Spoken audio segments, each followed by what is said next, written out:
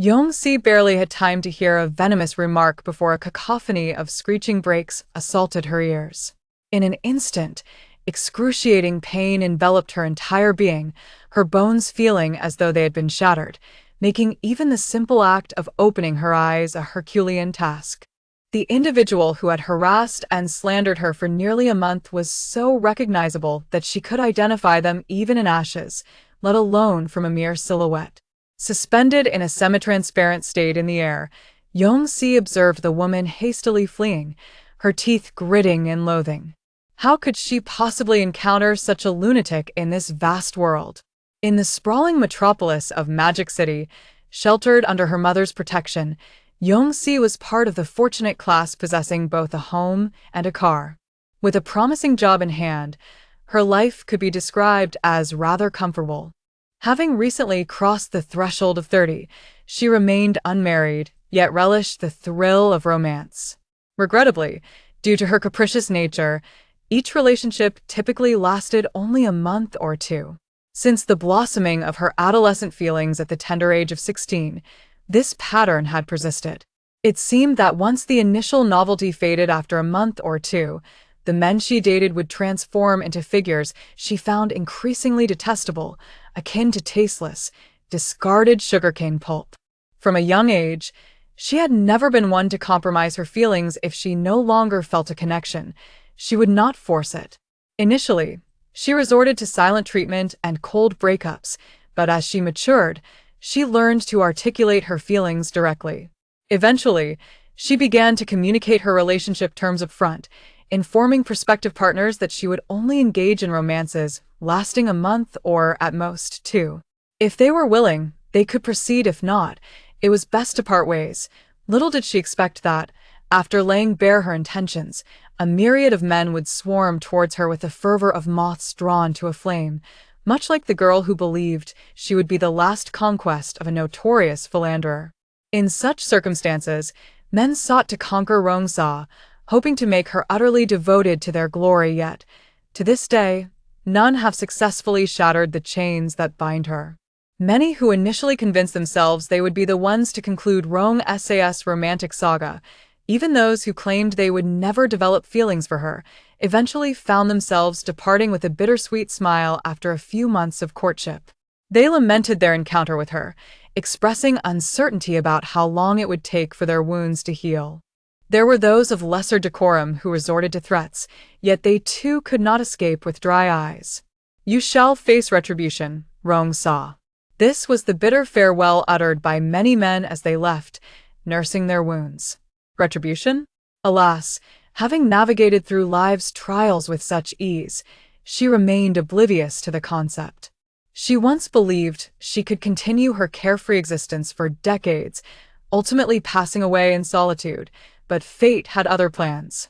She encountered a lunatic, no, a pair of lunatics, a match made in heaven of madness. The man she encountered during her holiday abroad was met at a time when she was concluding her previous romantic involvement. Regrettably, the man from her past hailed from a family of some influence and possessed a rather capricious nature. After a few years of indulgence, he crossed paths with her, promising to end their liaison in 2 months. Little did she know, he was unwilling to let go, professing a desire to marry her, vowing to treat her well, and expressing his intention to settle down and take over the family business, ensuring that Rong Shi would never have to worry about her livelihood. He made countless extravagant promises. Yet, to Rong Shi, these words were as insubstantial as the wind. Who desired his assurances? Who wished to marry him? She could secure her own well-being. Thank you very much. She had no intention of living a comfortable life at home only to have an unfamiliar woman come knocking, lamenting that this man was the father of her child born from another relationship. She was fully aware of the man's reckless past, and his claims of wanting to settle down were met with skepticism. Initially, she relished a carefree existence, and now that he sought to change, she had no desire to conform. However, unbeknownst to her, even someone as seasoned as Rong Shi could misjudge a situation. Barely a week into their relationship, she discovered that this man was already married with children. Apologies were in order. She had never engaged with a man who was already taken, especially one with offspring. Why should the innocent child suffer for the transgressions of the adults involved? Consequently, she promptly initiated a breakup with him. To her surprise, he reacted with resistance, questioning how they could conclude an agreement made just a month prior. His existing wife and children, he argued, did not impede his pursuit of true love. This statement nearly caused Rong Shi to vomit how utterly shameless is this so-called love. She had thought the man was already insufferable, yet his wife proved to be even more deranged. Without hesitation, she had come to Rong Shi's home, kneeling before her in front of the neighbors, pleading for mercy, imploring her to spare both herself and her child, urging her to cease her pursuit of her husband. "Apologies, but I have already severed ties with your husband 2 weeks ago. It is not I who clings to him, but rather he who clings to me." Yet, that woman remained obstinate, resolutely kneeling and refusing to rise. Rong Shi's temper flared, and she thought to herself, "Why should I attend to this? If she wishes to kneel, let her do so." To her astonishment, that woman remained at her doorstep, kneeling for an entire night. When Rong Shi awoke the next morning, she was nearly startled to death by the sight outside her door. Subsequently, this woman became an incessant nuisance, akin to a parasite. Rong Shi was utterly exasperated with this lunatic. After reporting her several times, the woman had the audacity to go to the police station and weep about her plight. Rong Shi felt her patience wearing thin. If she could not confront them, could she not at least evade them? However, just as she stepped outside, intending to take a taxi to the airport for a much-needed getaway, an overwhelming force propelled her from behind, sending her directly into the path of the taxi's wheels. The gruesome scene of blood and flesh on the ground was almost too much for Rong Shi to bear. Fortunately, before her departure, she managed to turn the tables on that woman, meticulously compiling 5 copies of all the insults, threats, and even the latest attempt to douse her with acid, and dispatched them to her parents, in-laws, husband, her workplace, and the police station. It is likely that this woman, no matter how she might attempt to evade justice, would ultimately be unable to escape the long arm of the law. As the woman approached the brink of her demise, Rong Shi beheld an individual alighting from the vehicle, his demeanor calm yet grave, as if he were imbued with a sense of solemn devotion, gradually making his way toward her. The figure was one she recognized all too well. Was he not the capricious scion who professed his desire to wed her? She recalled that he had sought her out on numerous occasions during her encounters with that deranged woman, assuring her that if she consented to marry him, he would undoubtedly assist her in extricating herself from this predicament. An ominous premonition surged within Rong Shi's heart. "Perhaps," she observed as the man drew ever closer to her lifeless form, inching nearer until he finally halted beside her, slowly crouching down. With trembling hands, he enveloped her in a tight embrace, squeezing ever more fervently, to the point where even Rong Shi, suspended in the ether, felt a sense of suffocation from the intensity of his hold. Then, she heard him speak. "You see, if you had married me properly, this wouldn't have happened, would it? If you had stayed with me and listened obediently, you wouldn't have encountered such individuals. Why do you refuse to comply? Why are you unwilling to be with me? However, this is for the best from now on. You shall belong solely to me, just to me, and no one can take you away." The man's voice, reminiscent of a fevered dream, caused Rong Shi to tremble uncontrollably. His eyes were a vivid red, icy in their intensity. In the fervor of his movements, his phone slipped from his pocket, falling unnoticed, and began to play automatically. "Yes, Rong Shi, let someone make her suffer a bit, so she understands who truly cares for her. That Mrs. Lin, with her husband constantly seeking true love elsewhere, seems to be in a rather poor mental state. She is the one. Replace Mrs. Lin's medication and have her close friend continue to sow discord in her ear." "What? Rong Shi is leaving?" No, Mrs. Lin. We must lure her over no matter what. We must keep her here, even if it costs me my life." It turns out she was not dealing with a pair of lunatics, but rather 3. Why is her fate so cruel? Rong Shi raised her middle finger to the heavens, a familiar phrase echoing in her mind. You will face retribution, Rong Shi. Ha! To hell with retribution in her next life. She would treat men with the same ruthlessness as autumn winds sweeping away fallen leaves. A gust of wind swept through, causing Rong Shi's semi-transparent shadow to tremble slightly. Am I about to vanish? No. At that moment, a chime abruptly resonated in Rong Shi's mind. Immediately, a mechanical voice, indiscernible in gender, echoed within her consciousness. Suitable spiritual entity for habitation detected. Binding with the inferior system in progress. Point 321. Binding complete. System activated. Interdimensional mission initiated. Following another series of chimes, a wave of dizziness washed over Rong Shi. When she reopened her eyes, she was suddenly struck by an excruciating pain radiating from her jaw. Who do you think you are?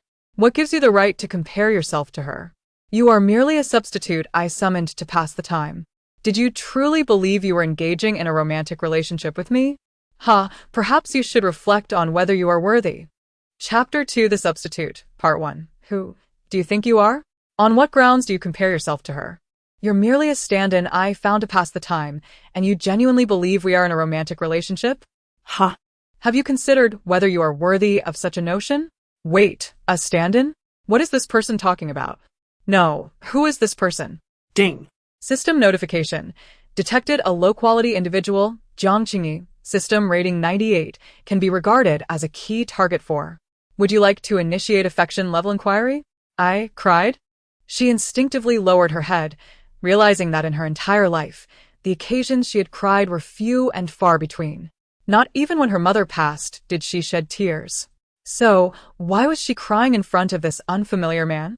Nevertheless, this man was quite handsome and to her taste. No, wait, what is this system? However, as her hot tears fell, the hand gripping her chin trembled involuntarily. Seeing her with her head bowed, seemingly unable to contain her sorrow, he furrowed his brow, feeling a twinge of guilt. Yet he couldn't help but think that what he had just said held no fault. She was merely a substitute he'd brought in. How could she be compared to Iro? That would be an affront to Iro. With that thought, the man withdrew his hand, looking down at Rong Shi. Just as he was about to speak, his phone rang. Confused, he pulled it out of his pocket and answered. After a brief moment, his pupils widened, and he suddenly shouted, Okay, wait for me there, I'll be right out. You must wait for me.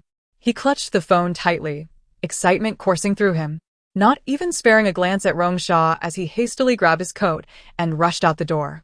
Startled by the loud bang of the door slamming, Rong Shi looked up, only to find the room completely empty. Where did he go? Wasn't there supposed to be a man here? A man who conformed quite well to her aesthetic preferences? Where is he? Rong Shi looked bewildered. After pondering, she glanced down at her palms. Almost certain that these hands did not belong to her, hers were not so coarse. Had she traversed into another realm? At that moment, she recalled the mechanical voice she had heard earlier. System? She tentatively called out.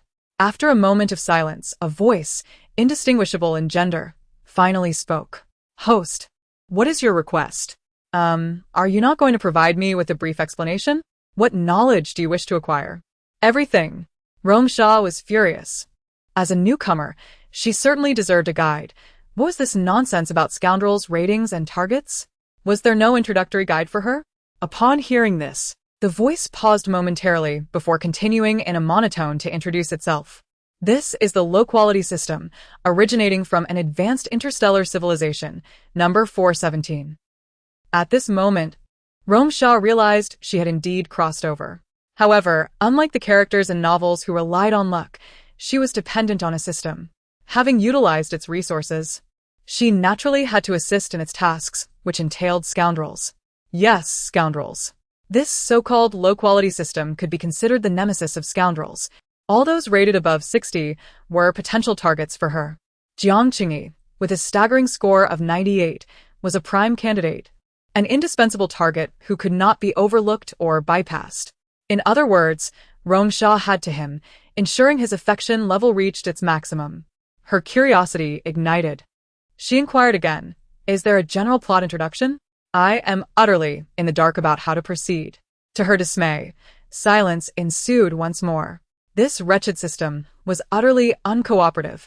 Currently in a beginner's task, this introduction is free of charge. Initiating plot introduction. Before Rong Shi could voice her protest, a torrent of memories overwhelmed her, leaving her dizzy and disoriented. It could be said that this was a story of a scoundrel and a lowly woman.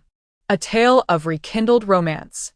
The original novel's protagonist also bore the name Rong Shi, sharing her identity. Alas, among the various types of novels, the female leads in low-quality narratives often suffered the most, enduring torment at the hands of the male lead, only to forgive him graciously, culminating in a happy ending. This Rong Shi was essentially the epitome of such a character. The male lead was evaluated by the system as a key target for, with a scoundrel rating of 98, Jiang Qingyi, the worst of the worst. In the novel, the original Rong Shi had just graduated from a prestigious university. Unfortunately, shortly thereafter, tragedy struck her family. Her parents perished in a car accident, leaving her and her younger brother, who had just entered junior high, to cope with the aftermath. Having lived under the protection of their parents, the siblings were instantly thrown into chaos upon receiving the news.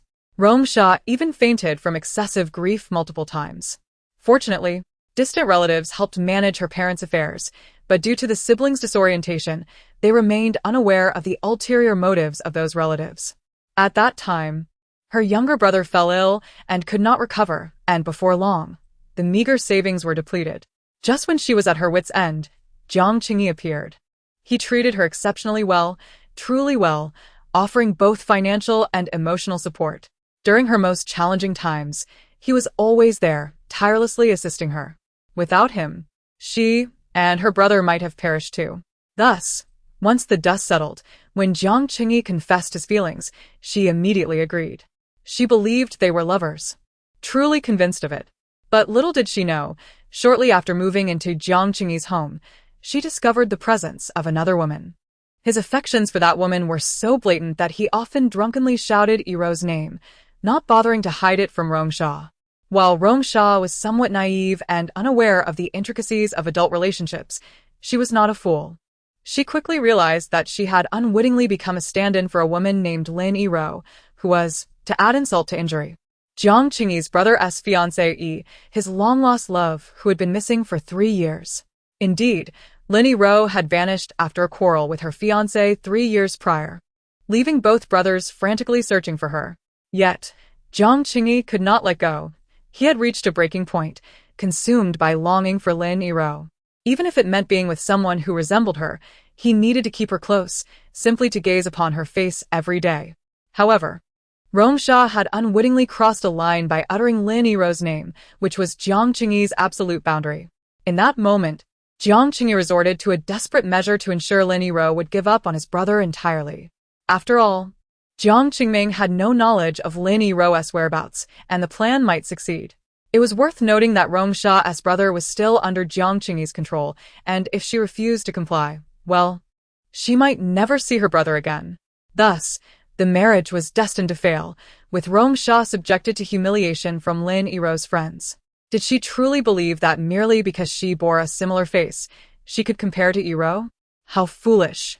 After enduring countless humiliations, subjected to the disdain of others, the weary Rong Shi could only depart the city with her younger brother. However, at this very moment, Jiang Qingyi, in a fit of obsession, mistakenly believed that she was his true love, embarking on an exhaustive search across the world. Yet, in his futile quest, he met with an accident, leaving him with a limp and a disfigured face. How ironic. Chapter 3. The Substitute, Part 2, Hee. This was the sole reaction of Rong Shi after absorbing the entirety of the plot. Is this Rong Shi related to me in any way? She directed her first inquiry towards the system. Upon hearing this, Rong Shi finally exhaled in relief. That's more like it. After all, she had navigated the tumultuous waters of romance for over a decade and had yet to encounter a rival. She was always the one playing the field. When had it ever been her turn to be played? Realizing that this Rong Shi was neither a reincarnation of her past life nor a parallel version of herself, but merely a name-sharer, she felt a wave of tranquility wash over her. Despite the shared name, She couldn't shake off a sense of revulsion. For this girl appeared to be quite deranged, seemingly struck by a meteorite of foolishness. What on earth was so appealing about those scoundrels? This woman must be utterly dim-witted. If her parents were to discover the circumstances of her accident, they would likely rise from their graves to take her with them, rather than endure the heartache of witnessing her folly. It's worth noting that the conclusion always leaves the female protagonist at a disadvantage, while the male lead remains either crippled or disfigured, ostensibly to magnify the female protagonist as steadfast love and greatness. Or perhaps such attributes make them a perfect match? Regardless of the reason, Rong Shi felt a knot tighten in her chest. So, my task is to win this person's heart, is it? After a moment's contemplation, she posed the question to the system. Yes. And after I succeed? It's up to you. Huh. Rong Shi licked her lips, sensing great potential in this. Would you like to initiate a favorability check for Jiang Qingyi? Yes. You are currently in a novice task. This charge can be waived. Initiating favorability check and prompts for Jiang Qingyi. Wait a moment, I was just about to ask you, when you say this charge can be waived, does that mean future tasks will incur a fee? Seriously? I'm working for you, and you want to charge me? Don't be so unreasonable. 417. Is your name just a pun for being money hungry? What does a system need with so much money, anyway? Just to be clear, I'm broke. A complete pauper. Primary target for strategy. Jiang Qingyi, current favorability, 35. Oh, favorability is rather high? TCH, lacking in challenge. Once his favorability reaches 100, your task will be deemed complete, and you will receive coins equivalent to his rating. After the novice task concludes, you may purchase the items you desire in the trading mall, even your own body. At that point, should you wish to distance yourself from me, you may do so. The system's voice remained devoid of emotion, yet to Rong Shi, it brimmed with profound allure and temptation. Her body could be purchased? Over the centuries, she had enjoyed such privileges. This transaction was far from a loss. With coins equivalent to Jiang Qingyi's score, it meant that by winning his heart, she could at least acquire 98 coins.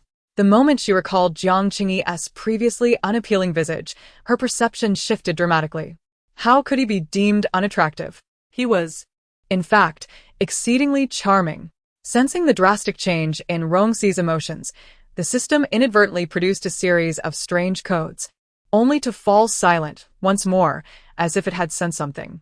Rong Shi found this peculiar, but did not overlook the opportunity to enhance her favorability. Upon entering, Jiang Qingyi did not spare her a glance, heading straight for the master bedroom to rummage through his belongings. After a moment's contemplation, Rong Shi followed him inside, tears still staining her face. Noticing that he had begun packing a suitcase, it seemed he was preparing for an extended journey. How could he not? After all, in the narrative, Lin Yiru was discovered to be residing on a remote farm in America.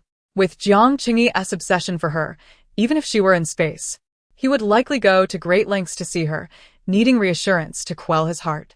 A mere Atlantic Ocean could not sever his fervent love for Lin Yiru. Rong Shi mused internally, swiftly entering her acting mode. Standing at the doorway, she hesitated for a long while before deciding to make her presence known. She understood that Jiang Qingyi was likely aware of her vicinity, as his movements slowed. Yet, his silence did not invite her to speak, nor did it convey any intention to disturb him. Compared to Lin Yiru, everyone else seemed insignificant.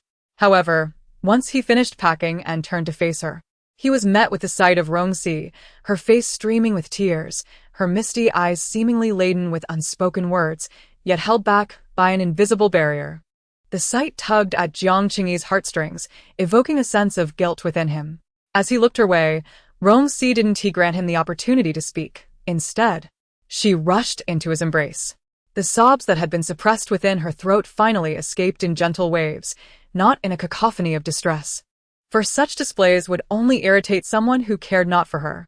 This soft, poignant sound was just enough to affirm her presence. Rong Shi remained silent, simply weeping, and Jiang Qingyi, pressed for time, found it difficult to push her away. After some moments, as she gauged his patience nearing its limit, she finally spoke. "I'm sorry. It's my fault. I can't control it. My heart. I know the place Lin Yura holds in your heart, yet I foolishly attempted to challenge that. Suddenly, she lifted her head, gazing at Jiang Qingyi through her tear-filled eyes. As the tears threatened to spill again, she stubbornly wiped them away, declaring, I know the consequences of my arrogance. And I promise. I won tea. But the rest of her words faltered. Observing her state, a pang of sorrow washed over Jiang Qingyi. Rong, you. Sighing, he stepped forward and gently embraced her. Rong Shi detected the prompt in her mind indicating an increase in favorability by 5 points. Tentatively, she raised her hands and cautiously wrapped them around Jiang Qingyi's waist, her movements delicate. When she sensed no resistance from him, her arms extended fully, enveloping him tightly, her body trembling slightly as she buried her head against his chest. The sound of her favorability rising echoed in her mind, like the delightful chime of falling coins. In that moment, she felt an overwhelming sense of happiness. The tighter she held on, the more it resembled a drowning person clutching their only lifeline. Yet, this warm and lucrative moment was fleeting, for soon enough, the shrill sound of Jiang Qingyi's phone pierced the air, prompting an immediate tension in Rong Shi's embrace. She clung tighter for a moment, but then hastily released him. With urgency on the other end of the line, he hardly spared a thought for Rong Shi as he rushed out, his gaze never landing on her. It was only after he settled into his car and instructed the driver to head to the airport that he heard the driver's startled exclamation. Turning back, he caught sight of Rong Shi, tears streaming down her face as she chased after his vehicle, her silent determination evident. Had the driver not noticed, this foolish girl might have continued her pursuit indefinitely. A pang of guilt surged within Jiang Qingyi, yet as he glanced at his phone's lock screen, which displayed Lin Yuru's indistinct profile, he steeled his resolve. He instructed the driver to speed up, the flight to her was imminent, and time was of the essence. Lin Yuru was paramount, she was the most important. Jiang Qingyi reiterated to himself. Just then, he heard Rong Shi's voice, breaking under the strain of her emotions, calling out to him, Qingyi. The name was laced with a sob, and then she halted, staring after the departing car, tears cascading down her cheeks. Second young master, Miss Rong. Focus on your own affairs, and do not meddle in others. Jiang Qingyi remarked coldly. Understood. Oh, how delightful. The money has come in rather swiftly. In less than half an hour, my favorability has soared from 35 to 60. However, it is evident that Rong Shi does not harbor any pride, for individuals like Jiang Qingyi, who are fond of surrogate narratives, perceive early increments in favorability as mere illusions. The true essence lies in the final stages, where the nebulous concept of a surrogate culminates in a decisive surge, ensuring unwavering devotion from the other party. Upon returning to the villa, she flung herself onto the sofa, tightly embracing her knees as tears streamed down her face for a while, until she finally succumbed to a deep slumber, content. Meanwhile, in his car, Jiang Qingyi, unable to resist, accessed the home surveillance. Observing Rong Shi's frail figure asleep on the sofa, her face marred by remnants of tears, his heart felt heavy with unease, and he found himself gazing at her sleeping form throughout the journey to the airport, reluctantly turning off his phone only when it was time to board the plane. As Rong Shi felt her favorability rise by another 5 points even in her dreams, a slight smile graced her lips. The lack of challenge from her opponent was disheartening. As for the surplus time, Rong Shi stood before the entrance of an opulently decorated entertainment venue, a smile gradually forming on her lips as she listened to the system's notification. System notification detected the presence of the incompetent Jiang Qingming, system rating 88. Regarded as a key target for strategy. Would you like to initiate favorability inquiry? This is truly entertaining. Chapter 4. The Substitute, Part 3. The primary target for Jiang Qingming, current affinity level 0. Please, host, make further efforts. Jiang Qingming's affinity level stands at 0, which did not surprise Rong Shi in the slightest, as they had never met before. Previously, Jiang Qingyi was utterly oblivious to Lin Yuru's whereabouts, making Rong Shi, as the substitute, the only solace in his heart, necessitating her protection, lest he catch a glimpse of her. Otherwise, the balance in Jiang Qingming's heart would inevitably tip towards the woman he adored most. This predicament rendered Rong Shi's situation increasingly precarious, ultimately leading her to feel utterly isolated and despondent, prompting her to venture into a foreign land. Reflecting on the narrative, Rong Shi curved her lips into a smile. After a fleeting gaze exchanged with Jiang Qingming, she heard the affinity level in her mind surge by 20 points, and she entered the establishment known as Jewel of the Night with indifference, completely ignoring the desperate calls of Jiang Qingming behind her. Upon entering, she swiftly slipped into a side corridor, coldly observing Jiang Qingming's anxious profile flash past her. The way he called out Xiaoyu was so forlorn, akin to someone who had lost their most cherished possession. Yet, Rong Shi had no intention of revealing herself. While Jiang Qingming's temperament was marginally better than that of his capricious brother, it was not by much. Were they to meet, he might resort to coercive tactics. It is crucial to understand that, in the eyes of these two brothers, concepts like equality and freedom were mere trifles. Their own feelings and emotions took precedence. If you do not like me, I shall compel you to do so. If you are unwilling, I will force you until you relent. My merits will eventually win you over. Equality? What is that? Can it be consumed? With a scoff, Rong Shi stepped out of the stairwell. Her visit was not without purpose. A vain university roommate of hers worked in this very venue, seeking a wealthy suitor. In the narrative, it was this connection that ultimately provided Rong Shi with the opportunity to be close to Jiang Qingming, as Jiang Qingyi would undoubtedly expect her to pursue him eventually. Where have you been? Before Rong Shi could express her surprise, Jiang Qingyi coldly inquired, Did I not tell you to stay indoors when there is nothing to do? Where have you been? He glanced at the takeout box in her hand. Who are you delivering food to? Unaware of her brother's treatment location, Rong Shi could not possibly be delivering food to him. Could it be for someone else? As this thought crossed his mind, Jiang Qingyi's anger flared, and he strode toward Rong Shi, swiftly knocking the takeout box from her grasp, leaving her hand stinging. He nearly pointed a finger at her nose as he reprimanded. Has your heart run wild in these few days? You haven't forgotten your place, have you? Considering the exorbitant medical expenses I've incurred for your brother. You're no different than a kept woman, and now you've learned to use my money to curry favor with others? I haven't. Then where have you been? Little did he know, upon encountering Yuru, he discovered that she had completely lost all her previous memories, leaving him in a state of unbearable frustration. No matter how he hinted or reminded her, she regarded him as a stranger, and eventually, under the instigation of that despicable Qin Yi, she began to avoid him altogether. Subsequently, without his knowledge, she and Qin Yi secretly left the farm. Both of them behaved similarly. Yuru avoided him, and Rong Shi was likely to have developed ulterior motives. As these thoughts swirled, Jiang Qingyi grasped Rong Shi's chin firmly, demanding, Speak. I merely went to see a friend. The moment he shouted, tears streamed down Rong Shi's face. I did not curry favor with anyone. Please believe me. I did not, truly. The more she spoke, the harder she cried. Seeing her in such distress, Jiang Qingyi began to feel a twinge of sympathy. He knew full well that Rong Shi, devoted solely to him, could not harbor any betrayal. His anger was misdirected. Yet, to apologize was a struggle for him, having been pampered and doted upon since childhood. He found it difficult to lower himself. Thus, he stood awkwardly, furrowing his brow as he watched Rong Shi weep. Rong Shi understood the value of knowing when to stop.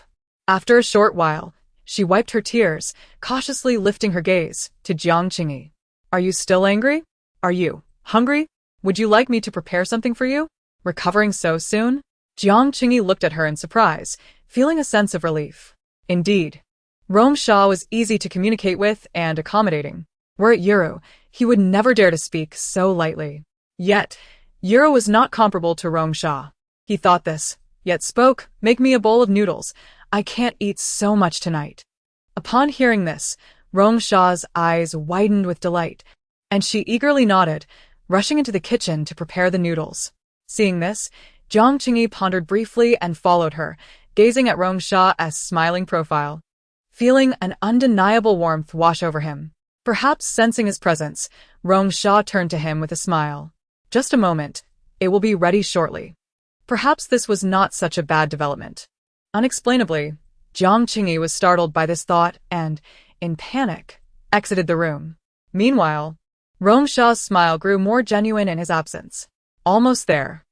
In the days that followed, unlike the previous Na'vi protagonist lost in her own sorrow and romance, Rong Shi began to subtly integrate herself into Jiang Qingyi's life. The first step was to take his hand and start redecorating their home. Her excuse was well articulated. The monochrome palette was too dreary. Introducing more colors would surely uplift their spirits. Following this, she initiated daily morning and evening kisses, coaxed him into tending a few potted plants together, watched movies, and attempted cooking among other activities. As Rong Shi contemplated how to navigate this significant hurdle, Lin Yu's call arrived just in time. At that moment, Rong Shi was nestled on the sofa with Jiang Qingyi, engrossed in a horror film, both startled by the sudden ringtone. Qingyi. Upon answering the unfamiliar call, the teasing expression on Jiang Qingyi's face vanished, replaced by an unprecedented seriousness and joy. He glanced at Rong Shi before hastily retreating to the balcony. Even from afar, Rong Shi could discern the cautious and devoted demeanor he displayed towards Yiru, a stark contrast to the way he interacted with her. Watching his expression, she took a chip from the bag, crunching it between her teeth, a small smile gracing her lips. It felt wonderful to have someone bring a pillow when one was drowsy. When Jiang Qingyi finished his call, he showed no intention of returning inside. Rong Shi remained obediently seated on the sofa, observing him. She noticed Jiang Qingyi light a cigarette, taking only a couple of puffs before turning to look at her through the transparent glass door, their eyes locking. Only after he finished the cigarette, discarding it and crushing it underfoot, did he return with heavy steps. Rong, come here. I have something to discuss with you. I'm coming. Chapter 5. The Stand-In, Part 4. What did you say? Rong Shi gazed at the man she loved most, tears streaming uncontrollably down her cheeks. Her eyes filled with shock and disbelief. She was astonished by the words he had uttered. Jiang Qingming, I will give you 1 month. I want you to climb into his bed and obtain a photograph of you two together in that intimate setting. It does not matter if you are aware of it or not. His face must be clearly visible. Of course, if you can charm him into proposing or even marrying you, that would be splendid. However, the photograph is imperative. Think it over carefully. I will grant you 1 night to consider. These were the very words Jiang Qingyi had just spoken to her, each syllable etched into her mind without the slightest deviation. Rong Shi shivered uncontrollably, tears cascading down her face like a relentless tide. Do you even comprehend what you are saying? She moved as if to slap him. Yet for some inexplicable reason, she found herself unable to move, her hands trembling slightly before clenching tightly once more. I will not go. It is impossible. I refuse to do this. Jiang Qingyi, you scoundrel. With every shout, her tears flowed more abundantly, and Jiang Qingyi's voice blurred into an indistinct haze before her eyes, rendering him unrecognizable. As for her fiancé, Jiang Qingming, he held no impression in her mind. He was merely aware that an opportunity had presented itself to him, leaving him momentarily speechless with excitement. Yet his brother remained an obstacle. Whenever he saw Rong Shi, whose appearance bore a striking resemblance to Lin Yu, Jiang Qingming was well aware of Lin Yu's fierce temperament and her severe cleanliness obsession. As long as Rong Shi positioned herself beside Jiang Qingming, utilizing her face that so closely mirrored Yu's to win his brother's affection, even if she could not make him fall in love with her, possessing that photograph would suffice. With such evidence, Yiru would forever be haunted by the knowledge that her fiancé had sought a substitute resembling her. How could they possibly remain together then? As for Rong Shi, in due time, he would ensure her brother's health was restored and perhaps even provide her with a sum of money that would alleviate her worries for the rest of her life. You must agree. Jiang Qingyi stepped closer, gently grasping Rong Shi's neck and pulling her towards him. Do not forget, your brother still requires my assistance. He is in my hands. If you comply, I will certainly continue his treatment. Once the task is completed, I could also provide you both with a sum to secure a stable life. However, if you refuse, I cannot guarantee what actions I might take. Upon hearing this, Rong Shi's sobs ceased abruptly. Her eyes widened in disbelief, and she hesitantly lifted her gaze. You. This is an excellent deal. Is it not? Jiang Qingyi remarked with a smile. Rong Shi stepped backward, struggling to recognize the man before her. He seemed so foreign, so unfamiliar. After taking 2 steps back, she abruptly turned and fled towards her room. Take the night to contemplate. I expect your answer by morning. I hope you can provide me with a response that pleases me. No one else will do. At his words, Rong Shi halted her steps, raising her hand to fiercely wipe away her tears. I want to know your reasoning for this. So I am a nuisance, am I? If you find me bothersome, I could easily depart. Why? He is my brother's fiancé. Rong Shi paused, a bitter laugh escaping her. No wonder. I understand now. She wiped away the tears pooling in her eyes and, after a moment, turned to face Jiang Qingyi, her voice imbued with an unprecedented chill. No need to wait until tomorrow. I can answer you right now. I agree. The woman's gaze was devoid of life, yet no further tears fell. Her eyes seemed unfocused, and her tone was eerily flat. If you want me to share a bed with him, I expect you to provide me with at least some basic information, his preferences, his schedule. And tomorrow, I must see my brother, otherwise, all negotiations are off. Upon hearing Rong Shi's swift agreement, Jiang Qingyi felt an inexplicable discomfort wash over him, a sensation he chose to disregard as he nodded. Very well. 1 month. I hope you can present me with a satisfactory outcome by then. Jiang Qingyi smiled, observing the redness around Rong Shi's eyes, his fingers absently grazing the air. Ha! Rong Shi offered a faint smile before slowly retreating to her room. That night marked the first occasion since Rong Shi had arrived at Jiang Qingyi's home that they slept apart. In the middle of the night, Jiang Qingyi instinctively reached to his side, only to find emptiness, jolting him awake. It suddenly dawned on him that Rong Shi was likely sleeping in the adjacent room. He stared into the darkness for a moment, then chuckled softly. As he contemplated, he opened his phone to see the candid photographs of Lin Yuru he had taken at the small farm. In the pictures, she beamed brightly against the sunlight, reaffirming Jiang Qingyi's affection for her, prompting him to close his eyes once more and drift into slumber. His heart had always belonged to Lin Yuru. The following day, Rong Shi was taken by Jiang Qingyi to meet her brother. Her brother, Rong Zheng, though already in middle school, had suffered from heart issues since childhood, leaving him frail and short. Dressed in oversized hospital attire, he appeared almost lost within it, yet his face lit up upon seeing his sister. He eagerly chatted away, calling Jiang Qingyi brother Qingyi with unbridled joy. After spending nearly the entire afternoon together, they finally departed the private hospital as evening approached. On the way back, Rong Shi was engrossed in the information regarding Jiang Qingming, her silence creating an unusually eerie atmosphere within the car. Jiang Qingyi found himself unaccustomed to this silence. Typically, Rong Shi would be the one speaking. Once Rong Shi finished reviewing the materials, she slowly lifted her head, turning to gaze out the window. Where will I be staying for this month? My villa. Where else would you wish to stay? Let us park here. Rong Shi pointed at a nearby luxurious establishment, its sign glimmering enticingly. Here? What do you intend to do? At his inquiry, Rong Shi turned to him, a serene smile gracing her lips. Of course. I am here to do what you desire of me. Now?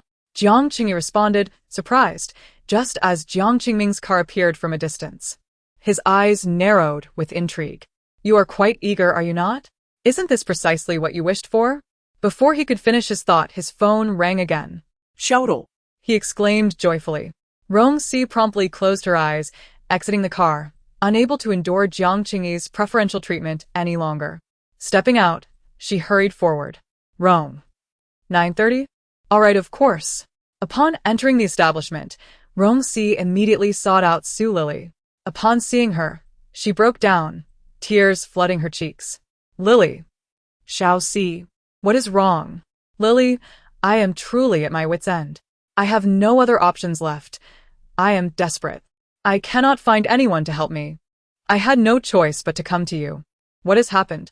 My younger brother is gravely ill, requiring an immense sum of money for the hospital to agree to perform the surgery. Otherwise, he may not survive for many more years. He is my only sibling, and I cannot bear to watch him depart from this world like my parents did. As tears streamed down her face, Rong Shi wiped her eyes, trembling uncontrollably. I have saved a total of 50,000 over the years, but is that enough? I have many close friends. I will borrow from them. Do not worry. There must be a way.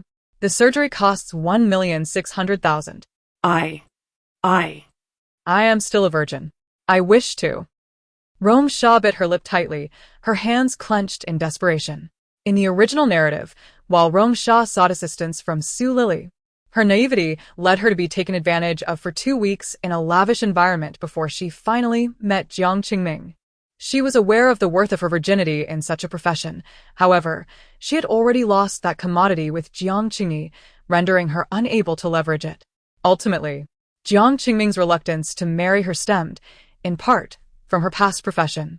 Yet, Rong Shi's situation was different. She could exploit the system to find solutions. She had no intention of engaging in futile pleasantries with mere minions. Her purpose was singularly focused on Jiang Qingming. Upon hearing her words, Su Lily turned and retrieved a cigarette from her small bag, lighting it and inhaling deeply before exhaling. Xiao Xia, once you step into this industry, it may be exceedingly difficult to maintain a pristine existence. However, perhaps we can pursue an alternative path. Chapter 6, The Substitute, Part 5. The notion of selling oneself to an individual is entirely distinct from selling oneself to a group. Little c. You and I are not the same. In my naivety, I only sought to escape my family's control swiftly. At school, I sought out the senior I had long harbored feelings for, giving him my innocence. Due to my ignorance, I soon found myself with child, nearly destroying my own body in the process. Here I am surrounded by those of little worth.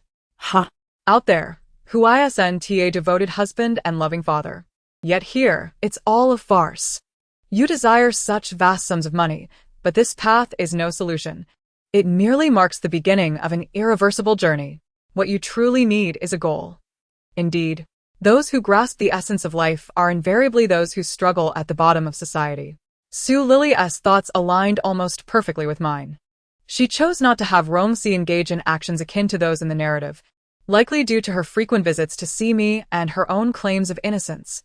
Despite the progress of the times, it is unfortunate that most men's minds remain entrenched in futile thinking. Nearly every man desires to be the first for a woman.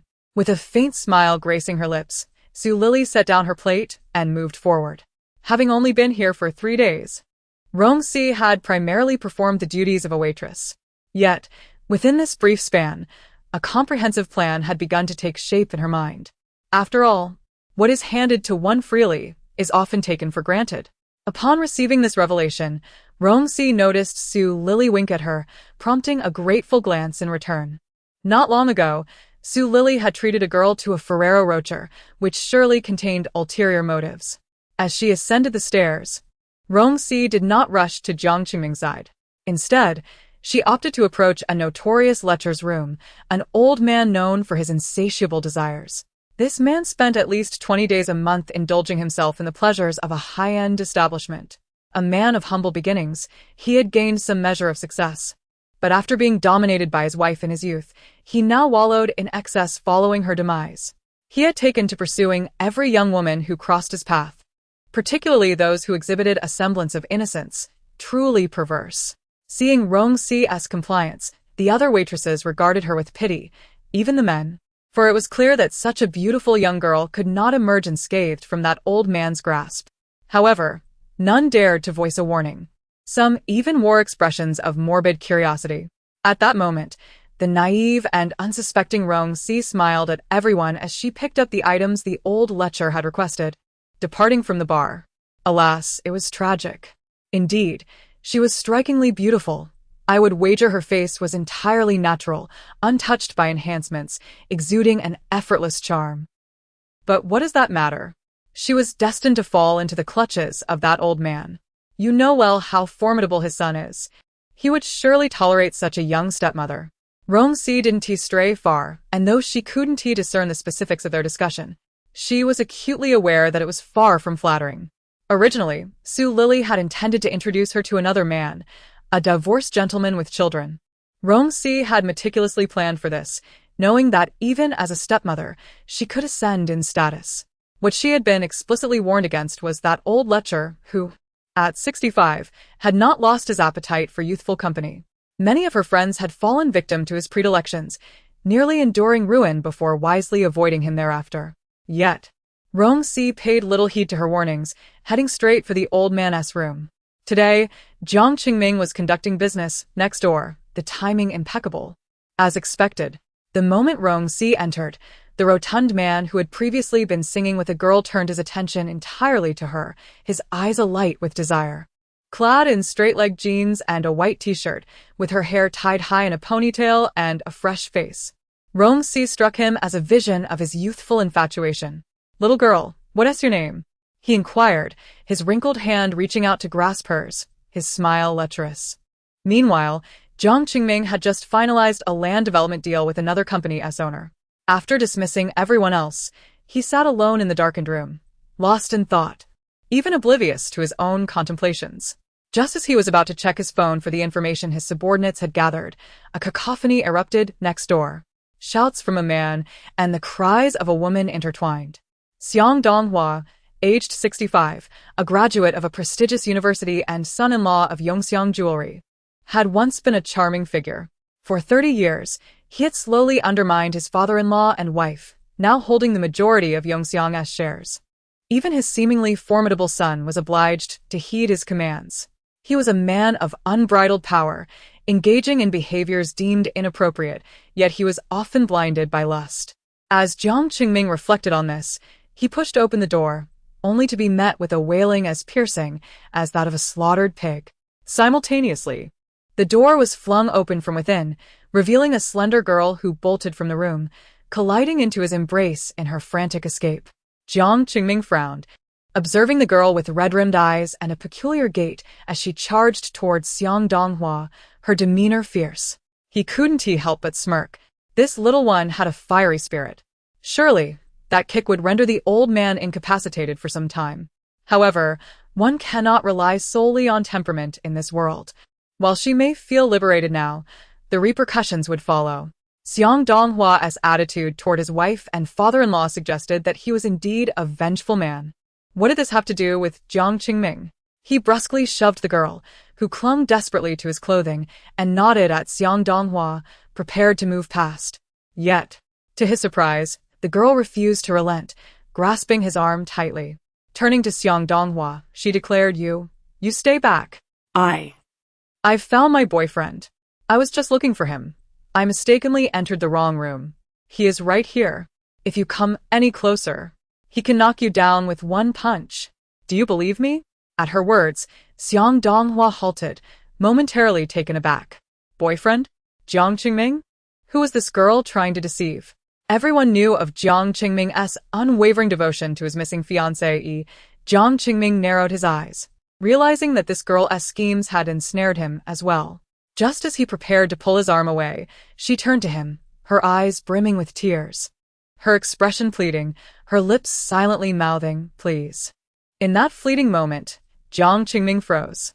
Despite their differing attire, the girl before him bore an uncanny resemblance to his fiancée. Fireworks erupted in his mind as he gazed at the girl, fixated solely on her face.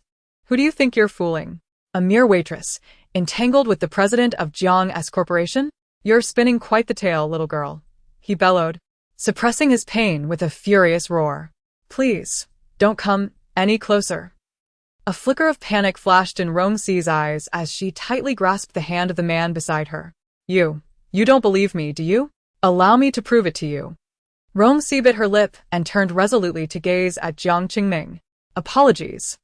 The moment the low voice emerged, Jiang Qingming felt a small hand gently wrap around his neck, followed by a soft pressure against him. He opened his eyes wide, staring at the woman whose face bore an uncanny resemblance to Ero, closing his eyes tightly as if facing death, his entire being trembling uncontrollably. Even the lips pressed against his began to quiver, clearly inexperienced. A smile curved his eyes as he raised his hand to encircle her waist. The instant he did, the woman opened her eyes in surprise, her previously pale cheeks flushing crimson, her hands pushing against his chest as if attempting to create distance. The amusement in Jiang Qingming's gaze deepened. With the other hand, he cradled the back of her head, while his tongue slowly slid toward her tightly sealed lips, gently prying open her teeth. In her eyes, astonishment morphed into a heightened struggle, her cheeks reddened as though blood might spill forth. The young girl, clearly unaccustomed to kissing, seemed unaware of the need to breathe, and soon her world began to spin from the lack of oxygen. Sensing her distress, Jiang Qingming promptly released her, concluding the kiss and pressing Rong Shi's head into his embrace. Coldly, he cast a glance at Xiang Donghua. Who would have thought? It's you, Chairman Xiang.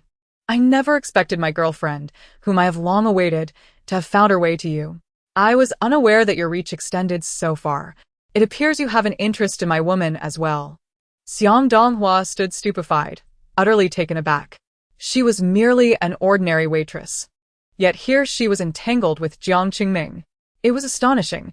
Had Jiang Qingming developed a peculiar preference for waitresses? Wasn't he supposedly devoted to his missing fiancée? How could he possibly be hiding another one in private?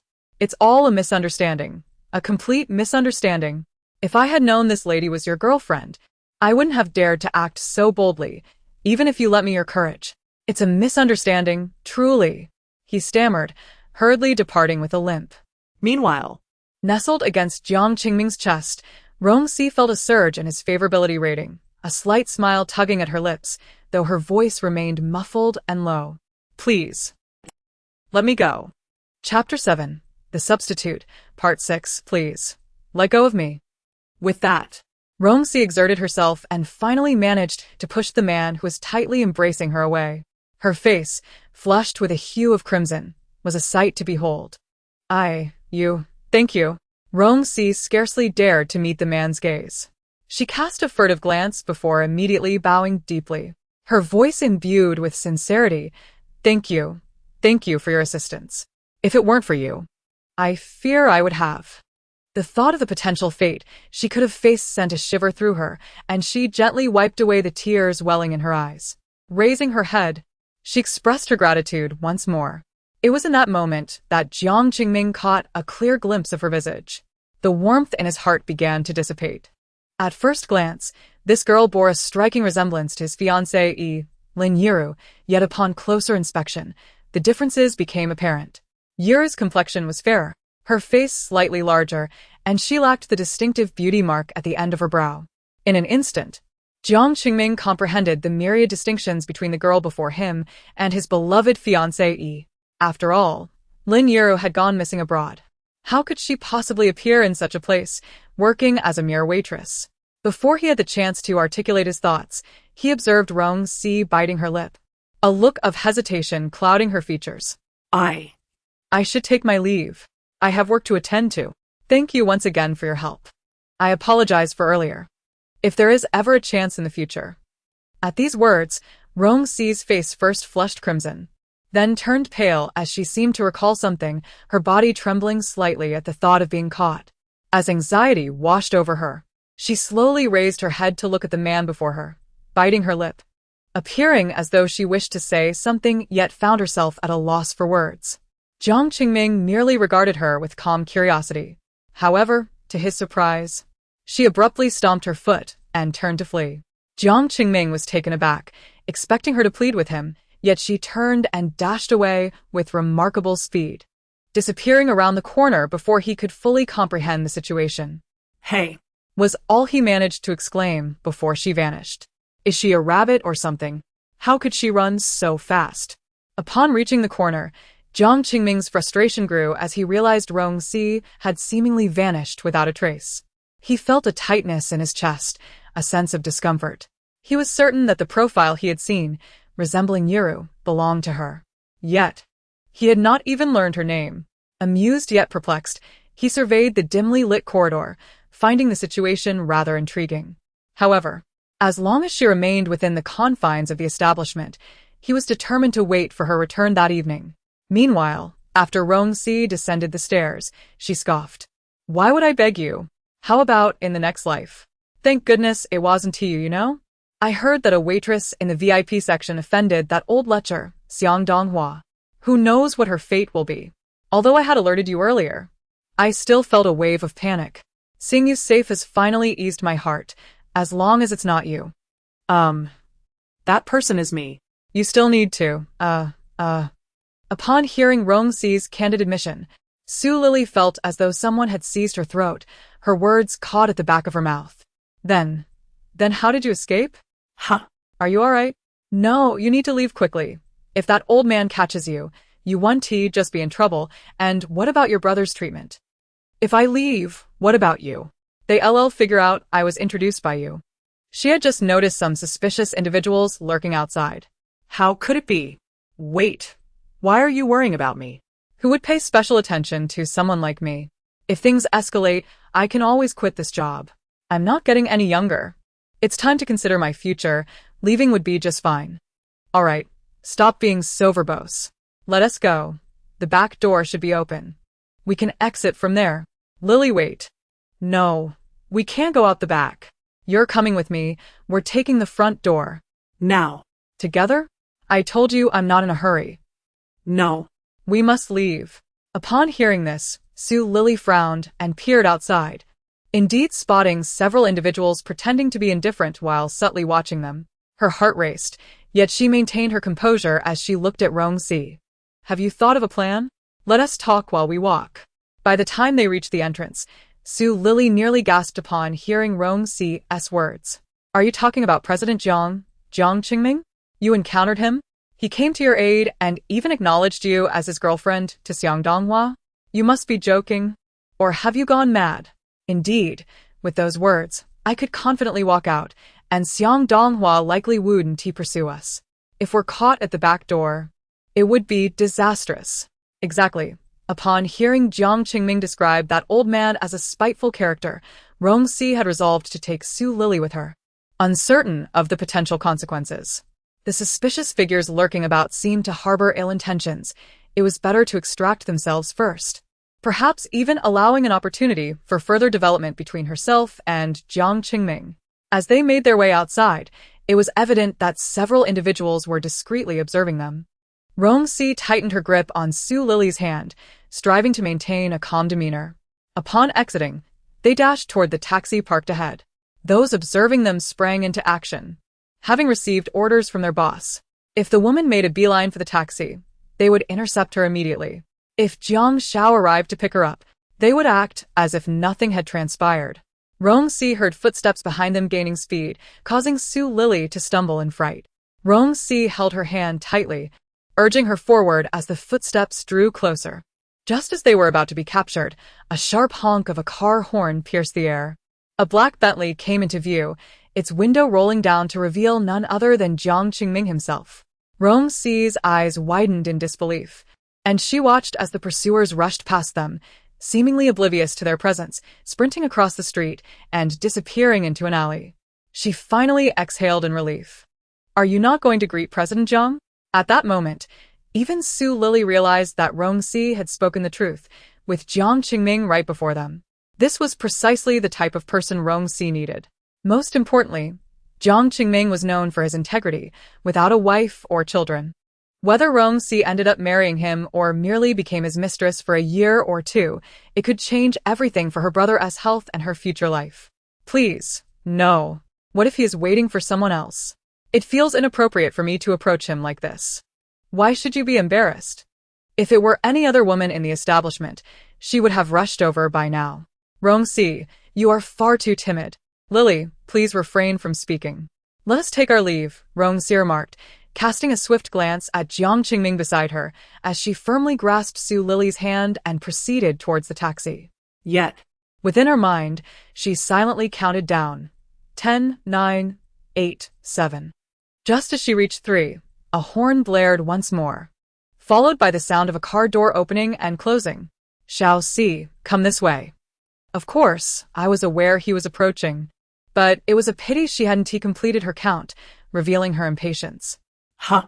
Rong Shi raised her head, momentarily perplexed, only to feel a sudden tightness in her arm as she was forcefully pulled into a firm embrace that bore a faint scent of tobacco. Rong, did I not tell you to wait for me outside? Why are you here? Did you not see me? Jiang Qingming gently pressed her head against his chest, then turned to Sue Lily with a slight smile. Hello, I am Jiang Qingming, Rong's boyfriend. You must be her friend, correct? I shall take her with me now. He began to lead Rong Shi towards a nearby Bentley. I was looking at Donghua. Jiang Qingming leaned closer, whispering softly in her ear. Following his gaze, Rong Shi indeed spotted the old man she had kicked earlier, seated in another vehicle. His face dark yet adorned with a mocking smile directed at them. Instantly, Rong Shi's body stiffened as she was ushered into his car. He attentively secured her seatbelt, and due to their proximity, his warm breath brushed against her ear, causing her skin to flush a delicate shade of crimson in an instant. Perfect. Chapter 8. The Stand-In, Part 7, Favorability Level 5. Jiang Qingming's current favorability is 70. Finally, the previous strategies were not in vain. Rong Shi could not help but sigh inwardly. The favorability of the Jiang brothers increased rather quickly. Unfortunately, they could not escape the influence of her appearance. Once she and Lin Yiru appeared before them together, only then would the favorability be genuinely substantial. For instance, after Jiang Qingyi encountered Lin Yiru, his favorability towards her fluctuated between 80 and 90, hazy and elusive, yet it never reached the realm of true love. Submissively allowing Jiang Qingming to fasten her seatbelt, Rong Shi suddenly raised her head in panic and exclaimed, "Oh no, Lily is still outside. We can't leave." Su Lily was still out there, and she could not disregard her. Upon hearing this, Rong Shi observed Jiang Qingming immediately dial a number. Soon she saw a tall, well-built man in a suit emerge from a nearby car, nodding at Jiang Qingming before striding directly towards Su Lily. Then Rong Shi watched as Su Lily waved at her, getting into a taxi with the suited man, and only then did she let out a sigh of relief. "So, is everything all right now?"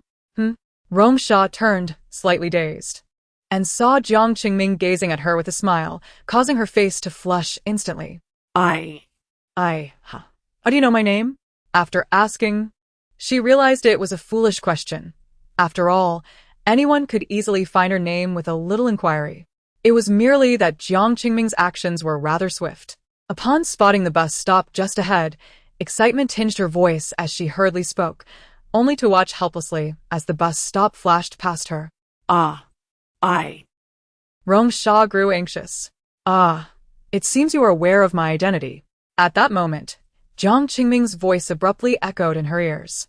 Observing the girl's earlier politeness and eagerness to distance herself, he had initially assumed she was completely unaware of who he was, which gave her the audacity she displayed.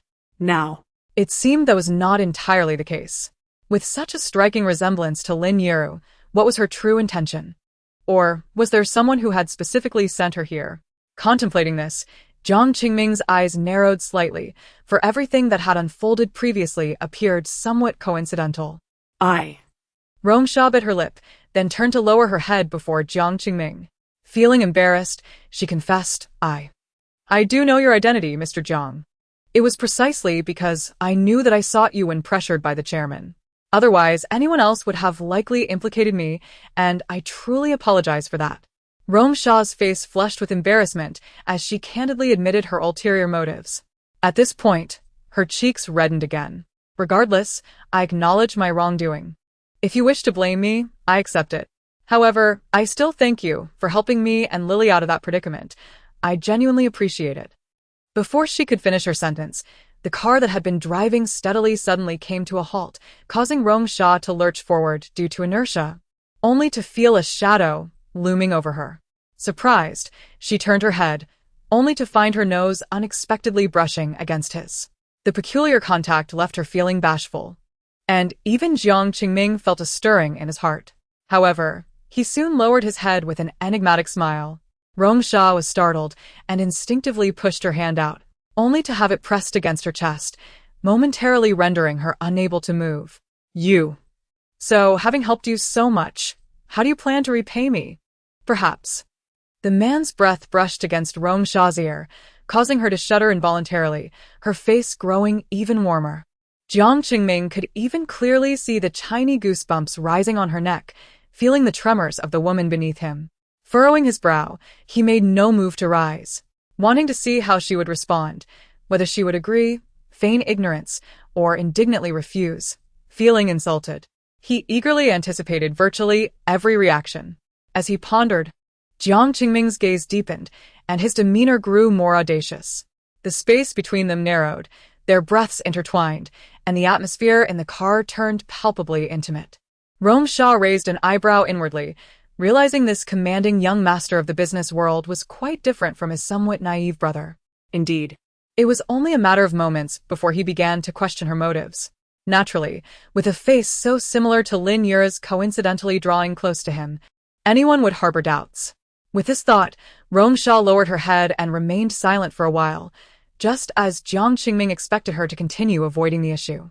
Just as he prepared to press her further, Rong Shi suddenly lifted her head, her gaze imbued with an unexpected candor, yet a hint of confusion lingered.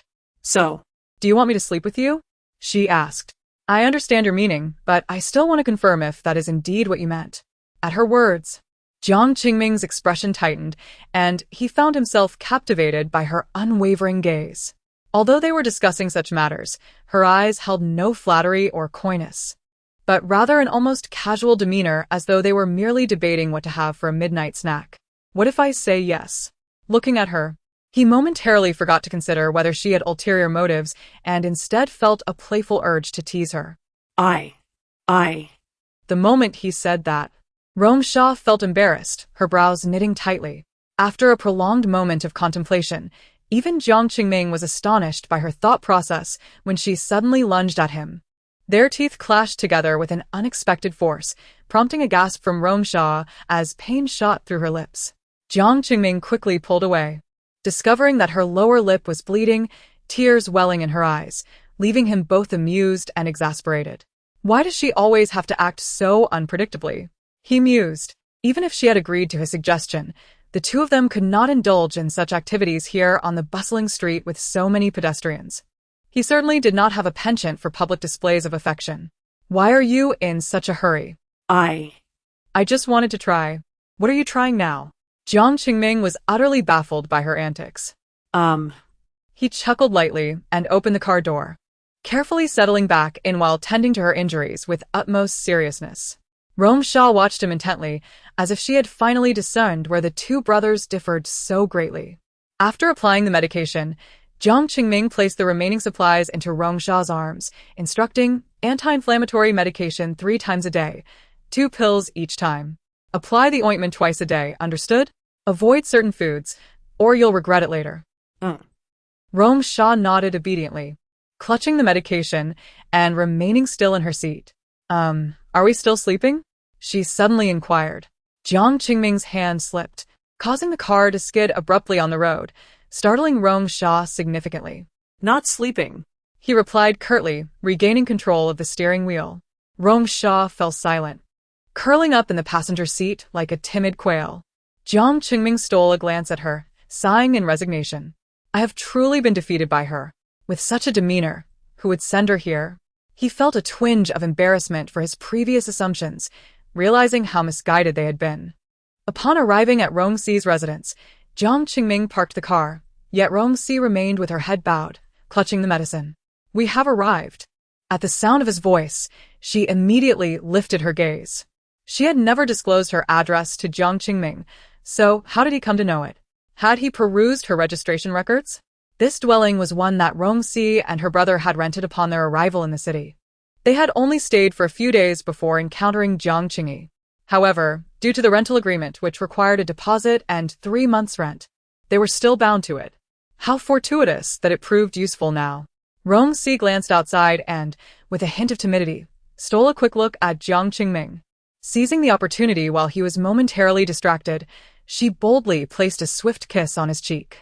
"I've thought it over, and if you truly wish to spend the night with me, I would gladly oblige," she declared, reinforcing her own affirmation. With her face flushed crimson, Rong Shi could hardly bear to meet his gaze. She flung open the car door and dashed out. Her earlier demeanor, characterized by deep contemplation, had indeed been a sincere reflection on this very matter, leaving one in awe of her resolve. Inside the vehicle, Jiang Qingming chuckled heartily, and as Rong Shi exited, a smile also graced her lips. It seems my affection has increased by 5 points. Chapter 9 The Substitute, Part 8.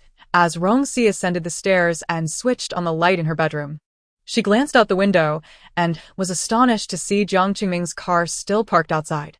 He was leaning against her car, casually smoking, after taking a puff. He exhaled with a sigh, the smoke swirling around him, momentarily obscuring his expression. Perhaps sensing her gaze, Jiang Qingming looked up and smiled at her. Noticing her safe return home, he tossed the half-finished cigarette into a nearby trash bin, waved goodbye, and drove away. As Rong Shi watched his car gradually disappear, her wave grew slower, her smile fading, and she raised an eyebrow, stepping back to turn off the light. Leaning back, she closed her eyes to gather her thoughts when Su Lily's call came through.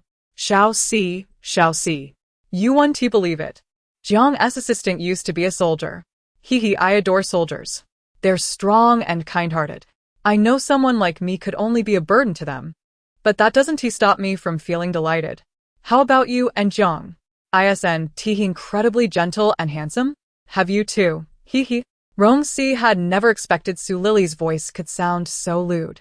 She responded with a hint of exasperation before heading downstairs.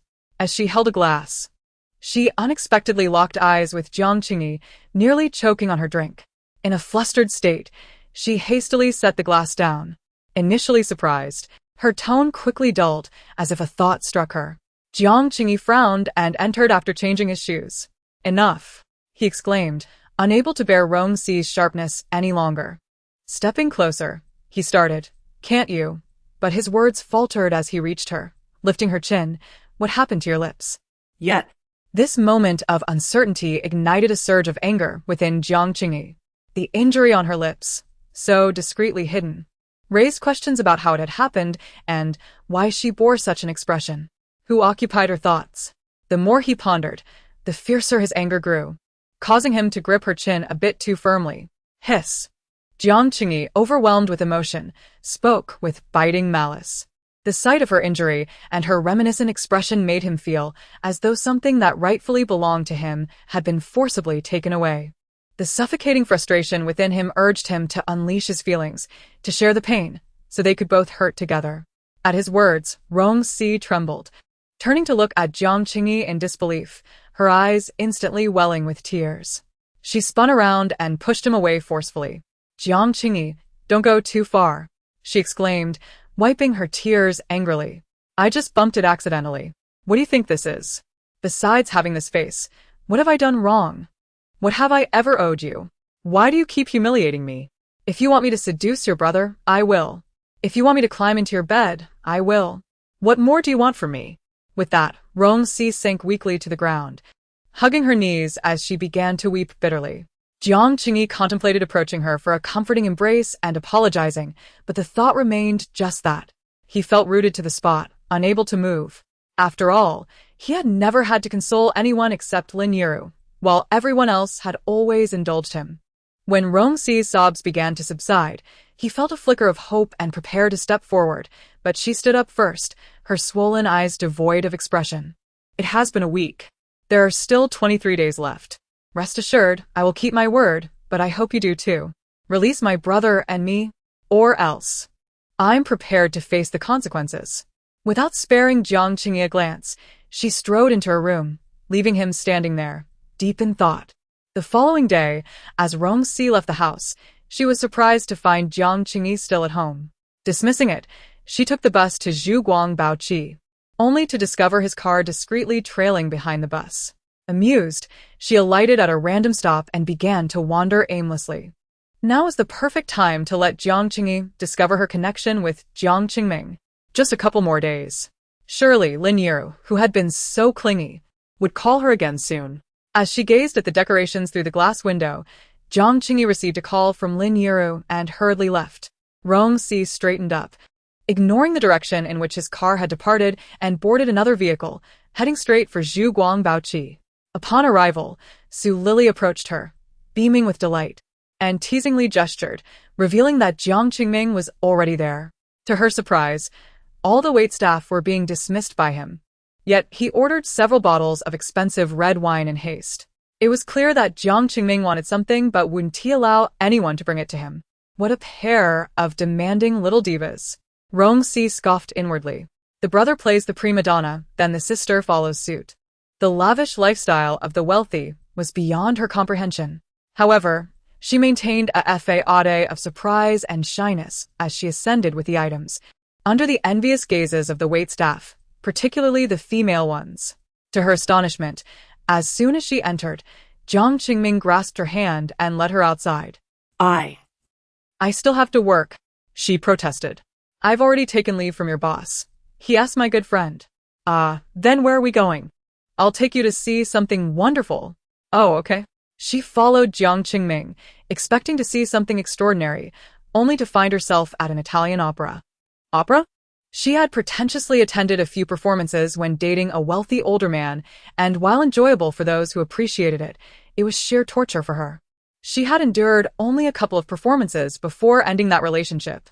And now, she found herself here again? Rong Shi realized she was playing the role of a substitute spectacularly well. It seemed she needed to devise a better plan, so she feigned ignorance and excitedly followed him inside. However, not long after the performance began, Jiang Qingming felt a weight on his shoulder. Rong Shi had fallen asleep, nearly drooling. Chapter 10. The Substitute, Part 9. Upon witnessing Rong Shi's demeanor, Jiang Qingming furrowed his brow. He had surmised that Rong Shi likely did not share Iroh's love for opera and might even find it tedious. However, he never anticipated that she would fall asleep so blatantly, which seemed rather disrespectful. Lost in thought, Jiang Qingming was suddenly startled by the sound of applause swelling around him. To his astonishment, the seemingly deep-sleeping Rong Shi began to clap along, nodding in agreement and uttering a few affirmations, as if she were genuinely endorsing the performance. Intrigued, Jiang Qingming let out a soft chuckle, observing her reactions as if they were a delightful spectacle. He noted that even while dozing, she managed to applaud with remarkable finesse. Yet, it seemed that the soprano's piercing notes, or perhaps an uncomfortable sleeping position, stirred Rong Shi from her slumber. She groaned softly, slowly opening her eyes. Realizing she had dozed off, she straightened up in a flurry and stole a glance at Jiang Qingming, who remained engrossed in the opera, his posture upright. Relieved, she relaxed her shoulders. Adjusting her position, she attempted to focus intently on the incomprehensible arias and convoluted plot, even striving to concentrate on the intricate lacework of the costumes. However, as she continued to gaze, drowsiness began to reclaim her. Her little head bobbed, her once wide-open eyes grew heavy, and Jiang Qingming, pretending to be absorbed in the performance, nearly laughed aloud at her plight. It became evident that he had perhaps placed undue expectations upon her. Rong Shi was, after all, not Iroh. Yet, she was earnestly attempting to appreciate it, though it was a pity. Jiang Qingming observed as Rong Shi, half asleep, swayed dangerously close to a neighboring patron's shoulder. He quickly reached out to support her head, drawing her closer, and offered a sheepish smile to the person beside him, maintaining his embrace, without shifting. As she nestled into Jiang Qingming's arms, Rong Shi stirred slightly, a barely perceptible smile gracing her lips. She was Rong Shi, not Lin Iroh, and it was crucial for Jiang Qingming to recognize this distinction.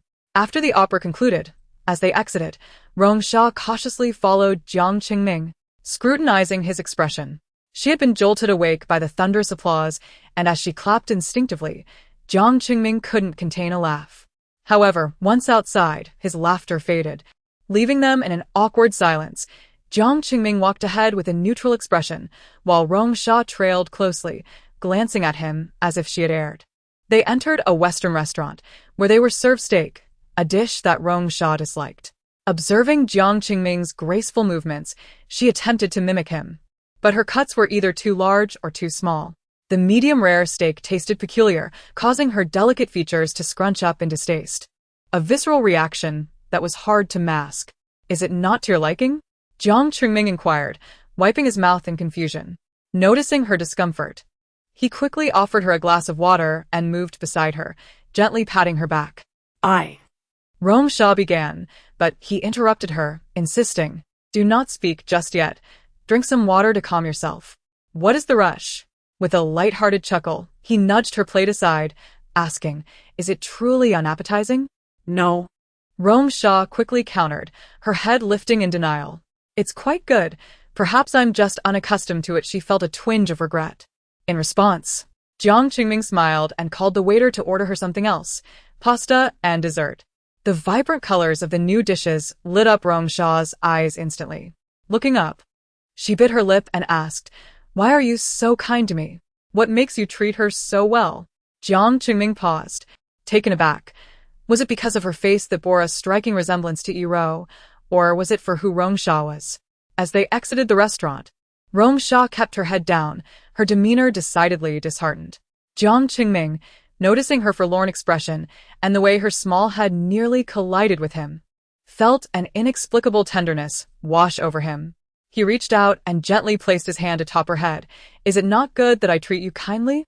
Must I scowl to earn your favor? Just then, he noticed a figure on a skateboard barreling toward them, prompting him to quickly pull Rong Shi into his embrace. The skater grinned and made a face at them before speeding away. Jiang Qingming frowned, irritated by the lack of decorum, realizing that without his swift action, Rong Shi would have surely been knocked over. At that moment, he felt an unexpected tightening around his waist. Rong Shi had wrapped her arms around him. As he pondered how to respond, she abruptly released him with a sigh, exclaiming, "That was close, Good, but only just barely." Meanwhile, Lin Yi-Ro glanced at Jiang Qingyi, who was lost in thought, staring out the window. What are you looking at? She inquired playfully. Oh, nothing. Just daydreaming at the red light. Jiang Qingyi's heart surged with an inexplicable dread. Had it not been for Lin Yi-Ro's presence beside him, he would have dashed out to confirm something. It's green now, Jiangyi. Why aren't you moving? Ah. Oh, right, I'm going. Jiang Qingyi glanced back, only to find the couple he had seen earlier had vanished, as if the moment had been a mere figment of his imagination. Upon returning to the villa, he surveyed the darkened living room, flicked on the lights, and grimaced. Rong Shi was absent, a fact he immediately recognized. Where could she be now? Was she with his brother? What could they possibly be doing together? He knew his brother's feelings for Yi-Ro ran deeper than his own. Rong Shi could not simply play with emotions like this. It was absurd. Did she even realize her own worth? Jiang Qingming, with his refined tastes, would hardly find her appealing. If he deemed her unworthy, his brother would surely feel the same. Jiang Qingming held impossibly high standards for those around him, particularly for his partners. He often found fault even with Yi-Ro, leading to disputes. With these thoughts, Jiang Qingyi's heart settled, yet he decided to hasten his pursuit of Rong Shi. He was nearing a breaking point, and while Yi-Ro posed no issue, Qingyi had long begun to harbor suspicions and was likely investigating. Time was of the essence. Rong Shi made no effort to greet him, simply changing her shoes and heading straight for her room. Have you taken a fancy to my brother now, that you no longer have time for me? He exclaimed, startled by his own tone, which dripped with unexpected bitterness. Rong Shi was dispatched by herself, aiming to completely sow discord between her elder brother and Yi-Ro. What was he feeling so resentful about? Truly. Upon hearing these words, Rong Shi furrowed her brow, unprepared to engage with him, and after a brief pause, she resumed her ascent up the stairs. What sort of attitude is this while I'm trying to speak with you? Seeing her indifference, Jiang Qingyi's temper flared, and he stepped forward to grasp Rong Shi's arm. The moment he pulled her closer, he was startled by the tears streaming down her face, causing his heart to flutter with unease. Jiang Qingyi, do you find it impossible to feel at ease unless you humiliate me daily? Is it so unbearable that I simply like you, that I have fallen for you? Must I endure such indignities? Listening to Rong Shi's heartfelt lament, inexplicably, Jiang Qingyi felt a spark of joy within himself. Yet almost immediately, Rong Shi wrenched her arm from his grasp, glaring at him with palpable disdain. Rest assured, I shall provide you with the photographs in a few days. You need not harangue me daily, like a debt collector. Jiang Qingyi, you truly disgust me. With that, she stormed into her room, leaving Jiang Qingyi staring at his empty hand, a growing sense of panic swelling within him. This isn't how it should be. It shouldn't be like this. Yet, he could hardly discern what this truly was. His recent interactions with Yi-Ro revealed to him that the person he had been infatuated with for 3 years was rather unremarkable. Being with her did not evoke excitement or joy. Instead, he often found himself lost in thoughts of Rong Shi, reminiscing about their happier moments together. He even mistakenly approached strangers on the street, only to realize they were merely unknown faces. What did he truly desire? Even he could not clarify that. He found himself somewhat fond of Rong Shi, yet the thought of being with her filled him with an inexplicable reluctance. Such a naïve little brat. Back in her room, Rong Shi scoffed softly and flung herself onto her bed, surrendering to a deep slumber. Chapter 11. The Substitute. For several consecutive days, Rong Shi remained inseparable from Jiang Qingming. He took her to numerous places, attended concerts, enjoyed coffee, and even introduced her to several small gatherings where she met some of his business partners and friends. It could be said that the elite circle had become aware of Jiang Qingming's 3-year-long attachment to his ex-girlfriend, and now he was seen with another woman. To complicate matters, this new woman bore an uncanny resemblance to Lin Yiru, his former lover, differing mainly in her more vivacious demeanor compared to Lin Yiru's refined elegance. They were often observed laughing together, which left others to ponder whether Jiang Qingming was truly infatuated or simply fickle. If he were indeed smitten, then choosing a woman who resembled Lin Yiru would reinforce that notion. Conversely, it could also reflect a lack of loyalty towards Rong Shi, who remained blissfully unaware of her role as a mere substitute, laughing joyfully in her ignorance. Rong Shi was not oblivious to the mixed expressions directed at her, some mockingly, others with sympathy or disdain, but she smiled sincerely at everyone, seemingly oblivious to their judgment. She stood beside Jiang Qingming, watching him greet others, and when introduced, she would flash a bright smile. When unrecognized, she would curiously survey her surroundings, displaying no signs of discomfort or awkwardness. Her candid and genuine demeanor won her many admirers, even swaying the opinions of those who had initially looked down upon her, recognizing her admirable qualities and sincerity. Though Rong Shi sensed the shift in attitudes, she remained indifferent, pondering the oddity of her current relationship with Jiang Qingming. Meanwhile, Jiang Qingyi was ever watchful, and it wouldn't be long before Lin Yiru recalled her fiancé. Thus, while Jiang Qingming could afford to wait, Rong Shi felt an urgency that could not be quelled. Then, an opportunity presented itself. Jiang Qingming was called away for a business trip. Upon hearing this from his assistant over the phone, Rong Shi felt a surge of hope. She hurriedly packed her belongings and booked a flight online. Just as she was about to step outside, she overheard a conversation between a man and a woman. The man's voice was unmistakably Jiang Qingyi's, while the woman's voice was unfamiliar, but it was evident that it belonged to Lin Yiru, given Jiang Qingyi's gentle tone. Were she the original owner of this body, she might have confronted them out of love and resentment, resulting in a tearful encounter. However, she was not the original owner. She felt no love or resentment and had pressing matters to attend to. Thus, she swiftly locked her room and positioned herself in a hidden corner, remaining perfectly still. "What? Are you hiding a beautiful girl in your home, which is why you won't let me in?" Lin Yiru's playful voice rang out, followed by Jiang Qingyi's soft refusal and the sound of a door opening. Rong Shi held her breath. Upon entering, Lin Yiru paused, a look of surprise crossing her face before a smile crept onto her lips. "She really does look quite similar." Rong Shi carefully leaned back, hoping not to be seen. Now was not the time for an encounter. "There's no one here, but Qingyi, your taste has certainly changed." Lin Yiru laughed. "So many dolls. And the sofa cover is pink. I didn't realize you had such a girlish heart. Your place is quite tidy. Do you mind if I take a look inside?" Meanwhile, Jiang Qingyi's thoughts drifted to Rong Shi. What is she doing now? Is she with my brother again? His brow furrowed at the thought. Turning casually, he caught sight of Rong Shi hiding in a small crevice. Their eyes met, and she quickly gestured for silence, offering him an awkward smile as she attempted to sneak out with her suitcase, signaling him to entertain Yiru without concern for her. "How could I not care for you?" he thought, panic rising at the notion of her leaving. "Where do you think you're going?"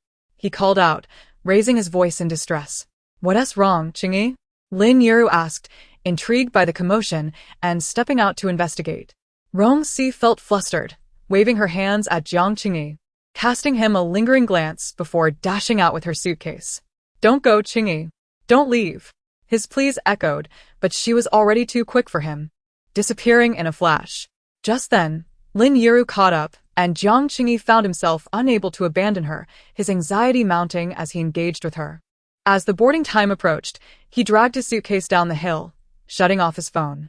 Once he had managed to placate Lin Yiru, he slipped into a restroom to call Rong Shi, only to be met with a disheartening message that her phone was turned off. Frustration boiled over, and he hurled his phone against the wall, the turmoil in his heart intensifying with every passing moment.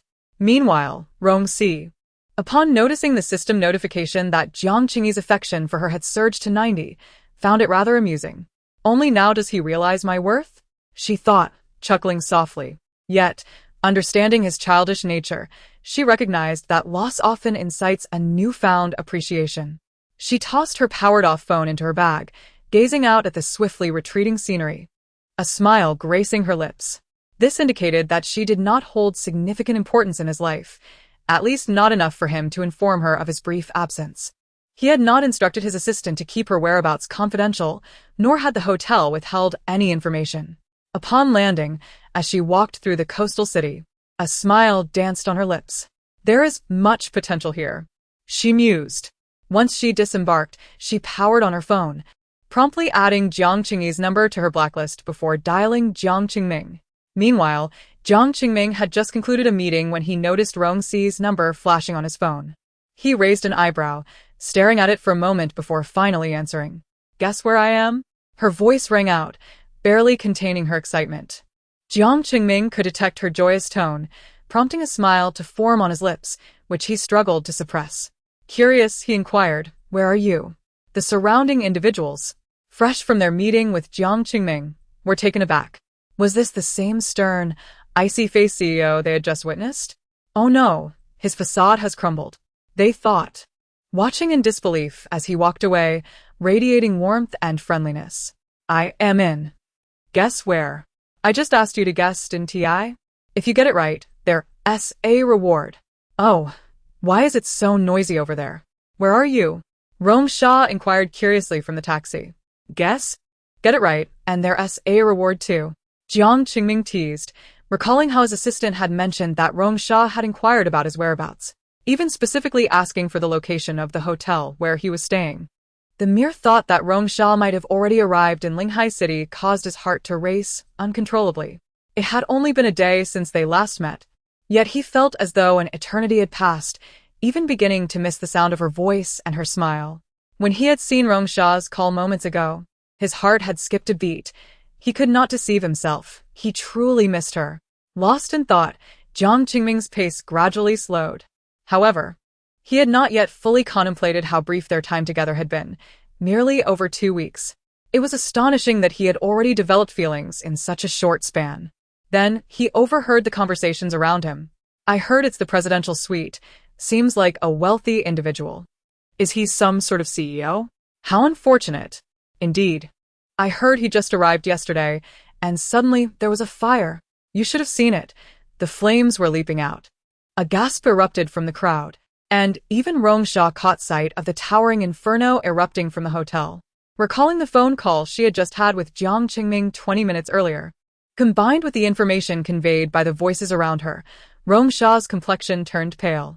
Her phone slipped from her grasp and shattered under the feet of the crowd pressing in. Amidst the chaos, she paid no mind to retrieving her phone. Instead, she pressed forward, heedless of the throng that was retreating. Just as she was about to rush into the hotel, 2 bystanders quickly restrained her. "Miss, there's a fire upstairs. You can't go up." "No, I have to go. My boyfriend is up there. He come down. I must find him. I need to find him." As she spoke, Rong Shi broke down in tears uncontrollably. "Miss, please calm down. He's still up there. Qingming is still up there. Please, let me go up, I beg you. I beg you." At that moment, Jiang Qingming's voice suddenly resonated from just behind her. Her cries ceased abruptly, her body stiffened, and she slowly turned around. The system had not deceived her. Jiang Qingming was indeed standing not far behind her. Chapter 12. The Substitute. Part 11. Rong Shi. Jiang Qingming stood a short distance behind Rong Shi, his gaze fixed intently on her somewhat disheveled appearance, his expression a complex tapestry of emotions that he did not attempt to conceal.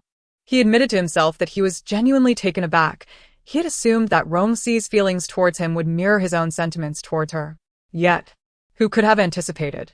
This version of Rong Shi, this emotional upheaval, was an experience Jiang Qingming had never encountered before, leaving him momentarily flustered. Instinctively, he took 2 steps forward, only to hasten his pace and plunge into her embrace. He first grasped the hem of her garment, then, without a second thought, encircled her waist, burying his face into the depths of Jiang Qingming's chest. This position obscured her expression and stifled any sound, rendering her silent. As she nestled quietly in his arms, her shoulders trembling slightly, yet her grip on him grew increasingly fervent. Rong Shi.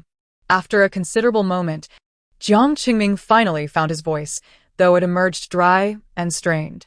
Yet, he could not afford to dwell on that, gently wrapping his arms around her quaking shoulders, murmuring, I'm fine, don't be afraid, don't be afraid. Feeling the warmth of Jiang Qingming's reassurance, Rong Shi's trembling gradually subsided. However, her hands remained steadfast, clinging tightly to him. Ah Chung. Jiang Qingming settled Rong Shi into the vehicle, instructing the driver to take them to another hotel, all the while continuing to soothe her. Amidst this comforting, he suddenly sensed her grip on his sleeve slacken. Glancing down, he realized that she had fallen into a deep slumber without even wiping her tears dry. It was hardly surprising. Having just disembarked from a flight and endured such a whirlwind of emotions, fatigue was an entirely normal response. Jiang Qingming smiled, leaning down to place a gentle kiss on her forehead. He then retrieved his discarded jacket, draping it softly over her, while his other arm remained securely around her. He called out to the driver, requesting a smoother ride. In truth, Miss Lin Yuru had been missing for many years. It was high time the boss found himself a girlfriend, and Miss Rong would be an excellent choice.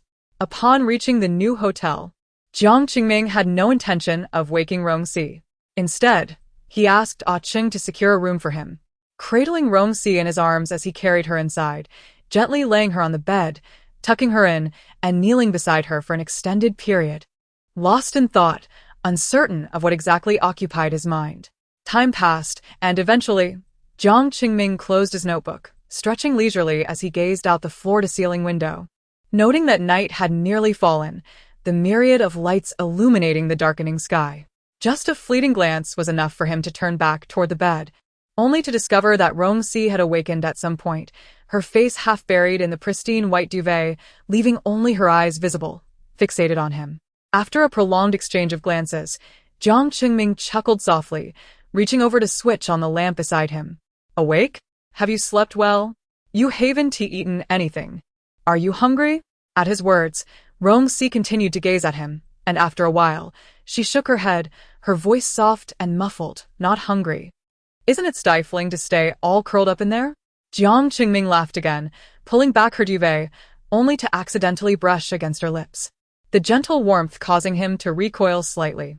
Rong Shi's cheeks flushed, her eyes darting away. Anxiously, she shut her eyes. But Jiang Qingming merely placed a tender kiss upon her lips, leaning closer to whisper in her ear, Be my girlfriend. At this, Rong Shi's eyes shot open in surprise, instantly recognizing the deep affection reflected in Jiang Qingming's gaze, unmistakable and impossible to overlook. Are you serious? Absolutely. I have given it considerable thought. Indeed, while at work earlier, his mind had strayed to this very question more than once. Though their time together had been fleeting, his feelings were genuine. He liked her. This overwhelming emotion had arrived unexpectedly, perhaps intensified by her resemblance to Yuru. Yet he was acutely aware that the individual before him was Rong Shi. Only Rong Shi. This uncontrollable attraction had ignited within him a sense of yearning akin to addiction. Thus, Jiang Qingming pressed his lips against Rong Shi's once more. So, what is your answer? I don't dislike you? Not disliking me means you must like me, right? So, you're willing then? Jiang Qingming lightly tapped the tip of her nose. Rong Shi's cheeks burned as she reached out to embrace Jiang Qingming's neck, nodding vigorously. That evening, although they shared the same bed, Jiang Qingming seemed disinterested in any further intimacy, simply holding her as they slept. This alone reassured Rong Shi of his earnestness, and the high favorability rating of 90 was not to be dismissed lightly. Earlier, when Jiang Qingming had been seated, the favorability had fluctuated, but it had stabilized at 90 the moment he turned to meet her gaze. She knew then that he had likely made his decision. In the darkness, Rong Shi smiled and nestled deeper into Jiang Qingming's embrace, gradually drifting off to sleep. Meanwhile, at the other end, Jiang Qingyi, who had been entangled with Lin Yuru for nearly a month, finally caught wind of Jiang Qingming and Rong Shi's news. That woman bore a striking resemblance to Jiang Qingming's missing fiancé. Aside from Rong Shi, Jiang Qingyi could not fathom who else could possibly resemble Yiru in Jiang Qingming's life. Rong Shi had succeeded. She had managed to position herself by Jiang Qingming's side, potentially even winning his heart. Securing a bed together would be the easiest part. She had triumphed, and now, even if Yiru recalled her past, the lingering resentment would likely hinder her from reconnecting with her brother, presenting Jiang Qingyi with an opportunity. Shouldn't he feel elated? Shouldn't he be overjoyed? With just a modicum of effort, he could potentially rekindle his relationship with Yiru. If she feared the public's opinion, he could easily whisk her away abroad for a fresh start. Yes, he had it all planned out. Yet, why did he feel an emptiness within? As if he could no longer hear the rhythm of his own heartbeat? I cannot control my heart. Am I foolishly challenging the inevitable? I will not go. It is impossible. I will not do this. I refuse. Jiang Qingyi, you scoundrel. Jiang Qingyi, do you derive pleasure from tormenting me daily? Must I endure such humiliation simply because I have fallen for you? Each word, coupled with images of Rong Shi's tear-streaked face, sent a wave of panic through Jiang Qingyi's heart. He feared he might be making a grave mistake, perhaps losing something precious. In that moment, he was reminded of his childhood, competing with his brother for a beloved toy, a teddy bear he cherished to the point of needing it by his side every night. One day, he observed his brother joyfully playing with a model airplane, cherishing it dearly. Enchanted by the delight it brought, he insisted on exchanging his own toy figurine for the airplane, threatening to cry if his demands were unmet. His tears flowed relentlessly, impervious to any attempts at consolation until, utterly exhausted, he fainted. Upon awakening, he discovered the model airplane resting on his bedside, while his beloved teddy bear had been relocated to his brother's room. Regrettably, it was only after acquiring the airplane that he realized it failed to captivate him. It appeared amusing at first, yet soon proved to be rather mundane. After a mere day of play, boredom set in, and he found himself longing for the comfort of his teddy bear. Without it, even sleep became a sorrowful endeavor. A pang of regret washed over him, reminiscent of his childhood. Rong Shi. Chapter 13. The Substitute, Part 12. This is. Rong Shi gazed at the unfamiliar villa before her, momentarily taken aback, unconsciously tightening her grip on the suitcase handle. She turned to Jiang Qingming, her eyes widening in surprise upon hearing that he had taken care of everything for her. After a prolonged pause, she suddenly threw herself into Jiang Qingming's embrace, exclaiming, "Qingming, you are so kind to me. Let us go inside and see if you like the decor. If you don't, we still have time to make changes." All right. Rong Shi eagerly nodded and tightly linked her arm with Jiang Qingming's as they entered together. Meanwhile, Jiang Qingyi abruptly ended a phone call, donned his coat, and prepared to head out. Just then, his phone rang again. Standing at the entrance, he pulled out his phone, noticing the name Ro flashing continuously on the screen. After several seconds of hesitation, he pressed the power button, and soon the screen went dark. He opened a nearby drawer and tossed the phone inside, slamming it shut, restoring silence to the room. He sped home, greeted by the surprised expression of the old butler. Watching Jiang Qingyi dash upstairs, the butler inquired about his sudden urgency. Shaking his head, the butler could only watch as Jiang Qingyi ascended, searching frantically. His palms were clammy with sweat, and he could not even fathom what he was so anxious about. He simply felt an unrelenting tension, his heartbeat racing in tandem with his hurried footsteps. Then, from ahead, he heard two familiar voices. "Isn't this you? You look so young, haha. You were still running around naked back then. Stop looking. There's nothing to see." "No. I think it looks great, haha. Just look at your face. Did your mother want a girl when she gave birth to you? She did a good job on your makeup, but honestly, you have a good foundation. All right, enough looking. Oh, don't put that away. Let me see a couple more." Just then, the door was suddenly kicked open. In the scuffle, the two people on the bed turned their heads in unison to the entrance. Jiang Qingyi's expression was a spectacle of emotions: hurt, anguish, guilt, disbelief, all intertwined. His feet shifted, but he did not rush in.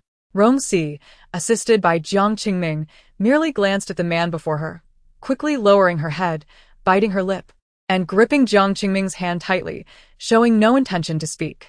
Seeing her act as if she did not recognize him struck Jiang Qingyi like a sudden sting to the heart. Initially a subtle pain, it quickly escalated into a dense and peculiar ache that spread relentlessly, intensifying whenever he was near the two. Noticing his brother's unusual expression, Jiang Qingming inquired with confusion, "What's wrong?" Before he could finish, Jiang Qingyi interrupted, "Who is this?"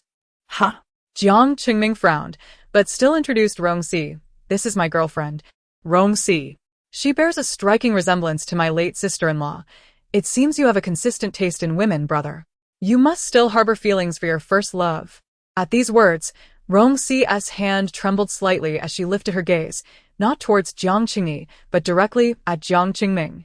Their eyes met, and a fleeting look of panic crossed Jiang Qingming's face as he tightened his grip on her hand, leaning closer to whisper, "Don't think too much. I'll explain later, all right? You wait for me downstairs. I'll join you shortly." "Okay." Rong Shi nodded, her face pale as they released each other as hands. Throughout this exchange, Jiang Qingyi felt like an outsider, unable to penetrate the barrier between the two. And the ache in his chest grew more intense. "This isn't right. It shouldn't be like this. Rong Shi is supposed to be mine." Jiang Qingyi screamed internally. The memories of their time together flooded back. Rong Shi's confessions, her closeness, her pain, her humility. All these memories drained the color from Jiang Qingyi's face as he watched her approach him step by step. He moved his fingers, almost succumbing to the urge to embrace her as he had so many times before. Yet, as Rong Shi brushed past him, he remained motionless, his gaze fixed on his brother, Jiang Qingming. "Don't you still have feelings for Ro? She has been missing for 3 years. "What?" Jiang Qingming lunged forward, seizing Jiang Qingyi by the collar, his hands trembling slightly. "What did you say? What do you know?" The moment the words left Jiang Qingyi's mouth, he felt an unexpected lightness wash over him, a sense of relief mingled with clarity. In that instant, he realized that he had always loved Rong Shi, the one who devoted herself to him, willing to do anything for him. Just her. Meanwhile, seated on the sofa downstairs, Rong Shi sensed the shift in the brothers' dynamics. She smiled gently at the old butler who brought her fruit, popping a piece of dragon fruit into her mouth. System. Target Jiang Qingyi. Affection level 100. Mission accomplished. Reward. 98 coins. At the same moment, Jiang Qingming's affection fluctuated between 80 and 90, leaving Rong Shi with a headache. She temporarily closed the affection tracker, reflecting on how only Lin Ro could provoke such strong feelings in Jiang Qingming. With a raised eyebrow, she took another bite of dragon fruit, just as the Jiang brothers descended the stairs, one after the other. Qingming. Unbeknownst to her, Jiang Qingming's rising anxiety was evident, and during dinner, his gaze became increasingly intense. Rong Shi remained troubled, while Jiang Qingming seemed lost in thought, oblivious to the undercurrents between them. Later, as Rong Shi lay in bed after her shower, she checked Jiang Qingming's affection level again, discovering it remained unstable, fluctuating wildly. Frowning, she felt her previous affection for him vanish without a trace. Clearly, Jiang Qingming and Jiang Qingyi were in different situations. Lin Ro had been with him for so many years. He had promised to explain everything but had said nothing. It appeared that her troubles were just beginning. As she sat on the bed, lost in thought during the stillness of the night, someone knocked on her door. "Who is it?" Rong Shi quickly turned on the light and asked, puzzled as she got up. Upon opening the door, a figure rushed in, shutting the door behind them and pressing her against the doorframe. Jiang Qingyi. She guessed it must be him. Jiang Qingming likely had no intention of discussing romance with her now. "What? What are you doing? Do you even realize what you're doing?" Standing nearby. "Qingming, how dare you?" Upon hearing this, a flicker of anguish crossed Jiang Qingyi's eyes as he raised his hand to cover Rong Shi's mouth. "Qingming, Qingming," such an affectionate tone. "How long have you known my brother? Have you become so familiar in such a short time? Huh, you can't be serious, can you? Have you truly fallen for my brother in just 20 days? Jiang Qingyi's voice was laced with mockery and probing. Yet the fleeting panic and distress in Rong Shi's eyes did not escape his notice. You really love my brother?" Jiang Qingyi exclaimed incredulously, inadvertently applying more pressure with his hand. Rong Shi winced in pain, summoning all her strength to shove his arm away, then looked up at him defiantly. This has nothing to do with you. Even if I am not with your brother, after this month, I will have no further ties with you. I do not feel the need to report anything to you. Anyway, what you desire is for your brother and Lin Yu not to be together. I have achieved that, so I hope you will fulfill your promise as well. Leave me and my brother alone. With that, Rong Shi clenched her fists and, maintaining a stoic expression, fixed her gaze on Jiang Qingyi. Now, please leave. You have fallen for my brother? How is that possible? How could that be? You have always liked me. It has always been me. You even said you wanted to be with me forever. How can you suddenly fall out of love? My brother could never love you, nor could he be with you. He has always favored you. You will regret this, Rong Shi. You will regret it. He does not love you. He only likes your face. Wake up, Rong Shi. And what about you? You once. Rong Shi abruptly fell silent, shutting her eyes. My affairs are none of your concern. Now leave. Get out. Rong Shi. I said leave. With that, she yanked open the door and pushed Jiang Qingyi out, locking the door behind him. She sank to the floor.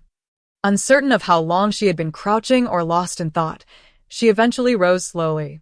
Perhaps due to a slight bout of anemia, darkness suddenly enveloped her vision. After a moment, she opened the door and stepped outside, making her way to Jiang Qingming's room. After much hesitation, she finally knocked on the door. Almost simultaneously, 2 doors swung open. Rong Shi looked up at Jiang Qingming and abruptly threw herself into his embrace. Jiang Qingming was taken aback, but then gently wrapped his arms around her. What's wrong? Did you have a nightmare? Before Rong Shi could respond, a loud bang echoed as the door slammed shut, causing both to turn and see Jiang Qingyi's door firmly closed. No. Can I sleep with you tonight? You. All right, come in. Rong Shi, you will regret this. Forgive me, but regret is precisely what I seek. Chapter 14 The Substitute, 13. As Rong Shi followed Jiang Qingming into the room, she stood frozen in place. Jiang Qingming turned around and saw her eyes welling with tears. Her lips pressed tightly together, exuding an air of stubbornness and grievance. You, Sai, come here. He tugged at her. But when he realized he could not pull her closer, he sighed and stepped forward to envelop her in his arms. Don't cry, I just need a little time to process this. Can you give me some time to think it over, please? Rong Shi. At his words, Rong Shi neither agreed nor disagreed. Instead, she wrapped her arms around his waist, burying her face in his chest, and after a long while, she silently nodded. Don't abandon me.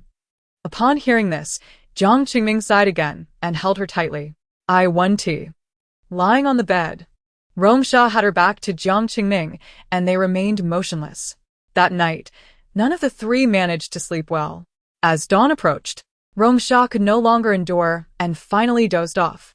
When she groggily awakened, she found the space beside her empty, startling her into immediate alertness. She hurriedly put on her shoes and rushed out, only to see Jiang Qingming swimming in the pool below through the corridor window, causing her heart to momentarily settle. Suddenly, her lips were covered by someone else's. She widened her eyes in panic, only to be met with a pair of bloodshot eyes. Jiang Qingyi. Rong Shi struggled but found the disparity in strength between men and women far too great. She could hardly move. Their location was a blind spot, making it difficult for anyone to notice them, while Jiang Qingming continued to swim nearby. Sensing Rong Shi's resistance, a fleeting pain crossed Jiang Qingyi's eyes, and he became even more aggressive in his kiss. Miss Rong, are you awake? The sudden voice of the housekeeper startled Rong Shi, prompting her to struggle desperately. With her free foot, she kicked Jiang Qingyi's knee while biting down hard. Jiang Qingyi opened his eyes abruptly, and Rong Shi could taste the metallic tang of blood in their mouths, having exerted all her strength, yet he showed no signs of releasing her. The hurt in his eyes became more pronounced, his eyelids reddening, even glistening with unshed tears. Perhaps it was the sight of her own eyes welling up that finally prompted him to loosen his grip. Seizing the opportunity, Rong Shi pushed him away with force and slapped his face. Jiang Qingyi staggered back against the wall, yet his gaze remained fixed on Rong Shi. Both of their lips stained with blood, his blood. You are going too far. As Rong Shi uttered these words, her chin trembled and tears followed.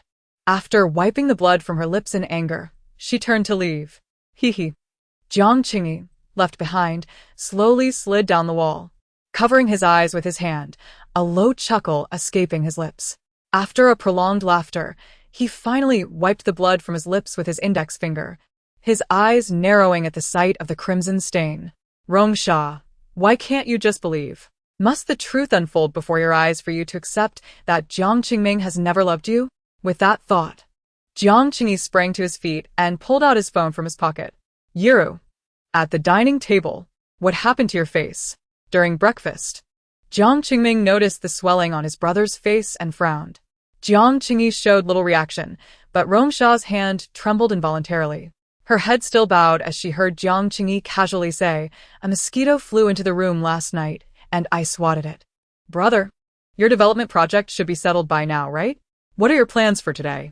None of your business. Huh? I know you're off today even if you don't say it. Since I'm bored, I'll tag along with you. You haven't taken Rong Shi on a date yet, have you? Upon hearing this, Jiang Qingming turned to glance at Rong Shi, but their eyes met unexpectedly. Is there anywhere you want to go? I always take you to boring places. Today, why don't you choose?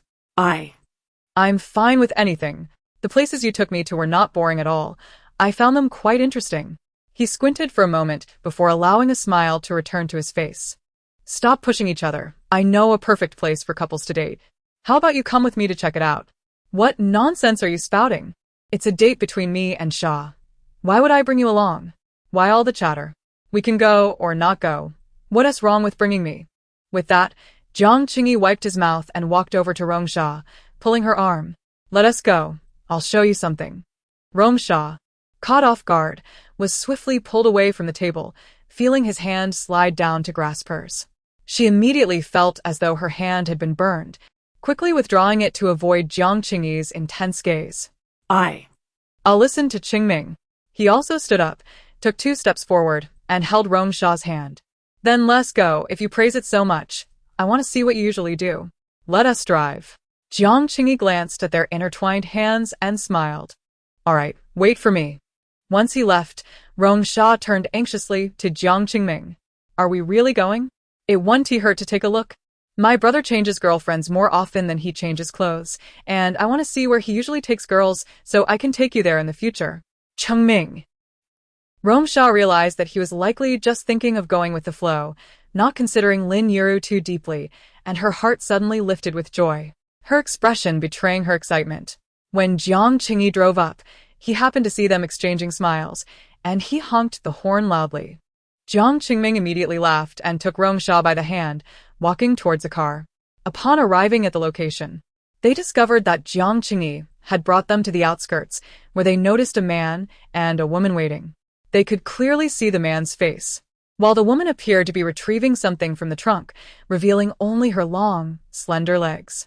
A cold smile crept across Rong Shi's lips as she noticed Jiang Qingming's stunned expression beside her. Qingming, don't you think so? Qingming? Qingming? Rong Shi called out to him several times in confusion before he finally snapped back to reality, looking down at her. What's wrong? Seeing this, Rong Shi smiled and shook her head. It's nothing. Meanwhile, Jiang Qingyi, observing everything through the rearview mirror, sneered but felt a pang of bitterness, especially as he caught sight of Rong Shi's concealed smile, intensifying the ache in his heart. As the 3 of them got out of the car, a cheerful female voice rang out, Qingyi, you're so late. Both Qin Yi and I have prepared the items for our picnic. Yet this place does not seem as splendid as you described. It feels rather desolate. Are you sure? Her exuberant words abruptly ceased, her gaze first flitting to Rong Shi, a fleeting look of surprise passing before settling on Jiang Qingming. Rong Shi immediately turned to look at Jiang Qingming as well. Just as she was about to reach out to grasp his hand, yearning to hold it tightly, however, he swiftly darted ahead, leaving her hand suspended awkwardly in the air. She looked up and found Jiang Qingming had enveloped Lin Yiru in his embrace, his voice hushed as he inquired, "Where have you been?" The astonishment in Lin Yiru's eyes gradually faded, mist gathering as she slowly raised her hand to gently rest on Jiang Qingming's back. Ming. Rong Shi's hand gradually fell, feeling akin to an outsider, her head bowed, unable to lift it to witness this reunion after years of separation. Look. Jiang Qingyi approached her side, offering a word of counsel. Yet, before he could finish, Rong Shi abruptly lifted her head, fixating her gaze straight ahead, locking eyes with the woman who bore a striking resemblance to her. Chengming. To her surprise, the woman broke into a faint smile and began to walk towards them, extending her hand towards Jiang Qingming. He took her hand, and only then did Rong Shi stand beside him, inquiring, "Is this your friend, Qingming? Could you introduce us?" In that singular moment, Lin Yiru's expression froze, and Jiang Qingyi mirrored her astonishment. Not far behind them, Qingyi appeared to be a rather refined gentleman, adjusting his glasses. Upon hearing Rong Shi's question, his eyes narrowed slightly. Rong Shi offered him a polite smile. System notification. Discovered unremarkable Qingyi. System rating 62. Considered a typical target for pursuit. Would you like to initiate affection level inquiry? Yes. Typical target. Qingyi. Current affection level -20. Please make further efforts, host. Oh, dear. Chapter 15. The Substitute. 14. Rong Shi considered that Jiang Qingyi would likely bring them to meet Lin Yiru, and she also thought that Jiang Qingming might abandon her. More than that, she contemplated the potentially awkward situation she might face. What she never anticipated was that Qingyi would be among the possible targets for her affection. Although the system's score was not particularly high, the instant they met, his feelings towards her plummeted into the negative, an occurrence as bizarre as it was disheartening. Typically, the subjects of her pursuit fell into a category where it mattered little whether she pursued them or not. However, when one encounters such immediate aversion, it understandably dampens her spirits. And if she was unhappy, it was only fair that he shared in that discomfort. Sensing the warmth in his palm, Jiang Qingming paused, glancing down at Rong Shi, whose anxiety was palpable. Instinctively, he took a step back. Standing beside Rong Shi, they both directed their gaze toward Lin Yiru, whose evident shock was unmistakable. She turned her attention to the interlocked hands of Rong Shi and Jiang Qingming. "Qingming, what is this?" Lin Yiru's voice trembled. "Has my fiancé already found another girlfriend? And one who bears such a striking resemblance to me?" Yet, the woman before her did not exude hostility. Rather, she appeared uneasy, standing there as if even her strands of hair were anxious. Upon noticing Lin Yiru's look, her gaze shrank slightly, and she inched closer to Jiang Qingming. Such a woman evoked little resentment in Lin Yiru. The moment she saw Qingming, memories flooded back, the joyful and sorrowful moments shared with him, the stubbornness that led her abroad in a fit of anger, only to suffer an accident resulting in amnesia. 3 long years had passed, and it was entirely reasonable for Qingming to seek companionship elsewhere. She understood, yet the bitterness in her heart was nearly unbearable. With a blink, tears began to cascade down her cheeks. Yiru. Seeing this, Jiang Qingming's heart softened, and he was about to step forward when a hand descended upon Lin Yiru's shoulder, drawing her into an embrace. "President Jiang, you need not concern yourself with Yiru. Rather, focus on your own girlfriend." The speaker was none other than Qingyi, his words directed at Jiang Qingming, yet his gaze remained hostile towards Rong Shi. Instinctively, Rong Shi recoiled. This man undoubtedly knew something. Otherwise, there would be no reason for his relentless targeting of her. Yet, she had no intention of meeting his gaze. They walked past Rong Shi and Jiang Qingming, and observing Lin Yiru's heart-wrenching sorrow, Rong Shi recognized the profound impact of her recent memories resurfacing. "If this is what you intended for Yiru and me to witness, then Jiang Qingyi, I must admit you are a stranger to me." Qingyi halted beside Jiang Qingyi, Scoffing. The current embarrassing situation and Lin Yiru's anguish were solely the result of Jiang Qingyi's actions. How could he possibly expect any goodwill? "I await your explanation, Jiang Qingyi." Jiang Qingyi merely raised an eyebrow, showing no intention to clarify. Qingyi did not press further. 3 years ago, after the accident, Lin Yiru's health had been precarious. Remaining here served no benefit and could only worsen her condition. "Qingyi, you." Lin Yiru, half reclined in Qingyi's embrace, looked ghostly pale, yet mustered the strength to wipe her tears. Just as she attempted to speak to Jiang Qingyi, the air caught in her throat, darkness enveloped her, and she fainted. "Yiru, Yiru, Yiru." The alarmed male voices echoed simultaneously. Jiang Qingming instantly released Rong Shi's hand, lunging forward to seize Lin Yiru from Qin Yi's arms. Within moments, he rushed her to the car, with Qin Yi hastily following.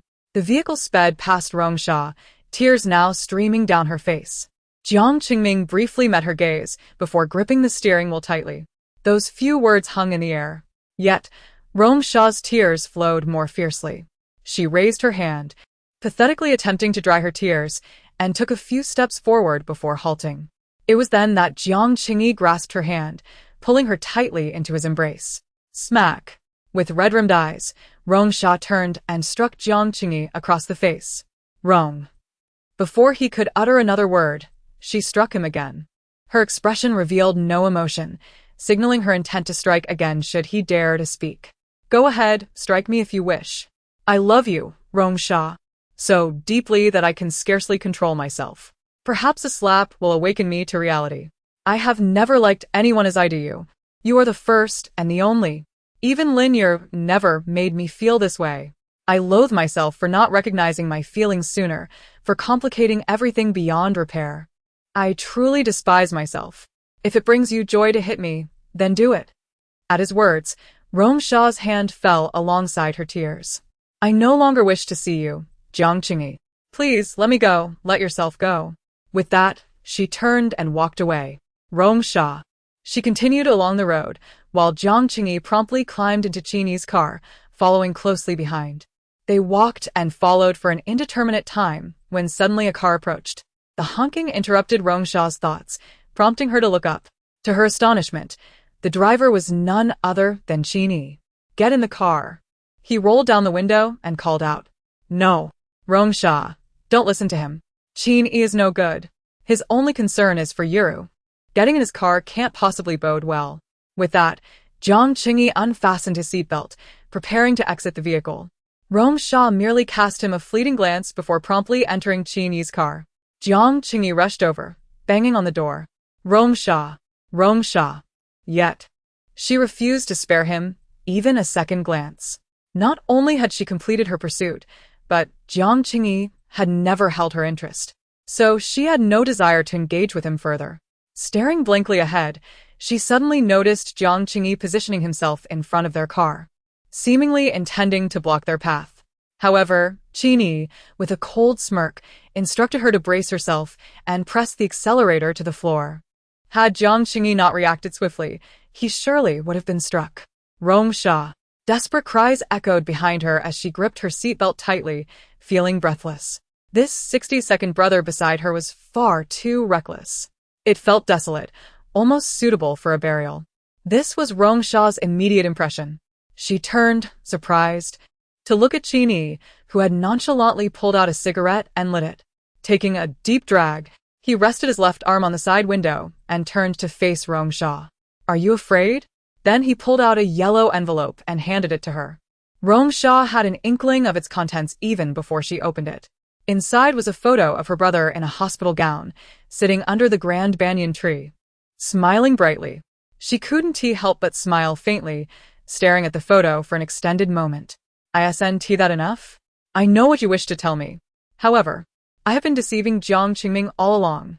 From the moment I appeared, it has all been a scheme to ensnare him. My intentions were premeditated.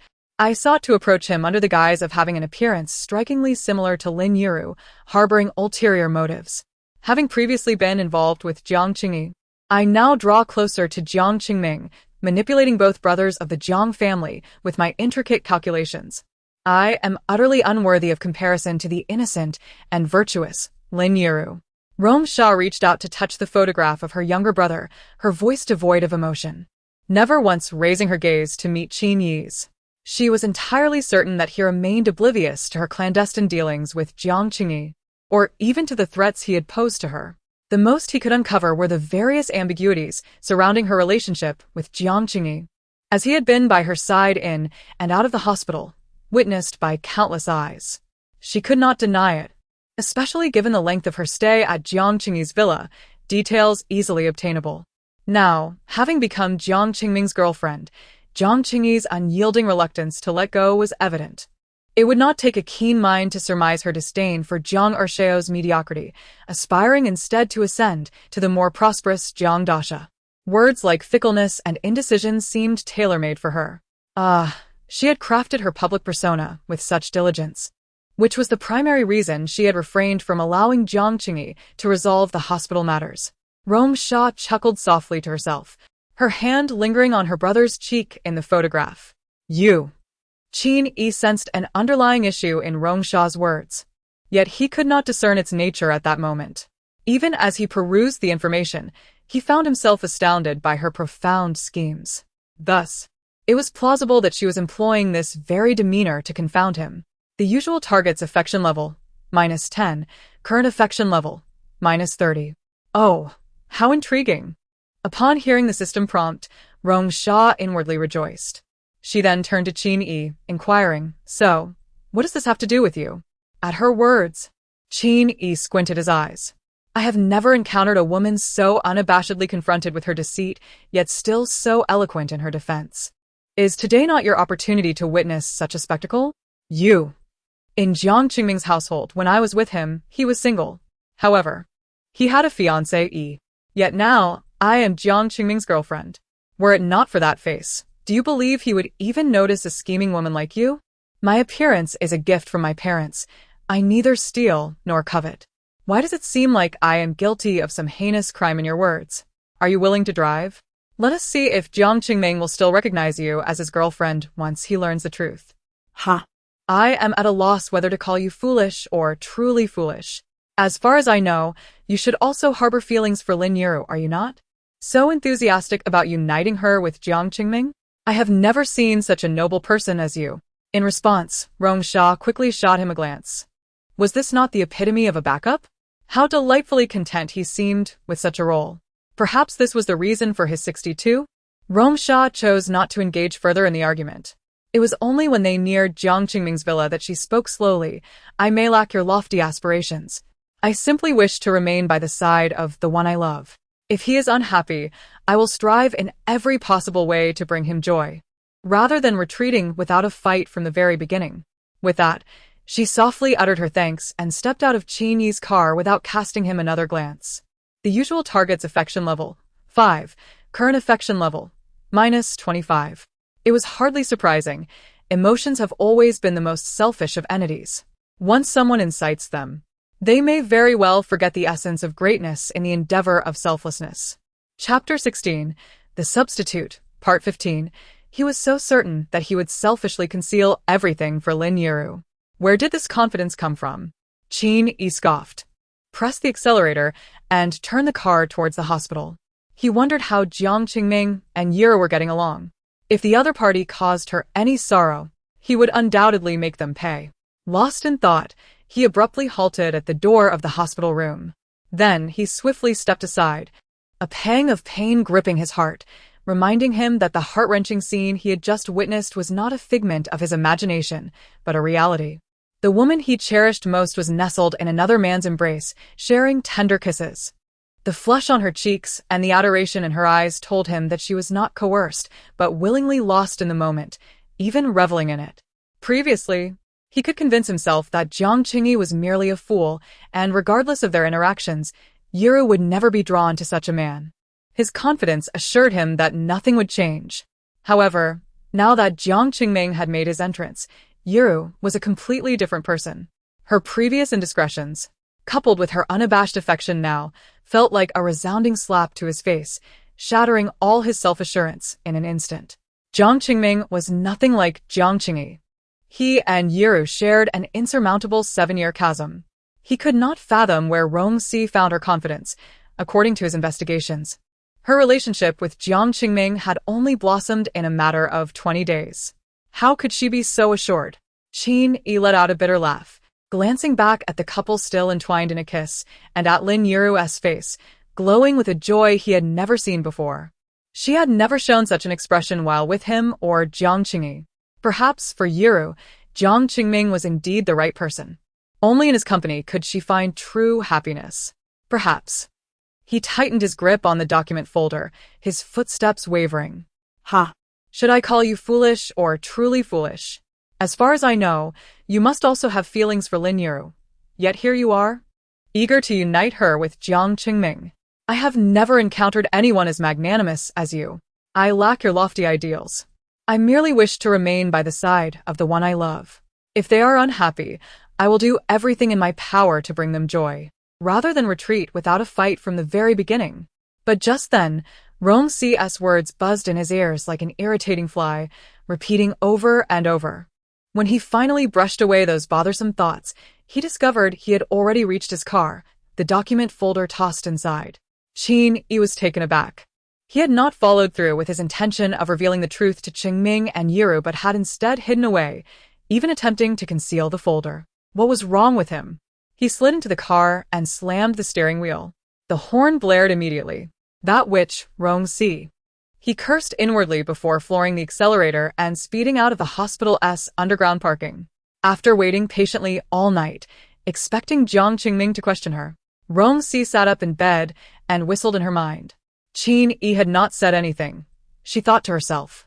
Where in the world could one find a truly selfless individual? Unless they had left their brains at home. People are inherently selfish, always have been. With that thought, Rong Shi's gaze turned icy for a moment before breaking into a smile. As she dressed and prepared to head downstairs, she opened the door only to find Jiang Qingyi standing there, his eyes red and swollen, as if he were a lingering ghost. Rong Shi, I think we need to talk.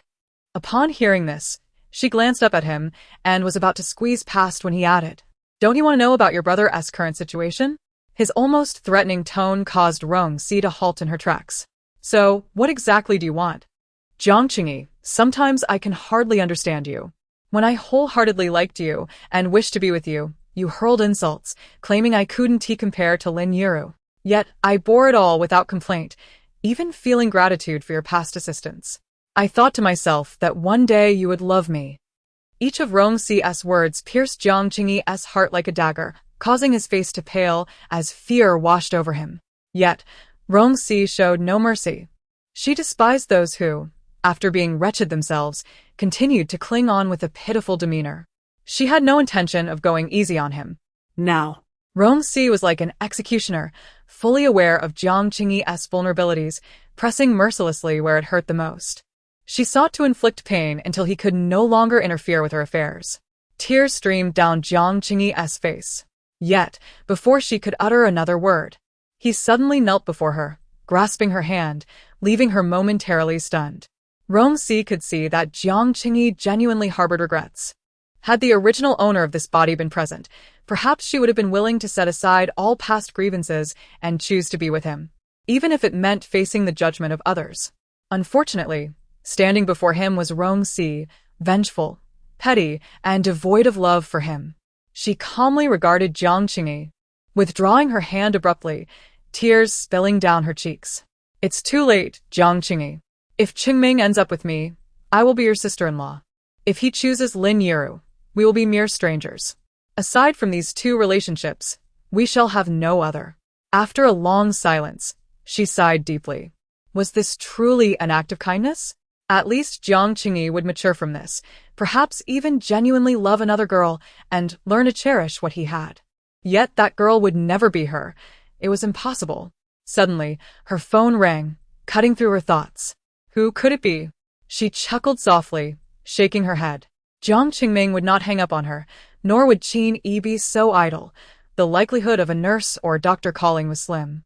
That only left Yiru. What was going on? No. Nothing. Jiang Qingming nodded with a smile, his gaze inadvertently drifting to the side where his phone lay. He had been missing for such a long time, yet he had not called Rong Shi. He had even told her just yesterday to wait for him. That little fool was quite stubborn. He wondered if she had slept at all last night. Noticing Jiang Qingming's expression, Lin Yiru felt a pang in her heart, the food in her mouth turning bitter. From the very beginning of their relationship, she had taken the initiative, confessing her feelings first. She had secretly loved Jiang Qingming since high school, but back then, she had been overweight and struggled academically. For 3 years, she had endured a near hellish existence, focusing solely on losing weight and studying, finally managing to enter the same university as Jiang Qingming. She had pretended to run into him countless times just to catch his attention. It had been her who hung up on Rong Shi. Why could she not hang up on her?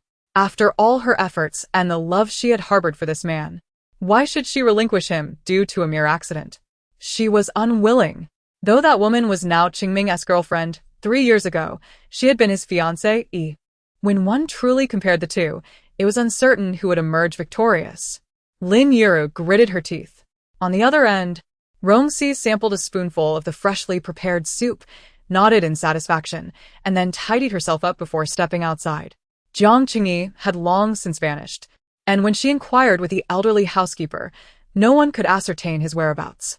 She hoped fervently that the young man had not been rendered despondent by her earlier remarks. As such thoughts crossed her mind, Rong Shi exited the premises and, nearing the hospital, dialed Jiang Qingming's number once more. As the phone rang, both Jiang Qingming and Lin Yuru flinched almost in unison. "I'll take this call," was all Jiang Qingming managed before he swiftly grabbed his phone and dashed out. "Xiao Ji, you've made it to the hospital?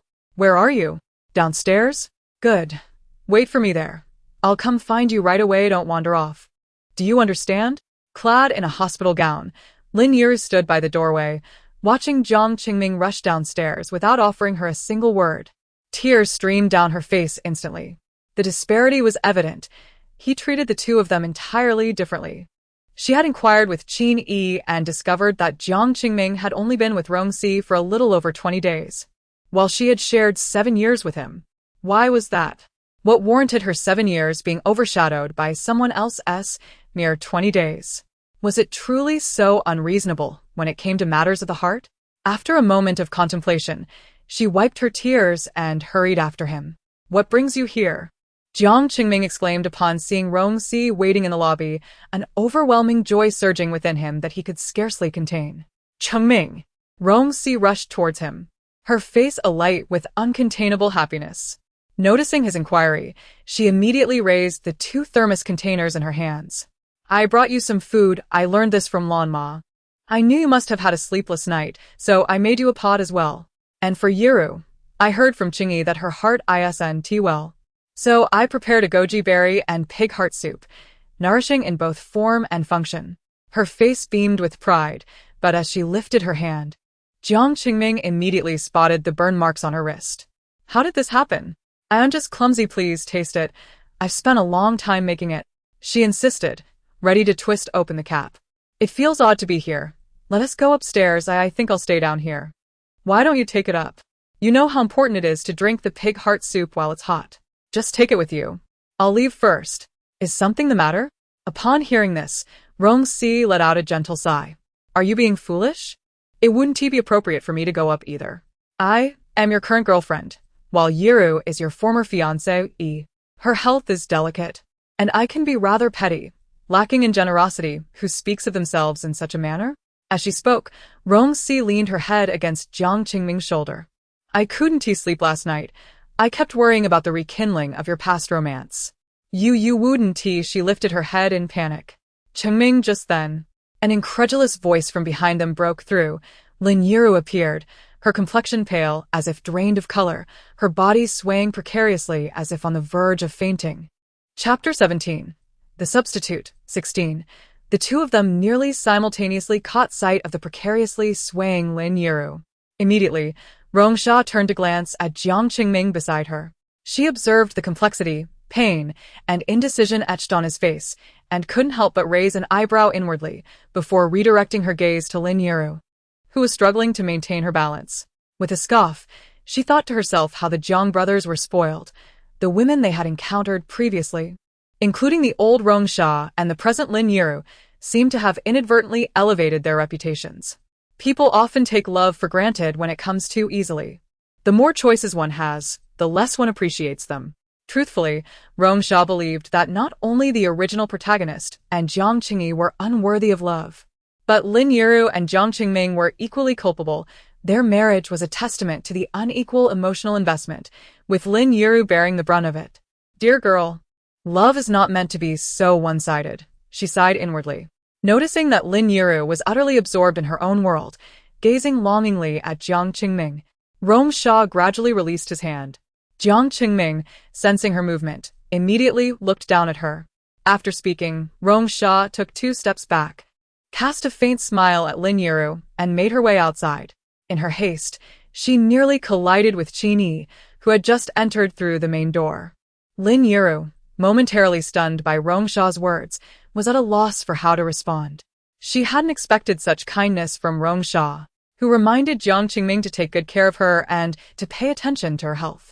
Yet, the manner in which Rong Shi spoke to Jiang Qingming was akin to that of a devoted wife, rendering Lin Yiru feel like an outsider, an interloper in a scene she could not penetrate. As Lin Yiru grappled with her tumultuous emotions, Rong Shi exchanged a glance with Qin Yi, smiled subtly, and continued on her way. She was quite pleased with her performance of benevolent grace and had no desire to engage in banter with Qin Yi. It was better to leave for now, as there would be ample opportunities for further displays in the future. Little Sha, allow me to escort you, Qin Yi offered. You're a friend of Yiru's, so please take care of her for a bit. I'll see little Sha to her vehicle, hey? Yu Qingming Lin Yiru cried out, taking a few steps forward, only to feel dizzy and nearly collapse. Fortunately, Qin Yi rushed over just in time to support her. Seeing Lin Yiru on the verge of fainting, yet still calling Jiang Qingming's name made him feel a pang of guilt. Was he in the wrong? Should he not have been so selfish? Perhaps he ought to have revealed the woman's true nature to Lin Yiru and Jiang Qingming sooner. Just then, Rong Shi's smile resurfaced in his mind, a mix of mockery and certainty that made Qin Yi feel as if he might explode with frustration. Ultimately, he scooped Lin Yiru into his arms and dashed toward the hospital room. Never mind that for now. Let us first assess Lin Yiru's condition. Meanwhile, Rong Shi, happily holding Jiang Qingming's hand, strolled along the hospital's tree-lined avenue, sneaking glances at him, her smile unabated. What's wrong? You've been smiling all along. Do not concern yourself with Lin Yiru. Qin Yi is there, and he will take better care of her than I could. Really? At that moment, Rong Shi noticed a tall man behind Jiang Qingming, who approached with an air of levity, clutching something bulky in his arms as if afraid someone might snatch his treasure. His eyes lit up upon seeing Jiang Qingming. Rong Shi narrowed her eyes. What shall I eat? I am rather indifferent, but the culinary skills of you and Lanma are simply incomparable. Be careful. Suddenly, Rong Shi's eyes widened as she witnessed the tall man draw a small fruit knife from his sleeve and lunge it towards Jiang Qingming's back. In a rush, she pushed him away. The man, startled, fumbled, causing the blade to glide across Rong Shi's hand, drawing blood. To her astonishment, he began to leap with glee, continuing his nonsensical monologue. The absurdity of the situation, combined with the glinting knife in the sunlight, elicited a strange desire to laugh from Rong Shi. Despite the sharp pain in her hand, Rong Shi Jiang Qingming, upon noticing the deep cut on her hand, was filled with alarm and hurriedly embraced her. Glancing at the lunatic across from them, who was still striking poses, he swiftly kicked the man to the ground. Who are you to harm others in a hospital? I have already called the police. Prepare yourself for imprisonment. As they watched the man writhe on the ground, clutching his chest, he exclaimed, What incredible martial arts you possess. Rong Shi, despite her injury, found herself momentarily forgetting the pain as she regarded the man. Please don't call the police. I beg you. I just lost track of him for a moment. My son is usually well behaved. He's just a bit confused. I will certainly educate him properly from now on. Please. Don't call the police. Suddenly, a wrinkled woman rushed out, whom Rong Shi had noticed lurking during her injury. It appeared she had only emerged upon hearing Jiang Qingming mention the police. Jiang Qingming was unmoved by her pleas, casting a glance at Rong Shi's wound. Your son? Just because he has issues doesn't he mean he can indiscriminately harm others. This is clearly a case of insanity. If something were to happen to someone else, could you take responsibility? When the police arrive, it would be best to send him to a psychiatric hospital. Allowing a lunatic to roam freely is not something that can be resolved with a few tears and kind words. No, please, Xiaoming is very well behaved. He cannot go to the hospital, I beg you. He didn't mean it.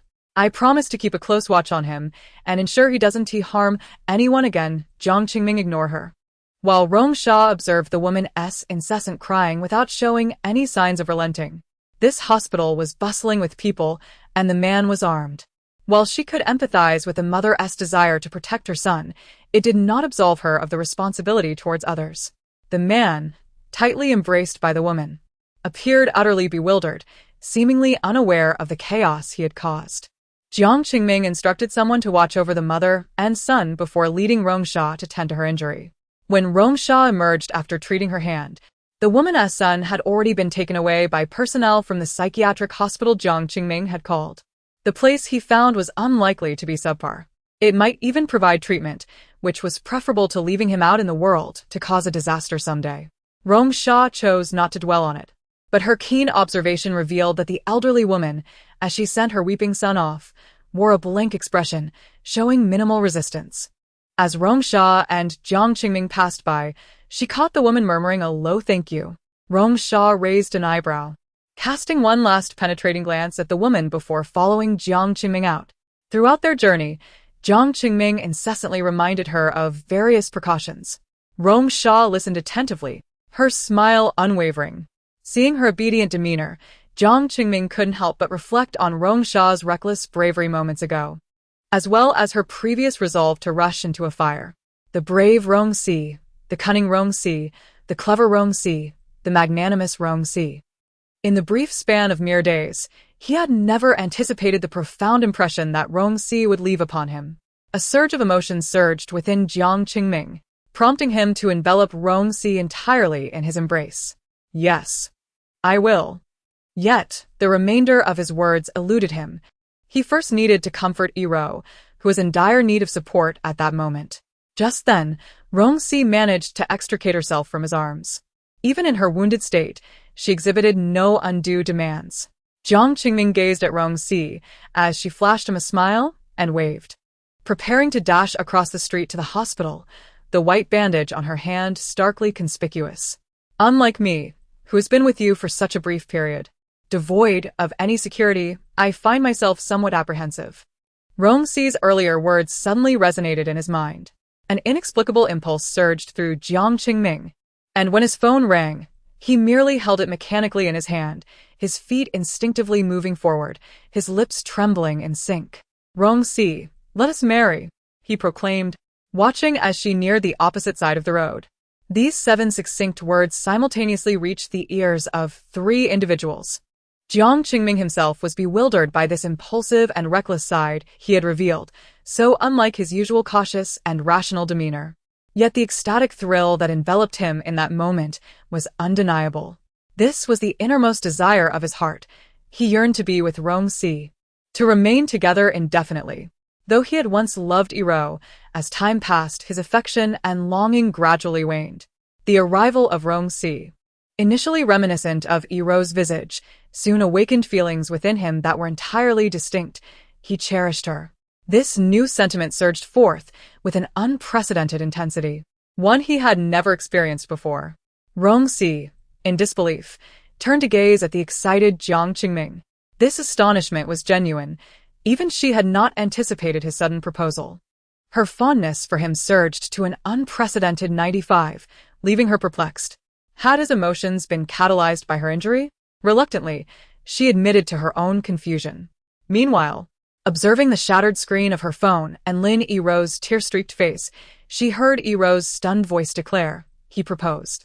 Qingming proposed to her. He no longer wants me. He proposed to her. Chapter 18. The Substitute, 17, across the street. Rong Shi and Jiang Qingming gazed at each other from a distance. Rong Shi widened her eyes, seemingly unable to believe that he would utter such words. After a moment of stunned silence, a radiant and joyful smile suddenly appeared on her face as she dashed across the road and threw herself into Jiang Qingming's embrace. You are not deceiving me, are you? No. Jiang Qingming held Rong Shi tightly in his arms, shaking his head with a smile, his grip instinctively tightening around her. I have seriously contemplated this decision, Rong Shi. I truly like you very, very much. I am certain that you are the woman with whom I wish to spend the latter half of my life, which is why I proposed. Please believe me. I want to believe you, but you don't even have a ring. Such a meager proposal, Rong Shi teased. Unexpectedly, a dazzling diamond ring appeared before her, shimmering under the sunlight. This time, Rong Shi was taken aback once more. There's even a diamond ring? Could it be that this proposal is not merely a whim, not just a momentary impulse? Indeed, Rong Shi found herself genuinely astonished by the sight of the ring. It was beyond her expectations. Then she watched as Jiang Qingming smiled and placed a gentle kiss on her forehead before slowly kneeling down. Miss Rong Shi, may I inquire if you would be interested in spending the rest of your life with me? As Rong Shi observed his actions, even the passers-by at the hospital entrance paused upon hearing his proposal, their faces lighting up with benevolent smiles, and some even began to cheer, urging her to accept. Looking at Jiang Qingming, Rong Shi could not deny that the affection in his eyes was sincere. He genuinely wished for her to marry him. Setting aside all prior discussions, the present Jiang Qingming was authentic and exceptionally earnest. Rong Shi had to admit that she was somewhat moved by him. The corners of her mouth curled into a smile that she could hardly suppress, and after a long moment, she nodded. You are sincere with me at this moment, and I shall reciprocate with sincerity. Your proposal is genuine, and my nod is not a mere faade. If, in the future, those matters come to light, and you still wish to stand by my side, I shall take responsibility for my current agreement. Otherwise, it shall not concern me. If Jiang Qingming still desired to be with her after knowing those matters, Rong Shi would naturally be accountable. If not, she would simply walk away. Seeing Rong Shi nod, Jiang Qingming stood up and enveloped her in his arms, then carefully slid the ring onto her left ring finger before lowering his head to kiss her once more. Throughout this, Rong Shi gazed at him with a beaming smile on her face, a faint blush gracing her cheeks. Wait for me at home. This was Jiang Qingming's parting remark before she left. Meanwhile, Qini watched as Lin Yuru finally cried herself to sleep, feeling a pang of sympathy as he furrowed his brows. He glanced at the folder he had taken from his car, momentarily caught in a dilemma. Sighing, Qini stood up and turned to see Jiang Qingming entering the hospital room. Hasn't he already proposed to Rong Shi? Why is he here with Yura now? If he no longer has feelings for her, can he not spare her any hope? Even if he feels guilty, does he not understand? Does he think he is a deity, capable of balancing everything? Or does he wish to indulge in both? For a moment, Qin felt sympathy not only for Yuru but also for Rong Shi, who had just been proposed to. However, he realized that such a woman had countless ways to ensnare Jiang Qingming. His concerns were entirely unwarranted. Qin stepped directly in front of Jiang Qingming, frowning as he said, "Did you hear that?" Jiang Qingming furrowed his brow slightly. I have already spoken with Rong Shi. She agreed to let me come take care of Yuru. She knows that the one I love is her, and will not dwell on such trivial matters. I am a bit worried about Yuru, and thought I would come check on her. If you can handle it alone, then I don't. Upon hearing this, Lin Yuru cast a pleading glance at Qini, imploring him for one last chance. Seeing this, Qini frowned, sighed deeply. Fine. Do as you wish. I will leave now. There are matters at home to attend to. With that, he grabbed the folder and hurried out, slamming the door behind him with a heavy thud. It was not until midnight that Rong Shi went downstairs for water and suddenly spotted someone lying on the living room sofa, a dark figure that nearly startled her. Once she discerned the outline of the person's face, she sighed gently and retrieved a bottle of water from the fridge, preparing to head back upstairs. Are you so unwilling to even say a word to me now? Do you truly despise me? As Rong Shi's foot hovered just above the staircase, Jiang Qingming's voice unexpectedly rang out behind her. You're still awake? Rong Shi, can you come help me for a moment? I've had a bit too much to drink and can't quite stand. I'll go call Uncle Yang. Ha, you claim not to dislike me, yet you are unwilling to help me even this once. What a little brat. Rong Shi rolled her eyes in the dark, then turned around and slowly walked toward him. Just as she approached, Jiang Qingming suddenly reached out to grab her wrist, pulling her toward him with force, causing her to stumble and cry out in pain. What happened? Jiang Qingming immediately sprang to his feet, turning on a nearby lamp. Upon seeing the blood seeping through the white bandage on Rong Shi's hand, he panicked. Wait here. I'll get the first aid kit. Don't move, don't move. Once he returned with the kit, Jiang Qingming carefully unwrapped the bandage, meticulously applying medicine and rewrapping her hand. Throughout the process, his brows remained furrowed, his expression cautious and earnest. He occasionally asked if it hurt and even blew gently on her wound. Rong Shi observed him, her expression unchanged. At that moment, Jiang Qingming embodied the very version of himself that Rong Shi had longed to see, Yet regrettably, that person was no longer present. After finishing the bandaging, Jiang Qingming did not release her hand, nor did he lift his head. After what felt like an eternity, he finally asked, "Is there truly no chance left?" Upon hearing this, Rong Shi gazed down at the top of his head, then raised her other hand, the diamond ring prominently displayed. "I am going to marry your brother." Before she could finish her sentence, she noticed Jiang Qingming shudder violently, his head still bowed. He carefully set her injured hand aside and stood up. "Well, I wish you happiness." With that, he turned to leave. "Where are you going at this hour?" "A friend invited me out." I agreed, and it's almost time. Rong Shi glanced at the wall clock, noticing that the hour hand pointed to 12. "Out at midnight? I'm leaving now." Before she could finish, Jiang Qingming had already vanished. And soon the sound of a car engine starting echoed in the air. Watching the car drive away, Rong Shi shook her head and ascended the stairs. Inside the car, Jiang Qingming drove straight to the villa where Rong Shi had once lived, storming upstairs and entering her former room without even undressing, pulling the quilt over his head. Before long, he was trembling, the faint sounds of sobs escaping from beneath the blankets. In the following days, Lin Yiru persistently clung to Jiang Qingming, yet she could not impede his departure. A month later, invitations from various parties had been dispatched. As Lin Yiru gazed upon the bright red invitation laid before her, an icy chill surged from her feet to the crown of her head. Stunned for a prolonged moment, tears began to cascade down her cheeks. And in a fit of rage, she seized the invitation and tore it to shreds, even overturning the coffee table in the process. Unexpectedly, as the wooden table fell to the ground, a yellow envelope tumbled out. Lin Yiru paused her weeping, just as she was about to stomp on the envelope. The name Rong Shi emblazoned on the scattered papers instantly captivated her attention. Slowly, she crouched down and extended her hand toward the envelope. In the evening, as the sky was painted with the hues of dusk, white papers lay strewn across the floor. Lin Yiru sat amidst the papers, gradually lifting her gaze. Just as the door swung open and Qin entered with an air of exuberance, his voice faltered. "Qin, I considered you my closest friend. Can you truly justify that?" she exclaimed, and with a swift motion, she flung her hand, sending the white papers soaring into the air. Chapter 19. The Substitute Before Departing. He merely left a message stating his intention to travel abroad for some respite, and then he fell silent. Jiang Qingming had voiced his grievances to Rong Shi more than once, lamenting that his younger brother chose to leave just as he was about to marry. He wondered when that boy would ever mature. The entire villa bore no sign of habitation, save for the room where she once resided, the bedding in disarray, particularly the pillow, which appeared as though someone had recently slept on it. Observing this, Rong Shi chuckled softly, dismissing it, and retrieved all her belongings from the wardrobe before dragging her suitcase out. No more entanglements. On this day, only 3 days remained until their wedding. Jiang Qingming had arranged for a custom wedding dress for Rong Shi, which had just been airlifted from France.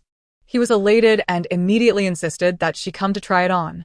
Although the company had never made a mistake before, he felt it prudent to have Rong Shi try it on first.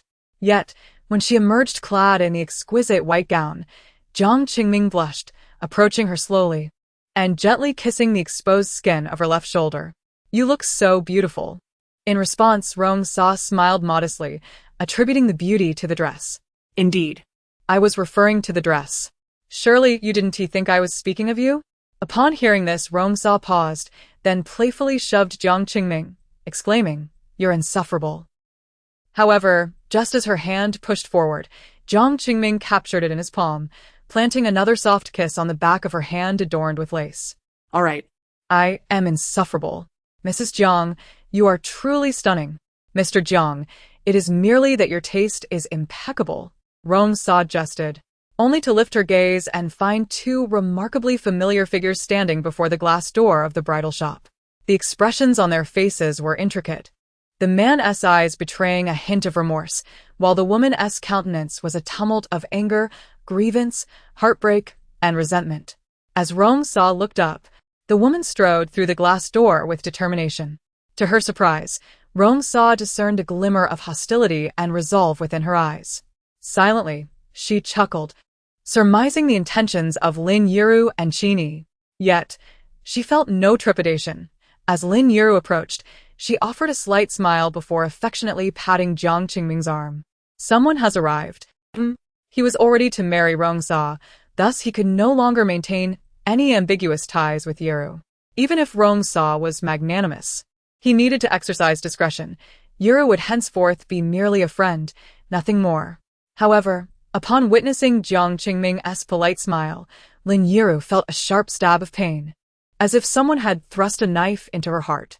Yet, as if a thought had crossed her mind, her expression softened, and she gradually approached the couple.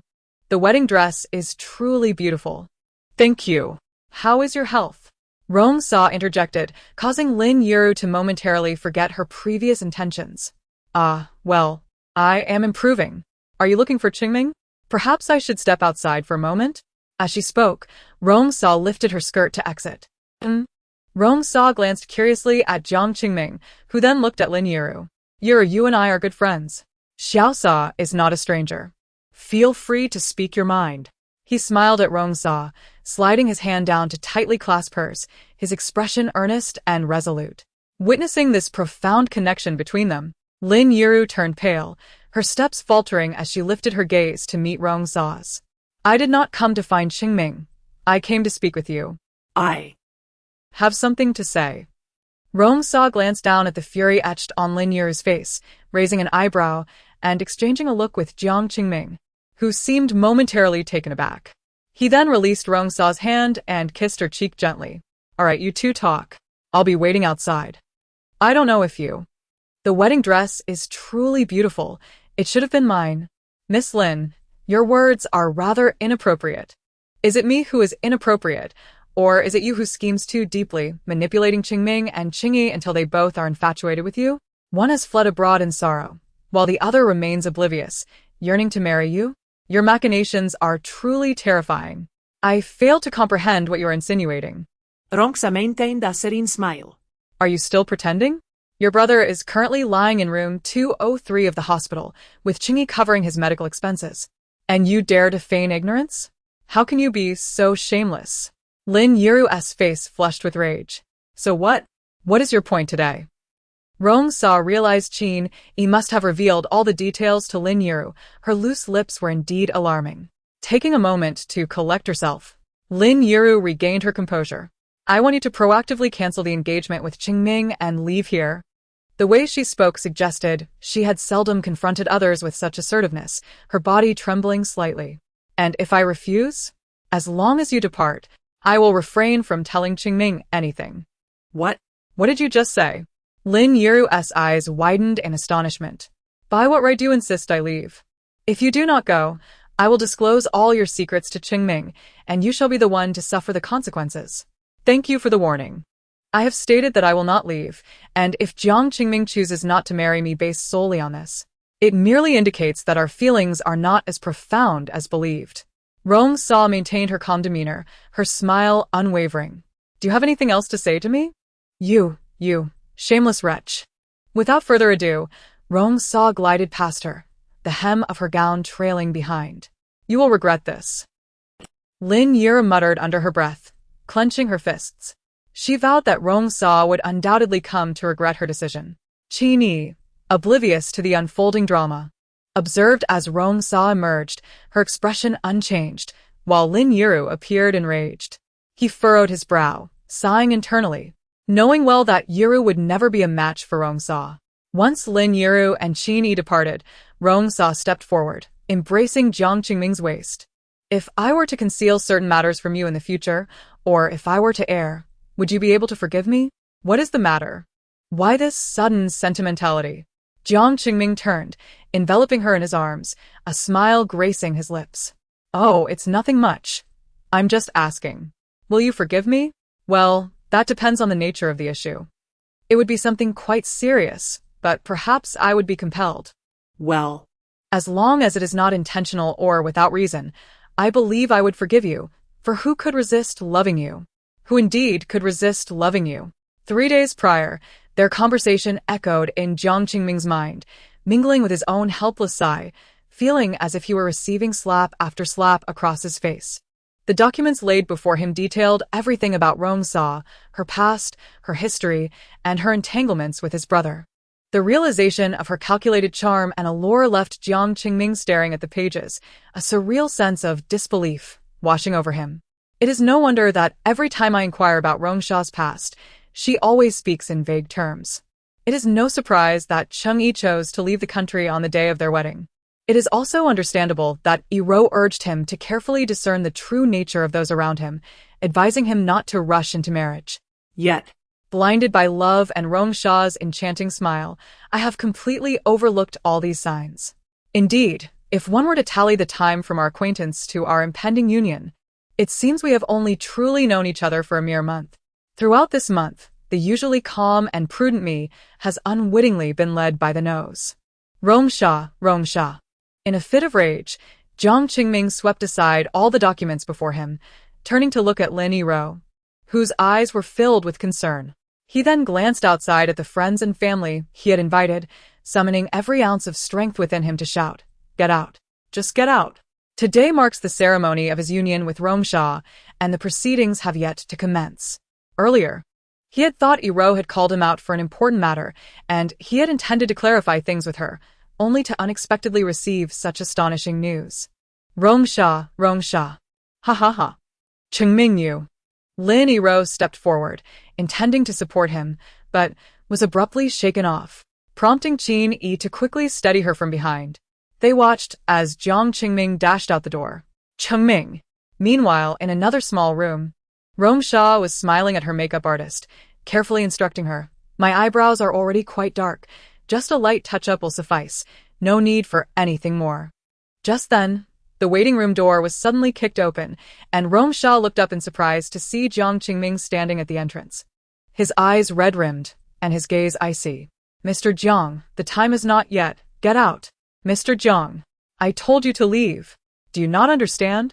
At his words, the guests, sensing Jiang Qingming's displeasure, hurriedly exited the room. He slammed the door shut and advanced toward her step by step. Observing this, Rong Shi's eyes flickered with surprise. "What's wrong?" Before she could finish her sentence, Jiang Qingming's hand shot out, gripping her neck and lifting her off the ground. The force was overwhelming, causing her to struggle for breath. "Rong Shi, sometimes I truly wish to understand what lies within your heart." Why? "Why this meticulous scheming, this constant calculation? What is it for? For money? Is it that you are so enamored with wealth? The benefits Cheng Yi provided were insufficient, so you turn to me? Knowing that you share a resemblance with Iro, which would undoubtedly capture my attention, just as it did with Cheng Yi, correct? From the very beginning. It was all a ruse, wasn't it? You have been plotting against me all along. The tales of heroism and selflessness are mere fabrications, nothing but lies." As he spoke, Jiang Qingming's eyes reddened further, and the grip on her neck tightened, rendering Rong Shi breathless and unable to explain herself. In a desperate instinct, she began to pound on his arm. Yet, Jiang Qingming, in a surge of anger, hurled her onto the nearby sofa, causing her veil to unravel in disarray. "Rong Shi, you truly disgust me." With that, he flung the door open, revealing a crowd of onlookers outside, uncertain whether they had overheard his earlier words. The MC, seeing Jiang Qingming emerge, boldly approached him with a smile, saying, "Most of the guests have arrived. Mr. Jiang, we are ready to begin." "Begin what?" Jiang Qingming's voice was icy. "The wedding ceremony. Cancelled." "What?" The crowd was taken aback by the sudden turn of events. Qingming. At that moment, Lin Yiro and Qin Yi finally managed to push their way in. Upon seeing her, a flicker of emotion crossed Jiang Qingming's face. "No, the wedding is postponed because I am replacing my bride." Rong Shi, having managed to emerge from the room, witnessed Jiang Qingming kneeling before Lin Yiro, in full view of everyone, retrieving the ring that was meant for her. With heartfelt sincerity, he declared, "Yiro, will you marry me?" Almost simultaneously, Jiang Qingming's affection for her soared from 95 to an astonishing 99. Chapter 20. The Substitute. 19. Feeling the surging affection from Jiang Qingming, Rong Shi's eyes flickered as she clutched her neck. It is often said that love and hate can be indistinguishable in a fleeting moment. The deeper the love, the more profound the hatred, and conversely, the deeper the hatred, the greater the love that may accompany it. Perhaps even at this moment, Jiang Qingming himself found it difficult to discern whether he felt love or hate for her. Yet, regarding his current actions, Rong Shi understood that he stubbornly believed that all the emotions swelling within him were nothing but hatred, deep, seething hatred. Hatred for her, the woman who toyed with his feelings. Hatred for her, the woman with such cunning. Hatred for her, the woman who feigned affection. Rong Shi tore off her already disheveled veil, letting her carefully arranged hair cascade down. As she stepped forward amidst the astonished gazes of the crowd, she coughed lightly, her throat uncomfortable. Chengming, I hope you can comprehend your feelings right now. Do not act impulsively. I can explain everything, as long as you are willing to listen. I can clarify all that has transpired before, provided you wish to hear it. Your actions now not only embarrass me, but are also unfair to Lin Yiru. You, silence. Jiang Qingming's icy interruption cut through her words. He straightened his posture, perhaps realizing the childishness of his own actions or pondering other matters. Explain? He scoffed. I only want to ask one thing, Rong Shi. Is what is in that envelope true? As he spoke, his eyes reddened, his voice trembling slightly. It is true, but you yourself acknowledged its truth. What further explanation do I need? Rong Shi, we are finished. I tell you, we are done. What nonsense about marriage? What nonsense about vows? Before he could finish, Rong Shi advanced a few steps and slapped him hard across the face. She despised those who jabbered on without allowing the main point to be made. You are angry, you are distressed, you are heartbroken. I can understand that. But could you allow me to finish speaking before you begin your tirade? Jiang Qingming instinctively licked the corner of his mouth after the slap. But before he could lift his head, he heard Rong Shi's calm voice. Yes, I admit it is true, but I had my reasons. My brother was ill, and at that time, Cheng-Yi came to help. After being with him, I am willing. Before Rong Shi could fully articulate her point, Lin Yiru, feeling inexplicably anxious, suddenly grasped Jiang Qingming's hand and urgently said, avoiding Rong Shi's gaze, focusing solely on Jiang Qingming. She could not bear to let Rong Shi finish her words. This was her only chance. She had loved Jiang Qingming for so long and would do anything for him. She had sacrificed so much. How could a single incident of amnesia or disappearance erase everything? How could the man she had loved for so many years no longer belong to her upon waking? Rong Shi merely took advantage of their superficial resemblance, effortlessly seizing the fruit of her years of effort. It was she who had tirelessly sought Jiang Qingming's attention, and because of her love for him, she had fought so hard. How could a woman who merely resembled her erase the countless days and nights she had spent yearning for him? Why? Lin Yiru clutched Jiang Qingming's arm as if it were her last lifeline. Without him, she felt as if the past 10 years had been in vain. She could not accept that. I am willing, Lin Yiru repeated, and Rong Shi's words fell silent. Qin-Yi, unable to believe what he was witnessing, grasped Lin Yiru's arm. Yiru, what are you saying? Jiang Qingming is clearly just trying to provoke Rong Shi. You agreeing to him won't bring you happiness. Mind your own business. Qingming, I say I am willing. I am willing to marry you. Lin Yiru turned to Jiang Qingming, tears streaming down her face as she clutched his arm tightly, afraid to let go. Lin Yiru, you shamelessly cling on. You look truly unappealing, she chastised herself internally. But what could she do? After 10 years of love, she did not want to let go, could not let go. Hearing her words, the crowd fell silent. Even Rong Shi ceased her explanations. Jiang Qingming gazed at the tear-streaked face of Lin Yiru, unable to deny he was taken aback by her appearance.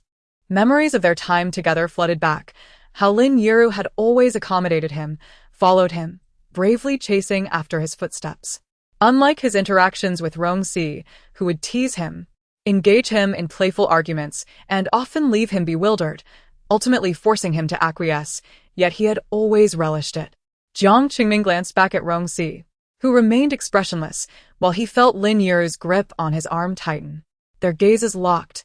A whirlwind of memories from the past month and the revelations from the documents intertwined in his mind. In truth, he did not hate her for deceiving him, nor for her ulterior motives in drawing near to him, even to the point of making him fall for her. Rather, he was afraid. Jiang Qingming was a coward. He feared that she had never loved him, that her affections were but a facade, a means to her own ends. This was a reality he could never accept. Perhaps being with Lin Yiru would allow him to gradually forget Rong Shi. Perhaps all these past months had been an illusion. He had always loved Lin Yiru, not the Rong Shi before him. Perhaps. Jiang Qingming's eyes sparkled with uncertainty. Rong Shi, who had initially been determined to explain, suddenly felt her resolve wane. Her energy depleted, leaving her silently observing the crowd. Then she heard Jiang Qingming softly utter a word, "Okay," before he turned and embraced Lin Yiru, kissing her deeply. At that moment, Rong Shi's brow furrowed slightly.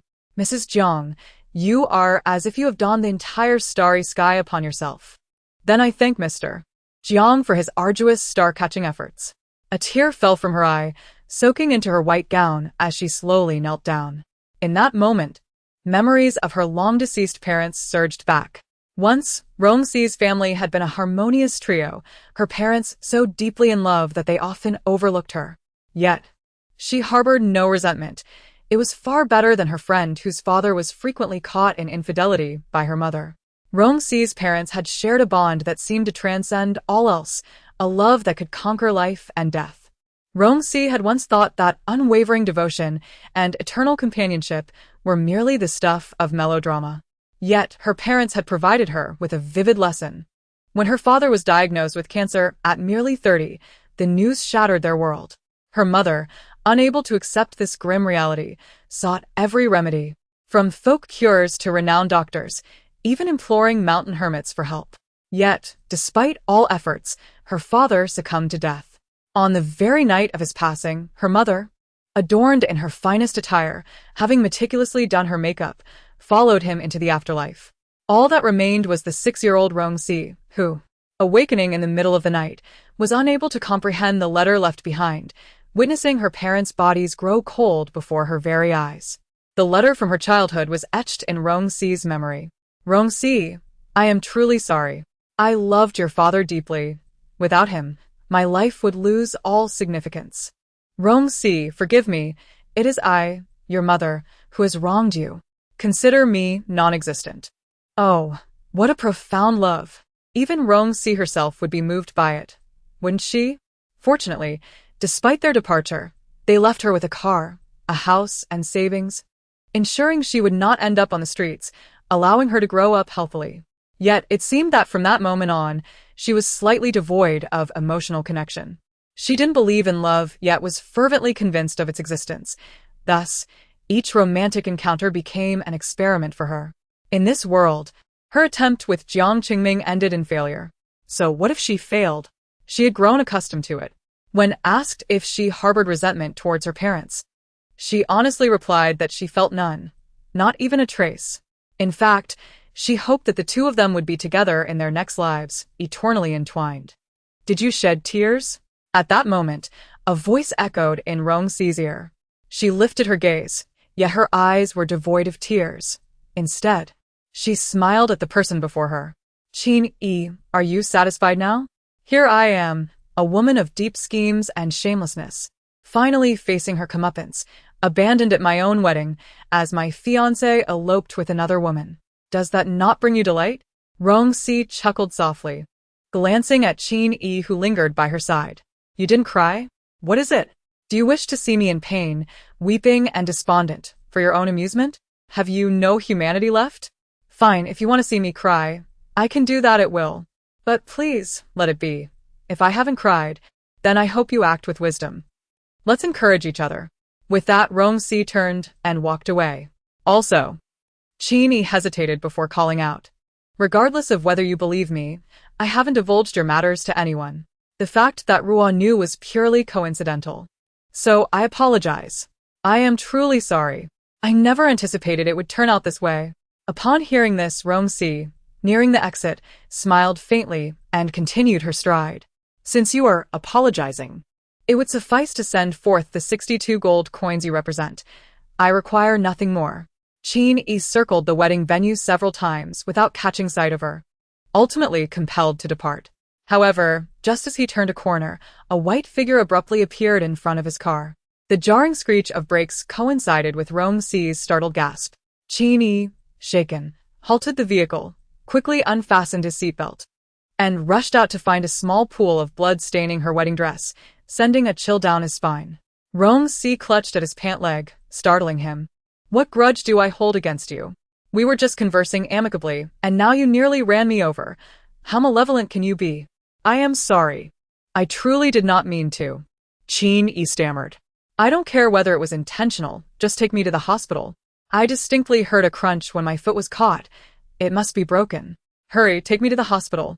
If my leg is indeed fractured, you will be responsible for caring for me for the rest of your life. Do you understand? Move quickly. Okay. Qin hastily crouched down and lifted her into his arms. Ouch. That hurts. Can't you be gentler? Forgive me. I apologize. If only he had walked properly earlier. But now it seemed Rong Shi would inevitably remain to care for him. How could he have ever imagined being entangled with this woman? This was madness. After the surgery, with her leg in a cast, Rong Shi lay in the hospital bed, biting into an apple, watching Qin flit around, attending to her needs. She could no longer suppress her laughter. With that laugh, it felt as if the day's gloom dissipated entirely. Successful at playing the victim. Chapter 21. The Substitute, Part 20. How did you end up with this flavor? You must know it's notoriously unpalatable, right? I don't want this, you eat it. Once you're full, get me the yogurt flavor, quickly. Rong Shi abruptly thrust the small cake in her hand into Qin's embrace, then returned her focus to the game, not sparing him a glance. Having heard her words, Qin, in a fit of indignation, plopped down beside the hospital bed, furiously stuffing the cake into his mouth. As if engaged in a silent rebellion, he exuded an eccentric aura of defiance, determined to remain seated, unmovable by anyone's pleas. In a moment of respite from her game, Rong Shi glanced at Qin, unable to suppress a smile that tugged at her lips, though her gaze remained cast downward. It wasn't until Qin had nearly devoured the durian cake that he finally noticed something awry with Rong Shi. He observed her tears cascading onto the blanket, rendering him flustered. Hey, don't cry. What's the matter? I never said I wouldn't get you more. Fine, I was wrong. I shouldn't have yelled at you. Do you want the yogurt flavor cake? I'll buy it. I'll go right now. With that, Qin crumpled the packaging in his hand and tossed it into the nearby trash can. He stood up, ready to dash out, but just then, Rong Shi grasped the hem of his shirt, looking up with tear-streaked cheeks, her voice pitifully adding, and strawberry flavor too. In that moment, Qin felt utterly bereft of words. He tidied up some of the items on her bed and adjusted her position. All right, my dear, whatever you wish for. Even if it's something from the depths of the sea, I'll fetch it for you. I promise. Before he could finish, laughter erupted from the adjacent beds. Both Rong Shi and Qin turned to see an elderly lady in a neighboring bed, her leg in a cast, doubled over in laughter. You two lovebirds seem to be in high spirits. I'm not, Qin began to protest, but the grandmother turned to Rong Shi, advising her. Child, stop teasing your husband. He's a fine young man. Despite occasional complaints, he has been diligently caring for you, fearing even the slightest discomfort. While a little bickering is normal in life, too much can harm your bond. Exactly. Let your husband catch a break. Running around every day is exhausting. I'm not. Qin attempted to counter again, only to be interrupted by Rong Shi's soft sigh, followed by her obedient nod. Yes, you're right, Granny. I was wrong. I won't tease you anymore, dear husband. Rong Shi raised her face, earnestly looking into Qin's eyes, nearly bursting with laughter at the incredulous expression on his face. What nonsense are you spouting? Qin leaned closer, lowering his voice. I'm just playing with you. Before Rong Shi could finish her sentence, the door to the ward swung open, and they turned to see a woman dressed in a striking black and white professional outfit, holding a bouquet of flowers, staring in disbelief. Xiao, you got married? Oh. You are in deep trouble. I'll definitely tell Mom and Dad that you secretly wed a girl abroad without informing them. This must be Xiao Rou, right? Hello. I'm Qin's elder sister, Qin Rui. I apologize for Xiao Yi's ignorance. It's taken me this long to meet you. Is your leg all right? Huh? Rong Shi froze. Sister, what are you talking about? The amnesia and the photograph were clearly references to Lin Rou, and although Rong Shi bore a resemblance, she couldn't possibly be mistaken for her. Moreover, marriage? When had he ever engaged in such despicable conduct? This woman was far beyond his means. Still denying it? I just heard her call you husband. If you didn't like her, why go to such lengths to care for her? You're finished, Qin Xiao Yi. You'll be held accountable for your actions. No, she has nothing to do with me. She isn't Xiao. We've seen the photos, haven't we? Qin Rue pulled out a picture of Lin Yi from her phone, revealing an identical likeness. You're incorrigible, Qin Xiao Yi. I'll tell mom and dad. For reasons unknown, Qin Rue set the flowers down and dashed out, brimming with excitement, as if she had stumbled upon a treasure. Qin Yi hurried after her, panic bubbling within him. Among the 3 children in the Qin family, his elder sister, his second brother, and himself, none were married. His sister, a staunch advocate of singlehood, faced relentless pressure from their parents. Eventually, the family had succumbed to the notion that at least one child ought to marry and produce offspring for the elderly to dote on. With his brother engrossed in scientific pursuits, it fell upon him or his sister to sacrifice their freedom. Now that his sister had secured a reprieve, she would not easily relinquish it. What now? Regardless of the truth that Rong Shi and Lin Yi were entirely different individuals, he truly harbored no feelings for her. In that moment of despair, Qin Yi turned to find Rong Shi buried under the blankets, resembling an ostrich, pretending to be oblivious. He sat beside her. Great. If my sister calls mom and dad over, what will I do? Hearing this, Rong Shi slowly pulled the blanket down, revealing her wide, unblinking eyes fixed on Qin Yi. When she saw that he remained calm, she lowered the blanket to her mouth. All right, it's my fault. Please don't be angry. When they arrive, I'll explain everything. I promise it won't put you in a difficult position. Is that all right? At that moment, Qin Yi cast her a glance, then sighed heavily. And as his feelings for her shifted from a -25 to a +25, they settled into the realm of ordinary friendship.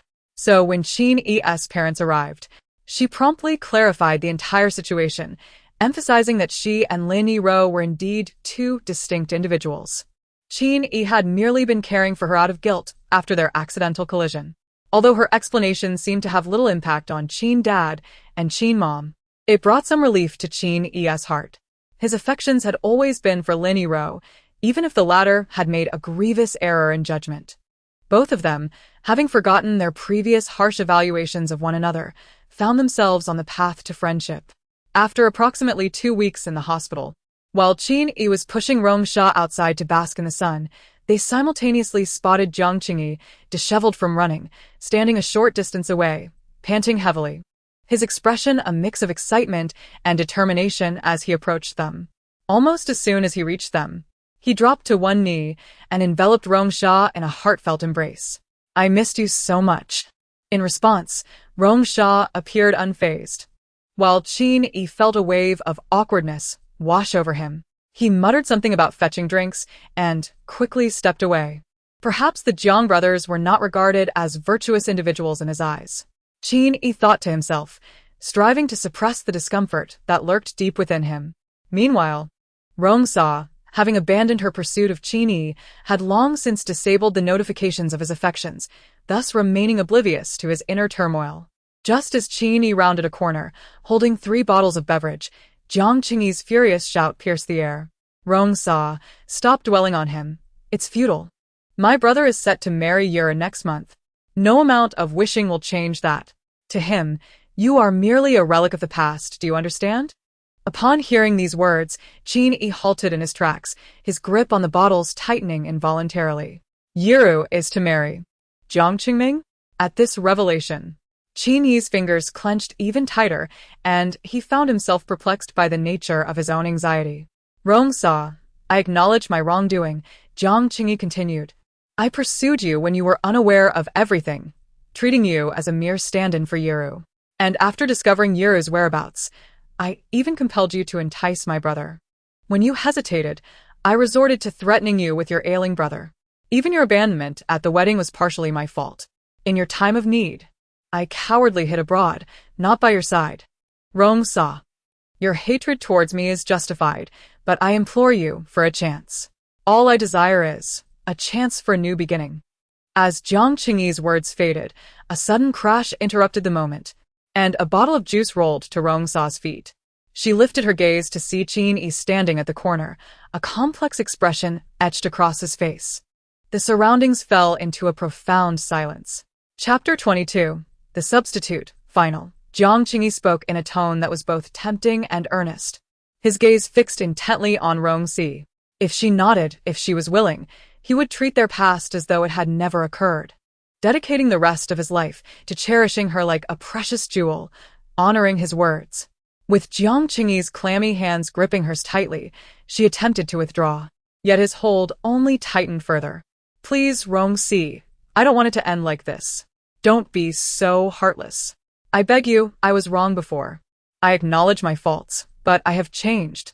I truly have. Just give me a sign, and we can traverse the long journey ahead together. Changyi, Rong Shi furrowed her brow. Okay, I understand. You must be exhausted today. I've taken up too much of your time.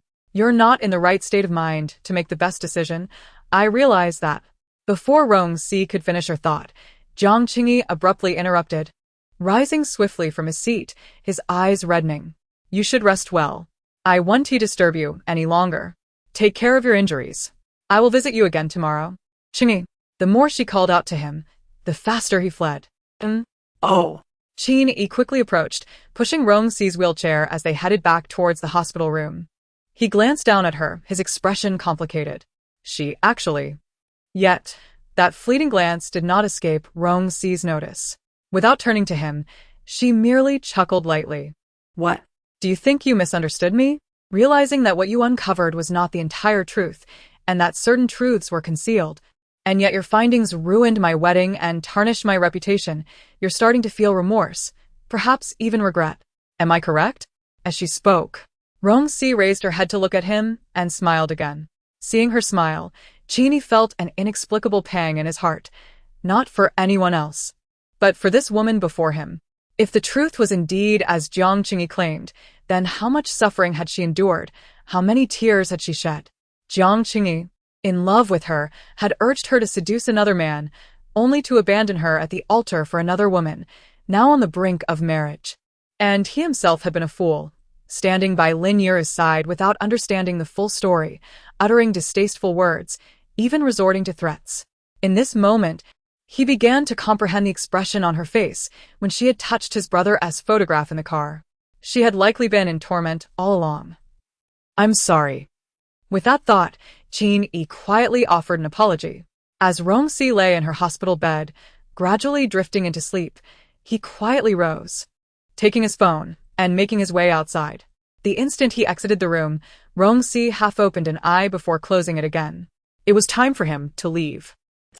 On the other side, after Qingyi dialed Lin Yu's number, he was startled to hear the voice of an unfamiliar man.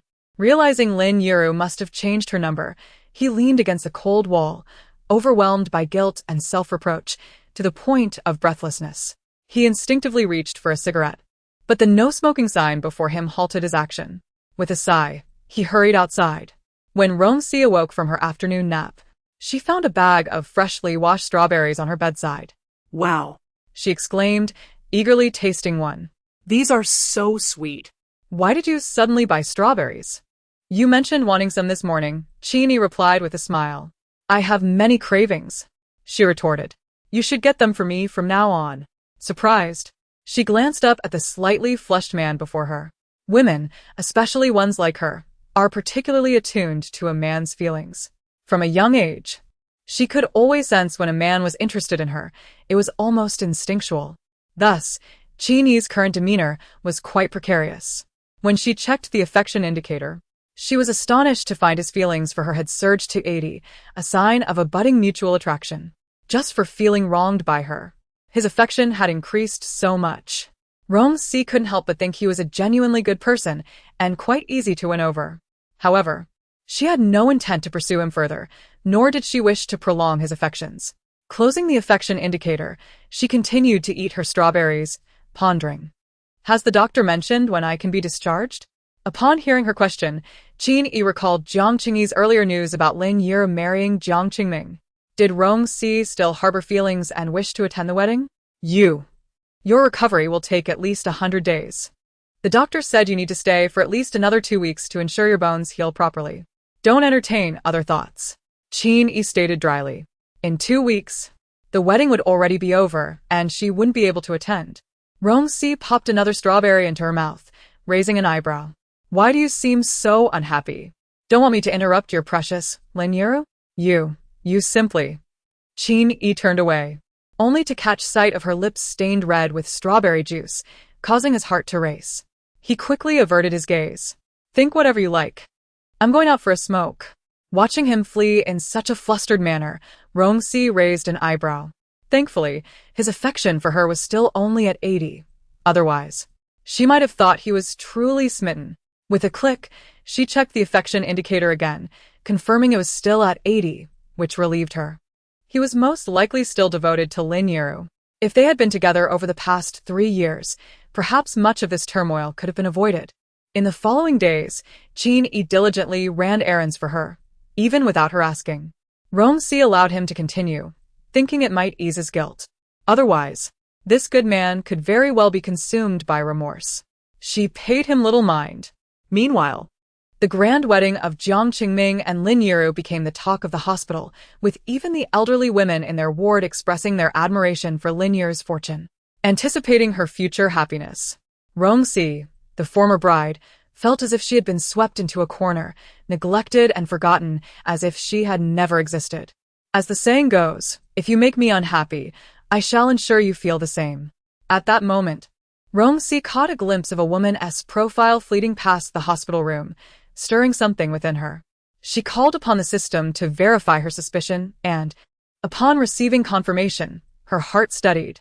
She believed she might have found a way to escape. Finally, the day of Lin Yuru and Jiang Qingming's wedding arrived. Jiang Qingyi, who had previously fled, seemed to have been kept under close watch by their parents, leaving him no opportunity to escape. Meanwhile, Qin Yi watched Rong Shi like a hawk, glued to his seat beside her bed, fearful she might attempt to leave. Rong Shi gazed at him with an amused expression, showing no signs of wanting to leave or request anything else, her obedience almost unnerving. However, this only stirred a sense of anxiety within Qin Yi, who appeared more like the one anxious about the wedding than she did. Rong Shi, of course, was unperturbed. The system continuously monitored Qin Yi's physical condition. As the saying goes, one cannot hold nature at bay. Having consumed so much water, she found it hard to believe. At that moment, Qin Yi's expression shifted to one of discomfort.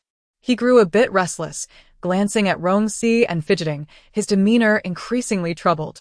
Observing this, Rong Shi, who had been reading, looked up and playfully tapped him, urging him to go, reminding him that she wouldn't run away. He hurried out, and only then did Rong Shi emerge from the corner of the ward, dressed and ready, casually informing the elderly ladies that they were merely playing and that she was going to find him, before striding out. Though her gait was still slightly unsteady, she was able to walk. Upon hearing this, an inexplicable tremor coursed through Qin Yi's heart, a foreboding sensation rising within him for reasons unknown. Meanwhile, upon arriving at the hotel hosting the wedding, Rong Shi fortuitously found herself at the beginning of the ceremony, standing aside and observing the couple as they attentively listened to the vows. Lin Yuru's face radiated longing and sweetness, while the groom bore an expression that resembled mourning, his countenance cold as if everyone present owed him a fortune. I do. The bride's voice was soft and sweet, prompting the pastor to nod and turn to Jiang Qingming. Do you take this woman to be your lawfully wedded wife? To love her, cherish her, in sickness and in health, for richer or poorer, until death do you part? Do you so pledge? The elderly pastor, surprised by the groom's silence, repeated the question. Groom, do you accept? Even Lin Yuru bit her lip in embarrassment, turning to peek at Jiang Qingming through her delicate veil. Clenching his fists, he first glanced at his parents and then at his brother, who stood beside them with a dispassionate air, before his thoughts involuntarily drifted to another woman's smiling face. Just as Jiang Qingming began to speak, a commotion erupted from the back of the crowd. Hearing the system's notification, Rong Shi smiled, thinking this was perfect timing. Don't push me. I'm just here to find my son. I don't have an invitation, but my son does. Please don't throw me out. Please. Please. At that moment, a pleading female voice came closer, rushing past Rong Shi. The crowd watched as a woman in a headscarf scuttled about, playing a game of tag with the security personnel while calling out for her son. It was evident to all that she was unstable. Jiang Qingming's father frowned at the sight of the woman, demanding to know where the manager was, instructing them to remove her immediately. Can't you see there's a wedding happening? How could you let such a person in?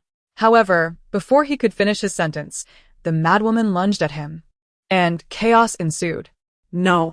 Jiang Qingming was caught off guard as the woman tackled him, her mask and glasses falling away to reveal a face he knew all too well. The slick warmth beneath him made him instantly comprehend the unfolding horror. The deranged woman erupted into laughter, exclaiming, "You deserve it. You deserve it for taking my son away." She continued to shout as security pinned her to the ground. Shall see. Shall see. Please don't scare me. It's going to be all right. Doctor, call an ambulance. Quickly. Jiang Qingming scooped Rong Shi into his arms, feeling as if he were in a dream, everything transpiring so swiftly that he could scarcely process it. No.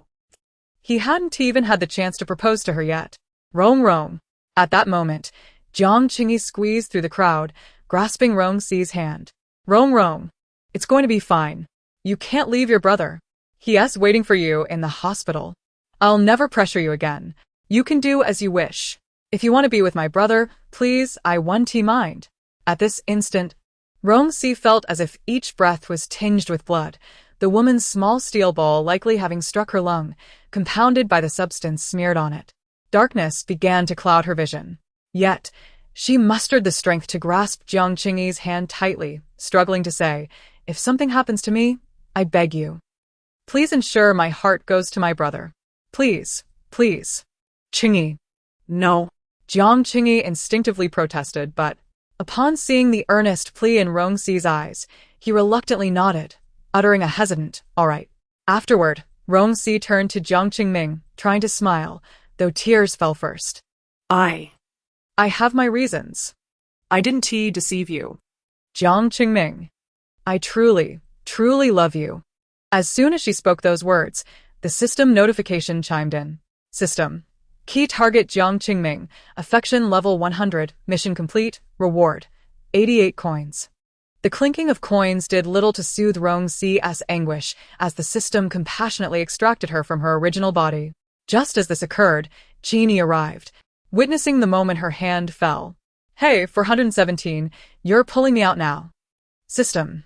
No worries, this body will sustain until you receive the heart transplant. That's good. So can we leave now? The plan to exchange her heart for that of her younger brother had long been in place. Though Rong Shi had managed to secure a healthy heart for him with Jiang Qingyi's assistance in the original plot, he had later suffered rejection and soon passed away abroad. The system had confirmed that this body as heart was exceptionally compatible with her brother's, making it a waste to leave it behind. Just then she heard, System. General target Jeannie, affection level 100, mission complete, reward, 62 coins. Wait, what? System. Mission complete. World detaching. Wait, hold on. Chapter 23. The substitute's epilogue. In that fleeting moment when Rong Shi's arm fell limply, Jeannie, having sprinted over, without catching his breath, felt as though his heart had abruptly ceased to beat. All sounds around him faded into silence, leaving him in a void where thoughts could not form. And even his movements seemed to slow. Rong Shi lay unconscious, oblivious to life and death, and he felt utterly unqualified to approach her. From the very beginning, they had existed in opposition. Apart from the incident that had transpired, there had been no further communication between them. Even now, both she and he had continued to believe that the one he loved was Iro, a truth he thought would never waver. He found himself devoid of any freedom to step forward.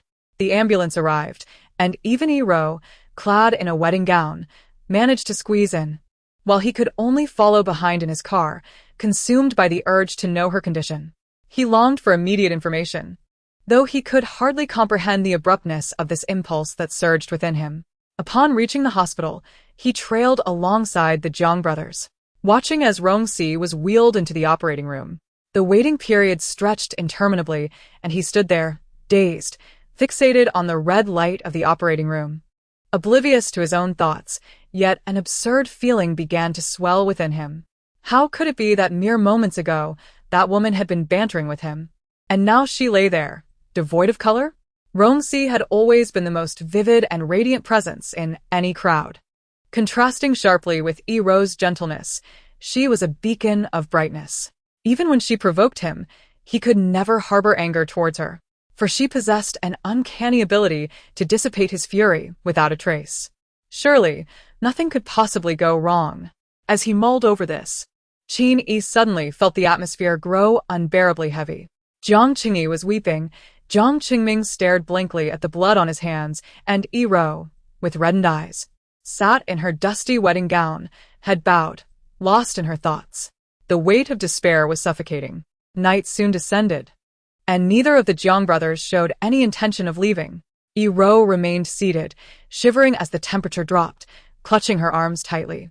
Just as Qin contemplated whether to offer her his jacket, the doctor emerged, stating that Rong Shi's blood type was rare and the blood bank was low on supplies, urging family members to donate. Strangely, the blood types of the 3 men present did not match Rong Shi's, leaving only Yi-Ro, who immediately rushed forward, declaring that her blood was ample and they could take as much as needed. After the donation, Yi-Ro sat quietly, her complexion pale. Qin handed her a bag of milk, to which she softly murmured her thanks. Moments later, the doctor returned, and at precisely 10:36 p.m., he shook his head at them. Silence enveloped the group, and Yi-Ro covered her mouth, bursting into tears. Jiang Qingyi, adhering to Rong Shi's wishes from her lifetime, donated her heart to her brother. Miraculously, there was little to no rejection. Rong Shi's brother, Rong Zheng, recovered remarkably well, calling out to them with heartfelt brotherly affection, yet never uttering a word to his sister. 3 years later. "What? You're getting married?" Qin exclaimed, astonished as he gazed at Lin Yi-Ro. "When did this happen? You've kept it under wraps. What's your fiancé's name? I've never heard you mention him." Lin Yi-Ro giggled. "I've been busy, but I'm genuinely happy for you. Are you here to deliver an invitation?" "Yes, right here." She pushed the invitation forward just as a pair of twins squeezed through. Uncle, I want ice cream. I want some too, and cookies. Is this for real? Your sister's kids are this big already? Who knew you were such a pro at parenting? What a loss for me. I should have gotten together with you sooner." "Stop joking." They shared a hearty laugh, and Qin called a staff member to take the children for a treat. Turning back, he noticed Lin Yi-Ro's hesitant expression. "Have you been in touch with Qingyi lately? I recall your relationship is quite good now." Lin Yi-Ro hesitated before asking. Seeing the smile on Qinyi's lips, she sighed in resignation. "Well, what I really want to ask about is Jiang Qingming. Considering he is technically my ex-husband, I ought to keep up with his situation, right?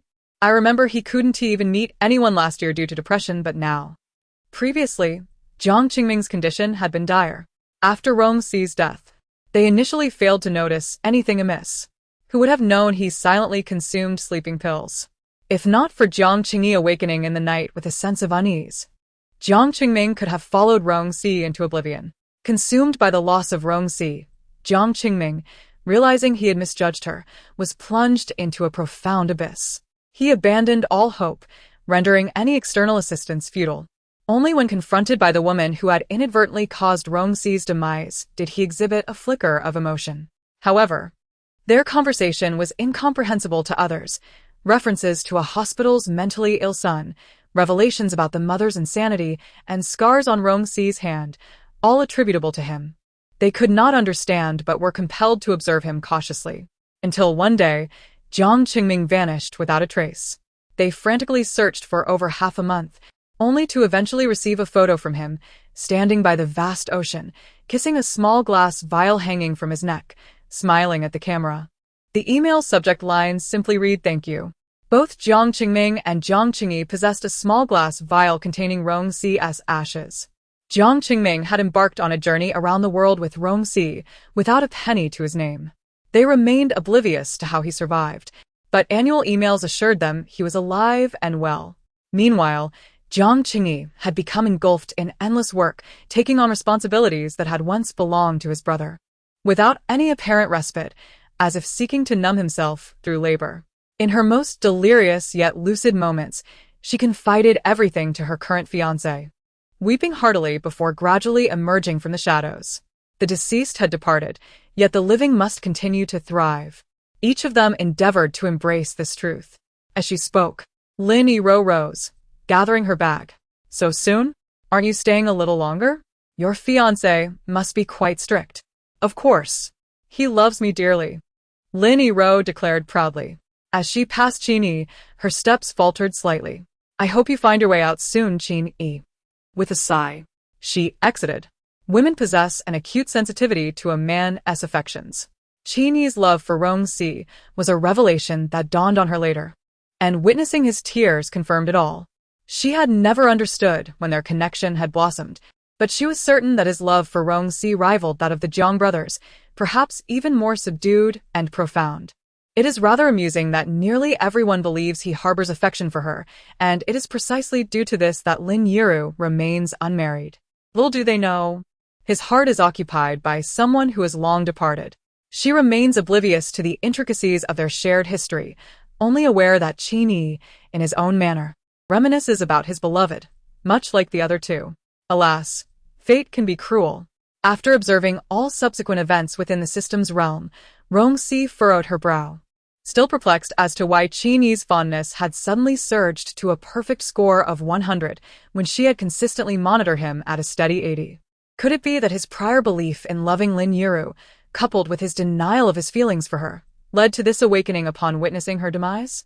After much contemplation, this reasoning seemed the sole explanation. This man could indeed be deemed a good man. However, Rong Shi speculated that in the realm of romance, he would likely only manage to sustain her interest for a little over a month, and the Jiang brothers would fare even worse. With this thought, Rong Shi raised an eyebrow, her earlier musings dissipating at the sight of the 248 gold coins displayed by the system, instantly uplifting her spirits. indeed. The rewards for subduing a scoundrel were quite considerable. Though the pain of death was unbearable, she vowed never to endure such an experience again. Sighing, she pondered whether she could now redeem her corporeal form. No sooner had she uttered this thought than the system's exchange list unfurled before her. System. Player. Please select the tools you wish to purchase. I do not want tools. I wish to save money to buy a body. Rong Shi protested, frowning. System. Player has opted not to purchase tools. Purchasing tools during the narrative mission incurs an additional fee of 20. What? Wait a moment. System. Player Rong Shi. Would you prefer to take a brief respite or proceed to the next world for your conquest? Please make your selection. A brief respite. I've just died and am still in shock. I need to rest. System. Understood. Player has chosen to take a brief respite. However, due to the necessity of expending system energy to maintain the virtual space, this rest will be charged at a rate of 1 gold coin, 2 gold coins. What the hell? You heartless and scrupulous entity. Chapter 24. The Dilemma of the Film Queen, Part 1. So, this is the filming set?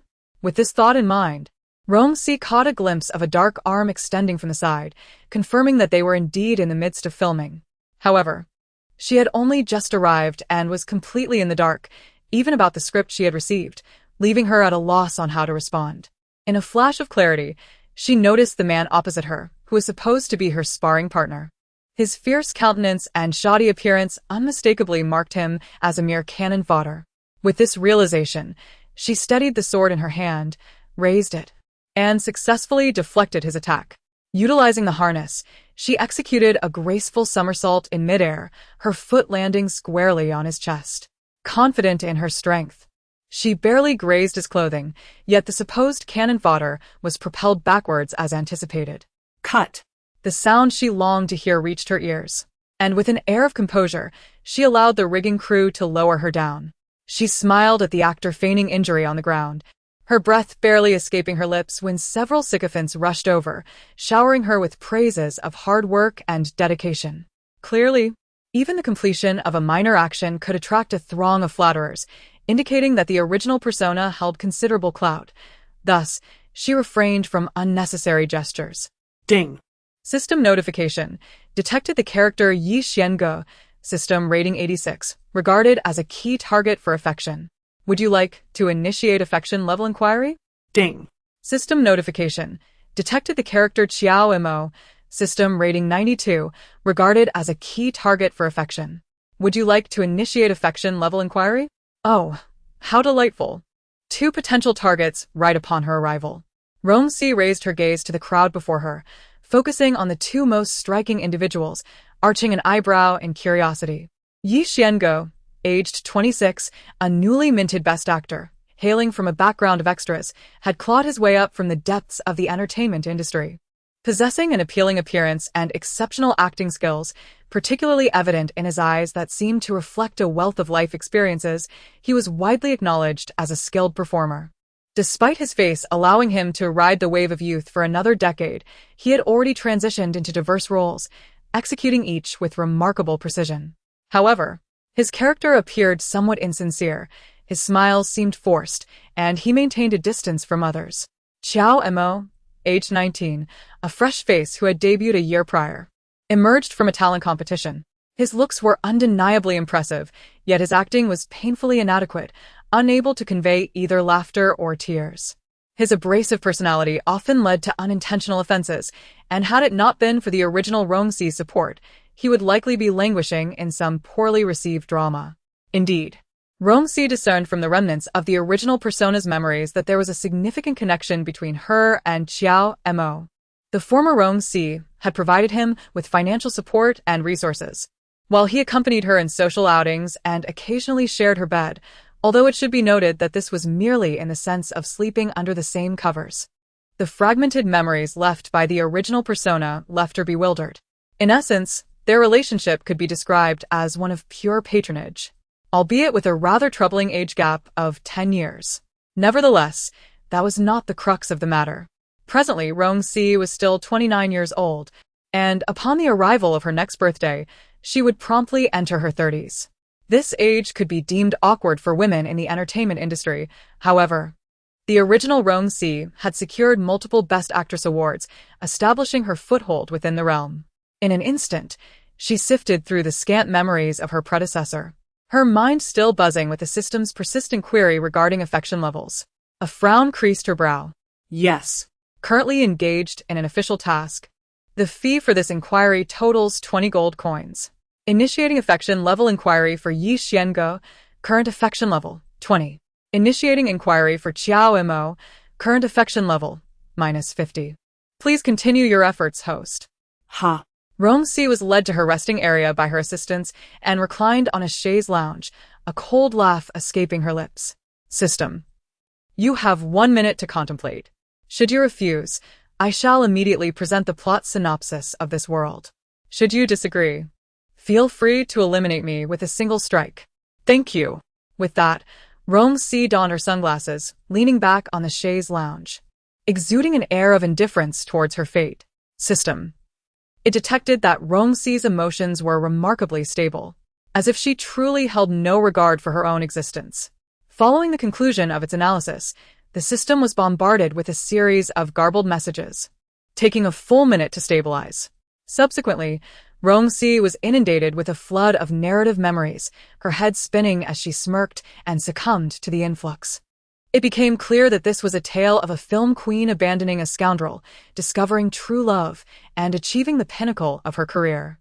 The rise of the queen inevitably indicated her current state of decline. A figure like Rong Shi, who had always shone brightly and stood at the zenith of her career from the outset, was in no way connected to the notions of rising or revenge. The novel's protagonist, Qin Kefei, began her journey as a character infatuated with love, following her boyfriend to the bustling city of Yanjing to pursue their shared dreams in the entertainment industry. Living in a basement and enduring hardships such as filling her stomach with cold water during times of hunger, she bore the brunt of their struggles for 2 full years without a single complaint. She believed in her boyfriend's potential for success and fame, willing to endure all hardships for that day. After 2 years of playing minor roles and enduring failures, her boyfriend finally received an audition opportunity. With his remarkable acting skills and appealing appearance, he seized the chance. When fortune smiles, it is unstoppable. The role of a supporting character catapulted him to stardom, garnering fans and marketability. Within just a year, he transformed into a coveted Best Actor. Yet as soon as he achieved fame, he promptly discarded his girlfriend. Indeed, the protagonist's scoundrel of a boyfriend was none other than Yi Xiango. However, Rong Shi found it puzzling that such blatant scoundrel traits warranted a mere rating of 86 from the system. Was there some hidden truth behind this evaluation? Naturally. Qin Ke-fei was devastated by her boyfriend's betrayal. Unable to fathom that the man who had been with her since college and had treated her with such care could turn out to be so ungrateful. She had sacrificed so much for him, even resigning from her stable job in her hometown, all for his sake. How could he do this to her after all she had endured? After 3 months of despondency, Qin Ke-fei experienced an epiphany. She realized that her journey to Yanjing was not solely about love, but also about her own dreams, her aspiration to act. Though she had always been timid. Believing that witnessing Yi Xianji's rise to fame was sufficient, his abrupt betrayal pushed her to the brink, compelling her to take drastic action. With newfound clarity, Qin Ke-fei stepped into the entertainment industry. Yet, on her very first day, brimming with confidence, she encountered a notorious playboy. Just after ending a relationship, he used her as a shield, thrusting her into the headlines. It was then that she discovered this playboy was none other than Zhuo Feibai, the president of the country's largest entertainment company, Zhuoyu, notorious for his philandering ways, discarding women like chaff. Qin Ke-fei had no interest in such a man. She believed that Yi Xiange could achieve fame on his own merits, and she could do the same, dismissing him entirely. Yet, she found herself unwillingly entangled in a dramatic chase from the paparazzi, leading to an unexpected series of encounters, where he suggested that since she aspired to be famous, why not join forces with him? Initially, none of this had anything to do with Rong Shi, yet, ironically, Zhuo Feibai was her benefactor, having been the one to elevate her status. Although their relationship had significantly cooled over time, they maintained contact. Their early encounters were not devoid of sweetness, but alas, no amount of sweetness could counter the inherent nature of Zhuo Feibai's roguishness. Rong Shi had undergone an abortion for Zhuo Feibai, only to discover that same day he was making headlines with another supermodel. From that moment, she transformed her image from pure to sultry, evolving into a queen of scandals, inadvertently becoming the woman who lingered longest by Zhuo Feibai's side. In truth, Rong Shi resembled Zhuo Feibai's legitimate partner, dismissing the flurry of fleeting romances surrounding him. She was confident that even without marriage, she would remain his steadfast companion until the unexpected emergence of Qin Keef. Not only did Zhuo Feibai cast her in his new film, but their frequent encounters also became a source of distress for Rong Shi. The small wolf dog Qiao Mo, whom she had cherished, gradually gravitated towards Qin Keef. Overwhelmed by irritation, Rong Shi lost interest in filming altogether, and her demeanor towards Qin Keef soured, evolving into blatant hostility. This, however, inadvertently crossed Zhuo Feibai's threshold of tolerance, leading to a rift between them, prompting Rong Shi to seek filming opportunities abroad. Ultimately, it was revealed that the orchestrator behind her troubles was, in fact, her own father, claiming it was to teach her a lesson. However, the Zhuo family's wealth was laid bare, and it became evident that their prestigious lineage was beyond what outsiders could fathom. With such connections, Zhuo Feibai could withstand the collapse of numerous enterprises without facing repercussions. At this juncture, deprived of Zhuo Feibai's support, Rong Shi found herself besieged by old scandals from her rivals who employed internet trolls to propagate rumors about her alleged diva behavior, affairs with younger men, and lack of professionalism. Among these attacks were likely orchestrated by Qiao Mo. With Zhuo Feibai now preoccupied with Qin Keef, he paid little heed to Rong Shi's plight, ultimately forcing her to retreat from the entertainment industry and flee to distant lands. In the wake of Qin Keef's rise, Yi Xiange found himself devoid of roles, experiencing a swift decline, while Qiao Mo seamlessly replaced him, collecting awards with ease, all the while silently adoring his goddess, Qin Keef. How complicated the situation remains. Chapter 25, The Actress at Her Wit's End, Part 2. Rong Shi raised an eyebrow, removing her sunglasses to sip from a nearby hot drink. Casually, she picked up the entertainment newspaper resting beside her, and a deep imprint of her nails caught her attention, prompting a smirk. The headline read, Heartthrob Zhuo Xiao's girlfriend exposed. To protect his love, Zhuo Feibai flees at midnight. This was the news detailing Zhuo Feibai and Qin Ke-fei's reckless night drive. Rong Shi had no idea how many times she had read it, the edges of the paper marred by her persistent grip. It was amusing, really. Given the original persona of Rong Shi, a flamboyant and scandalous figure, notorious for her myriad of romantic entanglements, who could have guessed that her heart had always belonged to just one man? Zhuo Fei Bai had become her inner demon.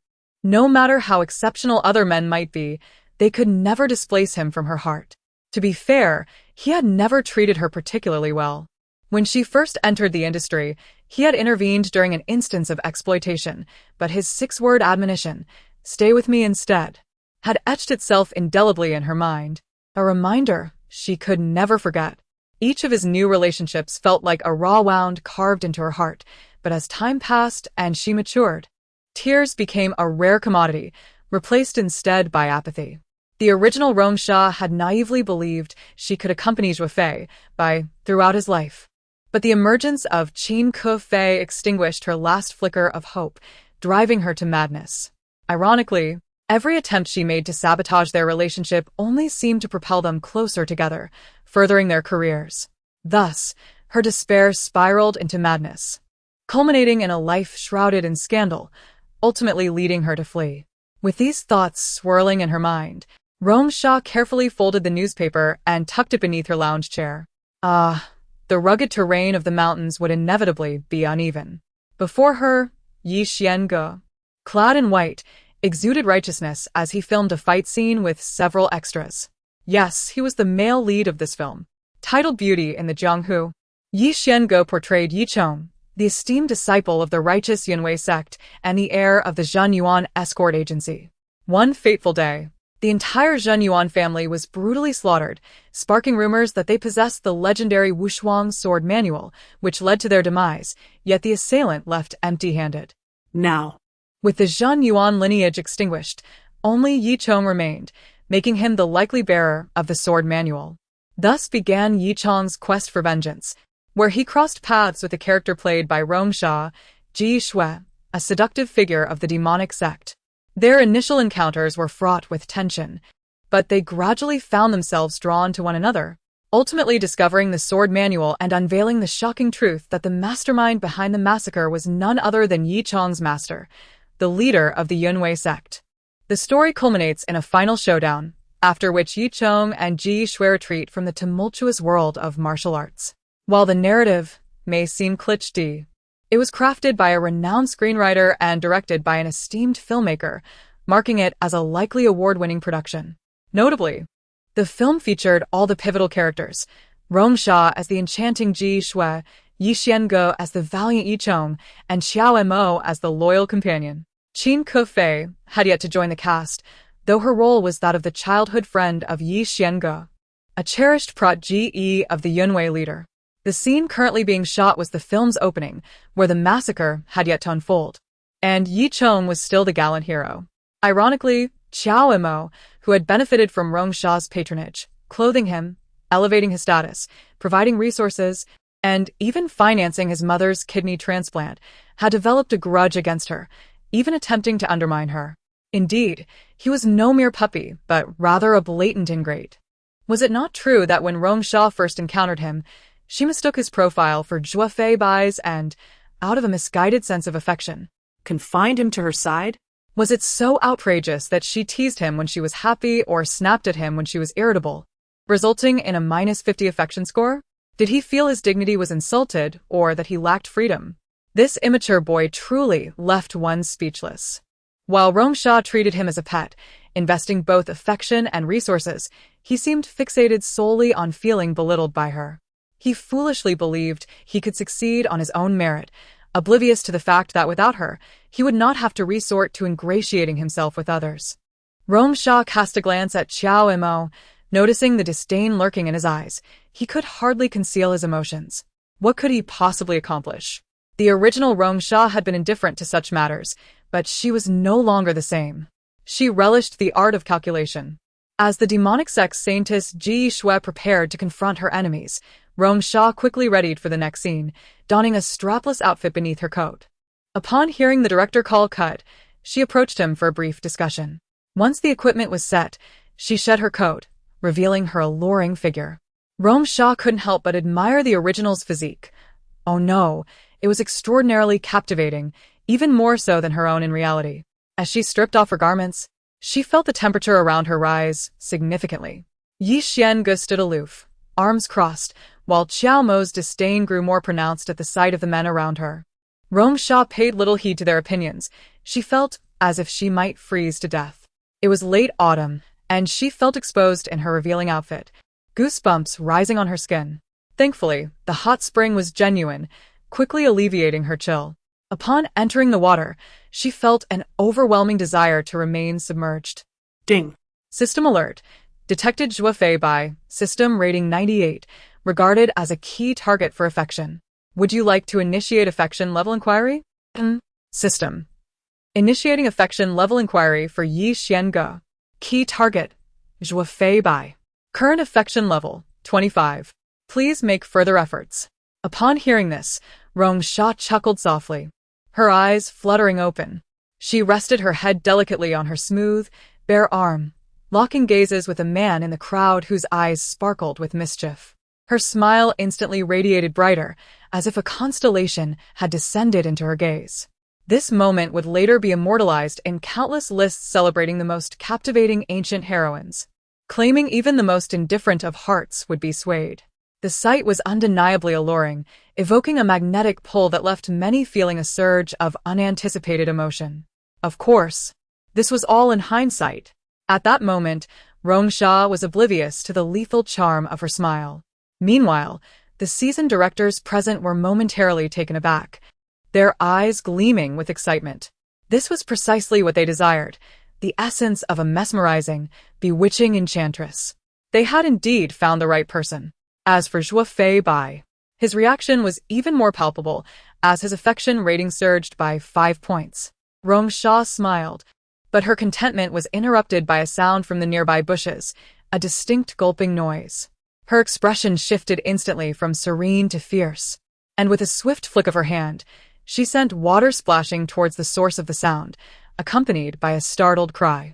Subsequently, the wire harness came into play, and in an instant, Rong Shi was lifted into the air, her delicate toes barely grazing the water surface as she deftly retrieved a side of her crimson attire, executing a complex dressing maneuver midair before descending gracefully. The entire sequence unfolded seamlessly, and upon hearing the director's excited call of cut, Rong Shi felt assured that this scene posed no issues. Only a few close-up shots remained to be filmed. Acting had always been a simple affair for her.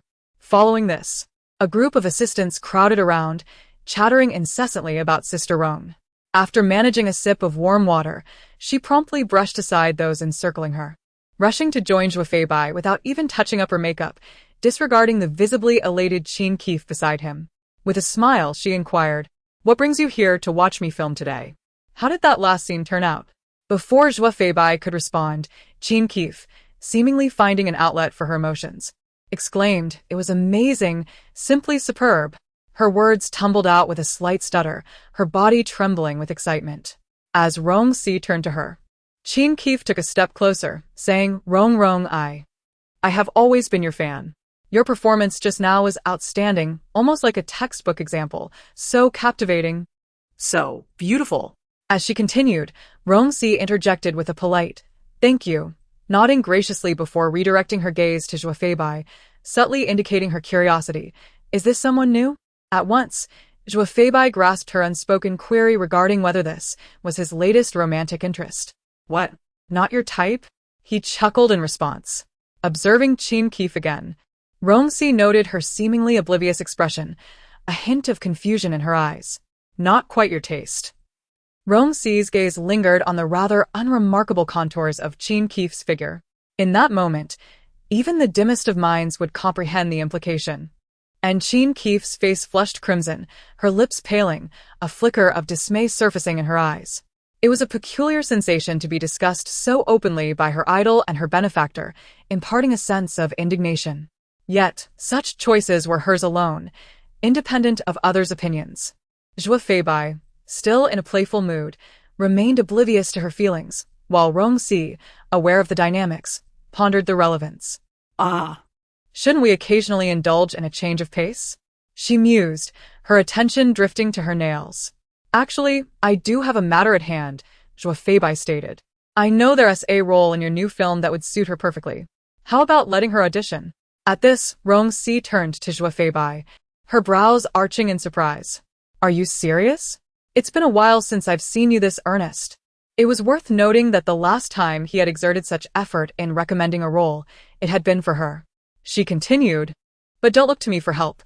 I'm merely the lead actress and the director is right over there. Indicating toward the director, whose hair was flecked with gray, she then waved dismissively at the pair behind her.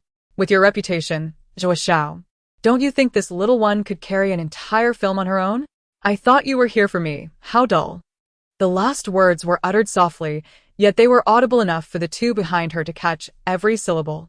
As she brushed past Yishuanga, she immediately heard Qin Keefe's astonished exclamation, "It's you." In response, Rong Shi glanced at Yishuanga, only to find no trace of guilt or remorse in his eyes, but rather an unmistakable air of annoyance and disdain. Oh, how utterly despicable. I like it. Chapter 26, The Impasse of the Film Queen, Part 3. Is it you? I can't believe you're here. Are you involved in this production too? Qin Kefi exclaimed, disbelief etched across her features. Yishuanga cast her a fleeting glance, as if she were invisible, then turned to follow Rong Shi, intent on leaving.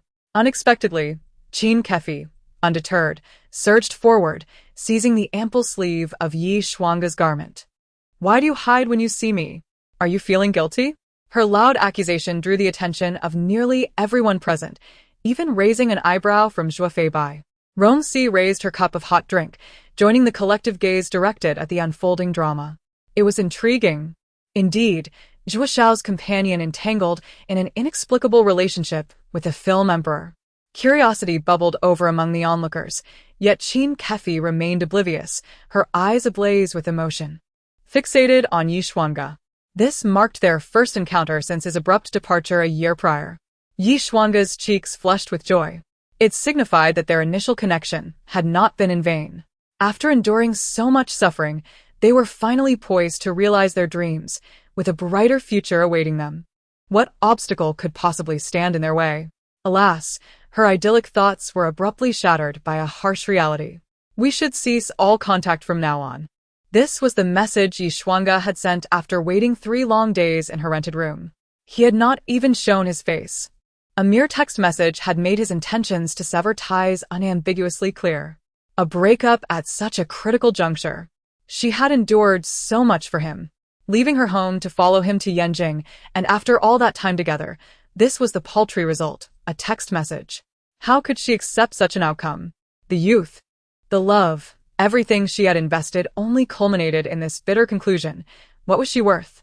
Qin Kefi's complete disregard for the situation made Yishuanga frown deeply. Abruptly, she yanked her sleeve free from Qin Kefi's grasp and coolly regarded her. Madam, I believe we are not acquainted. Perhaps you have mistaken me for someone else? At her words, Rong Shi lifted her gaze to Yishuanga. The confusion and distaste on Yishuanga's face, tempered by a cautious consideration for Zhuo Feibai's presence, was a performance of remarkable finesse. It was so convincing that even Rong Shi, privy to the underlying truth, found herself momentarily deceived, lowering her head to sip her drink. Indeed, the film emperor was beyond reproach in his acting. His performance was seamless, natural. Even Zhuo Feibai frowned in response, just as Qin Kefi widened her eyes in disbelief. Preparing to confront Yishuanga once more, Zhuo Feibai stepped forward, frowning. He placed a firm hand on her shoulder, guiding her towards him, his voice low and commanding. Calm yourself. Can't you see everyone is watching you? The director and others are observing your every move. Is your so-called dream worth jeopardizing for a moment of anger? Regardless of any entanglement between you and Yishuanga, I demand you to compose yourself. Previously, he had been intrigued by this woman, especially after her passionate speech about dreams during the encounter at Zhuiyu's, which had set her apart in his eyes. He had elevated Rong Shi to her current esteemed position, curious to see if this captivating woman could ascend to the same heights. However, it appeared her intellect was lagging behind her sharp tongue, diminishing his interest.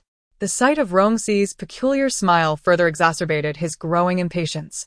At that moment, feeling the weight of the gazes upon her, Qin Kefi finally fell silent. Yet, upon meeting Yishuanga's gaze, one that resembled that of a stranger. She could not suppress the pang of grievance within. Nonetheless, she understood the gravity of the situation. Securing her place in this production was of utmost importance. The reason she had allied with Zhuo Feibai was to achieve just that. Qin Kefi was indeed talented. Given this opportunity, she was certain she could realize her aspirations. Seeing Qin Kefi submissively leaning against him, Zhuo Feibai's irritation gradually dissipated. He turned to Yi Xuanga. Yi, I suggest that even if you and Kefi were acquainted in the past, it would be best for both of you to act as though you have never met. I do not tolerate my woman maintaining ambiguous relationships with others. Of course. Yi Xuanga replied with a smile, nodding. I have never known this woman, and I certainly shall not have the opportunity to know her in the future. With that, he did not cast a single glance at Qin Kefi, turning instead towards his resting area. With Zhuo Feibai's declaration, the others resumed their activities, abandoning their curiosity. In the entertainment industry, artists from Zhuo Yu's family alone could dominate the scene. Anyone daring to cross Zhuo Feibai risked their career. Once Yi Xuanga departed, Zhuo Feibai escorted Qin Kefi towards the director, maintaining the necessary protocols, lest he be perceived as coercing her entry. As Qin Kefi began her audition, Rong Shi leisurely approached Zhuo Feibai, turning to meet his gaze, her eyes sparkling with a playful seriousness. Caught off guard, Zhuo Feibai felt a flutter in his heart, his mind involuntarily recalling the enchanting smile Rong Shi had worn by the hot spring. He instinctively raised his hand, intending to embrace her waist, only for Rong Shi to retreat playfully, sighing as she did so. Your eyes seem perfectly fine. They do not appear to have suffered any injury. You, Rong Shi. Zhuo Feibai's momentary daydream vanished, realizing she was mocking him for his peculiar choice of companion. Even he found it perplexing how he had become so infatuated. Perhaps it was the brilliance in her eyes that captivated him. Qin Kefi exuded an aura akin to sunlight, invigorating those around her, and her presence naturally uplifted spirits, a magnetic allure that was undeniable. Very well, I shall refrain from further comment.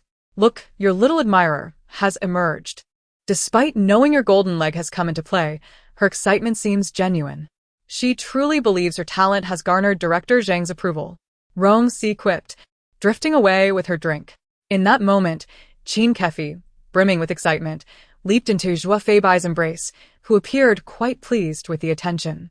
Yet, as if suddenly realizing the implications, Qin Kefi's face flushed crimson, attempting to withdraw, only to find Zhuo Feibai unwilling to let her go. Meanwhile, the young actress initially slated for the role of the junior sister, upon learning this news, turned pale.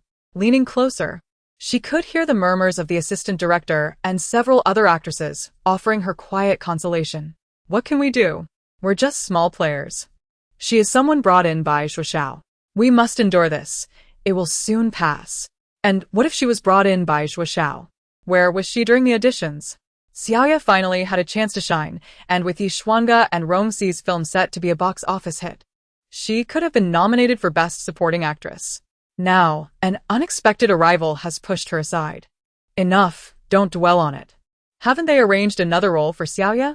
The junior sister is merely a supporting role.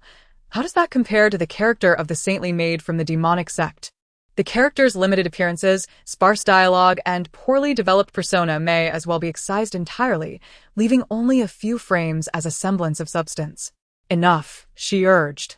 Don't take it to heart, Xiaoya. We ought to be accustomed to this by now. There will surely be opportunities in the future. A sorrowful murmur of agreement echoed from the woman, yet they all understood how elusive opportunities in the entertainment industry could be, with no certainty of when they might arise again, perhaps years hence. But what could they do? They could only endure. After overhearing the hushed conversations, Rong Shi turned to glance once more at Qin Kefi, who, despite having just bid farewell to Zhuo Feibai, wore an unmistakable smile. She donned her sunglasses again. Meanwhile, Xiao Mo was busy moving props, seeking to avoid any perception that he had gained entry through his association with Rong Shi. His thorough study of the script was commendable, and he readily assisted the crew whenever he had a moment to spare, which earned him a stellar reputation among the staff. Regrettably, he could never quite escape the shadow of Rong Shi's name. Today, however, was different. Just as he set down a prop, someone unexpectedly tapped his shoulder. He turned to find a pair of eyes sparkling with joy. The girl's smile outshone even the sun above her. Do you need assistance? I'm new to the crew and know nothing yet, just wondering if there's anything I can do to help. Oh, you seem to be an actor too, right? I saw you behind Rong, just now. What role are you playing? I've been cast as the junior sister of the Yunwei sect, and I have quite a few lines, Chin Keef chirped, taking the items from Qiao Mo's hands with an air of familiarity. Wait, isn't the junior sister of the Yunwei sect already being portrayed by someone else? Has the director deemed her unsuitable? A thought flitted through Qiao Mo's mind, but he dismissed it, instinctively glancing towards Rong Shi, who was smiling and chatting with Yi Shuangge. He squinted slightly and turned back with a grin. I play the dark guard of the Saintess. Following his gaze, Chin Keef observed the scene and ground her teeth. So, Yi Shuangge pretended not to know her. Did he? She would eventually strip away his hypocritical faade. Meanwhile, after hearing Yi Shuangge's suggestion, Rong Shi smiled. Dinner? Tomorrow night? Sure. She recognized that he likely sought to exploit her for some scandal, yet she could hardly refuse such an opportunity presented on a silver platter. Having nodded in acceptance of Yi Shuangge's invitation, Rong Shi had no intention of prolonging the conversation. He, too, was perceptive and promptly took his leave. Rong Shi looked up at the sky, noting the encroaching darkness. Having completed most of her scenes for the day, the remainder would likely be Chin Keef's. It was of no concern to her. She craved sleep, now.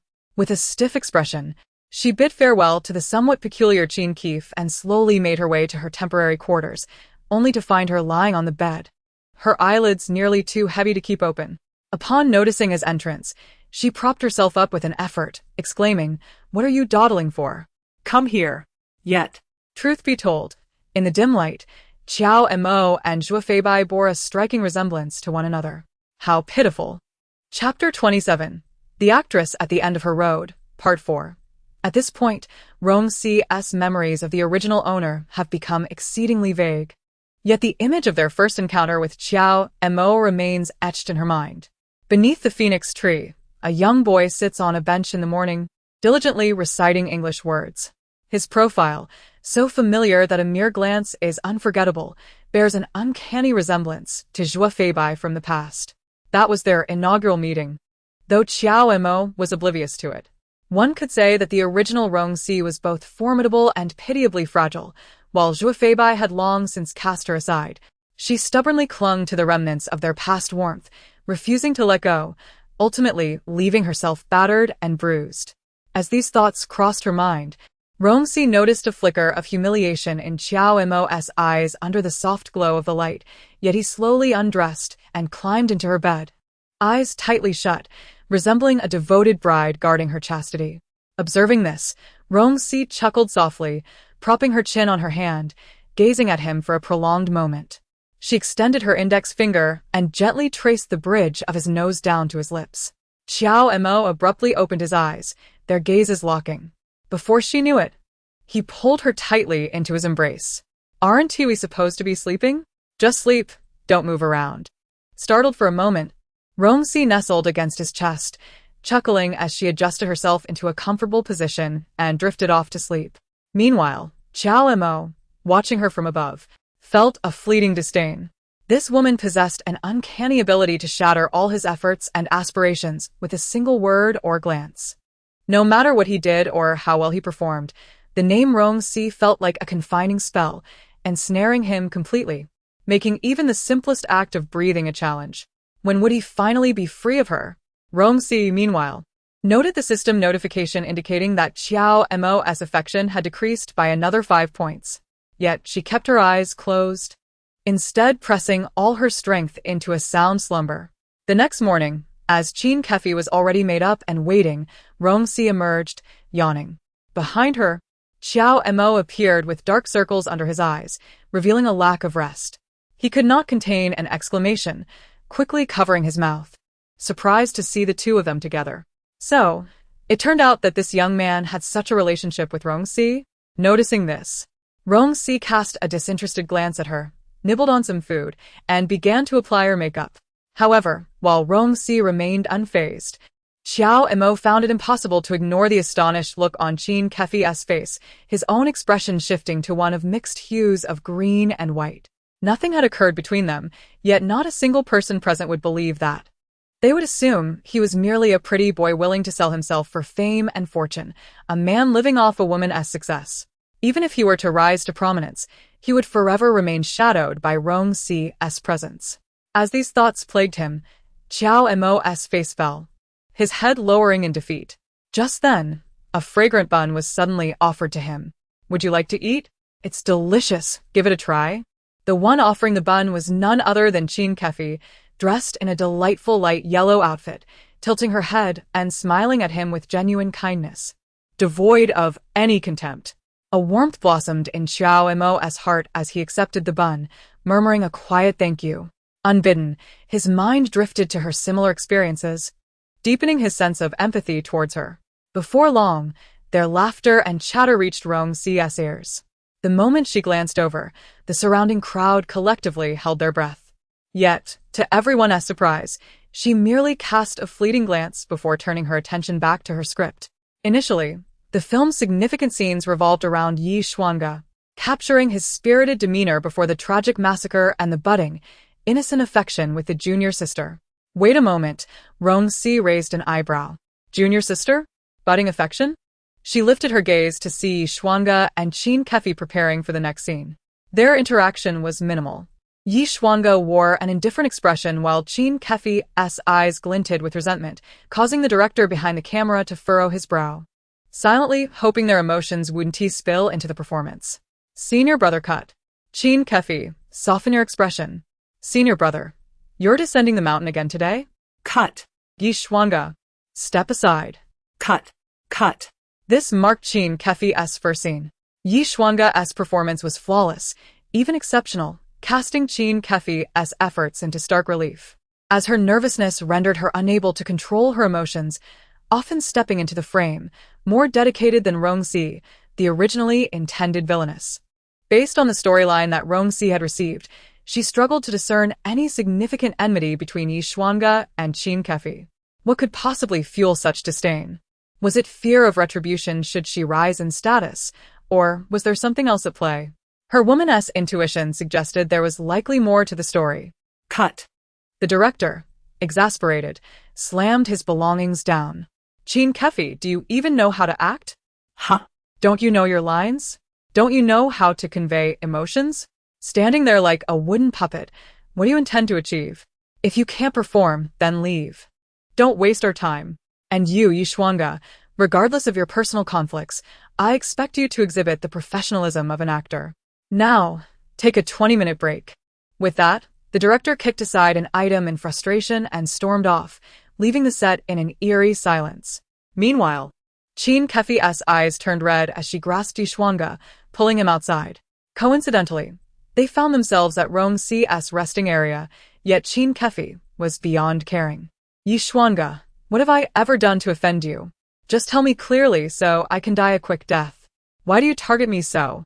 The one truly deserving of an apology is you, not me. What gives you the right to endlessly pursue me? I'm afraid I don't quite understand what you're saying. Alright, play dumb all you like.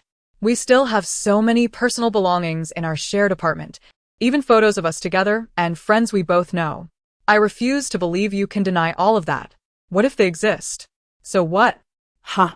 That just means you, the illustrious Yi Daringdi, once dated a nameless nobody like me, and kicked her aside after you became famous. Wait. I think there's been a misunderstanding. I never considered us as a couple. If anything, you were merely my roommate. You asked to come to Yanjing with me, and I obliged. I don't believe I acted in any flirtatious manner. Rent and meals were shared equally. If anyone suffered, it was me, working tirelessly to earn our rent and treating you to meals while you carelessly offended others and quit your job without a second thought, often staying home without any income. It wasn't I who toiled endlessly to support us. At that time, I considered our shared hometown connection. I lent you money without any expectation of repayment. Later, when I decided I no longer wished to reside there, I sent a message indicating I did not want to meet anymore, not even asking for the money back. What is this? Have you become so accustomed to taking advantage of others?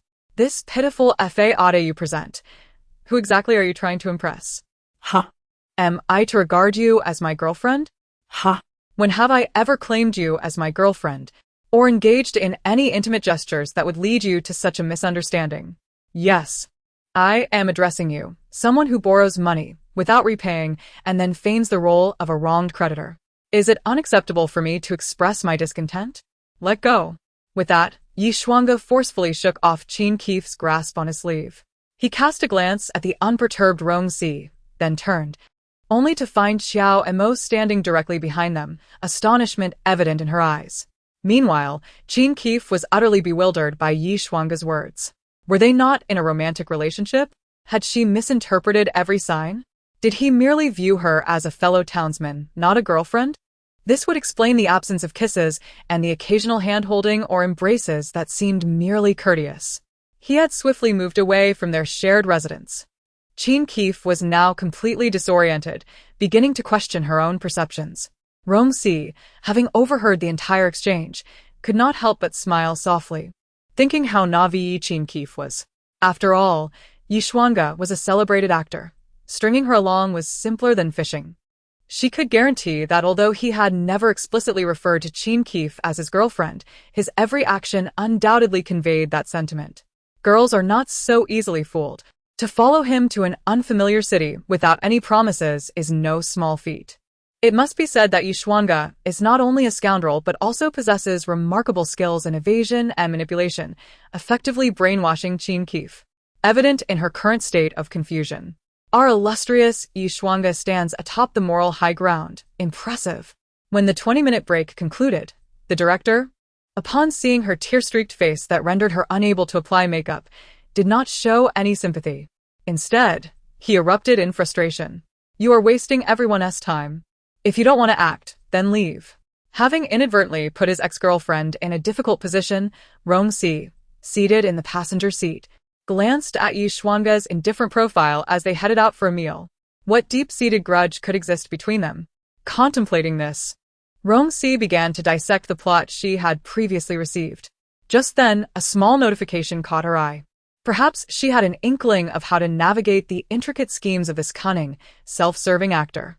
499. It has risen by 100. Desperate for money, is this your way of seeking doom? Chapter 28. The Dilemma of the Film Queen, Part 5. In her mind, she called out to 417 several times. But the other party remained obstinately silent, pretending not to hear. Rong Shi was at a loss for words. This system, which could not compete with her, had now resorted to feigning ignorance. From the plot, she had learned that as Yi Shuanga was on the verge of being replaced by Qiao Mo in the latter part of the story, Qin Keefe, upon witnessing his desolate state, had initially contemplated sparing him. However, he had refused her mercy and vanished entirely. Qin Keefe thought, well, even if we were not lovers, we were at least fellow townsfolk, even friends, were we not? Why must you continually target me? We harbor no enmity, do we? Yi Shuanga replied, is that so? Ha. Do you remember Guanghua Primary School? Oh, by the way, my original name was not Yi Shuanga, but Yi Yuan. Does that name ring a bell for you? It was you. How I... Unfortunately, before Qin Keefe could finish her thought, Yi Shuanga had already walked away, and thereafter, no one knew where he had gone. He had withdrawn from the entertainment industry, and years later, people still reminisced about his acting prowess, capable of portraying both comedic and dramatic roles with exceptional skill. It was indeed a pity that such a talented actor had retired from the industry before turning 30. However, such lamentations were fleeting, as the entertainment world was notorious for its rapid turnover, and the name Yi Shuanga was soon overshadowed by a plethora of new stars. Calling out to 417 several more times yielded no response, leaving Rong Shi exasperated. Finally, she could only weakly inquire in her heart if it would accept a debt. To her surprise, the system's voice immediately echoed back. As Rong Shi gazed at the glaring figure of 250, her head throbbed with indignation. The options of buy or not buy oscillated before her, and choosing to ignore her frustration, she pressed buy. In an instant, her coin count plummeted from 248 to minus 250. Before she could utter a word, The world around her shifted dramatically, as if she were seated in a speeding vehicle, with the scenery outside transforming rapidly. When she finally regained her bearings, she stumbled forward, her gaze lowered. Turning to glance at a shop window, she was met with the reflection of a little girl with a ponytail who was blinking at her. "Is this the system?" Rong Shi instinctively called out. In the next moment, someone suddenly patted her shoulder, and a gap-toothed girl, about her height, with twin ponytails, beamed at her. "Shaolin, have you been waiting for me long? It's my fault for oversleeping this morning. Let's hurry. Classes will start soon." "School? Classes?" Rong Shi was utterly bewildered. "Hey, Ji Minglin, Wang Zhenju, why are you still here? You'll be late." Upon hearing this name, a flicker of familiarity ignited within Rong Shi. Yes, her original name was Ji Minglin, inherited from her father. Alas, after her parents' divorce, she had taken her mother's surname, becoming Rong Shi. Without fully comprehending, Rong Shi found herself running alongside her two companions. This was the past of another Rong Shi, and she felt no sense of connection, rendering everything foreign. Just as they approached the school, a sudden commotion erupted from beside a wall, too loud to ignore. Turning her head, she heard the name Xiao Fei, which caused her to halt in her tracks. A group of first graders, each carrying small backpacks, had gathered by the school wall, some kicking and others watching the spectacle, while beneath their feet lay a round figure that resembled a person. Hit him. "He stole my lunch last time. My mother worked hard to make me braised pork, and he devoured it all. That fatso, he's insatiable." "Exactly. He stole my lunch too. So shameless. Always taking from others. We'll tell the teacher when we get to class." The teacher doesn't care about him. Yi Yuan is a failing student, and the teacher wouldn't bother. "We won't play with Yi Yuan anymore. Every time he steals, we'll hit him. Yi Yuan." Rong Shi's movements came to a complete halt as she turned to see a dirty little face peeking out from amidst the crowd of small feet. The children were not hitting him hard, nor did they dare to, but the embarrassment of being surrounded and scorned was evident. "That's right. Xiao Fei said if you return her things, it'll be over. Even if you don't, admitting your mistakes honestly is good.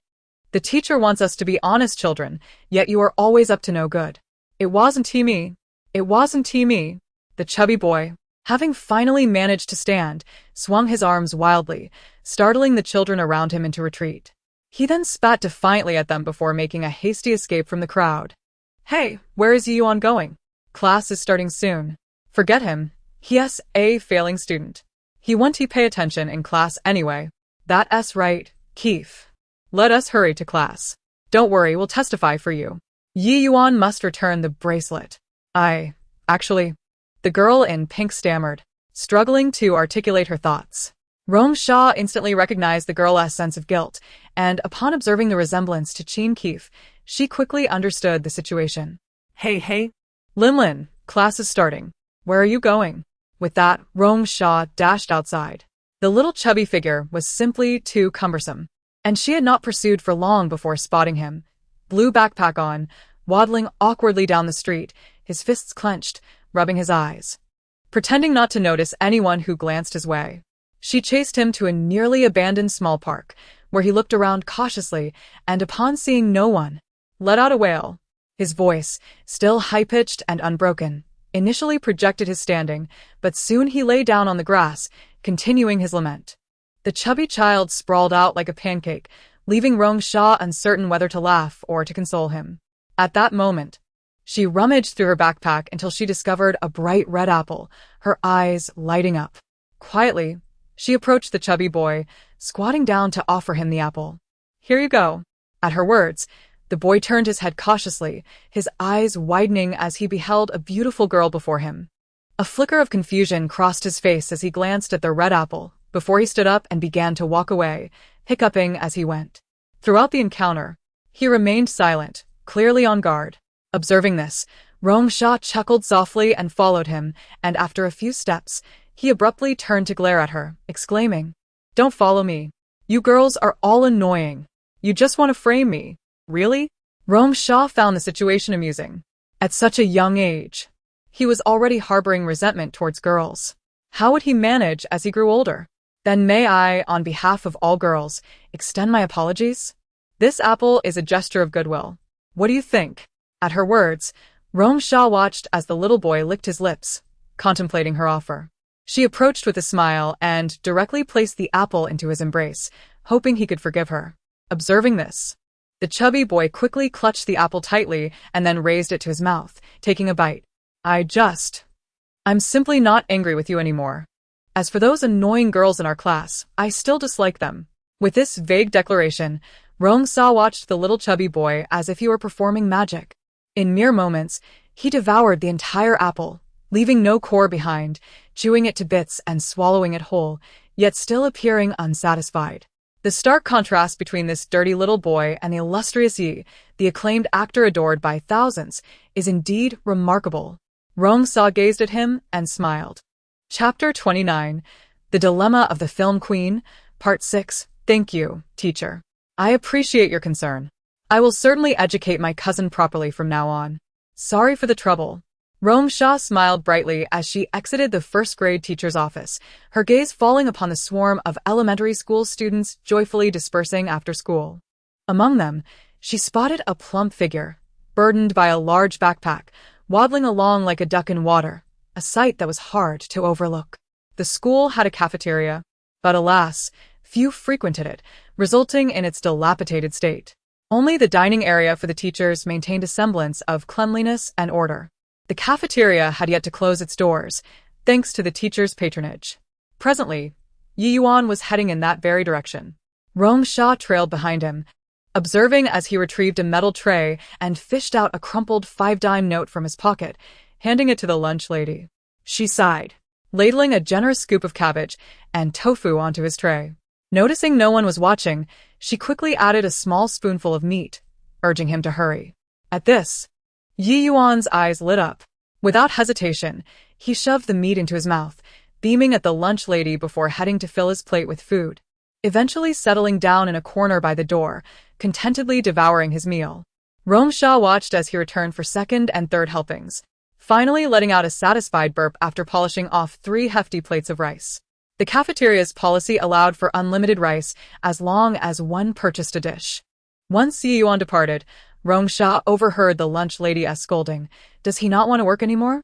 Didn't I tell you about him? Next time he comes, don't serve him. He devours 3 plates every time, and my 5 dimes barely cover the rice. You shouldn't be sneaking him meat. It's not yours to give away. Unbeknownst to her, Yi Yuan had been watching her intently. As Rong Shi contemplated whether to hide or approach, the little chubby boy exclaimed in delight, It's you, Apple Sister. Apple Sister? Rong Shi mused, realizing her presence was overshadowed by that of an apple. Nevertheless, as the child called out, she stepped forward. What brings you here? I saw you in the cafeteria, but didn't he dare to call out? I thought I'd come see you since I had nothing else to do at noon. Yi Yuan's face flushed, perhaps embarrassed by the loud reading he had just done. Rong Shi stifled a laugh and casually sat beside his backpack. I brought an apple for you. Would you like it? At the mention of the apple, Yi Yuan's eyes sparkled, though he hesitated, feeling guilty for often consuming others' food. Can I really have it? Of course. I ate too much for lunch and couldn't possibly finish it with that. She quickly retrieved a red apple from her bag and offered it to Yi Yuan with an encouraging smile. He accepted it eagerly, soon devouring it entirely. Despite having consumed a substantial amount of food at lunch, he managed to tackle such a large apple. His appetite was indeed impressive. However, recalling what she had learned from his homeroom teacher, a frown crossed her face. The teacher had expressed both frustration and concern, revealing that Yi Yuan should have started school the previous year. He had been an adorable child, bright and clever, even ranking first in his entrance examination. Regrettably, on the very day he was to enroll, his family had been involved in a tragic car accident, resulting in the deaths of his parents. Yi Yuan had narrowly escaped, cradled in his mother's embrace, sustaining only minor injuries. His grandparents, fearing long-term repercussions, had administered medication to him. This treatment had inadvertently caused him to grow rapidly, and as he developed an insatiable appetite, they indulged him, leading to his current plump state. Meanwhile, the debts incurred by his late parents loomed over his grandparents, straining their resources. Due to his constant hunger, Yi Yuan resorted to stealing his classmates' lunches, damaging his relationships with them. Recently, he had even pilfered a young girl's bracelet, prompting her parents to seek a change of classes for their daughter to avoid him. This was the entirety of the information Rong Shi had gleaned, posing as Yi Yuan's distant cousin while conversing with his homeroom teacher. Yet, the depth of his sorrow was palpable, especially given the tears he shed in the park. She sensed there were deeper issues at play, but there was no rush to uncover them. From that day forward, she made it a point to bring him apples during lunch, under the pretense of being unable to finish her own. Being young, he accepted her words without suspicion, growing increasingly fond of her companionship. One day, while she was engrossed in her class, she was abruptly summoned downstairs. The reason? Her cousin had gotten into a scuffle, tugging on a little girl's braid and nearly scratching her face. Upon her arrival, she found Yi Yuan, fierce like a small lion, standing defiantly before a gathering of onlookers, panting and shouting. "It wasn't me. I admit to stealing lunches, but they call me fatty and say I slow them down in relay races. They want to play with me. I never took the bracelet. Jean Keffy's wronged me." She lost it herself. The girl he accused, a pretty little thing, stood tear-streaked with disheveled hair and a visible red mark on her face, though thankfully, it hadn't broken the skin. Protectively surrounding her were her parents, their disdain for Yi Yuan evident as they glared at the small boy. "Mr. Zhou, there's no way I'm allowing my daughter to remain in the same class as this child. Look at her face. She came here for an education, not to be bullied." Rong Shi's entrance drew the attention of everyone in the room. "Hello, teacher," she greeted politely.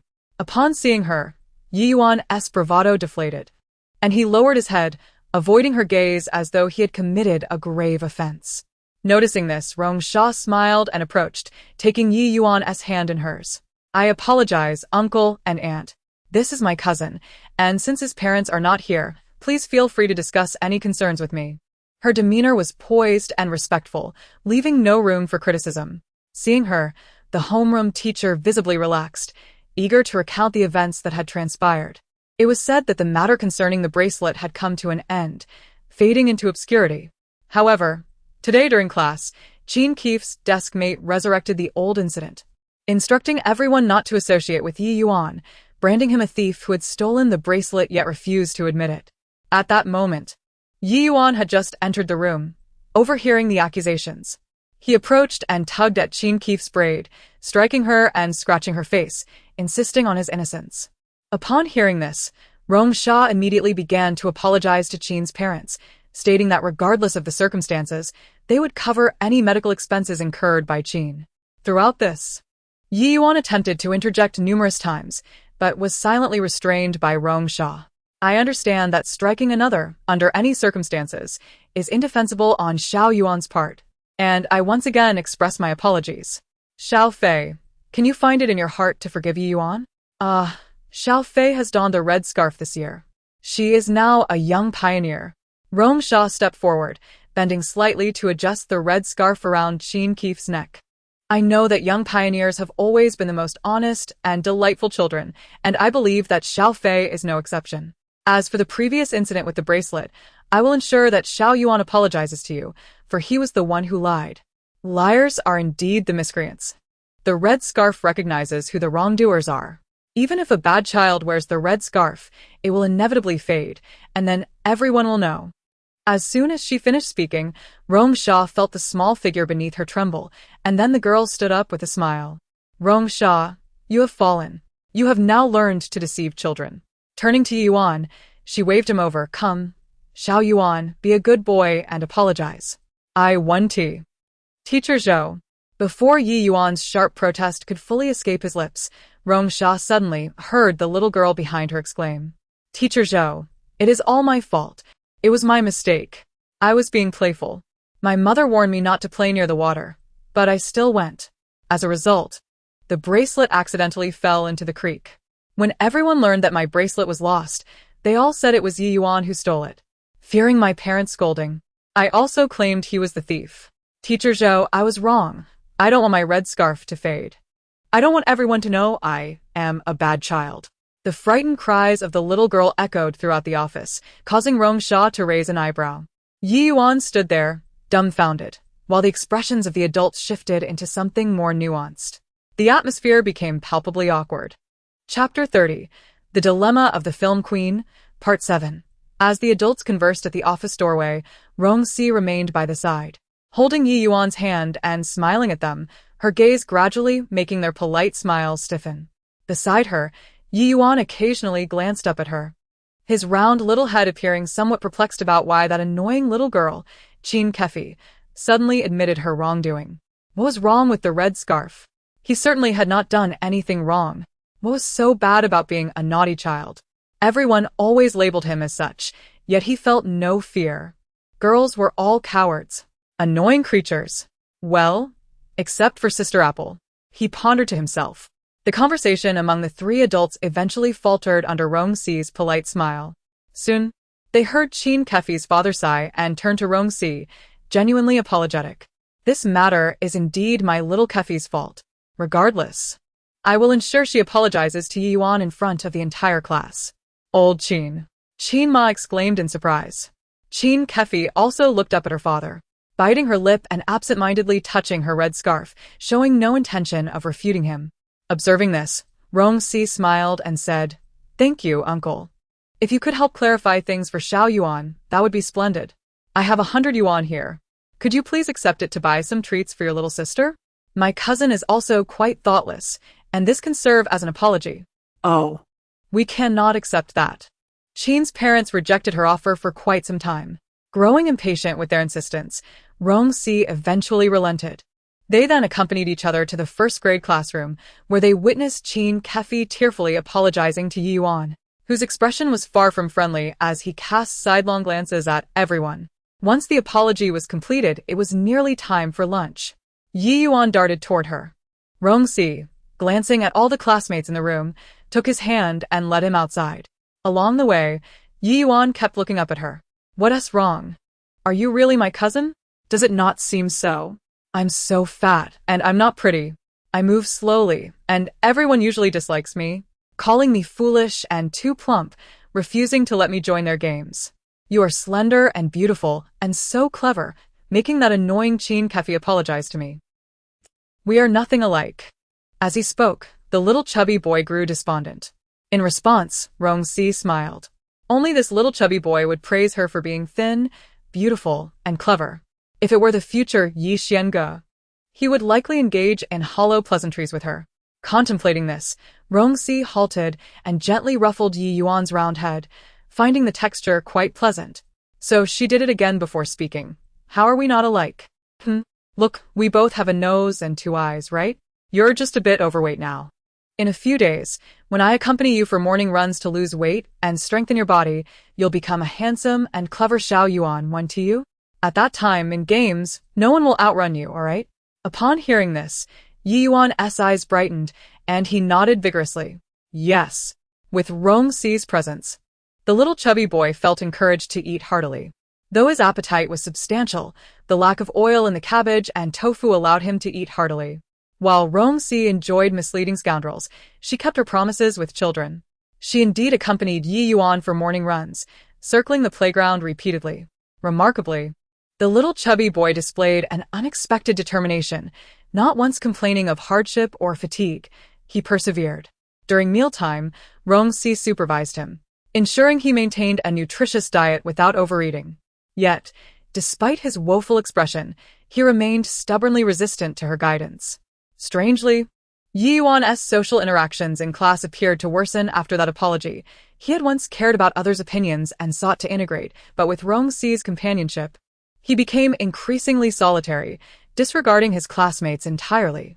Qin Kefi made countless attempts to approach him, only to be met with his cold indifference. Observing this, Rong Shi attempted to intervene several times, but when the little chubby boy remained unresponsive, she decided to let him be.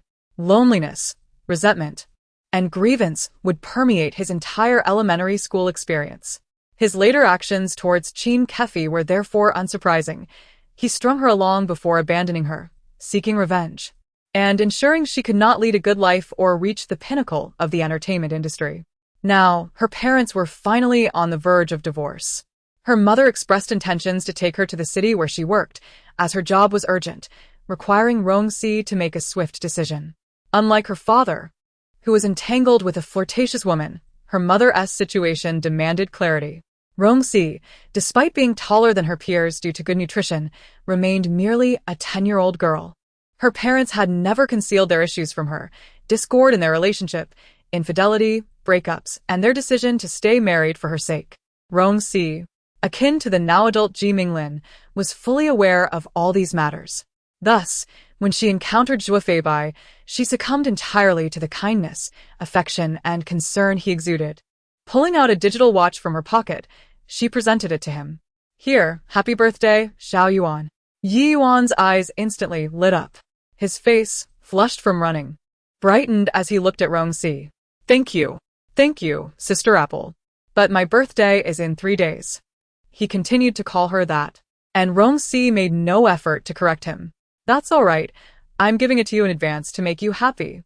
Yes. Yi Yuan nodded enthusiastically, immediately fastening the watch to his chubby wrist. "Will you come to my birthday in 3 days? I might not be able to." "Why not?" After a moment's contemplation, Rong Shi resolved that honesty would be best. Children's hearts are fragile. If she mysteriously disappeared, he might resent her for life, turning what should be a bond into animosity. However, as soon as she finished speaking, Yi Yuan abruptly halted. Rong Shi turned in curiosity, only to see Yi Yuan standing a short distance behind her, his eyes red and fixed on her. Unlike before, he showed no fear of being seen crying and simply stared at her. Then, like a little cannonball, he charged toward her, lightly pushing her. "I knew it. You girls are the worst. I hate girls." After fruitlessly searching for a while, Rong Shi decided to leave, but as she turned to go, she caught sight of Yi Yuan's tear-streaked face peering around the corner. As she walked away, tears streamed down his cheeks. He wiped his tears furiously and wandered alone to the small park, wailing in despair. On the day of her departure, Rong Shi made a special trip to the school, only to learn from teacher Zhou that Yi Yuan hadn't attended class that day. Frowning at this news, she searched the train station and eventually found the little chubby boy, who was hiding and sulking.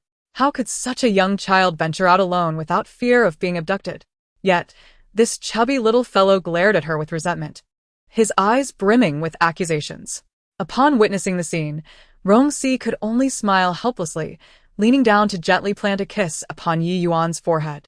"From now on, study diligently, strive for a prestigious university, and then come to Yanjing to find me, all right? I shall always be there." Yet, when she finally regained her senses, a sudden shock coursed through her, for Yi Xiange was alarmingly close. As she opened her eyes, his lips curled into a sly smile. "Awake now? Has our illustrious actress, Rong, been worn out? You slept so soundly, but fortunately, you did not snore or grind your teeth." Alas, such a significant moment has slipped away. The man's smile remained, yet it lacked warmth, appearing rather polite and distant. The sensation was indescribably bittersweet, almost too painful to behold. Chapter 31. The Actress at the End of Her Road, Part 8. As Rong Shi gazed at Yi Xuange, who was laughing, she exited the vehicle, gracefully making her way to the other side to open the door for him. With a gentlemanly gesture, he shielded her from bumping her head against the roof. Observing this, Rong Shi cast a deep glance at the man before her, smiling as she took his outstretched hand and stepped out. The Jinbi Pavilion did not resemble a Western restaurant. Was she invited to savor Chinese cuisine? Strangely, Rong Shi's mind was inundated with thoughts of braised pork. Imagining the scene of the illustrious actor Yida Ingdi, beaming with delight after devouring a plate of braised pork, made her shudder involuntarily.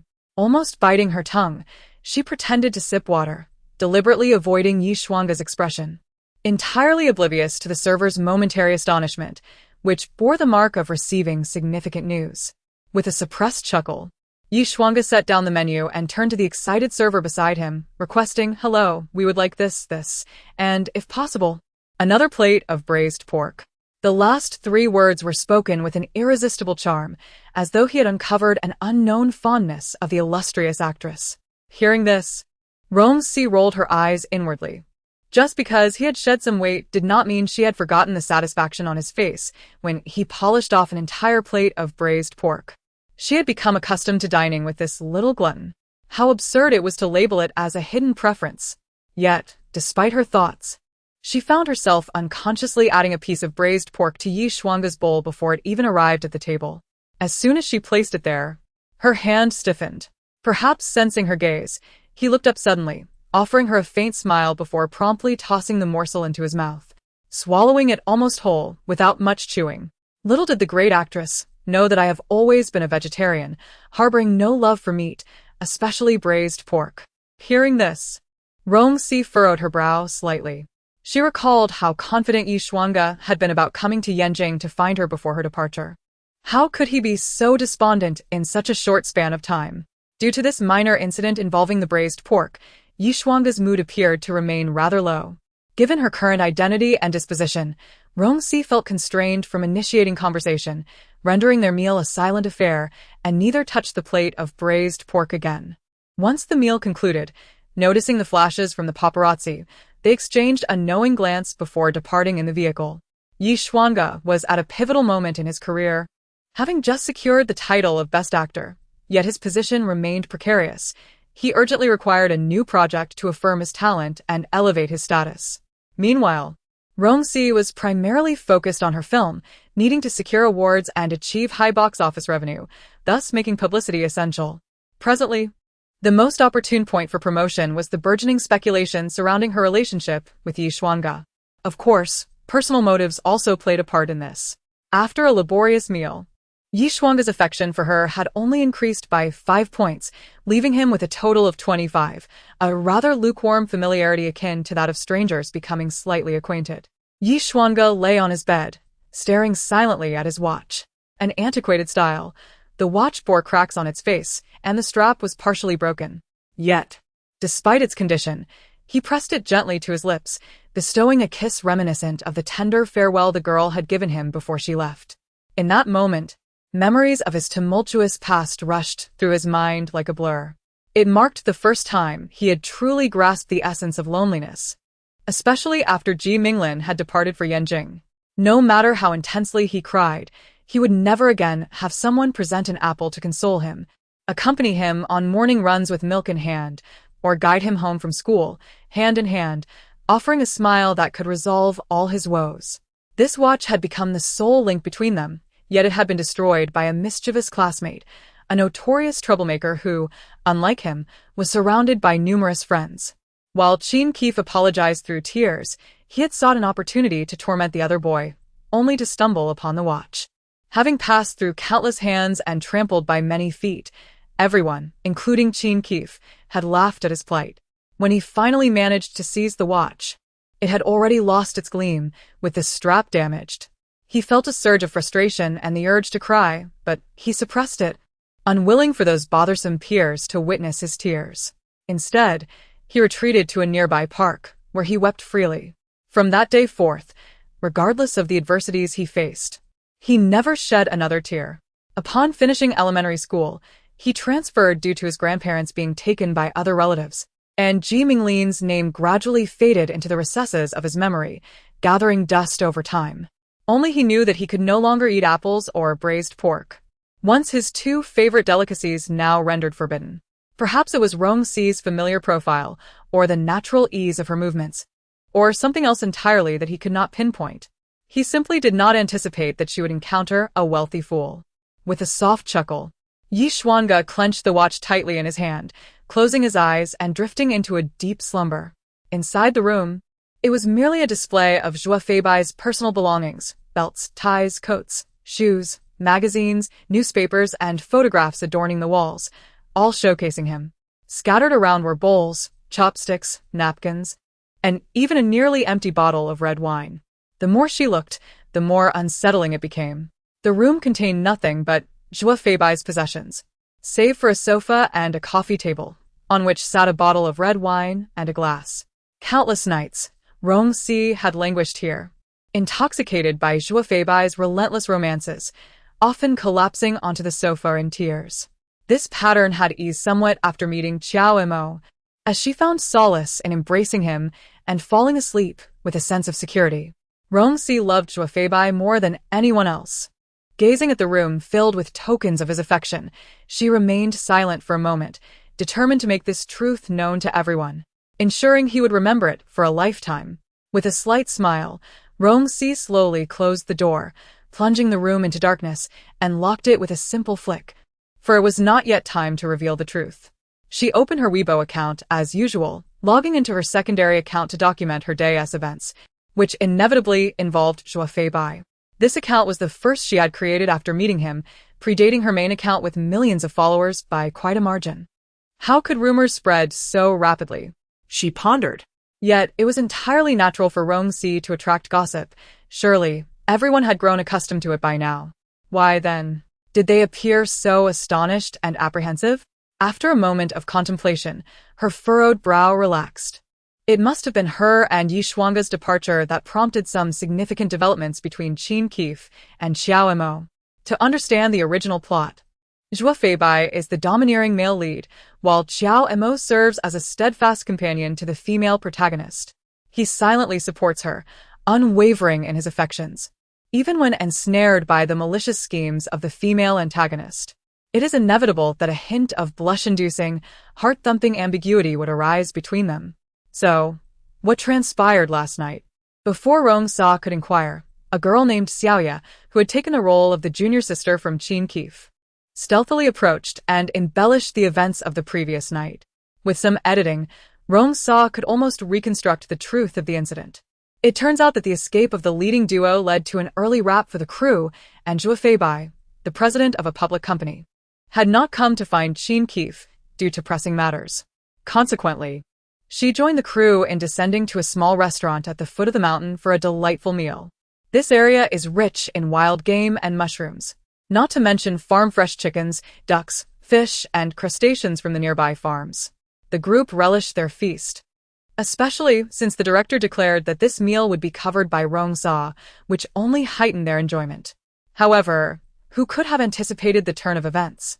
Just as they were nearing the end of their meal, a raucous group descended from the mountain, demanding debts from the restaurant owner. The owner attempted to appease them with a partial repayment, but they were adamant, creating a scene that frightened even the owner's 3-year-old daughter into tears. Initially, the diners were unaffected, assuming the ruckus would pass, but unexpectedly, Qin Keef bolted outside, scooping up the sobbing little girl and berating the debtors for frightening her. She accused them of being part of the underworld, asserting that such intimidation was unacceptable. This bold move resulted in the group seizing Qin Keef, insisting she stay and drink with them. What they offered were not mere cups but large bowls. Should she drink 3 of those, it would surely lead to her intoxication. The crew members were too intimidated to intervene, but Xiao Mo stepped forward, downing the 3 bowls before anyone could react. He staggered out of the restaurant and collapsed, remaining unconscious while Qin Keef stayed behind to care for him. It is noteworthy that this was the very room where Rong Shi had been resting. The two remained inside, and no one knew what transpired between them. Upon hearing this, Rong Shi cast a glance at Xiaoya, whose eyes betrayed a barely concealed delight at the unfolding drama. The excitement in Xiaoya's gaze slowly faded as she lowered her head, prompting Rong Shi to turn towards her resting chamber and walk over, all under the scrutinizing gazes of the onlookers. Upon pushing the door open, her brow furrowed immediately at the overwhelming stench of alcohol. It seemed that everything within the room was beyond salvage, the scent itself repulsive. She stood at the entrance, waiting for the odor to dissipate before finally stepping inside. To her surprise, she found 2 figures sprawled on her bed. In the spot where she had previously lain was the flushed-faced Qin Keef, her hand tightly held by Xiao Mo, resting against his chest, her head nestled against his shoulder. It must be said that, although both couples were involved in relationships with a significant age gap, the harmony between Xiao Mo and Qin Keef was strikingly evident. They resembled a young couple striving together in the entertainment industry, supporting one another and occasionally flaunting their affection. In stark contrast, her own relationship was unmistakably that of a patron and a kept man, one burdened with humiliation. Rong Shi couldn't help but chuckle at the absurdity of her thoughts, a smile playing on her lips as she stepped forward and pinched Xiao Mo's nose. He jolted awake, eyes wide with surprise as he beheld Rong Shi, who stood over him with an enigmatic smile, arms crossed. Given that he would see her every day upon waking, Xiao Mo was accustomed to it, yet he instinctively furrowed his brow, soon realizing something was amiss. He turned abruptly, as if stung by an unseen force. Springing up with surprising agility, Rong Shi raised an eyebrow in amusement. Meanwhile, Jean Keefe was not oblivious to the commotion and was jolted awake by the sudden movement. Upon opening her eyes, her gaze first landed on Xiao Mo, a look of delight flashing across her face before she lunged toward him, oblivious to her surroundings. Oh, Rong Shi thought to herself, internally whistling. You're finally awake. Yet, just as her embrace was about to land on his shoulder, Xiao Mo, startled, pushed her away in alarm, his eyes darting toward Rong Shi in panic. At this moment, Jean Keefe noticed Rong Shi's presence, her eyes widening in shock as she hurriedly sat up. Rong Shi, please don't misunderstand. I swear, there's nothing going on between Xiao Mo and me. Last night, I just couldn't bear to see him in trouble, and if not for him, I might have been in danger. I only came to look after him. I swear nothing happened. I was so tired later that I just fell onto the bed. I promise nothing happened. Though her words tumbled out chaotically, Rong Shi understood her intent, noting the tears welling in her eyes. With a gentle smile, she replied, now, please leave. Wait, Rong Shi, you have to believe me. What's this? Do you expect me to forgive you right now? Very well, I forgive you and trust your words. There's no misunderstanding. Now, please leave. Xiaoya stared at her, momentarily at a loss for words. Rong Shi had declared her forgiveness, and there was no misunderstanding to clarify, leaving her with no choice but to exit. Once Xiaoya had departed, Rong Shi shifted her gaze to Xiao Mo, who appeared unable to maintain his composure. Observing this, she furrowed her brow and reached out to touch his forehead, only for him to instinctively recoil. Her frown deepened as she seized his arm, pulling him closer. Enough. I'm not uncomfortable, so why are you? I need to check your temperature. If it's not normal, we'll head to the hospital. You've never had white wine before. Who knows if you suffered from alcohol poisoning? It's a miracle you're still alive. Now, open your mouth. Rong Shi retrieved a thermometer from her bag and held it out to him, but he merely stared at her, lips pressed tightly together, unresponsive. With a sigh, she thought, ah. The gesture to coax him into opening his mouth appeared rather endearing at that moment. A fleeting thought startled Xiao Mo, causing his heart to race. And the notion vanished as quickly as it came, yet he instinctively parted his lips. Rong Shi gently inserted the thermometer, instructing him to lie still and keep his mouth closed before stepping out of the room. Moments later, she returned with a cup of water and a small bowl of porridge. Noticing Xiao Mo's focused gaze, she placed the water and porridge on the nearby table and removed the thermometer. After checking the reading and exhaling in relief, she handed him the water. This is honey water to alleviate your hangover. Drink it first, then have the porridge. I spoke with the director, and you're excused from work today. You'll rest here in the morning and return to work in the afternoon, understood? With that, Rong Shi turned to leave. This prompted Xiao Mo to hastily set down the cup, his voice hoarse with urgency. Where are you going? Stepping outside for a breath of fresh air. I prepared myself for the impending filming session. It was imperative that I don my makeup soon. Remember to tidy up the room after waking. Replace everything on the bed. It's rather off-putting to think of someone else's remnants lingering there. Just as I was about to leave, Xiao Mo's voice called out to me. Rong Shi. In truth, there was nothing between us. The remnants were not limited to mere bedding. They included him as well. I understood. No. You do not comprehend. There is genuinely nothing between us. I shall clean the room and change the sheets, and I assure you, there will not be a next time. Please believe me. Enough of this. Focus on resting well. I am leaving now. Rong Shi refrained from affirming or denying my words. Why must she utter a comforting phrase to ease the heart? She chose silence, stifling her words like a heartless little rabbit. Upon witnessing Rong Shi's departure, a wave of inexplicable panic washed over Xiao Mo, prompting him to step barefoot from the bed. Rong Shi. He began to clean, starting with the bed. He was well aware of her cleanliness obsession. No one was permitted to touch her bed, not even the cleaners. He swiftly cleared everything from the bed and immersed himself in the cleaning. The slight headache that had plagued him began to dissipate as he worked up a sweat. Meanwhile, Rong Shi was wholly absorbed in the scene where she first met Yi Xianga, the male lead portrayed by Yi Cheng, the untouchable saintess of the devil sect. Having been wounded and betrayed, encounters a chivalrous hero fleeing due to the legendary Wushuang sword manual. By a twist of fate, they fall off a cliff, rumored to have perished together. The focus now shifted to life beneath the cliff, where the saintess, Ji Yeshua, lay gravely injured. Yi Cheng, unable to bear her suffering, employed his family's internal cultivation techniques to heal her, necessitating the removal of her clothing. The interactions between the protagonists unfolded in a rather cliché manner.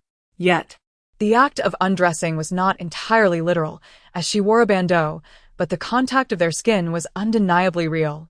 Reflecting on how they had recently strolled hand in hand to the cafeteria, Rong Shi found it amusing how quickly circumstances had changed, prompting a rare bout of laughter that left the director momentarily stunned. After all, she was known for her unwavering focus. Such a lapse was indeed a rarity. What was there to find humorous about merely healing? Having laughed several times, Rong Shi realized she needed to regain her composure. She turned to Yi Xianga, observing him intently until he appeared somewhat puzzled. Clearing her throat, she steeled herself and re-engaged in the scene. However, the laughter had altered the atmosphere, transforming a life-and-death tension into a playful flirtation, replacing their previous animosity with a fateful sweetness. Even Qin Keef, who typically found Yi Xiango insufferable, was momentarily captivated by their performance, which was nothing short of mesmerizing, drawing in the emotions of all onlookers. Time slipped away swiftly during filming, and as night fell, Xiao Mo had completed his cleaning earlier that afternoon. Ignoring the gazes of others, he fixated on every movement of Rong Shi, whose demanding role extended until 11 o'clock that night. Watching Rong Shi approach after a brief meal, her silhouette elongated by distant light, Xiao Mo felt an inexplicable surge of anxiety. Upon seeing her enter the room and yawn, he quickly extinguished the lights and followed suit. Tentatively, he brushed against her arm. When she did not react, he carefully embraced her, holding her tightly while staring blankly at the dark ceiling above. Rong Shi's scent was undeniably pleasant. An unexpected thought flitted through his mind. Seizing the moment, Rong Shi grasped his shirt, a subtle smile playing at her lips. This principle of rewarding with sweetness after a strike had long been a timeless strategy to win hearts, particularly with someone as naive as the simpleton. Indeed, her fondness for him soared to a perfect 10. Xiao Mo was the type whose early connections would lead to rapid growth later on. She was unhurried. The following day, Zhou Feibai, having been absent for 3 days, made his reappearance, still exuding the same carefree charm. However, upon waking, Rong Shi noticed him and Qin Keef seemingly embroiled in a heated argument not far away. Pouring herself a cup of warm water, she leaned against the doorframe, watching them with a smile. "You are my girlfriend now. Do you think this trivial production is of greater importance? ha, Do you believe you can still perform alongside Rong Shi without me? Can you even attend a simple evening gala with me? Am I merely a toy for you to summon or dismiss at will? When have I ever treated you as such? Or is that how you see yourself? besides, If I were to treat you as a toy, would you dare protest? Don't speak so excessively. I'm excessive? I'm merely making a reasonable request. You've gained so much by being with me, yet now you refuse to accompany me to a small charity gala? If I ask you to share my bed later, would you rise in the middle of the night to stab me? Just answer me, yes or no. I want to act. I never said no. I just meant not today. Why should a charity gala be contingent upon your schedule? Qin Keef, are you overestimating your own importance? A resounding slap echoed as Qin Keef, fueled by anger, nearly lost control and whistled, but thankfully restrained herself. The crew members who had risen early froze, as if someone had pressed the pause button.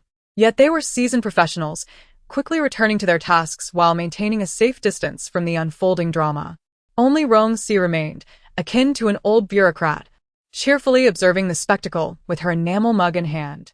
Qin Keef, who had struck Zhou Feibai in a moment of fury, wore a visibly flustered expression. However, her pride forbade her from apologizing first. This was a matter of principle. Regardless of whether Zhuo Bai was her boyfriend or merely a friend, respect was non-negotiable. He had insulted her, and she would not demean herself by approaching him. Hey, Rong Shi interjected, halting Zhuo Bai's advance. Fei Bai, we are in a production, surrounded by many people, and she is a woman. At her words, Zhuo Bai's expression shifted, his hand lowering as he pointed at Qin Keef. You. He chuckled coldly, turning to leave, but not before seizing Rong Xi's hand and leading her outside. Rong Shi relinquished her enamel mug and followed, refraining from asking questions. She had heard enough. A charity gala was just what she needed after a tiring day of filming. Once in his car, Zhuo Bai slammed the steering wheel, causing a horn to blare sharply. Rong Shi watched him in silence, seemingly unperturbed by his outburst, as she busied herself with her nails. Once Zhuo Bai had vented his frustration, he turned to find Rong Shi diligently trimming her nails, a sight that deflated his anger entirely, leaving him bemused. Why aren't you trying to soothe my anger? Heaven knows how he encountered such peculiar women. In contrast to his previous companions, who would eagerly prepare themselves at the mention of attending a soiree, these two were entirely different. One seemed ready to sacrifice everything for her acting career, placing him in a secondary position, while the other, despite his growing irritation, leisurely tended to her nails, having just been engrossed in a performance nearby. He was well aware of her indifference, yet she maintained an air of innocence, turning to him with a shrug, proclaiming, "It's not me who has riled you." Moreover, she knew all too well that when one is in a foul mood, any attempt at counsel could backfire. She had learned this lesson the hard way in the past. A sidelong glance revealed the remnants of the original owner's bloody experiences still lingered in her memory. Yet, Qin Keef's uniqueness made her stand out in the eyes of the ever-privileged prince. With a slight smirk, she declared, "Let it be known, I shall not wear the garments you have prepared for Qin Keef, and I certainly cannot fit into her petite attire. I require a complete makeover and new clothing." Thank you. Very well, miss. Whatever you say. In jest, Rong Shi's playful banter momentarily distracted Zhuo Bai from his thoughts of the resolute Qin Keef, as he pondered where to procure an outfit for Rong Shi. Women truly are a handful. Yet it is precisely the troublesome ones who leave a lasting impression, is it not? Chapter 32, The Predicament of the Leading Lady, Part 9. The gala commenced at 8:30 in the evening, while Zhuo Bai sought out Qin Keef at 8:30 in the morning. Observing the dark circles beneath his eyes, Rong Shi surmised that he must have worked through the night to complete his tasks, thus carving out time to escort Qin Keef to the charity event. Zhuo Bai had always been aware of Qin Keef's aspirations for ascendance. However, the significance of this gala for her had diminished considerably. Her attendance was more about socializing than any genuine purpose. Unlike her previous visits with Zhuo Bai, where she engaged with various notable figures, editors of prestigious magazines, producers, directors, and seasoned professionals, this evening was more about collecting acquaintances. In the entertainment industry, it is often said that having more friends is preferable to having foes. One cannot ascend to the forefront while remaining isolated.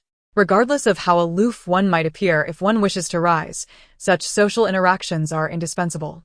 Zhuo Bai undoubtedly intended for Qin Keef to broaden her network, yet she was hindered by her overwhelming pride and a biased perception of him.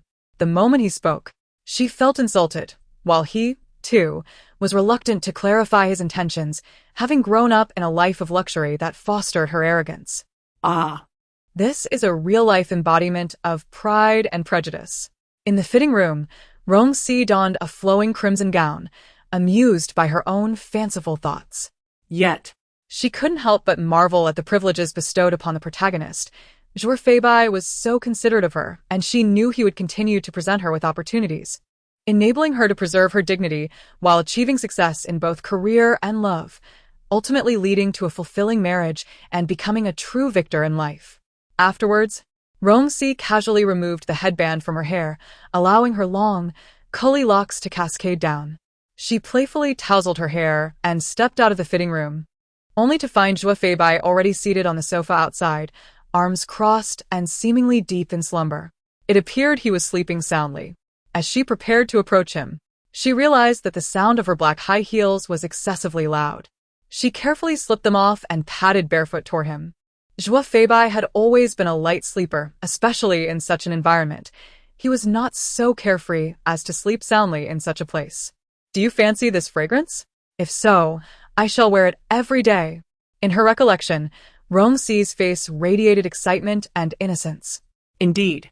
She had been quite naive when she was with him, trusting him implicitly, unlike the current Qin Kofei, who constantly regarded him with suspicion, as if he were a disreputable rogue with ulterior motives. Unfortunately, that innocence had proven to be rather bland. Having always been accustomed to obtaining whatever affection he desired since childhood, Joie Feibai had begun dating at the tender age of 14. The women he encountered, if not entirely naive, were at least significantly infatuated, willing to go to great lengths for him. Initially, Rong Shi might have found this endearing, even moving, but as time passed, their unwavering devotion became tiresome, much like his childhood favorite chocolate, delicious at first, but ultimately repulsive after a week of indulgence. This experience instilled in him a tendency to engage only superficially with everything, for Joie Feibai lacked for nothing. Rong Shi, however, was the most astute.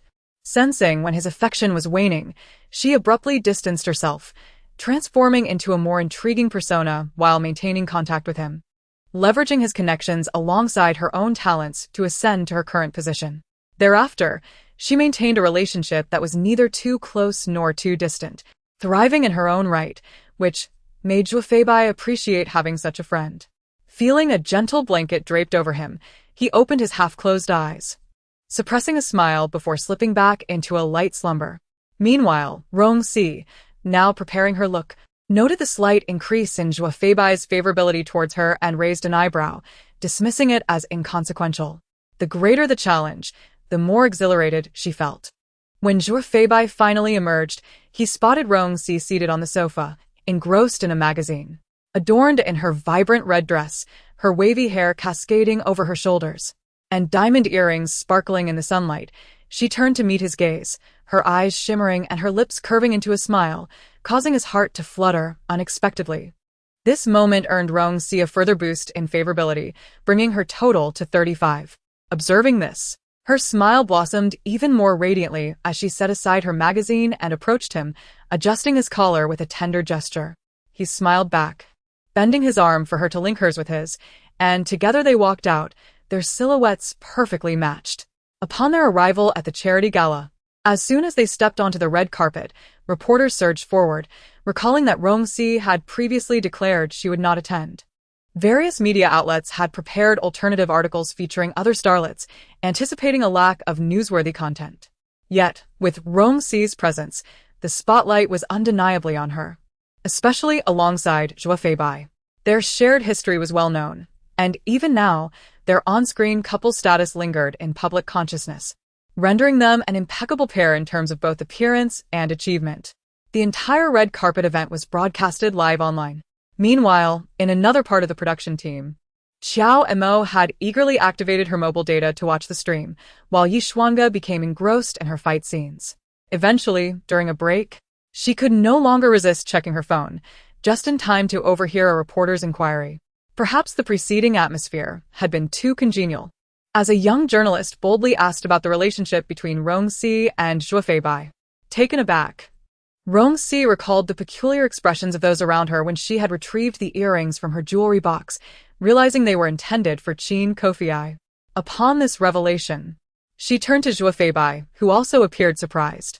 Years ago, he had instructed the media not to inquire or report on his relationship with Rong Shi, and it seemed this newcomer was unaware of such boundaries. Feeling the weight of the gazes upon them, Joie Feibai's cheeks warmed. Although he had thought the earrings suited Qin Kofei, rebellious, headstrong, and vivacious, now, observing them on Rong Shi, they took on a new aura of pride and elegance. Indeed, they suited her far better than Qin Kofei, whose current demeanor was somewhat incongruous with the dazzling jewels. Never mind, I shall gift them to Rong Shi, he mused, recalling that he had intended to present her with a token of appreciation for accompanying him to the charity gala.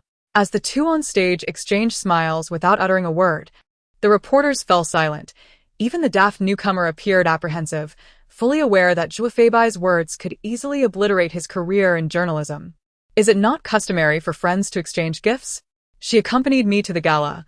It is only right that I compensate her with a present. This is perfectly normal. It seems we have lingered here for far too long. Look at those two young ladies over there, their noses nearly crimson from the cold. We should hasten to bring them over. Let us take our leave. As she took the stage, standing before Yishuanga, she felt momentarily disoriented. The young apprentice, who had grown up alongside the male lead, could not escape the narrative of budding romance. Yet, at that moment, Qin Keef's mind was entirely consumed by the conjectures surrounding Rong Shi and Zhuo Feibai. After Yishuanga finished his lines, she stood there, utterly dazed. The director, immediately irked, shouted, "Cut! What on earth is this? Speak your lines. Why are you staring at Yishuanga? Does his face have the script written on it? And could you please exhibit a bit of girlish shyness? Why are you staring at him so intently? Qin Keef, do you even know how to act? If you can't, then just leave." The director was nearly driven to madness by her. In comparison to Rong Shi, her acting was abysmal. He had previously regarded her diligence with some admiration. But now her performance was utterly disappointing. Where had all her hard work gone? Foolish girl. This was the sentiment she gleaned from the look in his eyes. The chaotic thoughts regarding Rong Shi and Zhuo Feibai vanished from her mind, replaced by an overwhelming sense of indignation. Yet, she understood that this was not the time to cause a scene. Yishuanga's status and her own were worlds apart, and he had merely exchanged a glance with her without uttering a word. If she were to make a fuss, it would only make her appear unreasonable. During her break, Qin Keef diligently memorized her lines, determined to impress Yishuanga. Soon, she was harnessed into the wires for a sword-fighting scene with him. As she ascended, she thought she heard some strange noises, but the director's impatient expression held her tongue. After a moment of movement, the sounds became more pronounced. Before she could react, the crowd erupted in gasps, and she felt a sudden weightlessness, a scream escaping her lips as the ground rushed up to meet her. Meanwhile, Rong Shi had settled down beside Zhuo Feibai, guided by others. In the past, she would flit about like a butterfly, but now she simply waited for others to approach her. Surrounded by Zhuo Feibai's acquaintances, she remained at ease, occasionally enjoying some fruit. When someone came over, she would lift her glass and exchange pleasantries, effortlessly connecting with those he knew. The discussions were lively, and some topics even piqued Zhuo Feibai's interest, as Rong Shi skillfully included him in conversations, ensuring his mind remained occupied and free from thoughts of Qin Keef. The banquet was set to continue until 10:30 p.m., and at 9:30 p.m., they had just reached the halfway mark. Suddenly, Zhuo Feibai's subordinate received a call from the hospital. Considering the implications of the call and glancing at the bustling venue, he hesitated only momentarily before heading inside. Rong Shi, engaged in conversation with a renowned producer, caught sight of a man whispering in Zhuo Feibai's ear, noticing the immediate change in his demeanor. Was something amiss? Qin Keef? She smiled slightly and wrapped up her conversation, turning swiftly, only to find Zhuo Feibai had vanished. Setting her wine glass down, she furrowed her brow and stepped outside. Just as she exited, she spotted Zhuo Feibai slipping into a vehicle. She hurried after him, but he only caught a glimpse of her crimson dress before the car sped off. It was only then that he realized he had left without bidding her farewell, prompting him to dial her number. "Apologies, but Keef is in trouble. I must go to the hospital to check on her. She has no family here, and the hospital only had my number." "Is it serious?" "I don't know. The hospital said she fell when the wire snapped. I'm not sure of her condition." This was an unusual display of vulnerability from Rong Shi. Her voice tinged with anticipation and fragility. He could discern the tremor in her tone, suggesting she was standing in the cold, waiting for his call. This made Zhuo Feibai's heart soften inexplicably. "All right, I will wait for you," Rong Shi eagerly responded, her voice brimming with excitement. This rare glimpse into her softer side brought a smile to Zhuo Feibai's lips. After hanging up, Rong Shi concealed her smile, glancing up at the star-filled sky, which was indeed beautiful, albeit quite chilly. This moment of looking up was captured by the waiting paparazzi outside, undeniably stunning.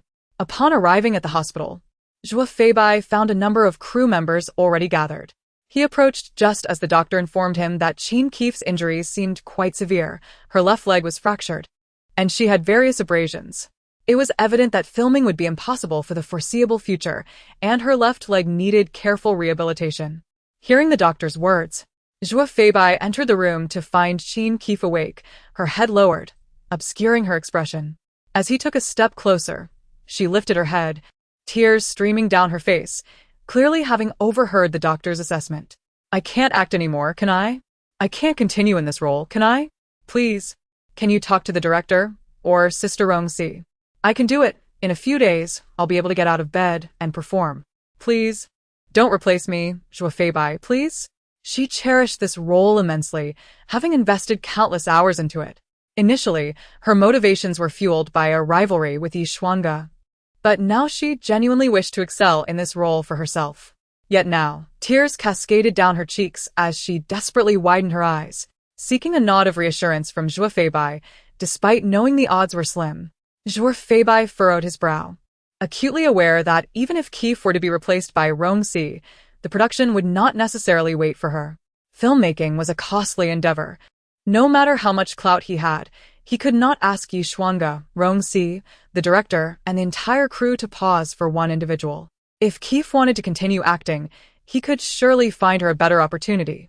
Yet, he was solely focused on comforting her, with no time to consider the broader implications. Xiao Mo, in a fit of frustration, dashed outside, skipping the crew's transport and heading straight to the charity gala. The more he thought about it, the more anxious he became. He still needed Rong Shi's assistance. He needed to gain fame and fortune, and he could not do it without her help. That was precisely why he was in such a hurry. Having prepared himself mentally, Xiao Mo hurried to the charity event. Meanwhile, Rong Shi noted that it was nearly 10:20 p.m. and many guests had begun to leave. Everyone departed as they had arrived, leaving her alone in the venue, feeling somewhat awkward. Despite maintaining a calm demeanor, several actresses whispered mockingly amongst themselves, particularly the one who had previously been overshadowed by Rong Shi's presence, her derision barely concealed. Regardless of the fact that Mr. Zhua accompanied her, he ultimately abandoned her midway, leaving her alone. Now, it is likely that there isn't even a car outside to take her home. How humiliating. Rong Shi completely disregarded the scrutinizing gazes around her, continuing to sip her red wine. Her delicate face gradually flushed with a rosy hue. As guests began to depart in clusters, she found herself left with only a handful of staff members.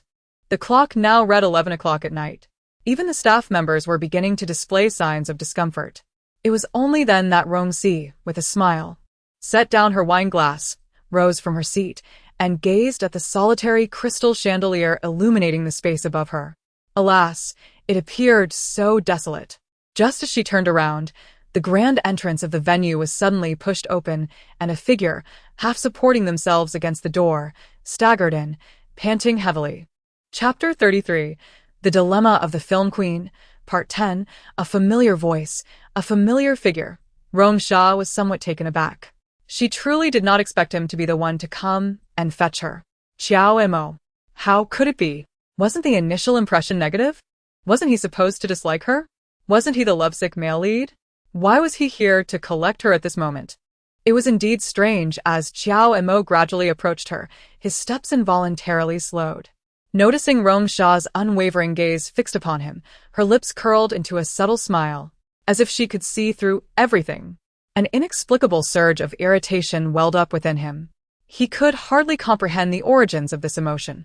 He wanted to explain that he was not here for her, yet felt such an explanation would only draw more attention to the matter, further vexing him. Just as he was about to question her intentions, Rong Shi suddenly extended her arms towards him, her smile blooming instantly, dissipating the previous sense of aloofness. She transformed into a charming and approachable figure. Even the vibrant red of her dress appeared less jarring in that moment. He heard her exclaim, "Hug." Before he could utter a word, Rong Shi had already tumbled into his embrace, the strong scent of alcohol mingled with the rosy hue of her cheeks. And her slightly dazed eyes indicated she had indeed indulged in drink, quite a bit it seemed. Otherwise, she would not find herself in such a state. Seeing him stare at her, she responded with a silly giggle, leaving not just Xiao Mo, but even the two staff members nearby momentarily stunned. No one expected the typically glamorous and poised film queen Rong Shi to exhibit such a demeanor when intoxicated. The prior sense of distance vanished in an instant, replaced by an unexpectedly adorable contrast, her laughter radiating brightness and charm. Xiao Mo found himself at a loss, unsure of where to place his hands and feet, and Rong Shi playfully tugged at his ear. Thankfully, there were few people around. Otherwise, news of Rong Shi's drunken antics would undoubtedly trend on social media the next day. What could have led to her being in such a state? She had never been one to lose her composure like this. Was it because of Zhua Feibai? A shadow crossed Xiao Mo's heart, but he still managed a polite smile at the two staff members who were fixated on Rong Shi. After clarifying the situation, he led her out of the venue. From the charity gala to the foot of the mountain where the crew was located, they could drive. Once in the car, Xiao Mo instructed Rong Shi to sit properly, and she immediately smiled at him, obediently settling into her seat, appearing like a well-behaved child, which startled Xiao Mo and even made him want to laugh. Throughout the journey, Rong Shi remained adorably compliant in the passenger seat, her body swaying slightly. Yet her eyes strived to remain wide open, glancing occasionally at the dark road ahead and then back at him. She was irresistibly sweet. This side of Rong Shi was entirely new to Xiao Mo, genuinely fascinating. He even found himself developing a fondness for her. He liked this version of Rong Shi. Just as this thought crossed his mind, Xiao Mo abruptly slammed on the brakes, causing both of them to lurch forward. Surprised by his own feelings, he turned to look at Rong Shi, only to find her gazing at him with tear-filled eyes, having bumped her head. "It hurts." She raised her hand to rub her reddened forehead, noticing Xiao Mo silently observing her with an unusually serious expression. She displayed a look of confusion instead of voicing her discomfort. How before she could finish her sentence, Xiao Mo turned away, restarting the car and continuing down the road. The drive could be made from the charity gala to the foot of the mountain where the crew was stationed. However, the mountain path was another matter. The crew had initially rented an undeveloped peak for the sake of authenticity in their film, leaving only a narrow path for passage. After parking, Xiao Mo looked at Rong Shi, who had already fallen asleep in the passenger seat, sighed, turned off the engine, exited the vehicle, and walked over to her side. He switched on his phone's flashlight, held it in his mouth, and carefully lifted her from the car, squatting down to place her on his back, then began to ascend the mountain step by step. The mountain path was treacherous, and navigating it at night was even more challenging. He stumbled every few steps, but fortunately, he still had some strength left. Otherwise, they might have both tumbled down. What could he do? He had left in haste, forgetting both the keys to Rong Shi's villa and her identification. Besides, taking a drunken Rong Shi to a hotel would be problematic if paparazzi caught wind of it. It would be a situation he could hardly explain. After much contemplation, he decided the crew's location would be the safest option.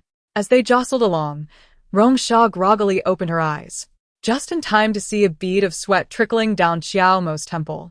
He was panting heavily, and due to the phone in his mouth, his breath sounded peculiar, causing the light to sway erratically. After a brief glance, she closed her eyes again. It took a while for his breathing to steady, and Rong Shi could sense him observing her intently. If only you could always be like this. A sigh-like thought made Rong Shi involuntarily raise an eyebrow. And soon, as the bed shifted slightly, Xiao Mo had left. At this moment, his affection for her stood at 55. A 19-year-old man, no, at this age, he was still a boy, had not weathered much of life's storms. Being the only boy in the family, his mother had always fiercely shielded him after his father's passing. Initially, his mother's illness should have posed a significant challenge in his life, yet Rong Shi's appearance had allowed him to sidestep that trial altogether. Subsequently, his mother's health was no longer a concern, and his career in the entertainment industry flourished without a hitch. He had witnessed little darkness and experienced no significant setbacks. Immaturity and naivete became his defining traits. It would be an overstatement to claim that Xiao Mo was particularly wicked. He merely encountered Rong Shi at an inopportune time in his life. When Xiao Mo returned from washing up, he found Rong Shi in such a state and used makeup remover and warm water to cleanse her face, leaving her clothes unchanged. He then joined her on the bed, gently pulling her into his embrace, and peacefully drifted into slumber. Rong Shi curved her lips into a smile and nestled closer. The following day, upon awakening, she found Xiao Mo had already vanished.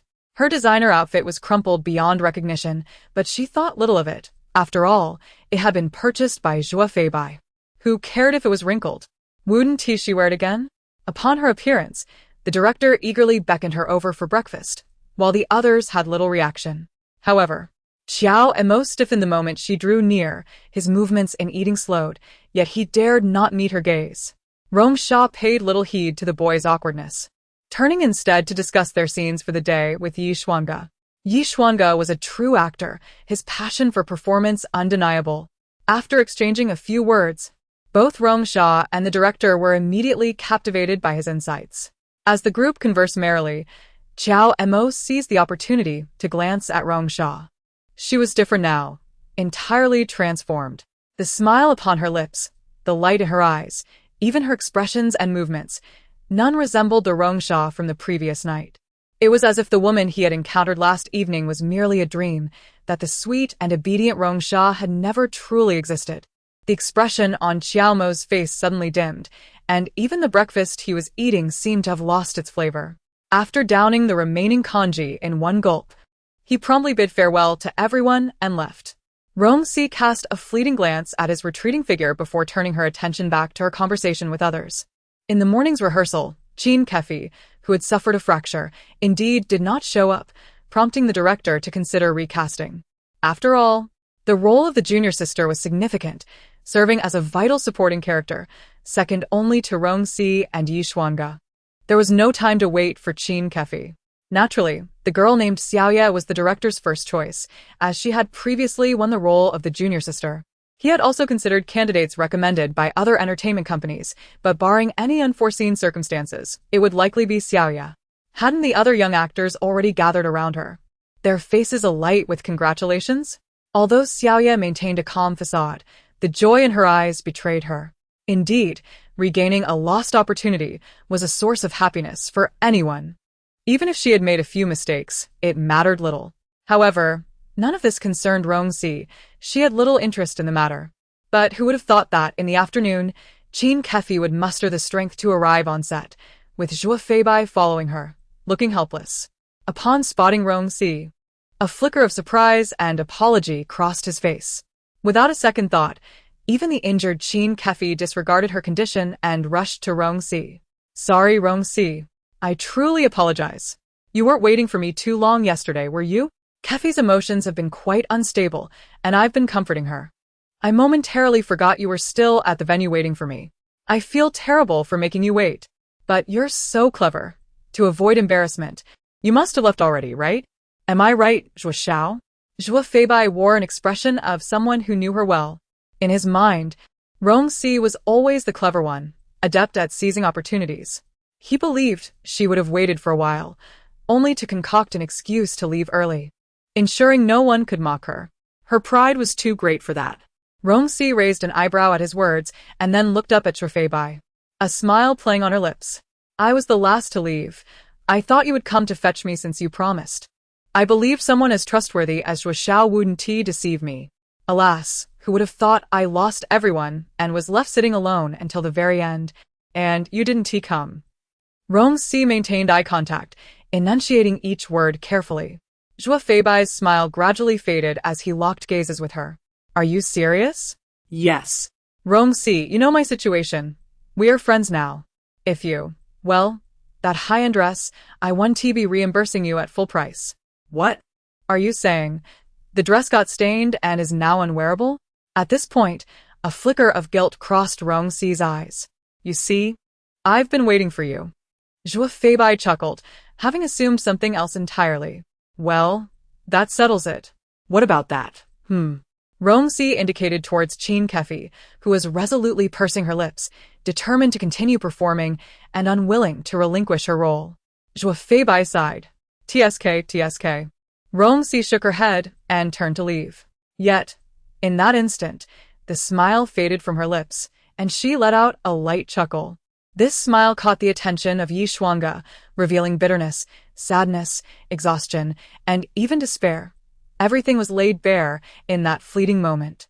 With just that smile, he could surmise that Rong Shi was deeply in love with Zhuo Feibai. However, that was someone else's affair and had no bearing on him. Merely a lament for such profound affection that would go unrequited. Meanwhile, Qin Kefi and the director were entangled in a dispute, and due to Zhou Feibai's presence, the director reluctantly acquiesced to her demands. Upon hearing this outcome, Rong Shi was not particularly surprised.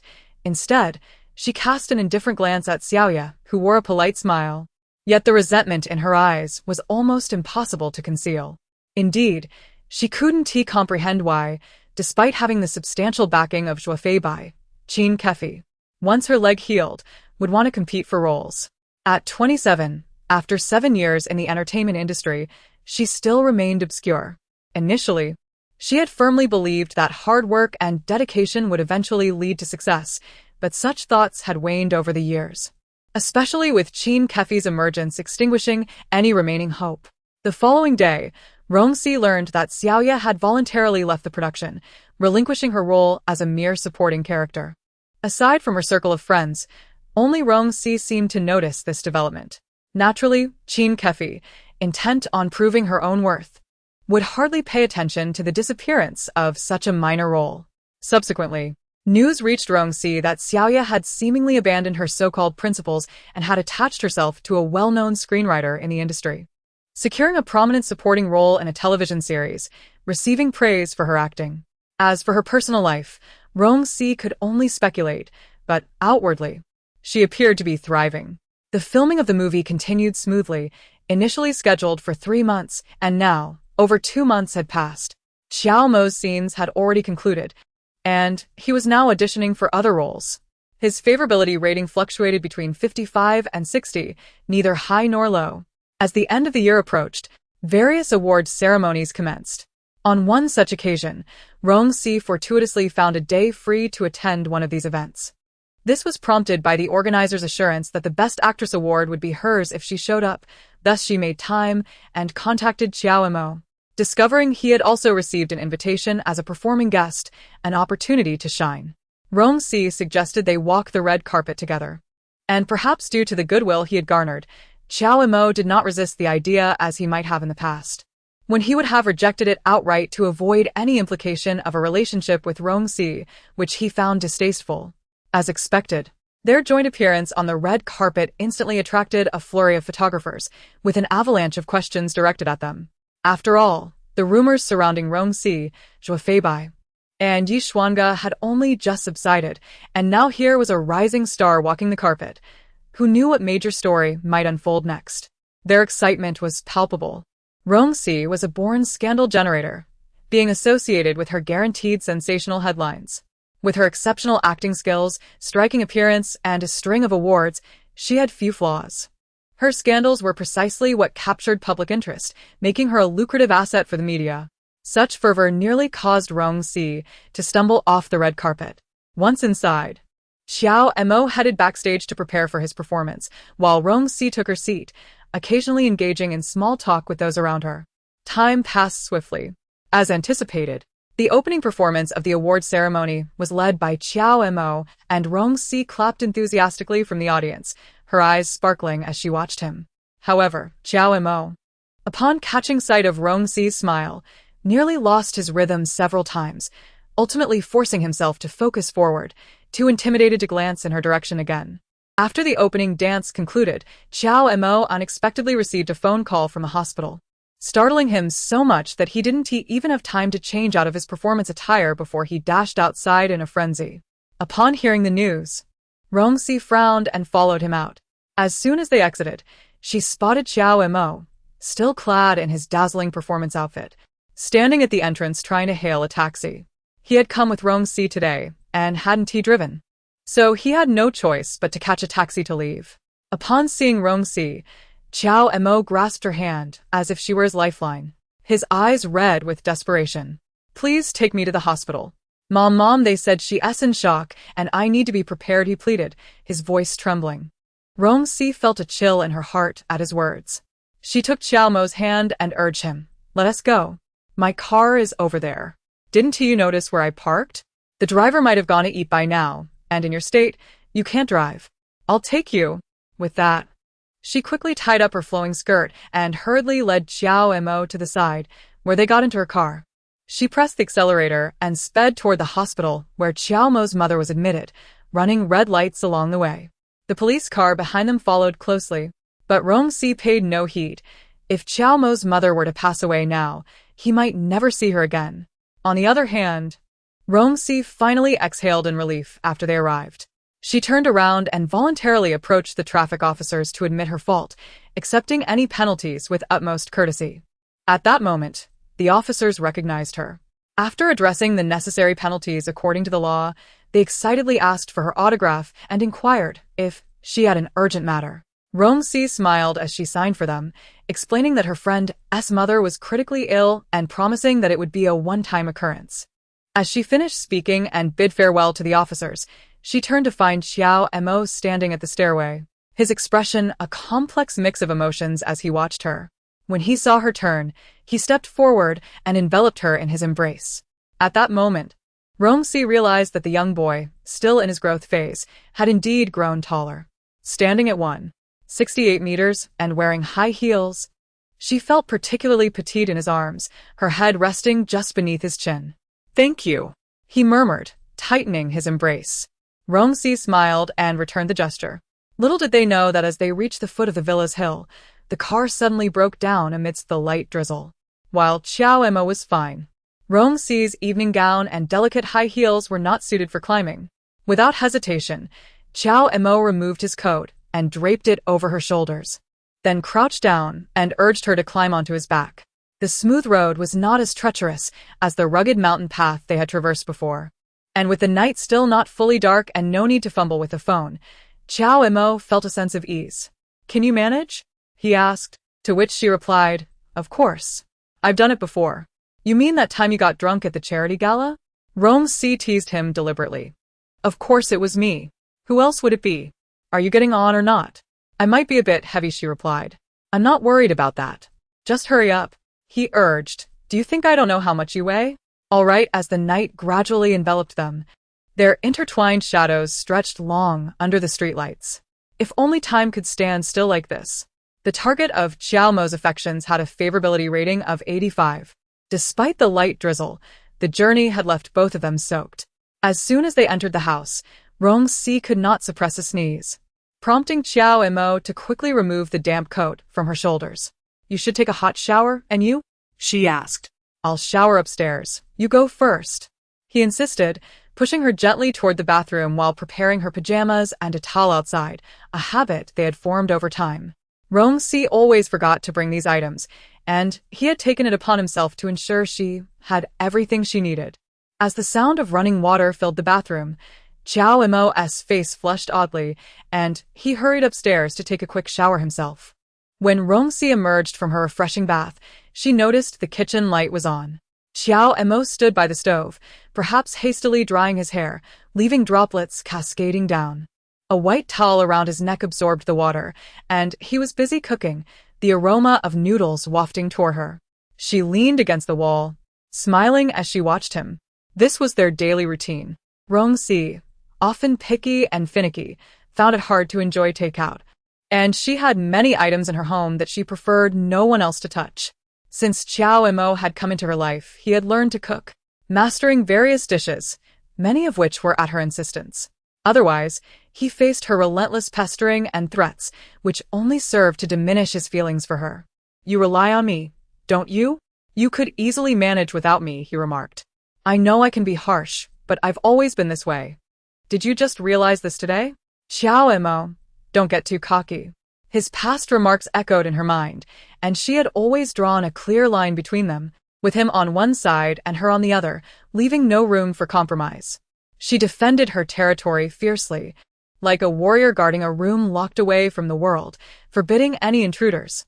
Yet recently, the lines between them had begun to blur, and his threats and jibes had gradually diminished. As Qiao Mo lifted the noodles from the pot, he smiled gently, serving 2 bowls topped with poached eggs.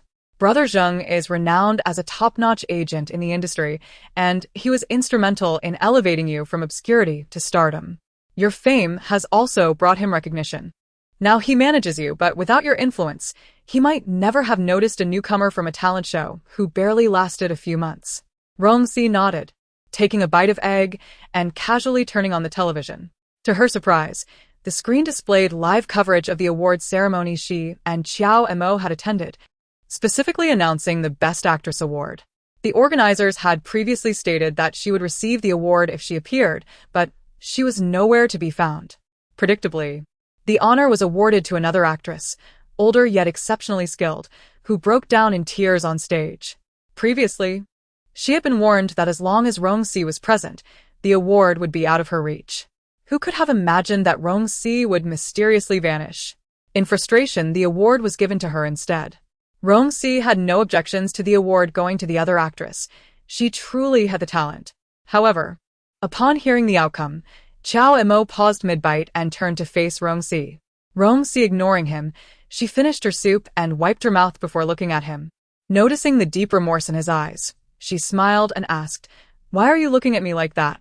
Originally, the previous film performed far better than mine, and I accepted my defeat with grace. Besides, I won this award last year, so there's really nothing to regret." However, before she could finish her sentence, the doorbell rang, prompting Rong Shi to let out a small sigh. She was hesitant to face Zhenglong's icy demeanor, more importantly, his sharp tongue. During their previous endeavors together, Rong Shi had endured a fair share of his barbs. Yet, if it weren't for him, she wouldn't have attained her current status. It could be said that the original Rong Shi had distanced herself from Zhuo Fei by under his encouragement, leveraging his influence to progress through one film after another, eventually reaching her present position. The original owner was immensely grateful to this man, yet also deeply fearful of him. In the original storyline, Zhenglong departed from Zhuyu due to emotional turmoil, which left Rong Shi isolated and making many irrational decisions. Calculating the timeline now, it seemed Zhenglong was also going through his own troubling phase, likely to seek solace abroad soon, only to reappear once the narrative concluded. As the persistent doorbell rang, Rong Shi mischievously stuck her tongue out at Xiao Mo, leaning in to whisper, "I've been caught in the rain and am off to sleep, you know?" Then she urged him to head to the hospital, adamant that he must not let that ancestor remain behind. After her words, she quietly ascended the stairs, entirely oblivious to Xiao Mo's suddenly flushed ears and neck. He felt an intense itch in his left ear, wanting to scratch it, but hesitating, his hand rose and fell back down. He then approached the door and opened it. "Zheng. Brother Zheng." Xiao Mo stuttered. Upon seeing him, Zhenglong immediately frowned. "Where is Rong Shi?" She's asleep." "Asleep?" Zhenglong tilted his head, glancing at Xiao Mo's crimson ears, and sneered. Only she could sleep at a time like this. "Let us go." However, just as Rong Shi had begun to relax, she caught Zhenglong's gaze directed at her, full of warning, causing her to choke violently, yet the two men below appeared oblivious, closing the door behind them and leaving without concern for her well-being. Once in the car, Zhenglong, seated in the passenger seat, quickly turned to Xiao Mo. "Rong Shi sacrificed the lead role for you, did she not?" At this, Xiao Mo stared at him in astonishment. "I hope you understand the meaning of gratitude, for she has never had it easy." Zhenglong's statement trailed off as he started the vehicle. Having shared the most difficult times with Rong Shi, he knew all too well the depths of her struggles. Unfortunately, Zhuo's heartlessness and Xiao Mo's youthfulness rendered him naive, easily swayed, and needing care himself. How could he possibly provide the support Rong Shi required? They were simply not suited for each other. Yet, Zhenglong refrained from voicing these thoughts, knowing Rong Shi was aware. Besides, he was burdened himself, with his resignation letter still languishing in his drawer, leaving little room for concern about others. Rong Shi, upon hearing Zhenglong's words, posted a congratulatory message on Weibo, tagging the actress, who reciprocated with a comment, thus closing that chapter. Shortly after, Zhenglong departed from Zhuyu, even going abroad, while a male supervisor from the company followed suit, leaving the situation unclear. Of course, all this information reached Rong Shi through Zhuo Fei, who had come to visit her on set. It was revealed that this supervisor was Zhuo Fei's cousin, indicating a respectable family background, thus clarifying Zhenglong's departure. Does this production truly falter without you? Who do you think you are? Rong Shi? Do you believe your acting skills rival hers? Furthermore, do you think it's that simple to navigate the entertainment industry relying solely on talent? You skipped the last charity gala, and now you're making excuses for this wedding. Qin Ke Fei, Do you overestimate your importance and your abilities? Zhua Fei Bai, concerned for her well-being amidst her hectic schedule, sought to offer her a breather. But she rejected his invitation, citing a broken bone as her reason. Her time was already limited, and she couldn't waste it on trivial matters. This wedding was a grand affair between two prominent figures in the industry, attracting a plethora of attendees. Rong Shi even received an invitation to be a bridesmaid, but since she was not particularly close to the bride, she declined that offer. Nevertheless, she intended to attend the wedding. Qiao Emo, Yi Xiange, and others were also invited, suggesting that the production team might need to take a day off. The groom was well-connected and highly regarded in the industry, promising a celebration that would likely eclipse the previous charity gala in attendance. It was evident that Zhua Fei Bai genuinely cared for Qin Kefei. Yet she was adamant about proving her own worth, refusing to relent despite his pleadings. Eventually, Zhua Fei Bai sought out Rong Shi once more. Thus, I apologize. Zhua Fei Bai. This wedding would also feature a red carpet, and both Rong Shi and Yi Xiange donned matching gowns, creating a visually harmonious pair. Standing behind, Qiao Emo watched, feeling a pang of jealousy, yet he could only observe, even finding himself seated away from Rong Shi, while Yi Xiange occupied the space beside her. The two appeared to be engaged in light-hearted conversation, sharing moments of laughter. Qiao Emo glanced repeatedly, unable to tear his gaze away from the radiant Rong Shi, whose smile seemed to illuminate the room. Since that rainy night, he had maintained this peculiar state. He knew he should harbor disdain for her, yet how could he? When she had sacrificed the lead role for his sake and even rushed him to the hospital, he found himself imagining a future where he remained alongside Rong Shi. Yet the presence of men like Yi Xiange and Zhua Fei Bai irked him deeply. That position beside Rong Shi was rightfully his. He silently shouted within. Just then, as if she had heard his silent plea, Rong Shi turned to look at him, gracing him with a smile that made his entire face flush crimson, akin to the carpet beneath him. Flustered, he quickly turned away, unable to meet her gaze. Seeing his reaction, Rong Shi chuckled softly. Such a child. Who would have guessed that the moment she stepped away, her phone would ring incessantly, drawing the attention of everyone at the table to Yi Xiange. As silence was needed at that moment, Yi Xiange reluctantly answered her call, only to be interrupted by someone nearby, accidentally connecting him to Rong Shi's call. Once connected, he felt obliged to keep the line open, raising the phone to his ear just in time to hear, "Shaolin, it's your father. Have you thought about what I mentioned the other day? I'm truly at my wit's end." Polite as ever, Yi Xiange concluded the call, only to furrow his brow in confusion. Shaolin? Is that Rong Shi's nickname? Quite peculiar. He stood there, dazed, holding Rong Shi's phone until a hand gradually withdrew it from his grasp. What's wrong? Did someone call for me? As the door swung open, it revealed Rong Shi, who had just emerged from the restroom.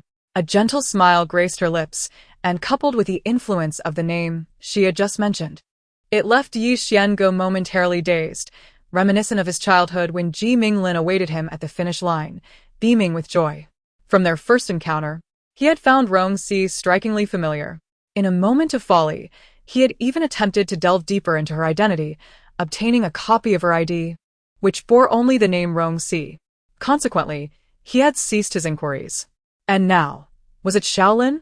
Shaolin? Shaoling? Which character from Lin was it? He found himself perplexed. The two stood, one seated, the other standing, one smiling, the other lost in thought, creating a scene of exquisite harmony. Even Qiao Emo felt that the tableau was somewhat glaring. As the wedding banquet concluded, Rong Shi, having indulged a bit too much, found herself in her car, where Qiao Emo was already seated, his expression somewhat aloof. Without hesitation, Rong Shi leaned against his shoulder with a playful grin. Why aren't you happy? She queried, reaching out to tease his chin. However, he merely frowned and pushed her away, memories of Yi Xiange and Rong Shi's closeness lingering in his mind, making it difficult for him to dismiss the burgeoning jealousy he felt. Previously trivial matters now weighed heavily on him. Yi Xiange and Rong Shi had their share of rumors. Who could say if their on-screen chemistry had blossomed into something more? And what of Zhua Fei Bai? For years, the gossip surrounding Rong Shi and him had never ceased. Whispers often suggested that Rong Shi was lifted to prominence by Zhua Fei Bai. akin to the current Qin Cafe. Such thoughts tormented Xiao Mo, rendering him increasingly unsettled, especially upon recalling Rong Shi's flirty demeanor, which made him acutely aware of the possibility that she may have behaved similarly with other men. The pain in his heart reached a pinnacle, prompting him to push her away. After a considerable pause, Xiao Mo finally turned to face Rong Shi, only to find her resting against a nearby cushion, fast asleep, her cheeks flushed and her expression serene. Instinctively, he reached out to touch her face, soft, smooth, and slightly warm. With a sigh, he gently adjusted her position, cradling her comfortably against him, and tenderly stroked her hair. Upon arriving at the villa and exiting the car, he instructed the company's driver to leave, guiding Rong Shi up the stairs. "Hey, not that way, not that way." A mere slip of his hand led Rong Shi to wander into a neighboring room. As she pushed the door open, she stumbled and fell to the floor. That room had always been kept locked. Instinctively, Xiao Mo's heart raced, recalling his earlier curiosity about this room, which Rong Shi had firmly denied him entry to, establishing boundaries regarding what he could and could not touch. His disdain for her had curbed his curiosity, but now that he had developed feelings for her, yes, he admitted it without shame, he liked her deeply. Yearning to uncover her past, this darkened room seemed to beckon him with an inexplicable allure. Come here, he thought he heard someone say. Slowly, he approached, first helping Rong Shi to her feet, then, feigning disinterest, he flicked on the room's light. In an instant, a rush of blood surged to his head, overwhelming him, leaving him blank, devoid of coherent thought. Mechanically, he extinguished the light, closed the door, and carried Rong Shi into her own room. He meticulously wiped her hands and feet, then removed her makeup, as she was meticulous about her complexion, ensuring no residue remained to harm her skin. Once he tucked her in, he sat there in a daze, uncertain of his next steps, lost in the enormity of what had just transpired. It was all about Playboy. He loomed large in his thoughts. But where did that leave him? What was his role? Xiao Mo's eyes reddened, his fists clenched tightly. Why now? Why, after he had acknowledged his feelings for Rong Shi, did he have to confront such harsh realities? In the past, he could have ignored everything and maintained their unhealthy arrangement until she grew weary of him. But now? What was he to do? He had fallen for her. He had envisioned a future with her. If she held no feelings for him, why had she allowed him to fall? At that moment, Rong Shi's phone suddenly chimed. Distracted, Xiao Mo instinctively reached for it, not fully understanding why, only to find a comment on her Weibo. Don't give up. He will see your feelings eventually. Let us work hard together. A slew of comforting and encouraging words urging her not to relent. Xiao Mo was taken aback. How could Rong Shi receive such messages? He scrolled down. Weibo username. Mr. Z of Ms. R. February 14th, 2017. Today I attended a friend's wedding. He sat not far from me. His girlfriend couldn't make it due to work, and he was quite upset, which I found amusing. February 4th, 2017. After a quarrel with his girlfriend, he invited me to the wedding. Sorry, I already had plans. He brought this upon himself. September 7th, 2015. I think I've met another Mr. Z. What should I call him? Mr. Q? He resembles Mr. Z, sitting under a tree, engrossed in a book. October 6th, 2015. Met Mr. Q again.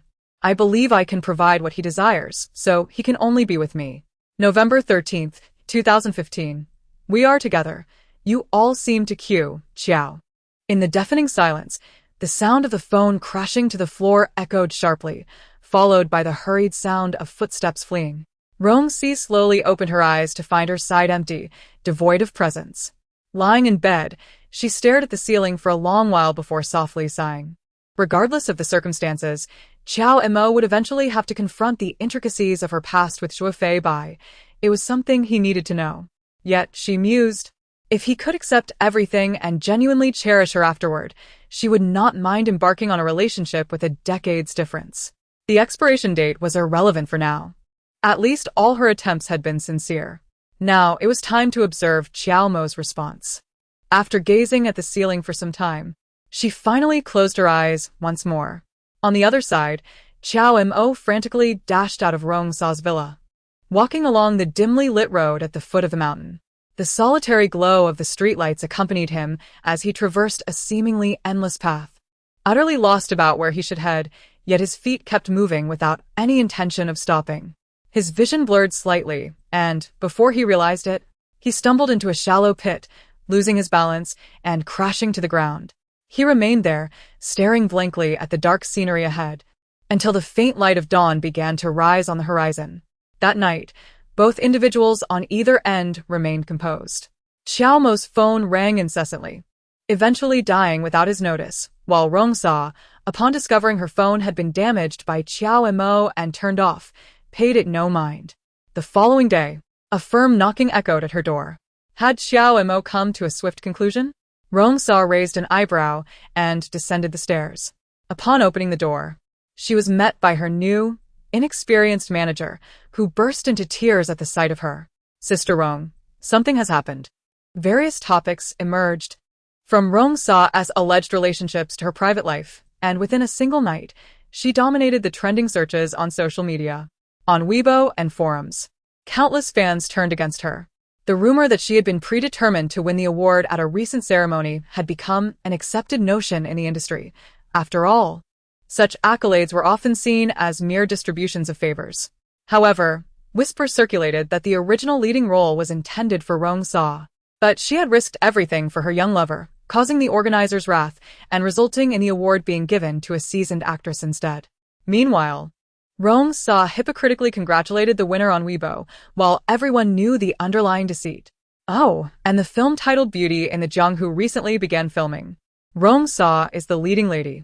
It was rumored that she was at odds with a newcomer, ostensibly due to jealousy over a man.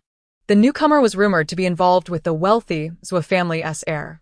Not long ago, this actress had an accident during a stunt and ended up in the hospital, with speculation that Rong Shi had orchestrated it. It was easy to imagine the malicious thoughts brewing within her.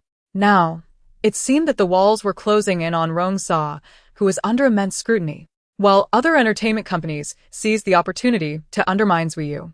No matter how Zhu Bai tried to suppress the situation, he realized the forces against him were beyond his control, especially with his cousin Zhenlong absent from the country, leaving him to rely on the support of others in his family. Yet the most pressing concern was how to navigate this crisis with Rong Shi. When had she undergone an abortion for him? 6 years ago? At the tender age of 23, he remembered wanting to end things with her, only for her to clarify matters first. He had thought she was someone who could let go easily. How could she now reveal such a grave secret? He desperately needed to see Rong Shi and ask her for the truth. Thus, Zhu Bai dismissed all calls and headed straight to Rong Shi's residence. Meanwhile, Xiao Mo, in a daze, found himself at Zuyu's building, only to be besieged by a throng of reporters. Xiao Mo, we hear you had a year-long relationship with Rong Shi. Is that why she has been so supportive of you? Were you coerced by her? Did she intimidate you into making these decisions? The reporters bombarded him with questions about Rong Shi and her past with Zhu, including rumors of her having aborted for him years ago. Overwhelmed, Xiao Mo grabbed the arm of one reporter, incredulity etched on his face. What are you saying? What's Zhu? What abortion? His bewilderment elicited pity from the onlookers. They assumed he was blissfully unaware of the truth, that he was merely a pawn in Rong Shi's game, while her heart remained loyal to Zhu Bai. It became evident that Xiao Mo had been used as a replacement, and his ignorance was both tragic and foolish. When Xiao Mo eventually saw the photographs and various reports emerging from the hospital, his fragile resolve crumbled entirely. He isolated himself in a rehearsal room, receiving a call that prompted a brief agreement before he hung up, returning to stare blankly at the stark white wall. Comments flooded in on social media. Oh my. I never imagined my goddess Rong Shi could be such a person. This industry is truly chaotic. The chaos in this circle is unreal. Rong Shi seems so untouchable. Who would have thought she could be so promiscuous? And poor Xiao Mo, who knows nothing, is just pitiful. And what about my Leaf Emperor? Oh, I'm heartbroken. Have you heard? Rong Shi's alt account was exposed, and it seems she only has eyes for Zhu. She doesn't seem as reckless as you think. But who knows if that account was just a facade to entice men? Rong Shi stared impassively at the torrent of comments online. It was undeniable that the negativity was overwhelming, with many people condemning her without any understanding of the situation. The disappointment from her former fans was palpable, as they unfollowed her en masse, expressing their disgust for what they now deemed a betrayal. It was a veritable carnival for trolls and a stark display of online bullying. Discussions about her leaving the entertainment industry and issuing public apologies flooded the trending topics. In a matter of hours, Rong Shi had monopolized the day as headlines, her misfortunes becoming the subject of morbid fascination. The industry watched with glee, some even reveling in the opportunity to cast stones at her. Busy de Rong Shi. The petite agent Su Hui was already sobbing uncontrollably, having momentarily forgotten her joy upon receiving the news about Rong Shi, the celebrated star. A sense of regret began to creep into her heart. Why had she taken on such a burdensome task? It was over for her. Her career as an agent was irrevocably shattered. Rong Shi discerned the emotions etched on her face with clarity. However, she replied, for now, you need not concern yourself. I will handle this. Su Hui, bewildered, stammered, how can you? Rong. Did you not hear me tell you to leave? Oh. With that, the young girl departed, and Rong Shi frowned, summoning the system in her mind. It was evident that her current predicament, laden with scandal, was exceedingly detrimental to her plans. She had scarcely made any moves concerning Yi Xiango, and her situation was alarmingly passive. This indicated that the information and plot points provided by the system were fundamentally flawed. Yet, it had the audacity to demand payment from her, increasing her tool fees. What a shameless act! Just then, the doorbell rang again, and Rong Shi's expression shifted as she saw the anxious face of Zhuo Feibai on the surveillance monitor. Perhaps this was an opportunity. Her eyes narrowed as she briskly approached the door and swung it open, their gazes locking immediately. Zhuo Feibai frowned, regarding her as though he were unfamiliar with her, while Rong Shi maintained her stoic demeanor. What brings you here? Rong Shi stood at the threshold, offering no invitation for him to enter. What do you mean? What brings me here? With all the commotion outside, you must be aware of what is happening. Zhuo Feibai stepped closer, towering over her, and firmly shut the door behind him. It was then that he realized Rong Shi was not as formidable as she appeared. She was slender, swathed in an oversized nightgown that made her seem almost fragile.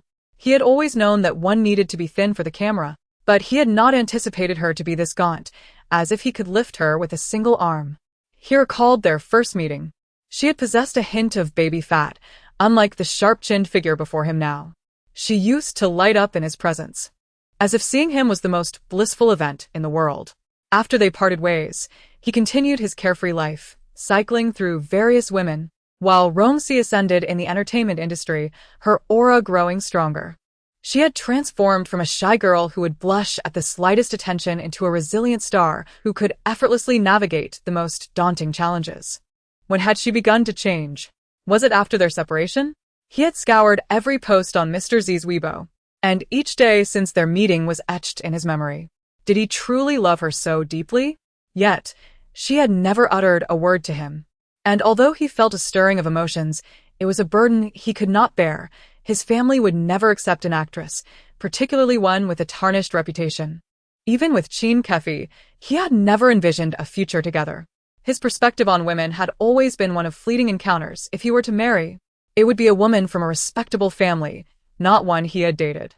Thus, he could not shoulder the weight of his feelings for Rong Shi. As Zhuo Feibai stepped inside, she fixated on the button of his shirt, refusing to meet his gaze. After a lengthy silence, she finally spoke. I will resolve this. You need not worry. At that moment, she had finally found a reason to delete all of her troubling posts on Weibo and vowed never to keep a diary again. Although it might disrupt the original intent, she felt liberated. The daily entries had been a struggle, especially since she held no affection for Zhuo Feibai, even feeling a touch of aversion. With that, Rong Shi turned to walk away. Yet, unexpectedly, Zhuo Feibai grasped her arm, exclaiming, You plan to resolve this? By deleting every post and pretending nothing happened? By claiming that person isn't you and hiring a PR team to clean up your image? You've been in this industry long enough to know that it isn't that simple, is it? Startled by his words, Rong Shi spun around, her eyes glistening with unshed tears. What else should I do? Should I confess my love for you to the world, admit that I carried your child, or that I sought out Xiao Mo as a stand-in, never touching him, merely wanting to gaze upon him and think of you? All those rumors were meant to draw closer to your life, and I tried to emulate your existence, yet I failed to grasp its essence, remaining chaste for you? The Navet is yours, not mine. Leave now. I will find a way to resolve this. After saying this, Rong Shi attempted to shake off his hand. But before she could turn away, Zhua Fei pulled her into his embrace, holding her tightly. Trust me. I will resolve this. In 3 days, we will hold a press conference, and I will have everyone who spread those rumors apologize to you. Believe me, I will make it happen. With that, he released her, leaned down, and planted a fleeting kiss on her forehead before striding out. Rong Shi felt the warmth linger where his lips had touched, and as the door closed before her, a soft laugh escaped her lips. System? What is it? Not playing dead anymore? You just encountered an unexpected error. How do we rectify this situation? You've disrupted all my plans. Please clarify the current circumstances. It concerns Zhua Fei, by S. father. The trial within the plot has occurred prematurely, and he intends to strike at Zhuyu through you, leading Zhua Fei toward bankruptcy as the narrative unfolds. I truly do not comprehend the world of the wealthy. I see. So now you speak without reservation. Are you afraid of a failed strategy? Enough. Prepare what I need for 3 days from now. 3 days felt interminable for Rong Shi, with countless eyes in the entertainment industry poised to witness her downfall. The agent for Yi Xienge had specifically arranged that he deny any rumors linking them during the upcoming event, ensuring a complete disassociation. However, he had not elaborated much. Yi Xienge was astute and would know how to navigate the situation better than his agent. Yet, that very evening, events took an unexpected turn. During a live entertainment news interview, the person in question was none other than Xiao Mo. Indeed, I have been in a relationship with Rong Shi.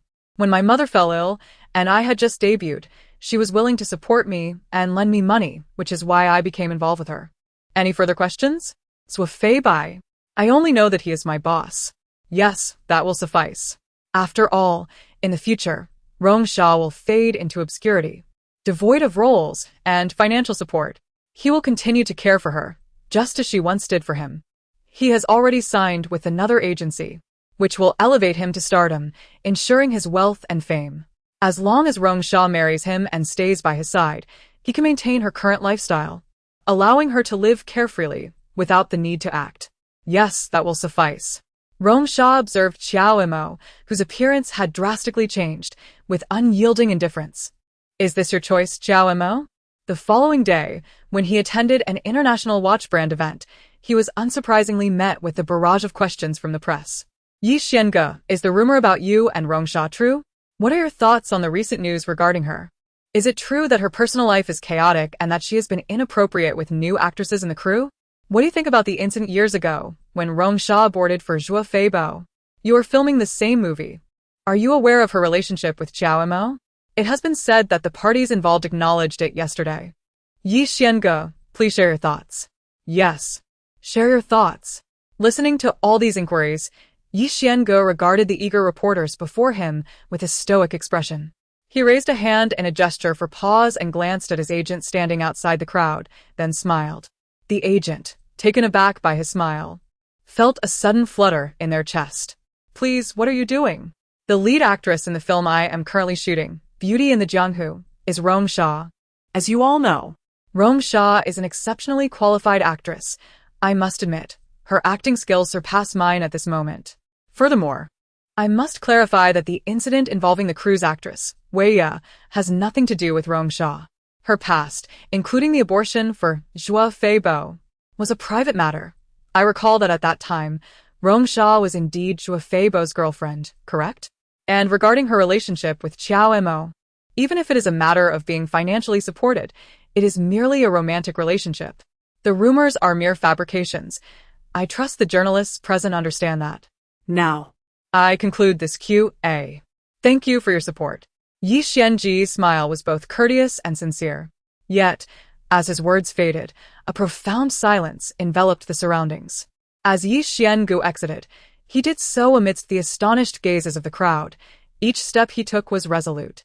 However, upon leaving the venue, he was met with an onslaught of scolding from his agent. I once thought you were astute, yet you dare to wade through the murky waters surrounding Rong Shi? Which artist in the industry would dare to speak up for her? Only you. Do you still wish to remain in this entertainment sphere? Yi Xianga. What do you want me to say? Now, once your words air, your usual rivals will seize the opportunity to drag you down. I doubt you'll have any chance to vie for the international director's new film, as he seeks a domestic star with considerable influence. Instead, you've squandered this opportunity. What did Rong Shi say to you to make you so reckless? Yi Xiango, with a blank expression, took a few strides forward before turning to his agent. I merely expressed what I observed. I will secure the film tomorrow, through my own merit. If they choose not to collaborate with me over this, that will be their loss. Enough, do not follow me. I need some solitude. With that, Yi Xiange donned his sunglasses, stepped into his car, and sped away. Indeed. Even he could not comprehend why the aggressive questioning from the reporters stirred such agitation within him. Despite not being certain whether Rong Shi was indeed the young Ji Minglin, the mere possibility made him wish to shield her from any harm. After all, he had never encountered a woman who evoked such a palpable feeling within him. Ever since their first meal together, he harbored deep suspicions. He did not want to live a life of regret upon discovering the truth later, regretting his current retreat and avoidance of danger, even at great cost. He drove until he reached a beach, abruptly braking and turning off the engine. Leaning against his car, he lit a cigarette not out of addiction, but to ease the tension within him. On one hand, he hoped his suspicions were unfounded. If Rong Shi were indeed Ji Minglin, it would mean she had grown up safely and well. On the other hand, he dreaded the thought of her being Ji Minglin, as it would confirm that she had suffered greatly in his absence and continued to endure harm. His sister should be joyous and carefree, cherished by someone, rather than suffering for scoundrel. She should not be subjected to the scrutiny of countless others due to another's failures. That was not the life meant for her. After finishing his cigarette, he gazed towards the glimmering sea.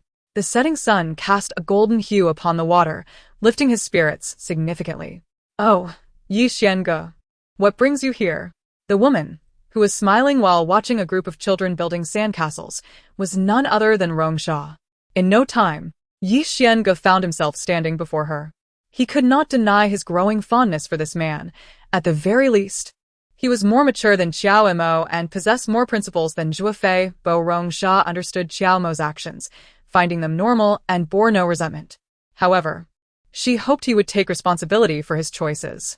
I just finished a job and needed some fresh air. How about you? She asked. Work? Rong Shi smiled. I saw what you did. Thank you for speaking on my behalf. I didn't expect you to stand up for me even now. Thank you.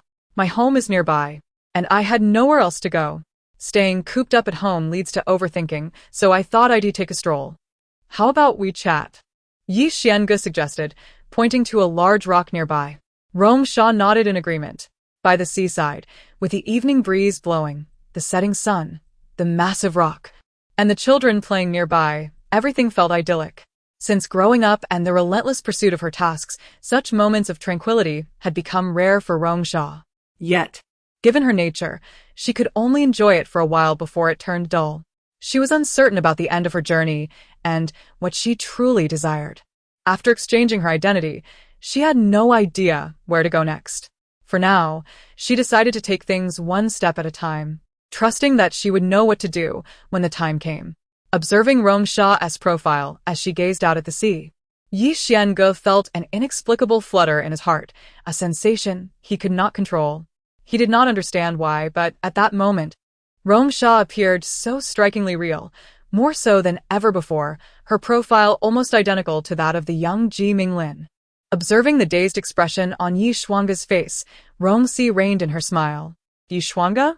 She had certainly picked up on this, and it was evident that his fondness for her had skyrocketed to an impressive 55. She simply could not turn a blind eye to it. After a brief chuckle, her smile gradually faded as she gazed at the dimming scenery before her. You needn't worry, I shall handle this. However, I am already cloaked in darkness, and a little more won't matter. But you, who are still untainted and just crowned as Best Actor, with your company preparing to elevate you further, and rumored to be collaborating with Duke, the esteemed director, are now entangled in my affairs. Is that acceptable? At her words, Rong Shi nodded in acknowledgement. Regardless, I must thank you. With that, she rose, waved goodbye to Yishuanga, and began to leave. It was then that Yishuanga's phone finally rang. Just as Rong Shi had predicted. His schedule was crammed, with even mealtimes and sleep being squeezed in. Such fleeting moments of respite were exceedingly rare. Glancing at the screen, a sudden surge of emotion surged within him, the ringtone seeming to urge him onward. As Rong Shi approached the road, he suddenly stood up, his shirt fluttering in the evening breeze from the seaside. Rong Shi, do you know Ji Minglin? I miss her, he shouted, his voice carried by the wind directly into Rong Shi's ears. Just as she reached his car, hearing his call caused her to halt, a smile breaking forth uncontrollably. She turned to see Yishuanga perched atop the large stone where they had sat, but from a distance, she could not discern his expression. Though the incessant ringing of his mobile phone echoed like a death knell, he felt a tension greater than when he had received the Best Actor award for a performance. With that thought, she waved to him and turned to continue her path. In that moment, his manager abruptly ushered him into the car. Now, immediately, come with me. If you wish to pursue her later, I won't stop you. Just don't be reckless. If it comes to that, I'll find another artist.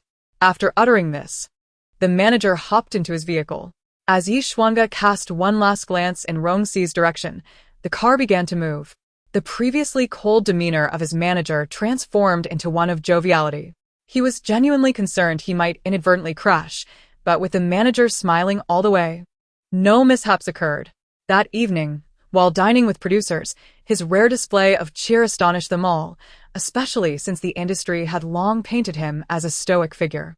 This man, known for his talent and box office appeal, had an air of professionalism that was often perceived as aloofness.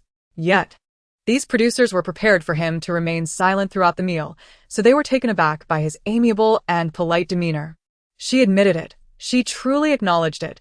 She was Ji Minglin, the apple sister from his childhood, and she expressed her longing for him, recalling how he had been a chubby little boy. At that moment, Yishuanga realized that the grievances he had harbored over the lost letters were trivial. His dear sister had grown up healthy and had entered the entertainment industry, now even sharing the same production set as him, playing the lead roles.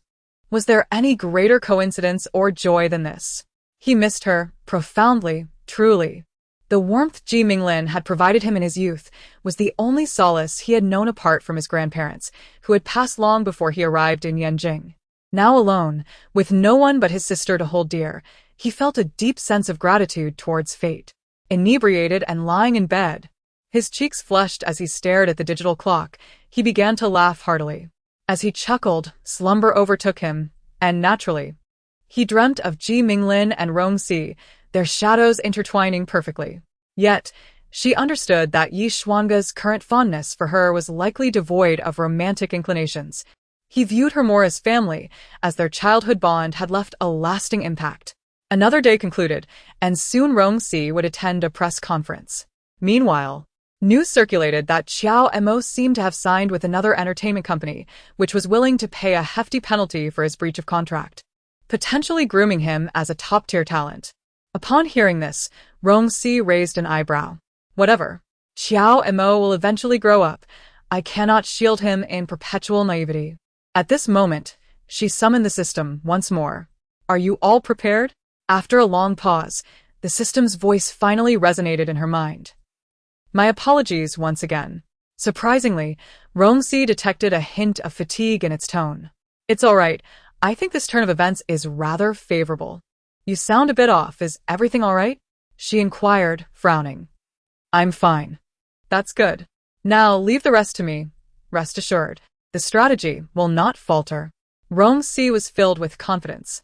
The following day, the internet buzzed with excitement. Upon learning of the negative rumors surrounding Rong Shi, Qin Keefe promptly took to Weibo to clarify, identifying herself as the rumored newcomer and asserting that while she had indeed suffered an accident, it had absolutely nothing to do with Sister Rong Shi. Even the actress who had previously been ed by Rong Shi, the winner of the Best Actress award, sincerely stated that Rong Shi had genuinely wished to thank her, devoid of any insincerity, and emphasized that her victory was solely due to her own merits. Almost immediately, Various chats between hired trolls and their employers surfaced online, even revealing recorded phone calls. The veil was lifted, exposing not only the antagonists behind the scenes, but also the sordid dealings within the industry, including past arrangements and underhanded transactions. With Rong Shi's own involvement in hiring trolls and fabricating scandals also coming to light, the waters of the entertainment world were thoroughly muddied. This was a monumental scandal in the industry. Even ordinary individuals possess their secrets, let alone those within entertainment. The chaos erupted, with reporters delightedly pursuing every detail, from infidelity to under-the-table dealings, each reveling in the unfolding drama. The reputation of Rong Shi has undergone a remarkable turnaround on the internet. After all, the evidence of the smear campaign against her has been exposed, revealing the meticulous plans of those who sought to tarnish and even destroy her. In comparison, the petty rumors she engaged in seem trivial, as she never ascended by harming others. It can be said that the sole beneficiary of this revelation is Rong Shi herself, as it has completely cleared her name of all past scandals and resolved her current crisis. However, the entertainment industry is a tightly knit sphere, and Rong Shi's ruthless approach has undoubtedly offended many. As speculation arose regarding her involvement in this turmoil, news of her hospitalization emerged. Countless individuals began to wonder if this was an attempt to elicit sympathy, to portray herself as a pure and untainted figure rising from the mud. The public was soon confronted with a critical health notification from the hospital, followed by the heart-wrenching sight of her manager, Su Hui, breaking down in front of the cameras. The doctors reported that they had yet to determine the cause of Rong Shi's condition, but she had been completely unresponsive. Her heart had even stopped beating. Su Hui pleaded with the public, insisting that Rong Shi had not engaged in any of the alleged misdeeds. She had only been in a relationship with Qiao Mo over the past year, without entanglements with anyone else. Su Hui recounted how Rong Shi had run a red light solely for him, abandoning an awards ceremony for Qiao Mo's ailing mother, ultimately sacrificing her chance at the leading role. The authenticity of the hospital's critical condition notification could not be disputed, and a profound silence enveloped both the industry and the public.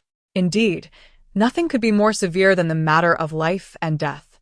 Currently, Rong Shi stands unjustly accused, and the malice of her detractors is chillingly evident. If they were to drive her to the brink of death, the horror of such an act is unimaginable. In a swift turn of events, many began to pray for her recovery on her Weibo, with only a few still wishing for her demise. Overnight, her reputation experienced a dramatic transformation. Meanwhile, at the Zhou family residence, a tense atmosphere prevailed as the elderly patriarch trembled with rage, leaving everyone in a state of trepidation. Grandfather, call for an ambulance. Let no one escape my wrath. In her hospital bed, Rong Shi silently smiled. Indeed, the information at her disposal had been extracted by her system from the vast network of this world, where everything is interconnected. With the system capable of traversing realms, breaching minor firewalls to obtain screenshots or call logs was a trivial task. Since others wished her ill, she had no intention of allowing them any respite. If they sought to tarnish her name, she would ensure they all wallowed in the mire together. The underhanded dealings and sordid affairs would not escape scrutiny. On the other hand, the Zhou family was ripe for manipulation. She meticulously organized the collected evidence and delivered it to their rivals, ensuring that while no lasting harm was inflicted, they would be thoroughly disgusted, just as they had sought to disgust her. Of course, this would not be without a price. She demanded that they ruin Zhuyu, fulfilling the unfinished business of the old patriarch. If Zhou Feibai needed assistance later, he could simply turn to his father, as this was the intention all along. Though Rong Shi lay in her hospital bed with minimal physical response, her mind was at ease. This seemingly precarious state had been orchestrated by the system, which, following an unexpected error, had adopted a more accommodating demeanor, refraining from any mention of gold coins. This favorable attitude pleased Rong Shi, leading her to forego pursuing previous grievances. Her admission to the hospital was essential. People are invariably drawn to the plight of the weak. Having offended nearly everyone, while others might speculate about her ulterior motives, it would not take long for them to deduce who stood to gain the most. Although many might remain oblivious to the mechanics behind it, they would undoubtedly lay the blame at her feet. What did it matter? Let them remember. She found joy in it. Yeshwan-ge rushed to the hospital, breathless, and upon peering through the transparent glass window of the ward, he beheld Rong Shi's slight smile. His manager discreetly left to consult with a doctor, returning to inform him that her condition had stabilized significantly and that he could visit her. "Thank you," Yeshwan-ge replied, feeling a mix of gratitude and excitement. He was the one who had benefited the most from this upheaval. Duke had already designated him as the male lead for his film, and his manager had successfully negotiated a brand endorsement for him. As he donned the provided protective gear, he felt a surge of determination. Inside the room, he found Rong Shi with her eyes closed. A pang of concern gripped his heart as he pulled up a chair beside her. Gently, he took her hand and pressed it to his lips, speaking earnestly. "The doctors say you are in good health. Please awaken soon. Our journey in this world of beauty has yet to conclude. I still have so many questions for you. What happened to those letters I sent? Why did you change your name and even your surname? Did you recognize me long ago? Please wake up, Rong Shi." Rong Shi's spirit hovered, observing Yeshwan-ge, and after a moment of silence, she managed a faint smile. Meanwhile, Xiao Emo slammed the door to his home, the sound echoing through the silence that followed. "It's all over. How could I have advised you otherwise? I warned you that Jiaoyou Entertainment was unreliable. They couldn't even support their own stars. Did you really believe they had sufficient resources to promote you? It was likely a ploy to undermine Rong Shi and Zhuyu. Your agreement is riddled with loopholes. Can a mere 18-line actor defend against their legal team? You've angered Zhuyu's people and now Jiaoyou's. What will you do now? I look forward to seeing how you navigate this entertainment industry. Rong Shi has been admitted to the hospital. If you have time, you should go see her. I'm not asking you to win her over again or to seek her affection. Just reflect on your conscience. It's time for you to check on her. That's all I have to say. You should ponder this yourself." At this moment, Xiao Emo found himself unable to think clearly. His mind consumed entirely by the news of Rong Shi's hospitalization. Hospitalized? How could that be? Was her health deteriorating? She had seemed perfectly fine when they were together. Aside from being a picky eater, somewhat numb, Xiao Emo slowly rose to his feet and opened his computer. The news of Rong Shi's critical condition flashed before his eyes. He immediately leaned in, feverishly scrolling through the information. Once he finished reading, a chilling sensation swept through his body, as if his blood had frozen. It felt as though an invisible hand was choking him, making it difficult to breathe. Without a moment's thought, he turned and flung the mouse aside, rushing out without even changing his shoes. Upon reaching his car, he twisted the key in vain, realizing that he had run out of fuel the previous day. He slammed his hands down on the steering wheel in frustration and leaped out of the vehicle. It was now around 2:30 in the morning. After waiting for nearly 20 minutes on the street without hailing a cab, he kicked off his slippers and began to run towards the hospital. The 19-year-old boy ran and cried, wiping his tears with the back of his hand. He was ready to give up everything, fame, fortune, even being a mere stand-in, as long as Rong Shi could wake up and remain unharmed. Even if he were forever scorned as a kept man, he would accept it. All that mattered was Rong Shi's well-being. He would endure anything for her happiness. As he thought of this, he wiped his tears again, but the sharp metal clasp of his sleeve cut into the corner of his eye, instantly drawing blood. He hardly felt the pain as he continued to run, his mind solely occupied with thoughts of Rong Shi. Just as Xiao Emo sprinted onward, Rong Shi received a notification from the system. Target of focus, Xiao Emo, affection level 100, mission accomplished, reward, 90 coins. Xiao Emo? Rong Shi sighed softly, a hint of amusement in her voice. Meanwhile, Xiao Emo was oblivious to the passage of time. His feet were already bleeding, yet he pressed on.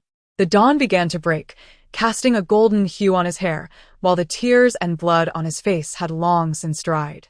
The pain from his wounds was a mere whisper compared to the urgency of his mission. At that moment, a taxi suddenly pulled up beside him. Inside, Xiao Mo's legs trembled incessantly. The driver glanced at his distressed appearance, a flicker of compassion crossing his mind. "Where to, young man? Why are you running around outside?" "City hospital," Xiao Mo rasped, his voice hoarse as if he hadn't had water in days. "All right, I'll get you there as quickly as I can. You really ought to see a doctor. Your feet look injured. Where did you come running from?" I saw the bloody footprints on the road and thought something terrible had happened. The driver navigated the streets for about half an hour before Chiao and Mo hastily paid with crumpled bills and exited the vehicle. Behind him, the driver called out, "Take care of your feet."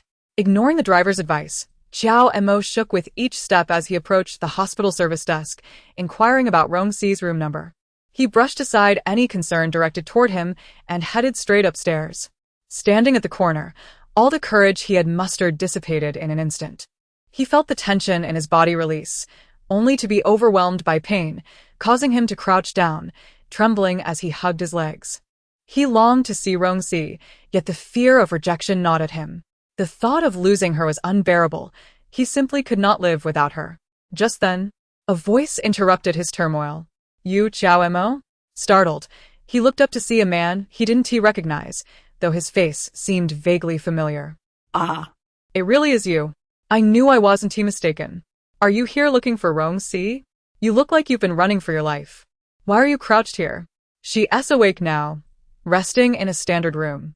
The doctor said she is fine and can be discharged anytime. But they want her to stay a couple more days just to be safe." "Are you sure you don't remember me? I'm Leo, Yeshwan-go's manager. Come on, let us go inside."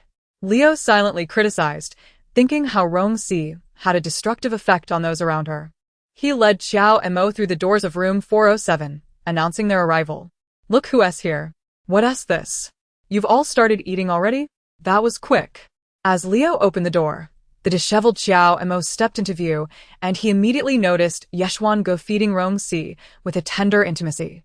It felt as if something sharp pierced his eyes. Clenching his fists, he took a deep breath and walked inside. Rong Shi, before he could finish. The world spun around him, and he collapsed to the floor. "Chiao Mo." Rong Shi gasped in shock. She couldn't fathom how someone she had seen on television looking so vibrant could now appear so pale, with injuries and bleeding feet. As the doctor examined him, she felt confused and turned to the system, which replied that it lacked sufficient energy to provide an answer. Once the examination concluded, the doctor reassured her that Chiao Mo was not in serious condition, merely exhausted, dehydrated, and with some minor injuries. After treating him and administering glucose, he would be fine with a couple of days of rest. Thus, another bed was added to Rong Shi's hospital room. She gazed at Chiao Mo's small, pale face against the pristine sheets. His complexion was remarkably smooth, unlike that of typical 18 or 19-year-olds who often bore acne or oily skin. Despite the dark circles under his eyes, cracked lips, and bruises, he still exuded a fragile beauty. "Rong Shi." Yeshwan-go's voice broke her reverie. "Come on, eat your porridge before it gets cold." Though he masked it well, she could detect a fleeting hint of dissatisfaction in his gaze. Dissatisfaction?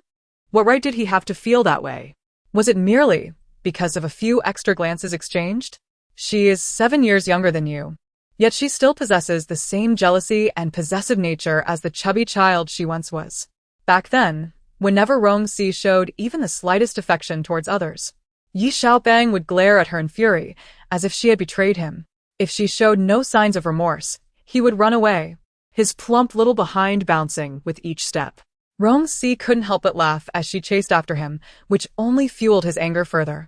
It was only after she acquiesced to his unreasonable demands that he would deign to acknowledge her again. Such a proud little thing. Recalling these memories made Rong Shi chuckle, momentarily forgetting her porridge. "What is so amusing?" Yi Shuanga inquired curiously. "Oh, just thinking about your childhood," she replied, raising her hand to form a cylindrical gesture.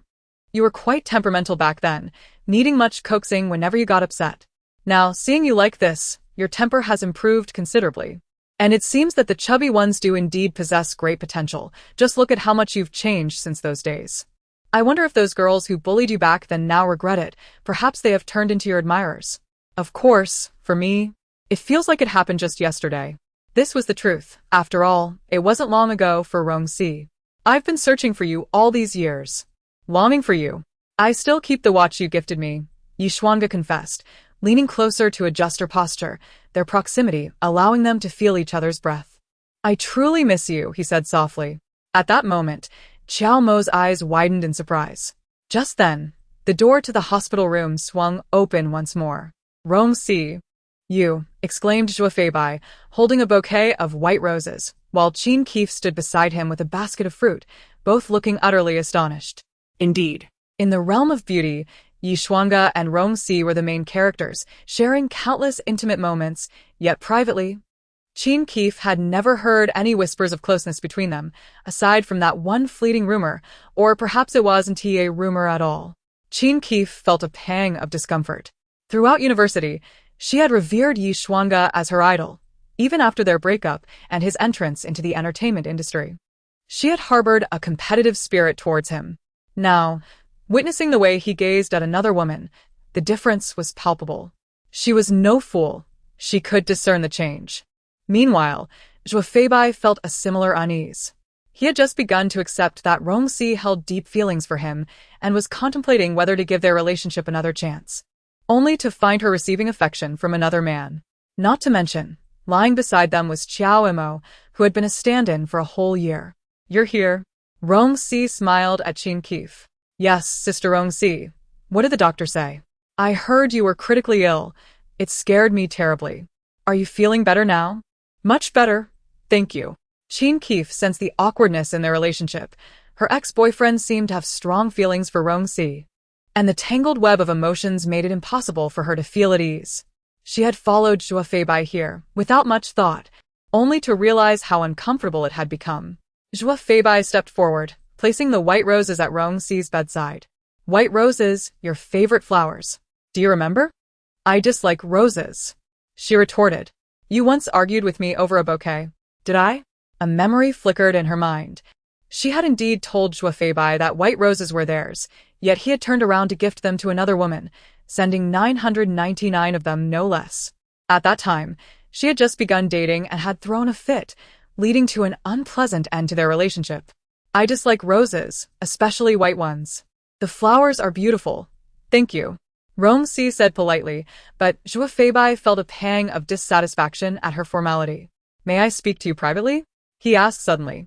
Before Rong Shi could respond, Yi Shuanga picked up a bag of trash, saying, I'll step outside for some fresh air. Me too, Qin Keef quickly agreed, following him out. Meanwhile, Qiao Imo remained silent, eyes still shut despite Zhou Feibai's glaring. I'm sorry, Rong Shi.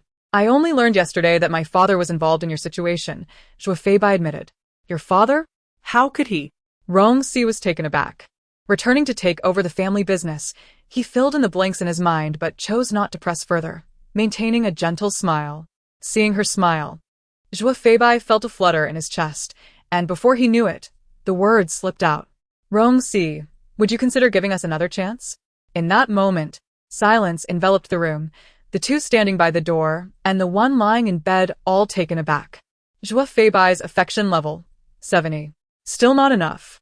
Another chance, those three words echoed in the ears of all five present, as Zhou Feibai himself wondered how he had let such words escape him. After all, he had never been one to revisit past relationships. There were countless women in the world, each with their own charms. Yet for some reason, he had found himself drawn to Qin Keef's spirited nature recently. As the love affair ended, he had no intention of rekindling any previous flames, as there were always others vying for his attention. The more they clung, the more he grew weary of them, but if they didn't cling, he might just forget they ever existed. Perhaps even Zhou Feibai himself had not fully contemplated what answer he sought from Rong Shi. If she were to decline, he would feel a twinge of discomfort, as his feelings for her were genuine. The thoughts of everyone present were far more intricate. Each person understood Rong Shi's feelings for Zhou Feibai. They had all witnessed the depth of emotion expressed in her online posts. Qin Keef knew she could never match that level of devotion, not even with her feelings for Yi Shuanga. She acknowledged her selfishness, unable to love fully without leaving herself empty. Rong Shi's profound affection astonished her, while Zhou Feibai's sudden confession filled her with a sense of humiliation. What did he take her for? Someone who could be summoned and dismissed at will. If Rong Shi accepted, what would that make her? Despite having prepared herself for the possibility of breaking up with Zhou Feibai, the rawness of his words struck her like a slap to the face, leaving her feeling quite exposed. At that moment, Qin Keef couldn't bear to glance at Yi Shuanga beside her, terrified of seeing derision and disdain etched upon his face. Thus, she remained rooted at the doorway, her hand resting on the doorknob, her head bowed and motionless. After a fleeting expression of shock crossed Yi Shuangge's face, he seemed to recall something and immediately composed himself. Qiao Mo, on the other hand, widened her eyes and abruptly threw off the covers that enveloped her. No. The exclamation shattered the tense atmosphere, prompting Zhuo Feibai to frown at the panicked Xiao Mo. Where he had previously felt indifferent, he now desired Rong Shi to agree. Unexpectedly, Rong Shi chuckled lightly, not directing her gaze at Xiao Mo, but instead lifting her head to meet Zhuo Feibai's eyes. I appreciate your suggestion, but I can only feel joy, she said, her eyes sparkling with mirth. Feibai, I want to mention that I am nearly 30 now. No longer the naive girl who entered the entertainment industry 6 years ago. If you had said this to me back then, I might have happily nodded without a second thought, wishing only to be with you. Now, however, my eyes perceive far too much. I understand that your words stem more from a momentary impulse, and by tomorrow you might regret them once you leave this ward. I know that even if we were to be together now, it would not last, and we might end up tearing each other apart, losing even the last remnants of affection. I am aware that your heart still holds a place for Qin Keef. She is special to you, and likely will remain so, becoming an insurmountable barrier for me. Rong Shi spoke while smiling, yet inexplicably, everyone present sensed the sadness and melancholy in her words, especially Zhuo Feibai. Her eyes, which seemed to convey a myriad of unspoken sentiments, remained fixed on him, always adorned with a smile. Feibai, you will not change, and neither will I. Thus, it seems that from the very beginning, we were ill-suited for one another. Even if love brought us together, it remains a mismatch. So, let us treat your earlier suggestion as if it were never spoken, shall we? Rong Shi's smile grew even more radiant. Yet, this very smile caused Zhuo Feibai's heart to race violently, his affection for her soaring to 88, fluctuating dramatically as if he were on the verge of making a momentous decision. Just as he prepared to speak again, the door behind them was suddenly pushed open. It was Yi Shuangge. He squeezed past Qin Keef, resolutely entering the room. The more they spoke, the more Rong Shi's virtues were revealed, and Zhuo Feibai preferred to remain blind to the treasure he held until it slipped from his grasp entirely. Rong Shi, your conversation seems to have concluded. The doctor mentioned I should take you for an examination at 10 o'clock, and it is now nearly 10 to 9. Is this convenient? He stated, his tone firm. That will suffice. Rong Shi cast a glance at Zhuo Feibai and nodded. Rising from her bed, Yi Shuangge stepped forward to support her arm, and together they proceeded towards the door. Zhuo Feibai and Qin Keef followed suit, and once the door closed behind them, Rong Shi turned to Zhuo Feibai. Though a hint of apology lingered in her expression, she had something to request of him. As for Qiao Mo, she was young and naive. Previously, out of spite and due to Tianjiao's meddling, she attempted to leave Zhuiyue. However, the time was too short, and no formalities were completed. Tianjiao likely no longer cares about the breach of contract. Her mother is hospitalized with kidney disease, and most of her savings have been spent on medical expenses, so she cannot afford the penalties. If possible, could we act as if the previous events had never occurred? Rong Shi, given how Qiao Mo treated you still. Zhuo Feibai was taken aback, perplexed by Rong Shi's newfound leniency. In the future entertainment industry, let Qiao Mo navigate it alone. What? Am I merely a petty figure in your eyes? Zhuo Feibai chuckled. Certainly not. Zhuo Xiao, you are known for your generosity. Well, since you want to pursue this matter, it poses no problem. Thank you. Do we need to be so formal between us? At this, Rong Shi smiled again, still feeling the need to express her gratitude. She nodded at Qin Keef and turned to follow Yi Shuangge towards the examination area. Behind them, Qin Keef felt a deep sense of dissonance. Although Rong Shi had rejected Zhuo Feibai, and it seemed unlikely they would reconcile, why did she feel so uncomfortable? It was even more distressing than if Rong Shi had agreed to be with him, particularly as she observed Zhuo Feibai's eager demeanor. How can Yi Shuangge, a prominent star, be so leisurely all day long? Zhuo Feibai muttered, furrowing his brow. Qin Keef's heart sank. Once they exited the hospital, she halted abruptly, watching Zhuo Feibai as if he were oblivious, continuing to walk on. Zhuo Feibai, she called out. I think we should part ways. No, let's end this so-called arrangement. The moment those words escaped her lips, Jean Keefe felt an unexpected relief wash over her. Previously timid and fearful, she had now fully emerged from the blow dealt by Yi Xuanga. Even without Zhuo Feibai as a financial crutch, she believed she could survive in the entertainment industry, relying on her own talents to achieve success, just as Yi Xuanga had. Why couldn't she succeed too? Most importantly, she had begun to develop feelings for Zhuo Feibai, a charming and affluent man wholly devoted to her. Despite knowing the depths of the mire she would plunge into, she found it difficult to resist her growing affection. The only way to escape this deepening predicament was to sever ties with him. In essence, Rong Shi had provided her with significant enlightenment. She had always respected Rong Shi as an outstanding actress, whose remarkable talent had earned her a prominent position in the industry, largely through her own efforts, even if she had benefited from Zhuo Feibai's influence. While she couldn't guarantee she would reach Rong Shi's current stature, she was determined to strive for it. No matter the accolades she might attain in the future, they would belong solely to her, and she would be content. As these thoughts filled her mind, Jean Keefe's eyes sparkled with newfound determination. Zhuo Feibai, standing a few meters ahead, observed her with a furrowed brow. After a long moment, he suddenly let out a cold laugh. "What's this? You're following Rong Shi's lead? Do you both think so little of me? Fine, go ahead.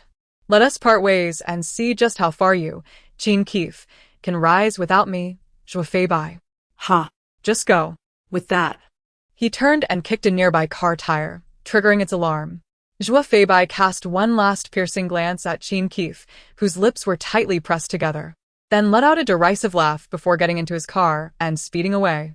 "Damn it," he muttered as he drove off, unable to suppress his frustration. He felt guilt towards her.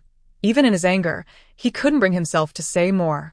But what had he done wrong to Jean Keefe?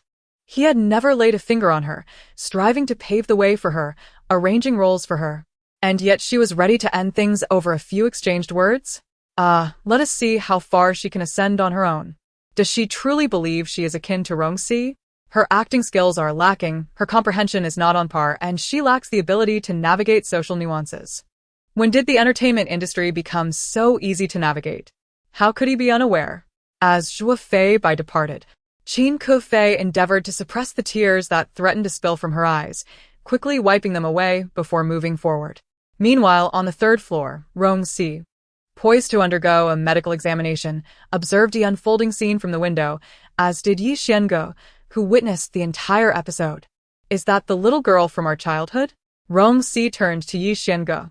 "Yes." "Is she your former girlfriend?" "Not exactly, but one could say so."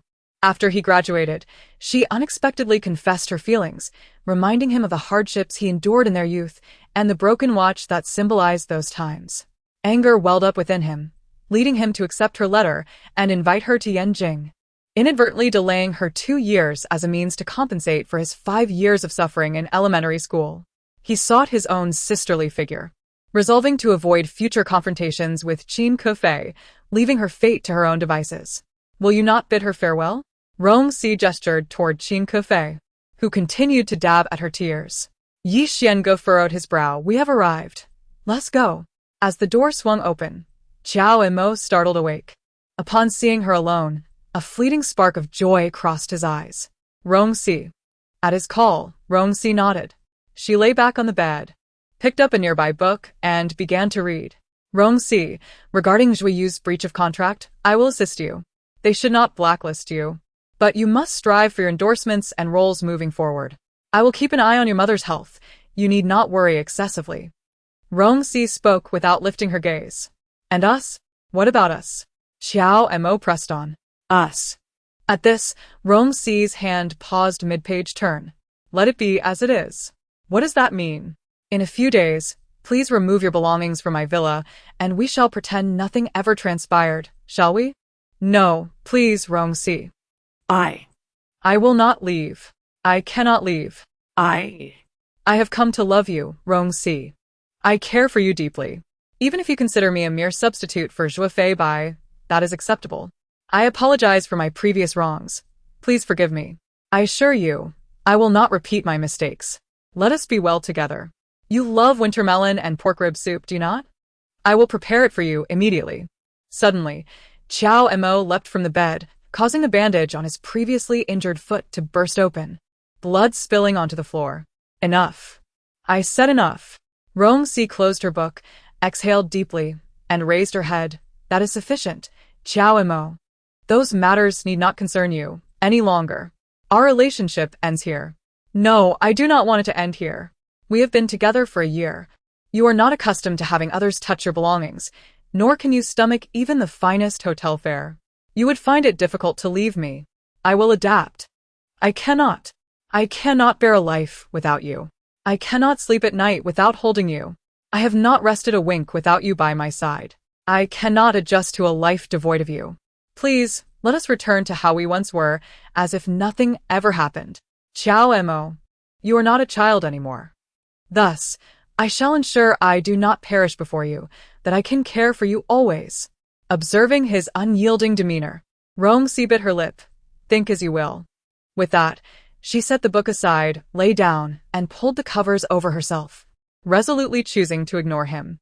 Alone, Xiao Mo stood by, gazing at the bloodstains on the floor, and after a moment, tears fell from his eyes, which he did not wipe away. Xiao Mo, you are no longer a child. You are 19 years old. Everything you possess is a gift from Rong Shi. Yet you still behave like a petulant child. How can you possibly compare to Zhuofei Bai or Yi Xianga? Yet what could he do? If he uttered the words to part ways, he might never have the chance to be with Rong Shi again. No matter how shamelessly he clung to her, he could still stand by her side. He feared that if he turned away, she would vanish from his life. He stood for only a moment before Rong Shi sat up. As she caught sight of his red-rimmed eyes, she frowned and pressed the button for the nurse.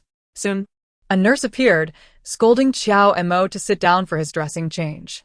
Rong Shi resumed her reading, deliberately averting her gaze. At the sight of Xiao Mo's foolish grin, her frustration mounted.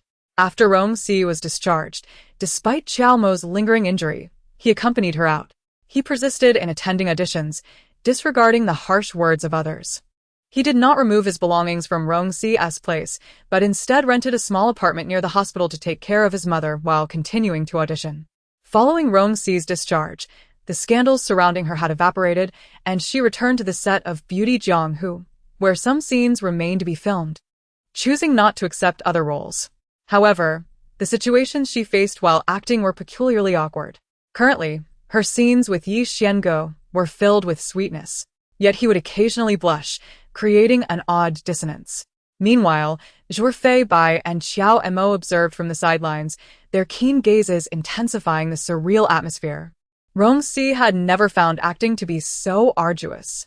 On the other hand, having composed herself, Qin Kefei entered a new audition with confidence. She learned that it was directed by Duke, a collaboration between China and America. Her expectations were modest, as the lead had already been assigned to a foreign actress, with Yi Xiange as the male lead. She aimed for the role of the third female character, having prepared thoroughly to secure it and prove her worth post-Zhuofei Bai. However, upon entering, she collided with a woman emanating a strong fragrance. Watch where you're going. Oh, I'm so sorry. I didn't notice. They locked eyes, and Qin Kefei recognized the woman as someone familiar, an alluring figure from the beauty set. Oh, it's you. Were you from the same production? Have I offended you in some way? You owe me an apology. With a scoff, Xiaoyu raised her hand and slapped Qin Kefei across the face. This is how I apologize, you wretched girl. Enjoying your role at my expense? Just as Qin Kefei was about to retaliate, her eyes widened in disbelief. Are you saying the role of the junior sister was initially mine, you vixen? Xiao Yu's eyes reddened, and she donned her sunglasses, turning to leave. As she entered the car, she found the portly screenwriter already inside, puffing smoke. She immediately began to cough violently. Could you not smoke? And why should I care about your preferences? How did the audition go? Not too shabby. The situation is manageable. But you must ensure that Director Zhou is well taken care of tonight, understood? Alright, I got it. Oh, what kind of attitude is that? Qin Keef, having just received a slap, stood at the doorway, momentarily dazed. What did that woman mean by her words? What did she mean that the role of the junior sister was originally hers? What does it mean to have stolen her role? Until now, She had merely played the role of a junior sister, and that was just in beauty in the Jianghu. What does it mean that the role was meant for that woman? How could that be possible? How could it be? Clearly Zhou Feibai. At that moment, a realization struck Qin Keith. Yes, indeed, Zhou Feibai was the kind of person who, upon setting his sights on something, would not care whether it was already taken. He would seize it regardless. Perhaps when he had previously greeted the crew, he didn't even know that the role of the junior sister had already been assigned. Of course, even if it was assigned, the other party likely wouldn't mind. Thus, her prior acquisition of that role had nothing to do with her abilities. No wonder the director's attitude had been so indifferent when she auditioned. He neither praised nor criticized her, simply stating, "You're the one." It was no surprise that for all these days, except for Qiao and Mo, the crew had been distant toward her, with some even glaring at her. It all made sense now. Qin Keith lowered her hands and turned to gaze in the direction the woman had departed, softly whispering an apology to herself. The subsequent audition, as expected, was a disaster. Playing the role of Ai Li, a headstrong woman, she entered the audition with a furrowed brow. And it was evident that she would not succeed. Later, she learned that the role ultimately went to a woman named Guan Yu, the very woman she had encountered that day. This brought some solace to Qin Keith, as perhaps it could be considered a form of compensation. Unfortunately, Zhou Feibai was not only not with Rong Shi, but also had a young lady by his side, rumored to have just graduated from film school. A careful observation revealed a hint of Rong Shi's features in the girl's demeanor. Meanwhile, beauty in the Jianghu had officially wrapped up. On the day of the wrap party, Zhou Feibai brought his young girlfriend to show support. However, with too many attendees, Rong Shi could hardly pay attention to him. Instead appearing as if she were newlywed with Yi Xiango, continuously toasting at table after table with the director. Zhou Feibai was infuriated by his own imagination, leaving the party without enjoying a drink, taking his girlfriend with him. Watching his agitated figure depart, Rong Shi savored her glass of red wine with increased delight. Stepping out of the banquet hall, Zhou Feibai glanced back at his girlfriend who was hurrying to catch up, then leaned down to kiss her deeply. Yet, in that fleeting moment, the image of Rong Shi's smile in the hospital flashed through his mind. "We were never meant to be." Her words echoed in his thoughts. Zhou Feibai hastily released the blushing girl, stepping back in shock. "Zhou Xiao." "Hey, Zhou Xiao." The girl ran a few steps after him, only to see Zhou Feibai abruptly open the car door, hurriedly getting inside and speeding away, leaving her fuming and eventually forced to hail a cab home. On his end, Zhou Feibai gripped the steering wheel tightly, his gaze fixed on the empty road as it was already late, and this desolate area had scarcely any traffic save for the streetlights guiding him forward. He drove until he reached a hillside, suddenly slamming the brakes and stepping out into the cool night breeze, which invigorated him, sharpening his thoughts of Rong Shi.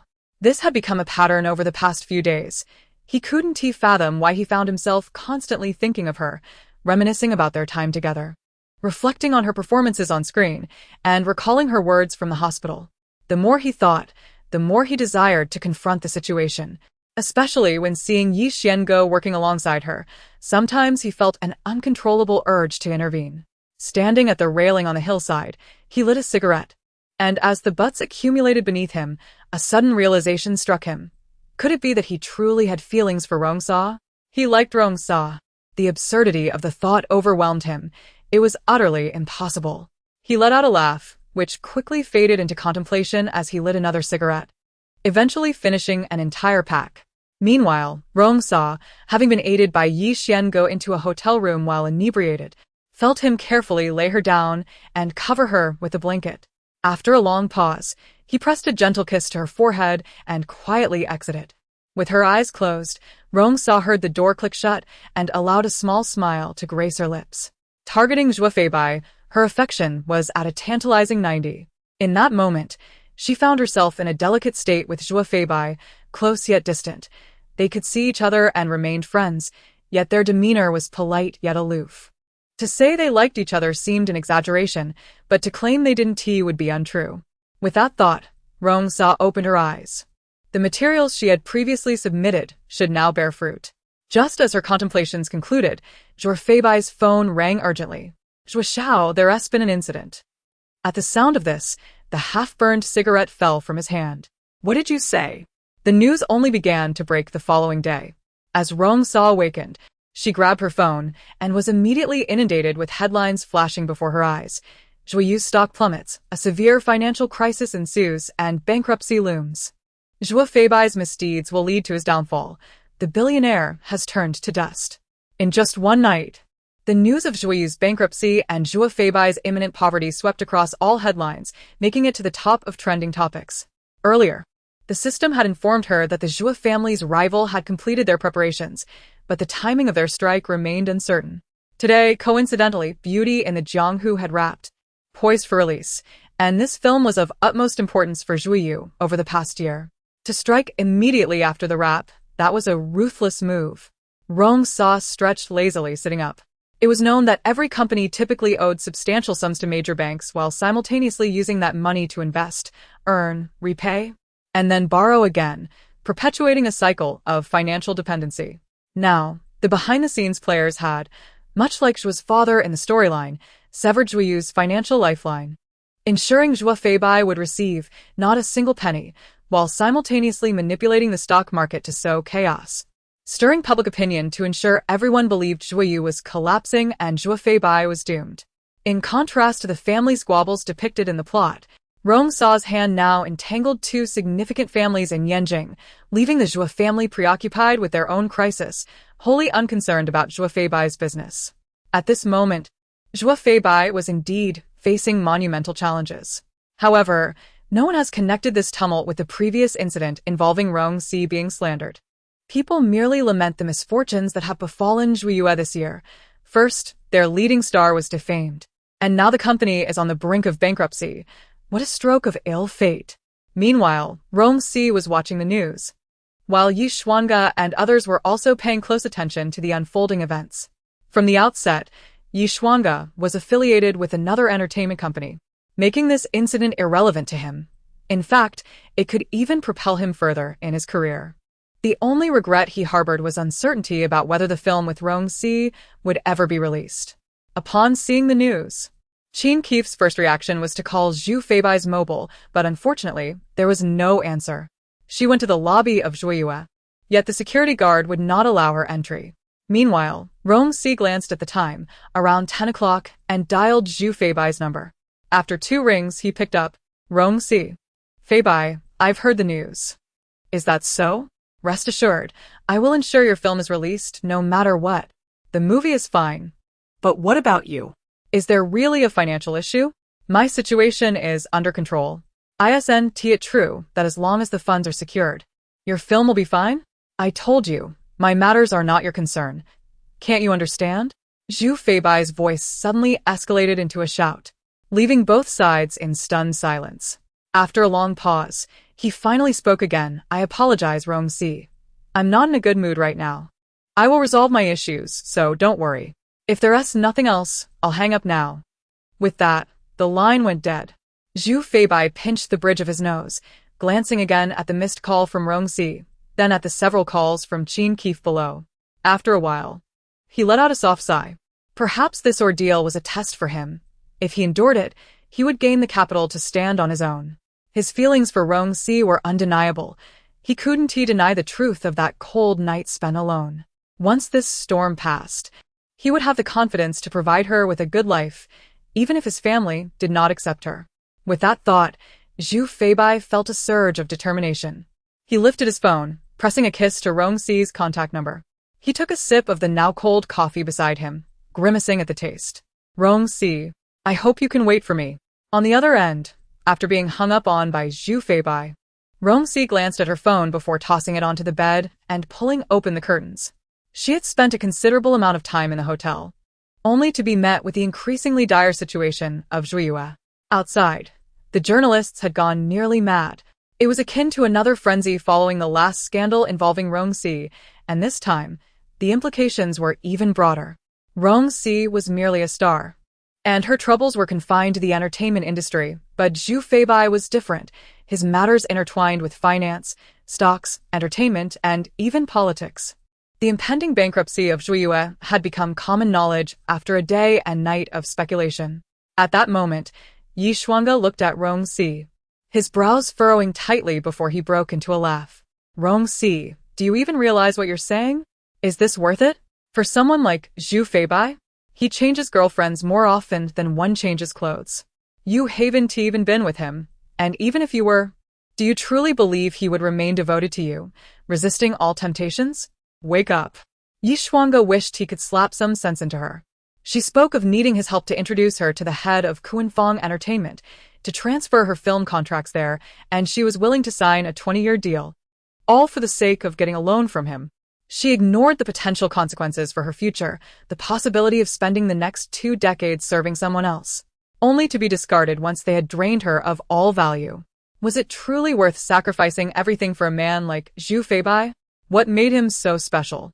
Yi Shuangge was filled with frustration as he looked at the woman before him, a whirlwind of emotions tearing at his heart, rendering him nearly speechless. I never intended to be with him. Then why go through so much for him? Are you out of your mind? Do you think your money can save him? He could easily lose it all in the stock market without a trace. But having something is better than having nothing, isn't it? And with Zhuiyue facing bankruptcy, I have no future anywhere. If I must switch companies, I might as well choose one with prospects. Kuanfang has no leading stars. It's perfect for me. Is that truly your reason? Before Rong Shi could finish her thought, Yi Shuangge suddenly raised his hand as if to strike her. Just for that. Rong Shi, with reddened eyes, watched as Yi Shuangge's hand moved behind her head, pulling her close and crashing his lips against hers. Her eyes widened in shock, and he mirrored her disbelief, as if trying to read her expression. Reacting instinctively, Rong Shi attempted to break free, but Yi Shuangge's other arm tightened around her, the disparity in their physical strength laid bare. As she struggled in vain, she felt his tongue probing, and tears that had lingered in her eyes fell, brushing against Yi Shuangge's cheek. The warmth startled him, prompting him to release her and step back, gazing at her with a mix of despair and bitter amusement. Fine, your matters are yours alone now. Whether you choose to destroy your future for that scoundrel is no longer my concern. You've won, Rong Shi. Yi Shuangge continued to smile, albeit with a hint of bitterness. I truly can't manage you, but I want to be involved with Kuanfang. If you wish to self-destruct, do it on your own. I have no interest in being a facilitator. With a final cold laugh, he turned and stormed out, the door slamming shut behind him. Rong Shi turned to the door, her brow furrowed. In the next moment, Yi Shuangge suddenly re-entered, his expression furious, and he pulled Rong Shi into his embrace once more. All right, I'll lead the way. I'll introduce you. You're unaware of the upper management at Kuanfang, some of whom are insufferably vile. I don't trust them with you. I will guide you, but I need to keep an eye on you. Let me watch over you, all right? Even if Kuanfang abandons you, or Zhu Feibai does, I'll still be here. I can assure you that there will always be money, enough to support you. Yi Shuangge's low voice whispered in Rong Shi's ear, and she instantly froze, forgetting the act she had been playing, even losing track of what she was doing. She could hear her heartbeat after a long time. Yes, it was her heartbeat. Not merely the rhythm of Rong Shi's existence, but a pulse resonating from deep within her soul. With a series of abrupt movements, Rong Shi instinctively tightened her grip on Yi Shuangge's clothing. Despite the system indicating that Yi Shuangge's affection level had surged to 95, it did little to sway Rong Shi's feelings. Years ago, he carved out a niche for himself amidst the tumultuous entertainment industry, and now he was determined to forge a path in Rong Shi's heart as well. Indeed, Yi Shuangge was capable of anything. The following day, while Zhu Feibai was in a state of utter disarray and Zhuiyue was equally overwhelmed, Rong Shi, under Yi Shuangge's guidance, commenced a delightful meal with the executives of Kuanfang Entertainment. True to Yi Shuangge's words, a few insufferable provocateurs, aware that they could gain nothing from Rong Shi, relentlessly inundated her with drinks as if they cost nothing. While smiles adorned their faces, few reflected genuine warmth, some bore mockery and anger, as they required a leading lady to bolster their event. From 7 o'clock, the drinking persisted until 11, leaving all but Yi Shuangge incapacitated. Only then did the meal conclude. Almost immediately upon exiting the dining hall, Rong Shi dashed into the restroom, retching until tears nearly spilled from her eyes. Finally, she felt somewhat relieved, There was no need to resort to the system for assistance when this was precisely the kind of experience she desired. Having received the check, and upon seeing the multitude of zeros, Rong Shi finally felt her efforts were not in vain. As she entered Yi Shuangge's car, a familiar sense of safety enveloped her. Regrettably, her consciousness slipped beyond her control, and she could only manage a fleeting smile at Yi Shuangge before succumbing to sleep. The next day, she was roused by the insistent ringing of her phone. Groggily, she answered, and Zhuo Feibai's voice came through, his tone unmistakably laced with frustration. Without allowing her a chance to respond, he abruptly hung up. Listening to the dial tone, she couldn't help but chuckle uncontrollably before rising, dressing, and grabbing a notepad from her bedside. She then made her way to the kitchen, where the aroma of congee wafted through the air. Yi Shuangge had indeed kept his promise and prepared a pot of porridge before leaving. After washing up and savoring the congee, Rong Shi leisurely stepped outside. While waiting at a traffic light, she caught sight of Qin Keef on a crowded bus, struggling to avoid the towering figure of a man beside her, clutching a lunchbox. When their eyes met, an unexpected wave of discomfort washed over her, prompting her to feign indifference and look away. As the bus pulled away, Rong Shi pressed the accelerator and drove off, a smile gradually forming on her lips. Truth be told, she had never fully grasped Qin Keef's intentions. Previously, when she was entangled with Zhuo Feibai, she had reluctantly accepted roles and opportunities that came her way, even dragging others into her predicament unbeknownst to them. Despite her determination to continue acting despite injuries, her skills remained unrefined, and her attitude, while commendable, was insufficient in the demanding realm of performance art. After a sweet period with Zhuo Feibai, she consistently rejected any introductions to industry insiders and declined invitations to gatherings, leading many to label her as Zhuo Feibai's mistress. It was this very attitude that caught the eye of a budding director, propelling him toward his eventual status as a leading actor. Perhaps Qin Keef could have achieved similar heights, but her reliance on Zhuo Feibai had set her up with a high starting point, making her restless.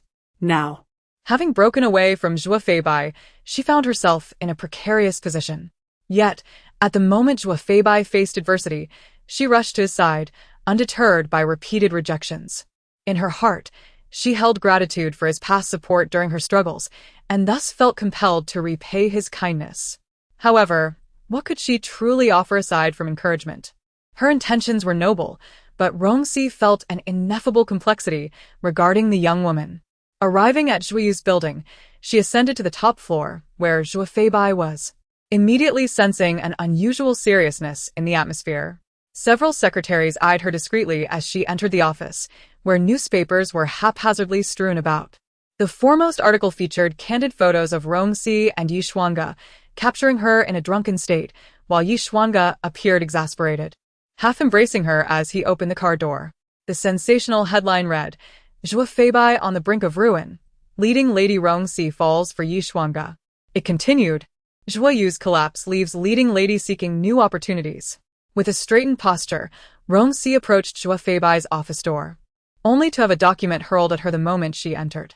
She narrowly dodged it, silence enveloping her for a moment before she stepped forward to close the door behind her. Zhuo Feibai immediately stood up, circumventing his desk to confront Rong Shi. He clucked his tongue, remarking on the deceptive nature of beautiful women, jesting about her allure and the number of suitors she seemed to attract. "With your taste in men, it appears you have a discerning eye. Is it time to prove your irresistible charm?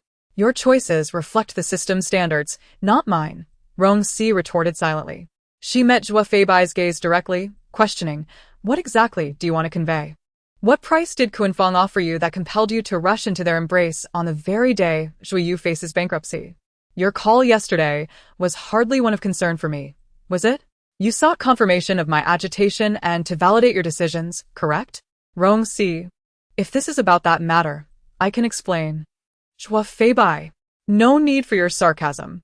Can we not communicate plainly? How could it be impossible? What insights does the esteemed actress Rong have to offer? Speak your mind. I am all ears. Your current demeanor is quite off. You seem incapable of absorbing my words. In due time you will come to understand." Rong Shi nodded deeply. "If your purpose in summoning me today is merely to vent your frustrations, then I fear I have made an error in coming here. Your focus should not be on my circumstances. Even if I were to leave Zhuiyue, what would it matter? Would Zhuiyue cease to operate? Shouldn't your priority be to address the pressing issues at hand? How I should proceed is not for you, Rong Shi, to dictate. As he spoke, Zhuo Feibai's voice faltered, his eyes shimmering with unshed tears.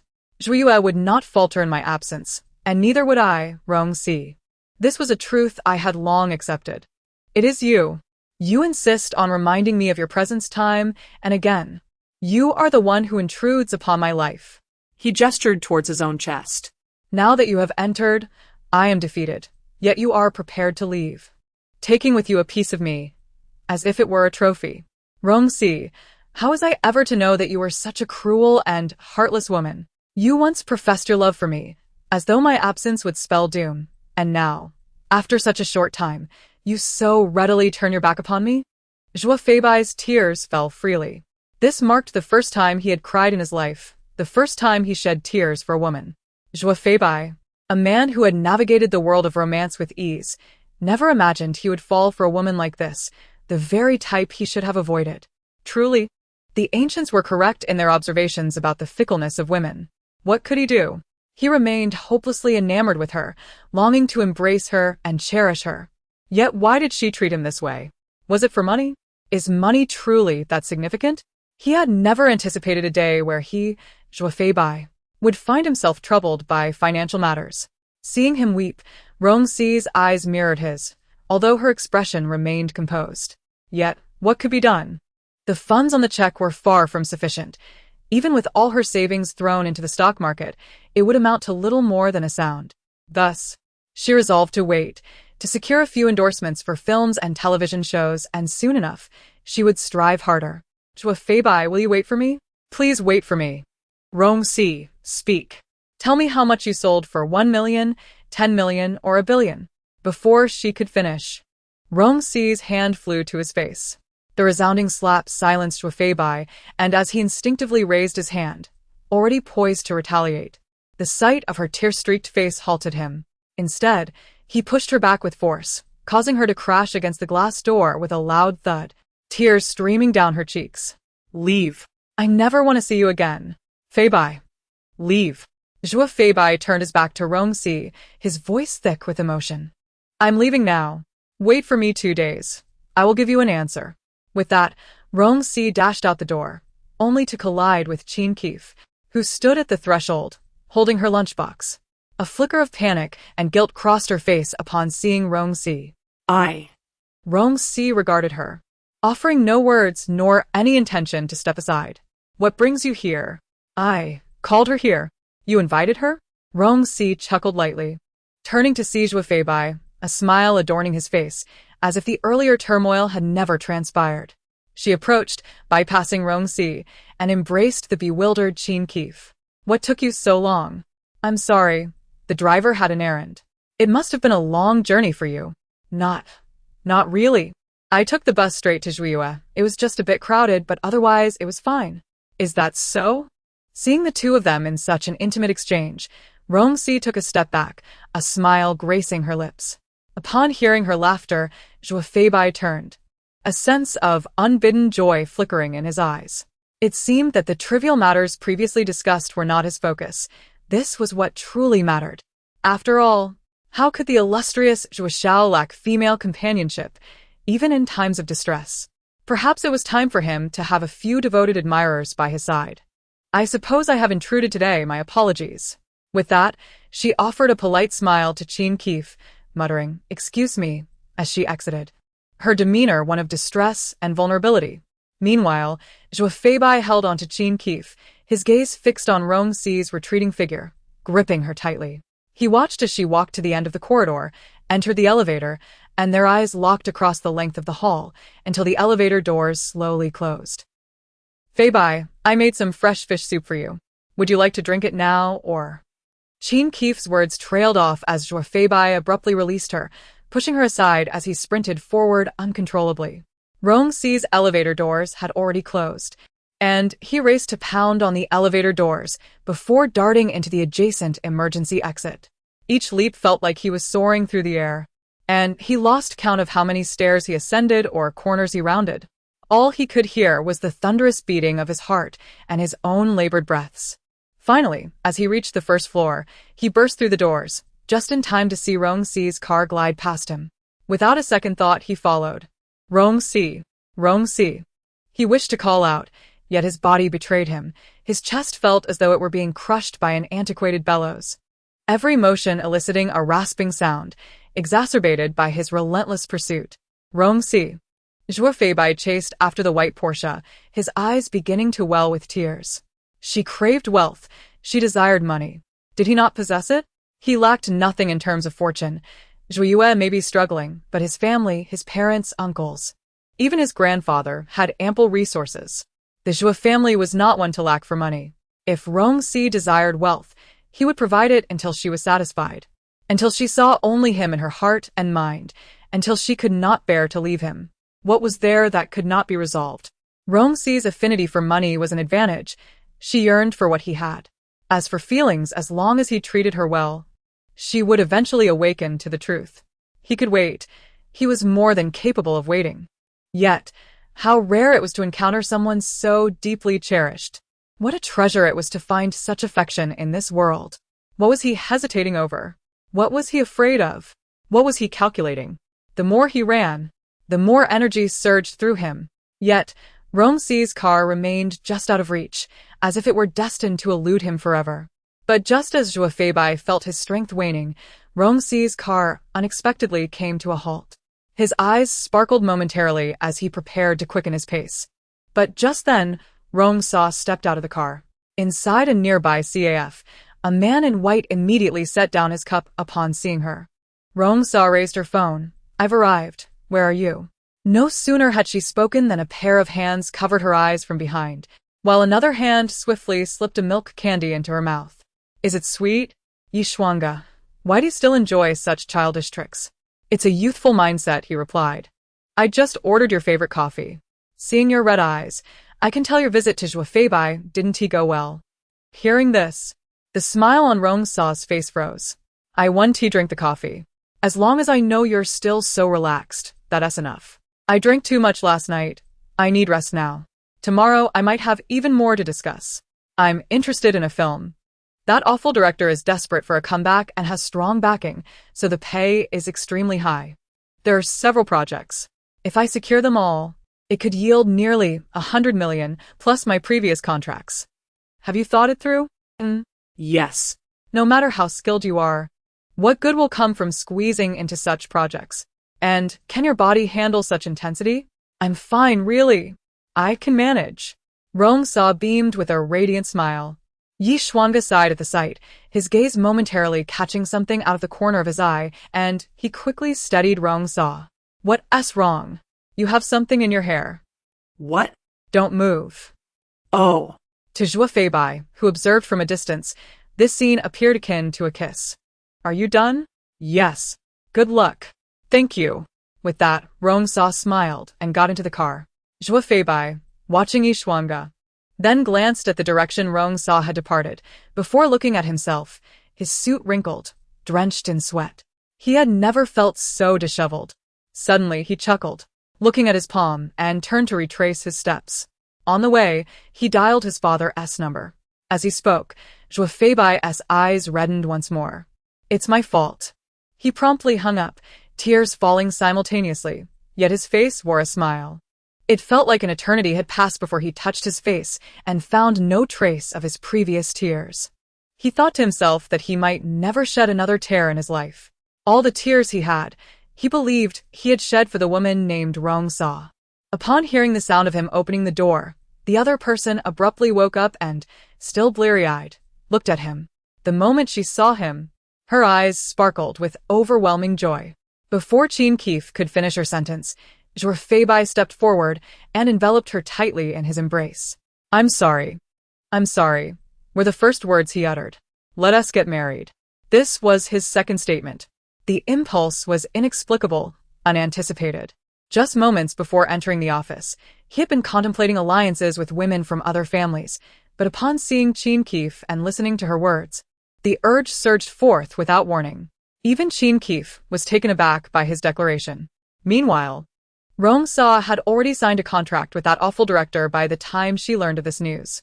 Passing through the lobby of Kuanfeng, words like "Zhuo Feibai," newlywed, and Qin Keef rushed into her sight, causing her smile to falter momentarily before she regained a radiant grin and slowly exited the lobby. Stepping outside, she immediately collided into Yi Shuangge's embrace. Rong Shi. Rong Shi. He's getting married. Wake up. Zhuo Feibai is marrying Qin Keef. Do you know? He is from the prestigious Zhuo family in Yanjing. The news has already exploded. He is the third-generation heir of the Zhuo family, not just some Zhuo Shao. Even if he lost one Zhuo, he has countless others. He could easily surpass your 20 years of hard work, Rong Shi. Suddenly, Rong Shi slapped Yi Shuangge's face, tears streaming down her cheeks as she forcefully pushed him aside and walked away. Witnessing Rong Shi disregard him and move forward, Yi Shuangge couldn't care less about being slapped in public. He quickly stepped forward, pulling Rong Shi into his arms, attempting to guide her towards his car. Let go. Let go of me. Let go. Wah. Rong Shi struggled several times but could not break free from Yi Shuangge's embrace, ultimately bursting into tears like a child. Gradually, her struggle softened, allowing Yi Shuangge to carry her head down into his car, carefully placing her inside. After securing the door and rolling up the window, he sighed and held the still-crying Rong Shi close, kissing the top of her head. It's all right, it's all right. You still have me. I'll always be by your side, okay? My previous promises stand. No matter how you change or whatever challenges you face, look back. I will always be there for you. Rong Shi's voice was slightly hoarse, yet she appeared composed. Yi Shuangge furrowed his brow, observing her uncertainty. All right. Rong Shi smiled. I was prepared for this. Zhuo Feibai would marry eventually, and the bride would never be me. That was merely a momentary emotional outburst. Once it's over, it's nothing. In fact, isn't this better? I won't have to waste the next 20 years acting in various awful films, allowing the name Rong Shi to rot in mediocrity. I can continue playing the roles I love. Isn't that wonderful? As for Zhuo Feibai, let him be. His choice is hardly surprising. I just didn't expect the bride to be Qin Keef. Are you really okay? Yes. He indeed acted that way in front of me because he saw her. Zhuo Feibai is unreliable. This isn't slander but a fact. He has never been dependable regarding relationships, viewing women as mere garments. He has hurt Rong Shi before. No matter how infatuated he is, he will never be worthy of her. Even a man who hesitates over trivial misunderstandings is unworthy of Rong Shi. After all, if he were in Zhuo Feibai's position, he might have already been with Rong Shi countless times. Yet now he was set to marry Qin Keef. This surreal development made Yi Shuangge wish he could pry open Zhuo Feibai's head to see what was inside. Don't overthink it, alright? After reassuring her, Yi Shuangge pressed the accelerator and the car surged forward. As they stepped out, they spotted Xiao Mo squatting at the entrance of Rong Shi's villa, curled into a small ball. Hearing the brakes, he instantly looked up with delight. Upon seeing Rong Shi, he wanted to approach. But then he noticed Yi Shuangge stepping out after her. How did you get here? Xiao Mo asked, astonished as he took a couple of steps closer. As she gazed at Xiao Mo, Rong Shi paused in her steps, noticing the youthful innocence etched on his cheeks, which were marred by unrestrained anger and disgust. He was far too young, indeed. They were separated by a decade, not merely 10 months. Yi Shuangge, upon hearing Xiao Mo's inquiry, remained silent, opting instead to turn towards Rong Shi, who smiled softly before reaching out to clasp his hand. Her palm radiated warmth while her fingers felt chillingly cold, an intoxicating sensation that captivated him immediately. He then heard Rong Shi, with a playful tone, say to Xiao Mo, "My boyfriend shouldn't be here. Where should he be instead?" The moment those words left her lips, both men present were momentarily stunned. Yi Shuangge, observing the serene profile of Rong Shi as she smiled, instantly grasped her implication, tightening his grip in response. Meanwhile, Xiao Mo stared at their intertwined hands, his eyes widening in disbelief. You must be joking. How could you possibly have a boyfriend? You are clearly enamored with Zhuo Feibai, who is about to marry. Rong Shi, you only have me now. I am aware that you have always viewed me as Zhuo Feibai's substitute. It's all right. It doesn't matter to me anymore. Let us simply live as we did for the past year, just the two of us, shall we? As he uttered these words, Xiao Mo's eyes glistened with unshed tears as he stepped closer, intent on grasping Rong Sa's hand. However, to his astonishment, she brushed him away. No, I already have a boyfriend. Haven't you seen the news? I went to Kuanfang. I gave up Zhuiyue for Kuanfang, and now Yi Xuanga, and I stand before you. Surely, you understand the implications. I chose Kuanfang for Yi Xuanga. I relinquished Zhuo Feibai for him. I love him, and he is my boyfriend, so there is no need for any substitutes. In other words, as a substitute, you hold no value to the current Rong Sa. She no longer loves Zhuo Feibai, let alone a mere stand-in. Impossible. How could you fall in love with someone else in such a short span? Xiao Mo exclaimed, his voice thick with emotion. What about me? Why would you choose to love someone else rather than even glance in my direction, Rong Sa? why? Love is not so laden with questions, Rong Sa replied, her tone tinged with curiosity. Her simple statement rendered Xiao Mo silent. Is it because of my past mistakes? Is that the reason? Please, Rong Sa, tell me it is because of that. He pleaded, desperation creeping into his voice. No, it has nothing to do with that. Rong Sa said coldly, seemingly oblivious to Xiao Mo's turmoil. Even if you had not acted as you did before, I would still. That's enough, Xiao Mo. I said enough. He retreated 2 steps, bowing his head before lifting it again, forcing a smile. Rong Sa, I hate you. At this, Rong Sa remained silent. I hate you, he shouted, shoving her roughly before storming out. Yi Xuanga instinctively embraced Rong Sa, who let out a soft sigh. After sharing a smile with Yi Xuanga, Rong Sa turned to enter the room. Unexpectedly, Yi Xuanga seized her arm, asking, So, was what you just said true? Are you really coming into this? Rong Sa shot him a helpless glance. Although she understood he was merely trying to dispel Xiao Mo's hopes, her words had stirred something within him, igniting an addiction. He found himself wishing to hear her say such things every day. As the system reported a favorability rating of 99, a flicker of surprise crossed Rong Sa's mind. Looking at Yi Xuanga, who smiled yet bore a hint of bitterness, her previously indifferent heart sank. She nodded at him and opened the door to step inside. Leaning against the door after entering, she sighed, then allowed a radiant smile to spread across her face. The feeling of being in love, was it with Yi Xuanga? Meanwhile, on the other side, Jean Kefi found herself entranced by the exquisite wedding gown before her, feeling as though she were in a dream. Suddenly, Zhuo Feibai's crisis had been averted, and they were to be wed. Did she love Zhuo Feibai? Undoubtedly, for she wouldn't have crumbled upon hearing his confession to Rong Sa, nor sought him out in times of trouble, longing to endure hardships together. And now, they were to be married? A marriage, a sacred and significant affair. Moreover, Zhuo Feibai had brought her family from their rural hometown to witness their union. Everything felt so perfect. Jean Kefi felt as if she might soar with happiness, having never experienced such joy before. Cradling her wedding gown, she collapsed onto the large bed, bouncing slightly before closing her eyes with a smile. Just 1 month left. It would arrive swiftly. In this month, Zhuo Feibai and Jean Kefi leisurely prepared for their wedding. In contrast, Rong Sa had not seen Xiao Mo since, having heard he was still immersed in the entertainment industry. She had even arranged for a producer acquaintance to keep an eye on him, and it seemed he had landed a role as a supporting actor in an idol drama. That was commendable. Indeed, Rong Sa was preparing to depart. According to the system, her energy was insufficient. Had it been in the previous world, it might have sustained her until her natural end, but due to some unforeseen error, it appeared she could only remain in this realm for a few more years before she must leave. This was why she had hesitated to begin anything with Yi Xuanga. To have experienced love and to have never known it were 2 different matters, she found him quite admirable. And it was precisely because of this that she refrained from tarnishing her cherished feelings. The most beautiful part of love is often in its ambiguity, in the moments before it fully blossoms.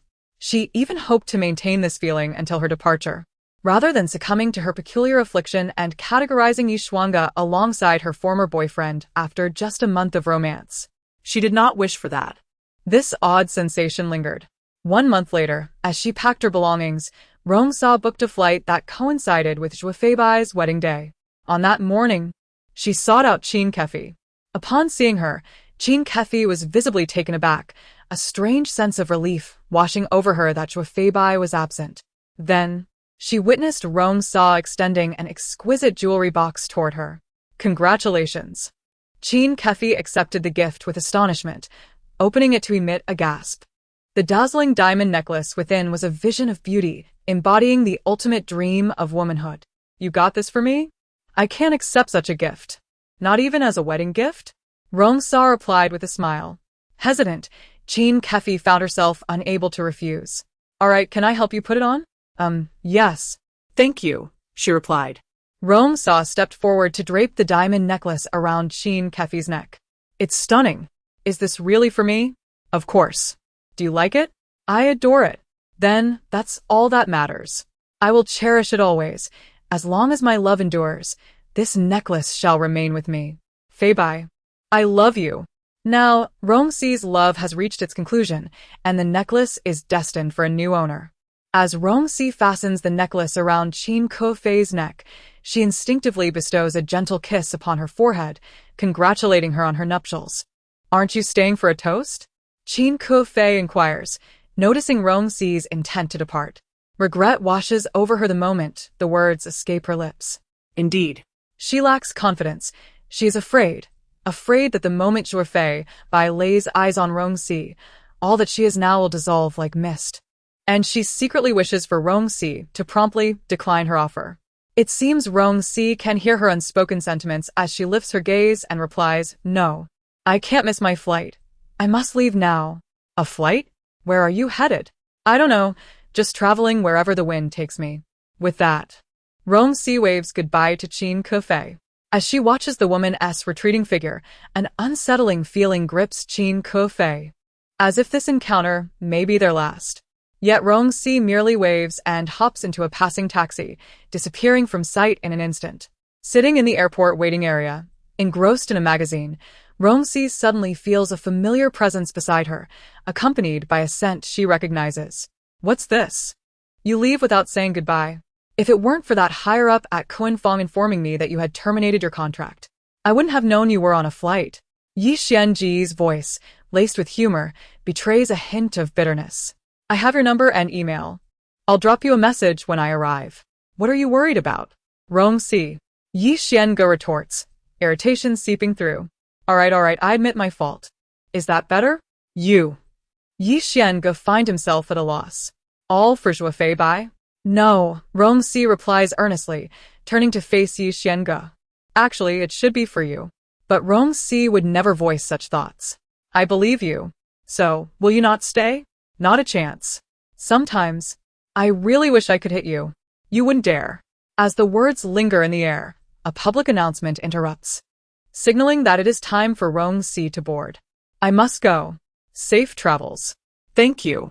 As she speaks, Rong Shi plants a kiss on Yi Xianji's left cheek and departs. Yes, Yi Xiange nods with a smile, watching Rong Shi drag her suitcase away.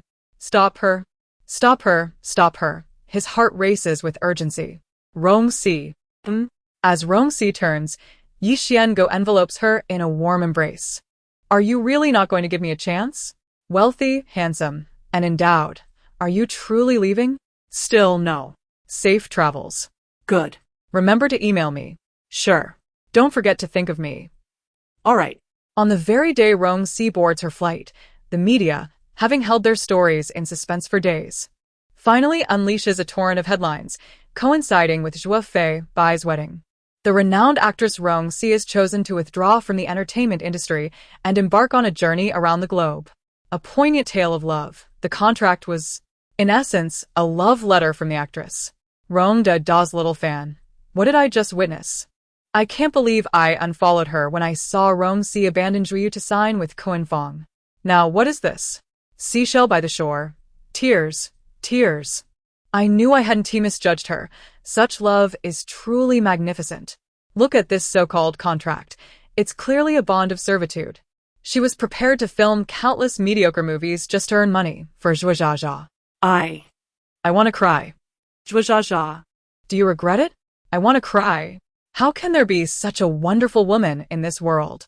If only someone could treat me like that. I would never marry anyone else. I'd give her my life. Bellflower. So, what if Bai is rich and powerful? From now on, no woman will ever love him like Rong Shi did. Never. In this chaotic world, I'm at a loss for words. I'm begging Rong Shi not to leave the industry. We still want to see her act. No matter the role, I would adore her. Above the clouds, I'm pleading for her not to withdraw. For such a scoundrel, it's not worth it. My homeboy Yingdi is amazing, handsome, wealthy, and talented. Wouldn't it be splendid if they ruled the entertainment world together? Pink jelly, otherwise my husband would suffice. Xiao Imo, the young wolf, so handsome and youthful. Please don't leave. Still not out. The guests are waiting. How long will you hide in there? Zhua's father glances at the closed door, then at the servant knocking, and bellows in anger. Now that woman has left. What good does it do to hide in there? Zhuo Bai, come out. The elder's fury is palpable. Meanwhile, Zhuo Bai, sitting numbly in the room, scrolling through news articles, is already in tears. He believed he had exhausted all his tears, yet they continue to flow. Rong Shi. Rong Shi. Rong Shi. Why? Why must you treat me this way? Having thought this, Zhuo Bai suddenly yanks open his door and, before anyone can react, rushes outside, colliding with Qin Kefei, who is seated in the living room in her wedding dress. His gaze is immediately drawn to the necklace adorning her neck. You, that necklace. Rong Shi gave it to me as a wedding gift.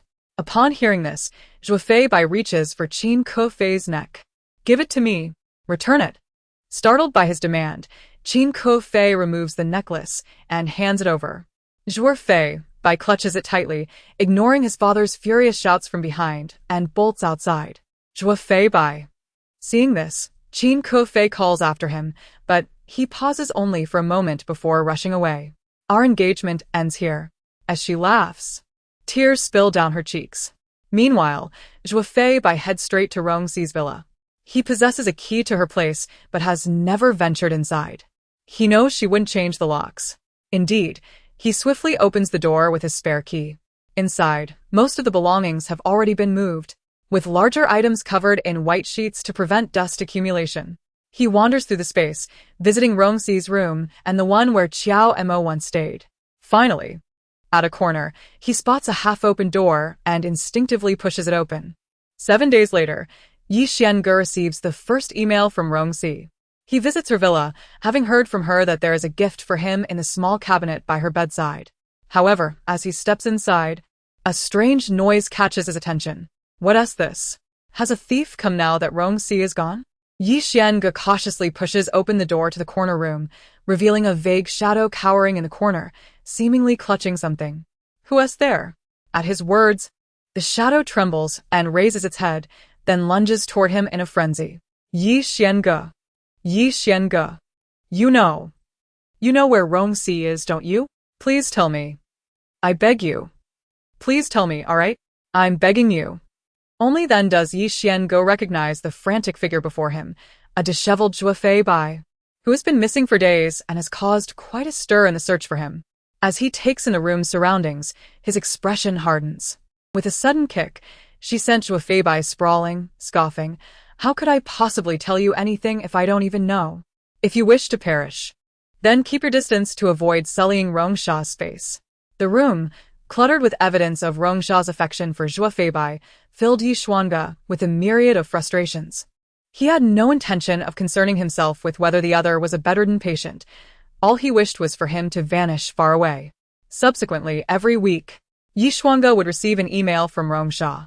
The contents were overwhelmingly abundant. The snow of Siberia, the oasis of the Sahara, the auroras of the Arctic, and so forth. Until the emails reached a total of 134, he never received another. By that time, Zhuo Bai had succumbed to a sort of madness, seemingly incapable of recalling anyone other than Rong Shi. Xiao Mo finally achieved the title of Best Actor through sheer effort, while his mother recovered from her illness thanks to the mysterious benefactor's support. Qin Kefei, on the other hand, became a renowned agent, having pivoted to a different path when acting proved unfeasible. Leveraging her connections as the Zhuo family's daughter-in-law, she thrived effortlessly, even keeping a young lover without the intention of marriage, living a life reminiscent of the former Rong Shi. After waiting an entire year, Yi Shuangge finally resigned himself to the notion that Rong Shi would likely never write again. Thus, he lay upon the bed in Rong Shi's villa and drifted into a deep slumber, dreaming of Rong Shi conversing with someone. Who was the system? He could not quite comprehend. In the previous world, Rong Shi felt little connection until she awoke abruptly in the realm of the system. After careful calculation, she realized she had accumulated a mere 24 gold coins after navigating the trials of 2 worlds and courting 6 scoundrels, a pitiful sum indeed. Disheartened, she lamented. After all my efforts, I have so little to show for it. Where are the rest of my coins? Return them to me. With no choice but to press forward, she awaited the next world. Upon reopening her eyes, she sensed an unusual quietude, disrupted only by faint rustling and the sound of pages turning. Suddenly, a sharp impact jolted her, prompting her to turn with curiosity. Bring it here. Is this cheating? Hand me that crumpled paper. Before she could react, a stern voice echoed in front of her, startling Rong Shi. The paper she held was snatched by an approaching woman clad in black trousers and a white shirt. Her hair slicked back and black-framed glasses perched on her nose, exuding an intimidating presence. Rong Shi felt a flicker of familiarity at the sight of her. As the woman unfolded the paper, revealing it blank, she shot a skeptical glance at Rong Shi, who was staring intently. Why are you looking at me? Do I have words written on my face? Focus on your exam. Next time, if I catch you whispering, I will confiscate your paper. Rong Shi obediently lowered her gaze, flipping through the English exam paper before her, now filled with answers. An exam? She exclaimed in disbelief. How long had it been since she had encountered such a situation? She glanced at the girl seated beside her, youthful and earnest. Could it be that the system, recognizing her struggles in the previous world, had bestowed upon her this light-hearted experience? How thoughtful of it! Of course, it would be even more considerate if it refrained from extorting money from her at every turn. Unbeknownst to Rong Shi, the system was oblivious to her musings, preoccupied with a small sphere floating within its space, launching a virus scan that yielded no results. As the entity remained unresponsive, the system's programming was soon inundated with garbled data, unable to revert to normalcy. When it cautiously approached the sphere, it suddenly charged at it. Energy. The system was bombarded with exclamatory notifications. Was this energy? Those whispering in the back, exit immediately. The words snapped Rong Shi from her reverie, and she lifted her gaze to meet the fierce expression of the woman resembling a disciplinary head. Without hesitation, she raised an eyebrow, declaring, "Teacher, I'm turning in my paper." She hastily stuffed her belongings into her bag, approached the podium, and, under the watchful gaze of the stern woman, dropped her paper onto the desk, smiling faintly before making her exit. As she neared the door, she inadvertently caught sight of a handsome young man seated in the last row, who glared at her with irritation. Odd people, peculiar teachers, a bizarre exam, and a strange school. These were the only sentiments that occupied Rong Shi's mind. Noticing the man waiting for her, she rolled her eyes and strode out. Following her instincts, she found herself in a nearby gazebo, tossing her bag aside, and sat down to summon the system once more. After several calls, it finally responded. Enough with them. I know nothing about the plot or characters. To her surprise, the system's tone had shifted. She plunged into a flood of memories. This world was indeed, as she had observed, a high school setting. The original Rong Shi was akin to a little sparrow that had unwittingly ventured into a phoenix's nest. Hailing from a rural village, she had 2 younger twin siblings, and the burden of raising 3 children weighed heavily on their farming parents. Yet, they persevered in providing an education for their children, and the trio excelled in their studies, with Rong Shi consistently ranking first. When Rong Shi was set to enter high school, a television station from the big city reported on their family story, catapulting her into the limelight as a role model for many. Shortly thereafter, a school approached her parents with an offer: free education, room, and board, provided she maintained her grades. Though it was a private institution, its graduation rates were impressive. Her parents, eager to alleviate their burdens, consented after discussing it with Rong Shi, hoping she would receive a better education. Upon entering the school, Rong Shi felt as though she had fallen into a nest of phoenixes, dressed poorly and subjected to the ridicule of her peers. Her sun-kissed skin bore the marks of hard labor, and her rustic braids only highlighted her unrefined appearance. She spoke with a hint of a dialect, exuding an aura of simplicity and naivety. One could assert that the protagonist's psychological defenses are remarkably resilient. She has never succumbed to feelings of inferiority, nor has she ever uttered a complaint against anyone. In fact, she feels fortunate that a journalist from a television station reported on her story, and that individuals from her school ventured into the small mountain village to find her, thereby affording her the opportunity for a superior education. Compared to many in the mountains, she is indeed exceedingly lucky, blessed with understanding parents who are willing to support her education. It is worth noting that her childhood friend has long since dropped out of school to marry, having done so at a tender age without even a formal ceremony, just a simple banquet in their village, and now, it seems, she has children of her own. How could she possibly complain, given that she is still able to pursue a university education? Thus, Rong Shi diligently applies herself to her studies, seeking clarification from her teachers whenever needed, rising early each day to exercise, practice Mandarin, and memorize vocabulary. The mockery of others often passes through one ear and out the other. She understands that her opportunity is rare and cannot be forsaken for trivial matters. She is determined not to disappoint her parents, ultimately using her academic achievements to deliver a resounding slap to those who scoffed at her. This young girl, though born into humble circumstances, possesses a tenacity of spirit, and one would expect her future accomplishments to be substantial. Yet, who could foresee that she would encounter formidable obstacles in her life? Rong Shi is arguably the first individual from a small mountain village to attend this private school, known as Ingguang, which has long been dubbed an aristocratic institution. Those admitted here are typically either affluent or possess some measure of wealth, rendering Rong Shi an anomaly amidst her peers. The school's decision to recruit her was merely a response to a scandal involving a violent altercation between students from different schools that had severely tarnished its reputation. Enlisting an inspirational figure such as Rong Shi was a strategic public relations move. After all, adding another student merely required providing sustenance and drink. And as long as Rong Shi continued to excel academically, the school could exploit her presence for self-promotion.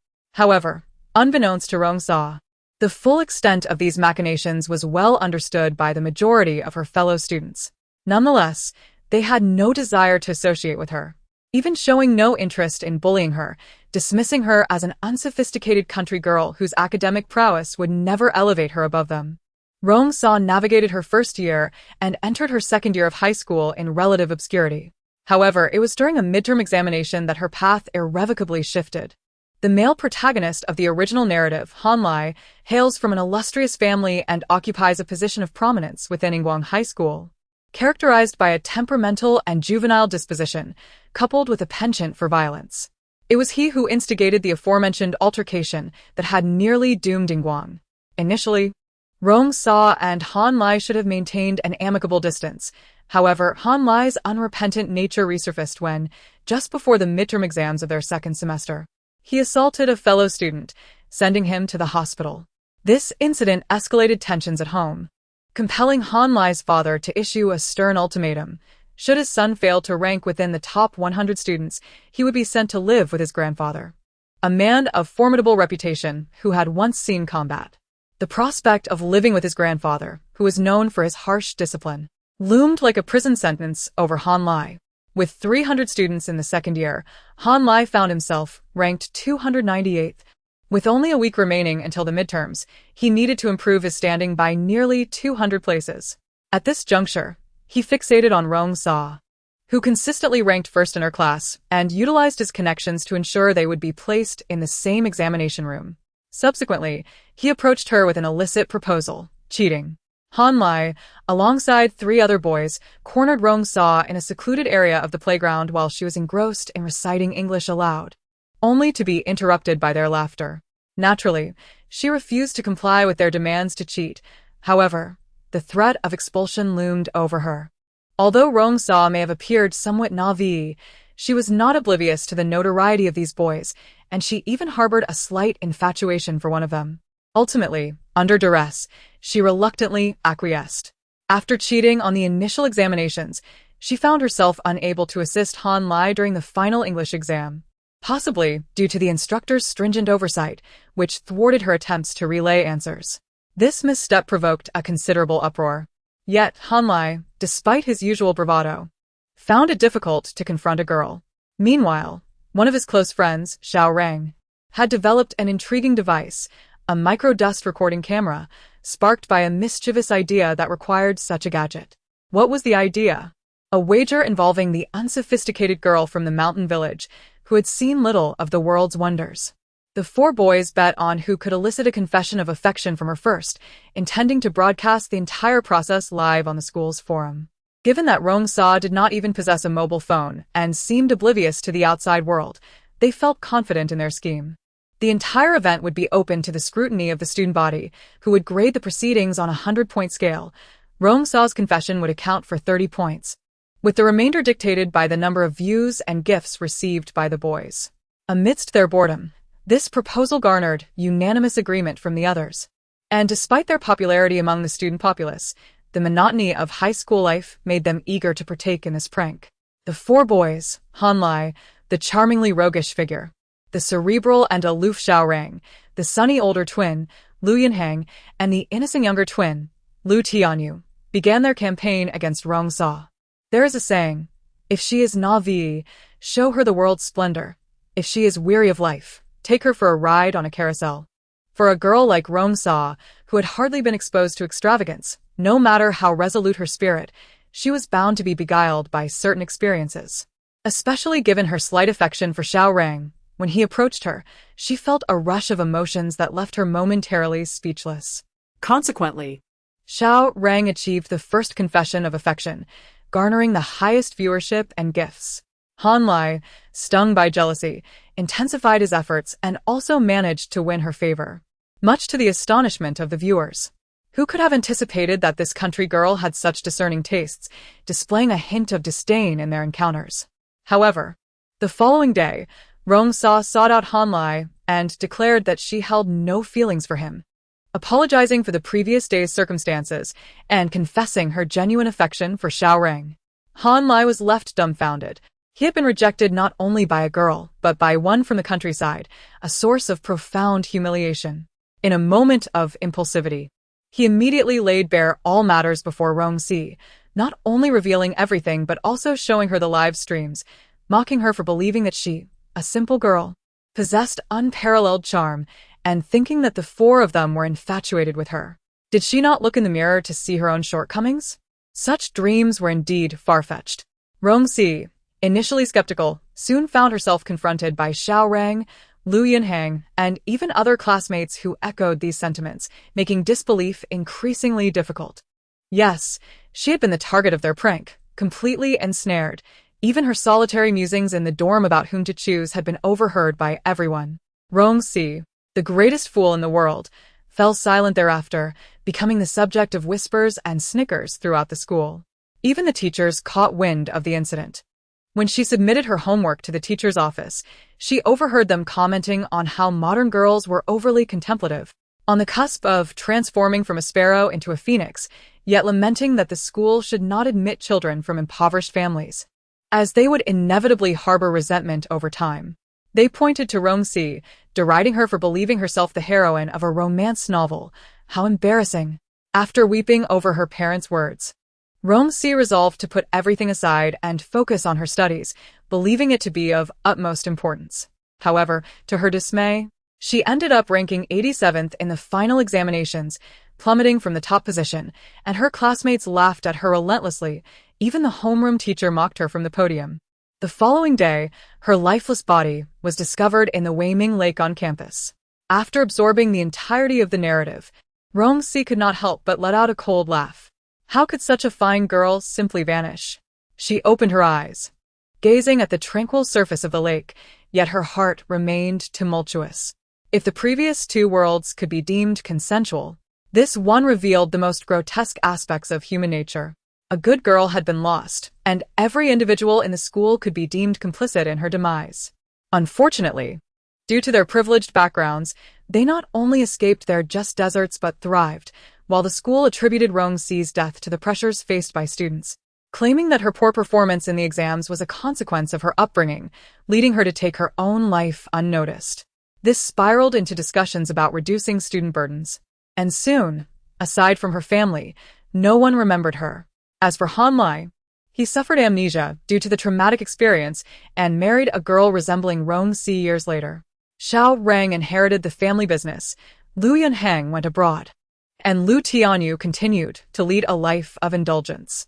Upon finishing the aftermath, Rong Shi couldn't help but chuckle, only to be interrupted by the system's notification. Ding. System notification. Detected scoundrel Han Lai, system rating 96, considered a key target for interaction. Would you like to initiate favorability inquiry? Ding. System notification. Detected scoundrel Xiao Reng. System rating 98, considered a key target for interaction. Would you like to initiate favorability inquiry? Ding. System notification. Detected scoundrel Lu Yunhang. System rating 85. Considered a key target for interaction. Would you like to initiate favorability inquiry? Ding. System notification. Detected scoundrel Lu Tianyu. System rating 90. Considered a key target for interaction. Would you like to initiate favorability inquiry? Ah. Rong Shi silently noted in her heart, ready to raise her head and look towards the four approaching figures. Han Lai, true to his name, bore an unruly demeanor, with every hair on his head seemingly protesting, his gaze fierce, yet he was undoubtedly the most handsome among the quartet, exuding youthful vigor with a slight smirk that was hard to ignore. Favorability, -20. Xiao Reng, on the other hand, wore an expressionless face, radiating an air of aloofness that suggested indifference to everything. His dark blue school uniform was impeccably neat, with the golden buttons fastened to the highest point, and black-rimmed glasses obscured his charming eyes and the beauty mark at the corner of his right eye. He cast a fleeting glance at Rong Shi before turning away, as if she were inconsequential. However, given his system rating, it was evident that he was not as indifferent as he appeared, likely harboring thoughts unknown to others. The crucial detail was his current favorability, -50. How curious, what had the original owner done to evoke such disdain from him? Thus far, only Qiao Mo from the previous world had reached such a negative score, a result of the original owner's numerous humiliations and commands over a year, compounded by Qiao Mo's immaturity. Yet, the original owner had barely interacted with Xiao Reng, having seen him only a handful of times. Who could have anticipated that he would bear such a negative sentiment?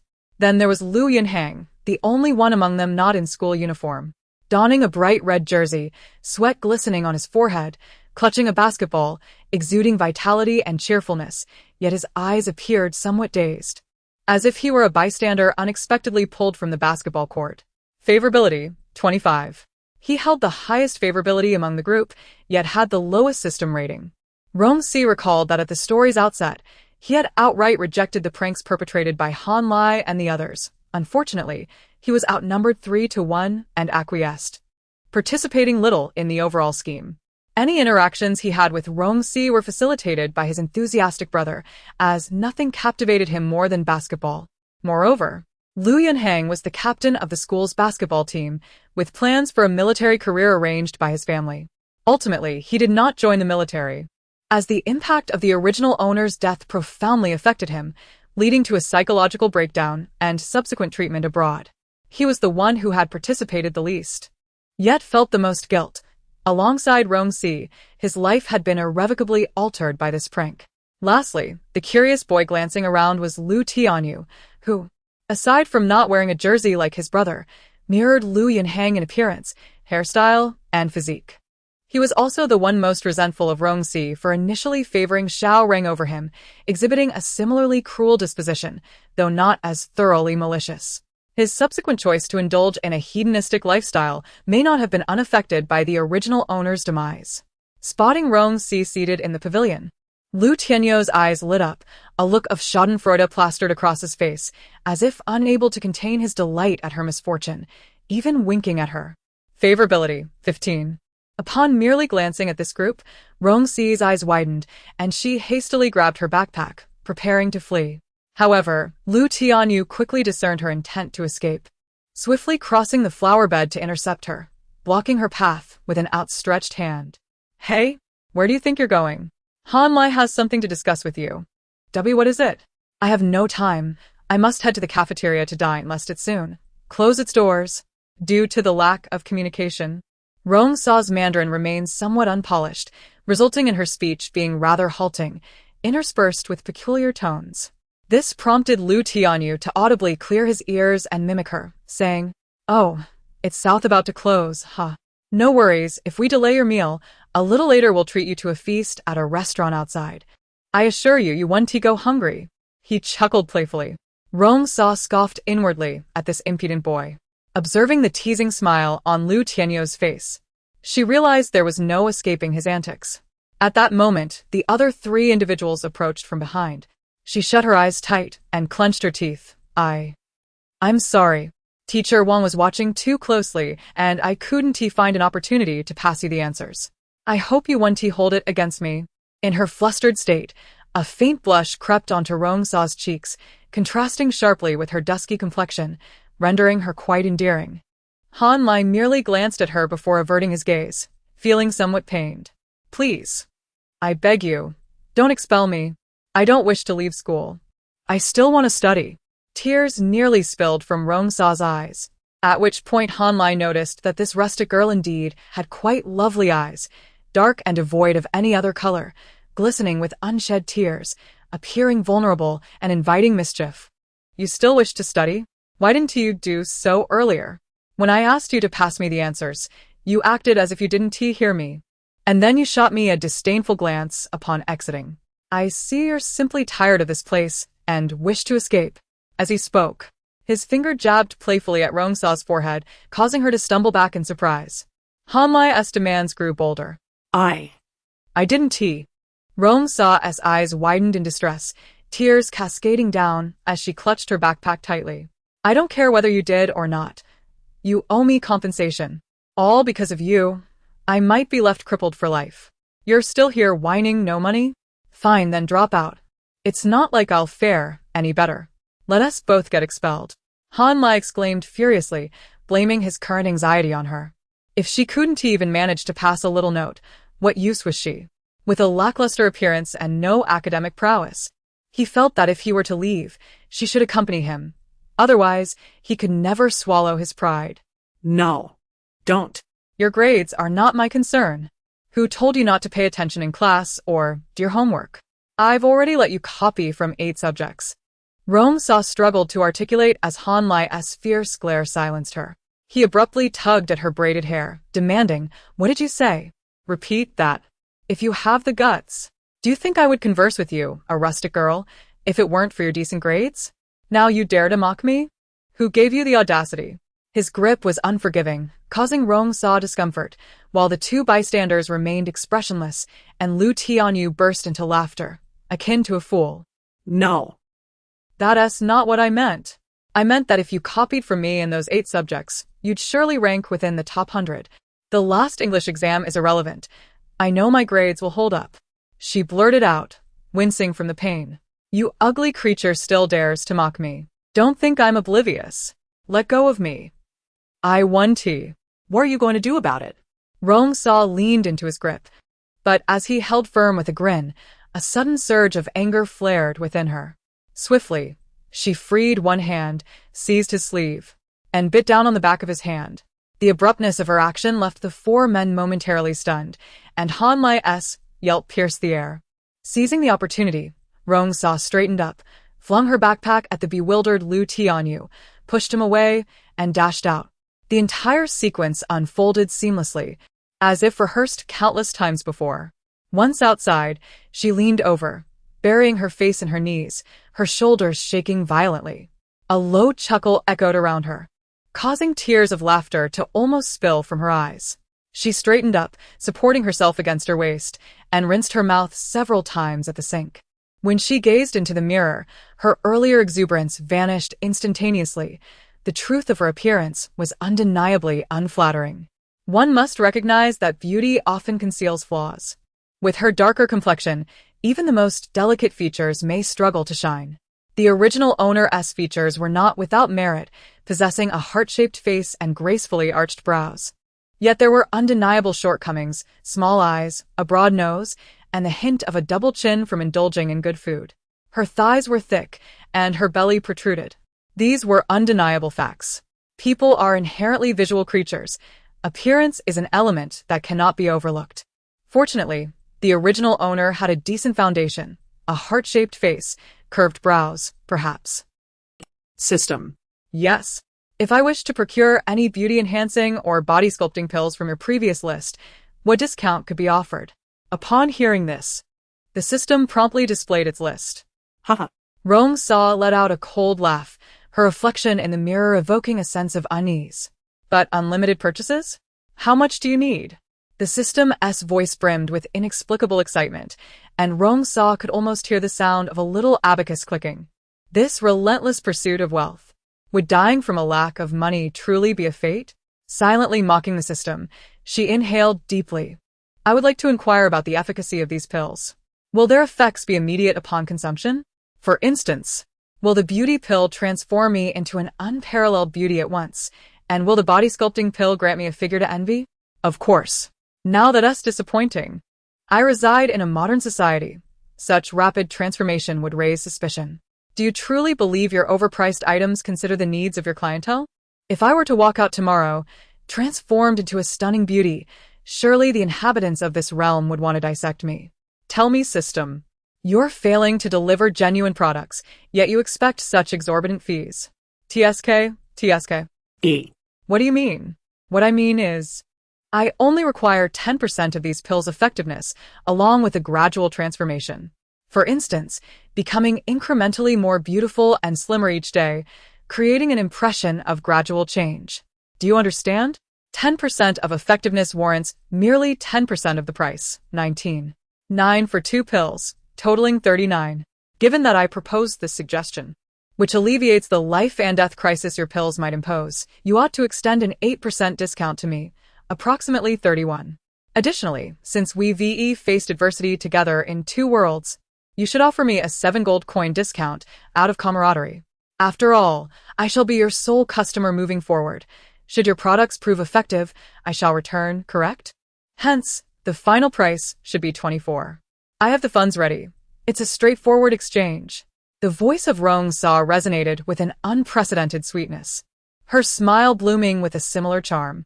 Simultaneously, the system's programming flashed several numbers, 199, 39, 31, 24, only to inevitably transform into a jumble of garbled text. System? She. Rong Shi had an insatiable appetite for everything, save for the bitter and cilantro. As this thought crossed her mind, she suddenly noticed 2 drab pills appearing on her sink, resembling 2 mud balls casually molded from the ground. Bringing them closer to her nose, she detected a faint earthy aroma, leaving her uncertain if it was merely her imagination. The transaction is complete. The mechanical voice of the system echoed in her mind as she watched her gold coins plummet from 24 to 0. Despite the considerable expenditure, her heart felt as though it were bleeding. 2 worlds, entirely 2 worlds, and she gained nothing. With her eyes closed, she swallowed the pills in one go, but the overwhelming taste of earth compelled her to heave twice over the sink. At that moment, a knock resounded at her dormitory door. Rong Shi immediately stifled her retching and tiptoed to the door, peering through the peephole to find a fashionably dressed girl with curly hair, frowning as she knocked, excitement evident on her face. It was clear she was one of the 4 people searching for Rong Shi, either to summon her out or to trick her into leaving. The stylish girl, noticing the silence within, called out Rong. Struggling to recall her full name, she resorted to simply addressing her as Classmate Rong. Classmate Rong, it seems your family from, the mountains, has come to see you. Hurry and open the door. Open up. As she spoke, the girl found the term mountains amusing, unable to suppress a giggle before stifling it to continue banging on Rong Shi's door. After calling for a while with no response, her brows furrowed in frustration. Hey, are you even in there? Are you dead asleep? Are you a pig? Can't you hear me shouting? Open the door. Open up. After a few more shouts, she kicked the door fiercely and rolled her eyes as she walked away. Rong Shi quickly moved to the window, and through the curtain's gap, she indeed saw the girl darting into a small corner of the dormitory below. Moments later, 4 young men emerged, with the girl shyly pointing towards Rong Shi's window. Han Lai stepped forward, loudly declaring, I tell you, country girl, you are doomed. Let us see who perishes first. Rong Shi merely rolled her eyes in indifference. She watched as the four departed the dormitory, the last, Xiao Rang, pausing slightly, just enough for her keen eyes to catch a glimpse of the subtle smile playing on his lips, a sight she had never witnessed in the year and a half since her arrival at the school. Friends, we can remain good friends without pretense, she mused. Turning away, she returned to her bed, collapsing onto it. Frowning, she sensed an unsettling gurgle in her stomach, as if the two pills had introduced something foul into her system, leaving a lingering earthy taste on her tongue. I shouldn't think about it. The more I do, the more nauseous I feel. Meanwhile, Han Lai and the others had gathered by a nearby sink, where Xiao Rang, Lu Yunhang, and Lu Tianyu watched as Han Lai repeatedly washed his hand, the bite marks left by Rong Shi becoming increasingly pronounced. Frustrated, Han Lai slammed his hand against the sink, sending water splashing. Lu Tianyu shrugged, suggesting, why don't we toss her books and throw bugs into her drawer? Han Lai smacked him on the forehead, retorting, are you still a child? besides, That girl comes from the mountains. Who knows if she even likes bugs? That's a valid point. Xiao Rang chimed in, glancing at Han Lai with a smirk. At this age, young girls are all about love. Why not pursue her? Once you win her over, you can cast her aside, ensuring she feels heartbroken and distracted from her studies. Ugh, I refuse. What if I end up losing face? No way, not happening. Unless... Han Lai's eyes gleamed with mischief. You all join me in pursuing her, and we can see whose charm is the greatest. That sounds splendid. Lu Tianyu exclaimed, his excitement palpable. Absolutely not. Both Xiao Rang and Lu Yunhang declared in unison. Are we not good brothers? Being a good brother doesn't mean I have to join you, Xiao Rang retorted sharply. Good things should be shared. Han Lai began, but upon seeing Xiao Rang's cold gaze, he swallowed his words. Sigh, it's mainly about my pride. If the whole school knew I was chasing such a troublesome girl, even if I succeeded, I would lose all face. No girl would want to associate with me after that. My reputation would plummet. But if everyone thinks I'm merely toying with her, that could be amusing. Xiao Rang's eyes flickered with interest at this thought. Han Lai quickly seized the opportunity, asking eagerly, do you have a plan? With a smile, Xiao Rang turned and walked away. Hey, wait. A Rang. Good things must be shared. What is the plan? Han Lai hurried after him.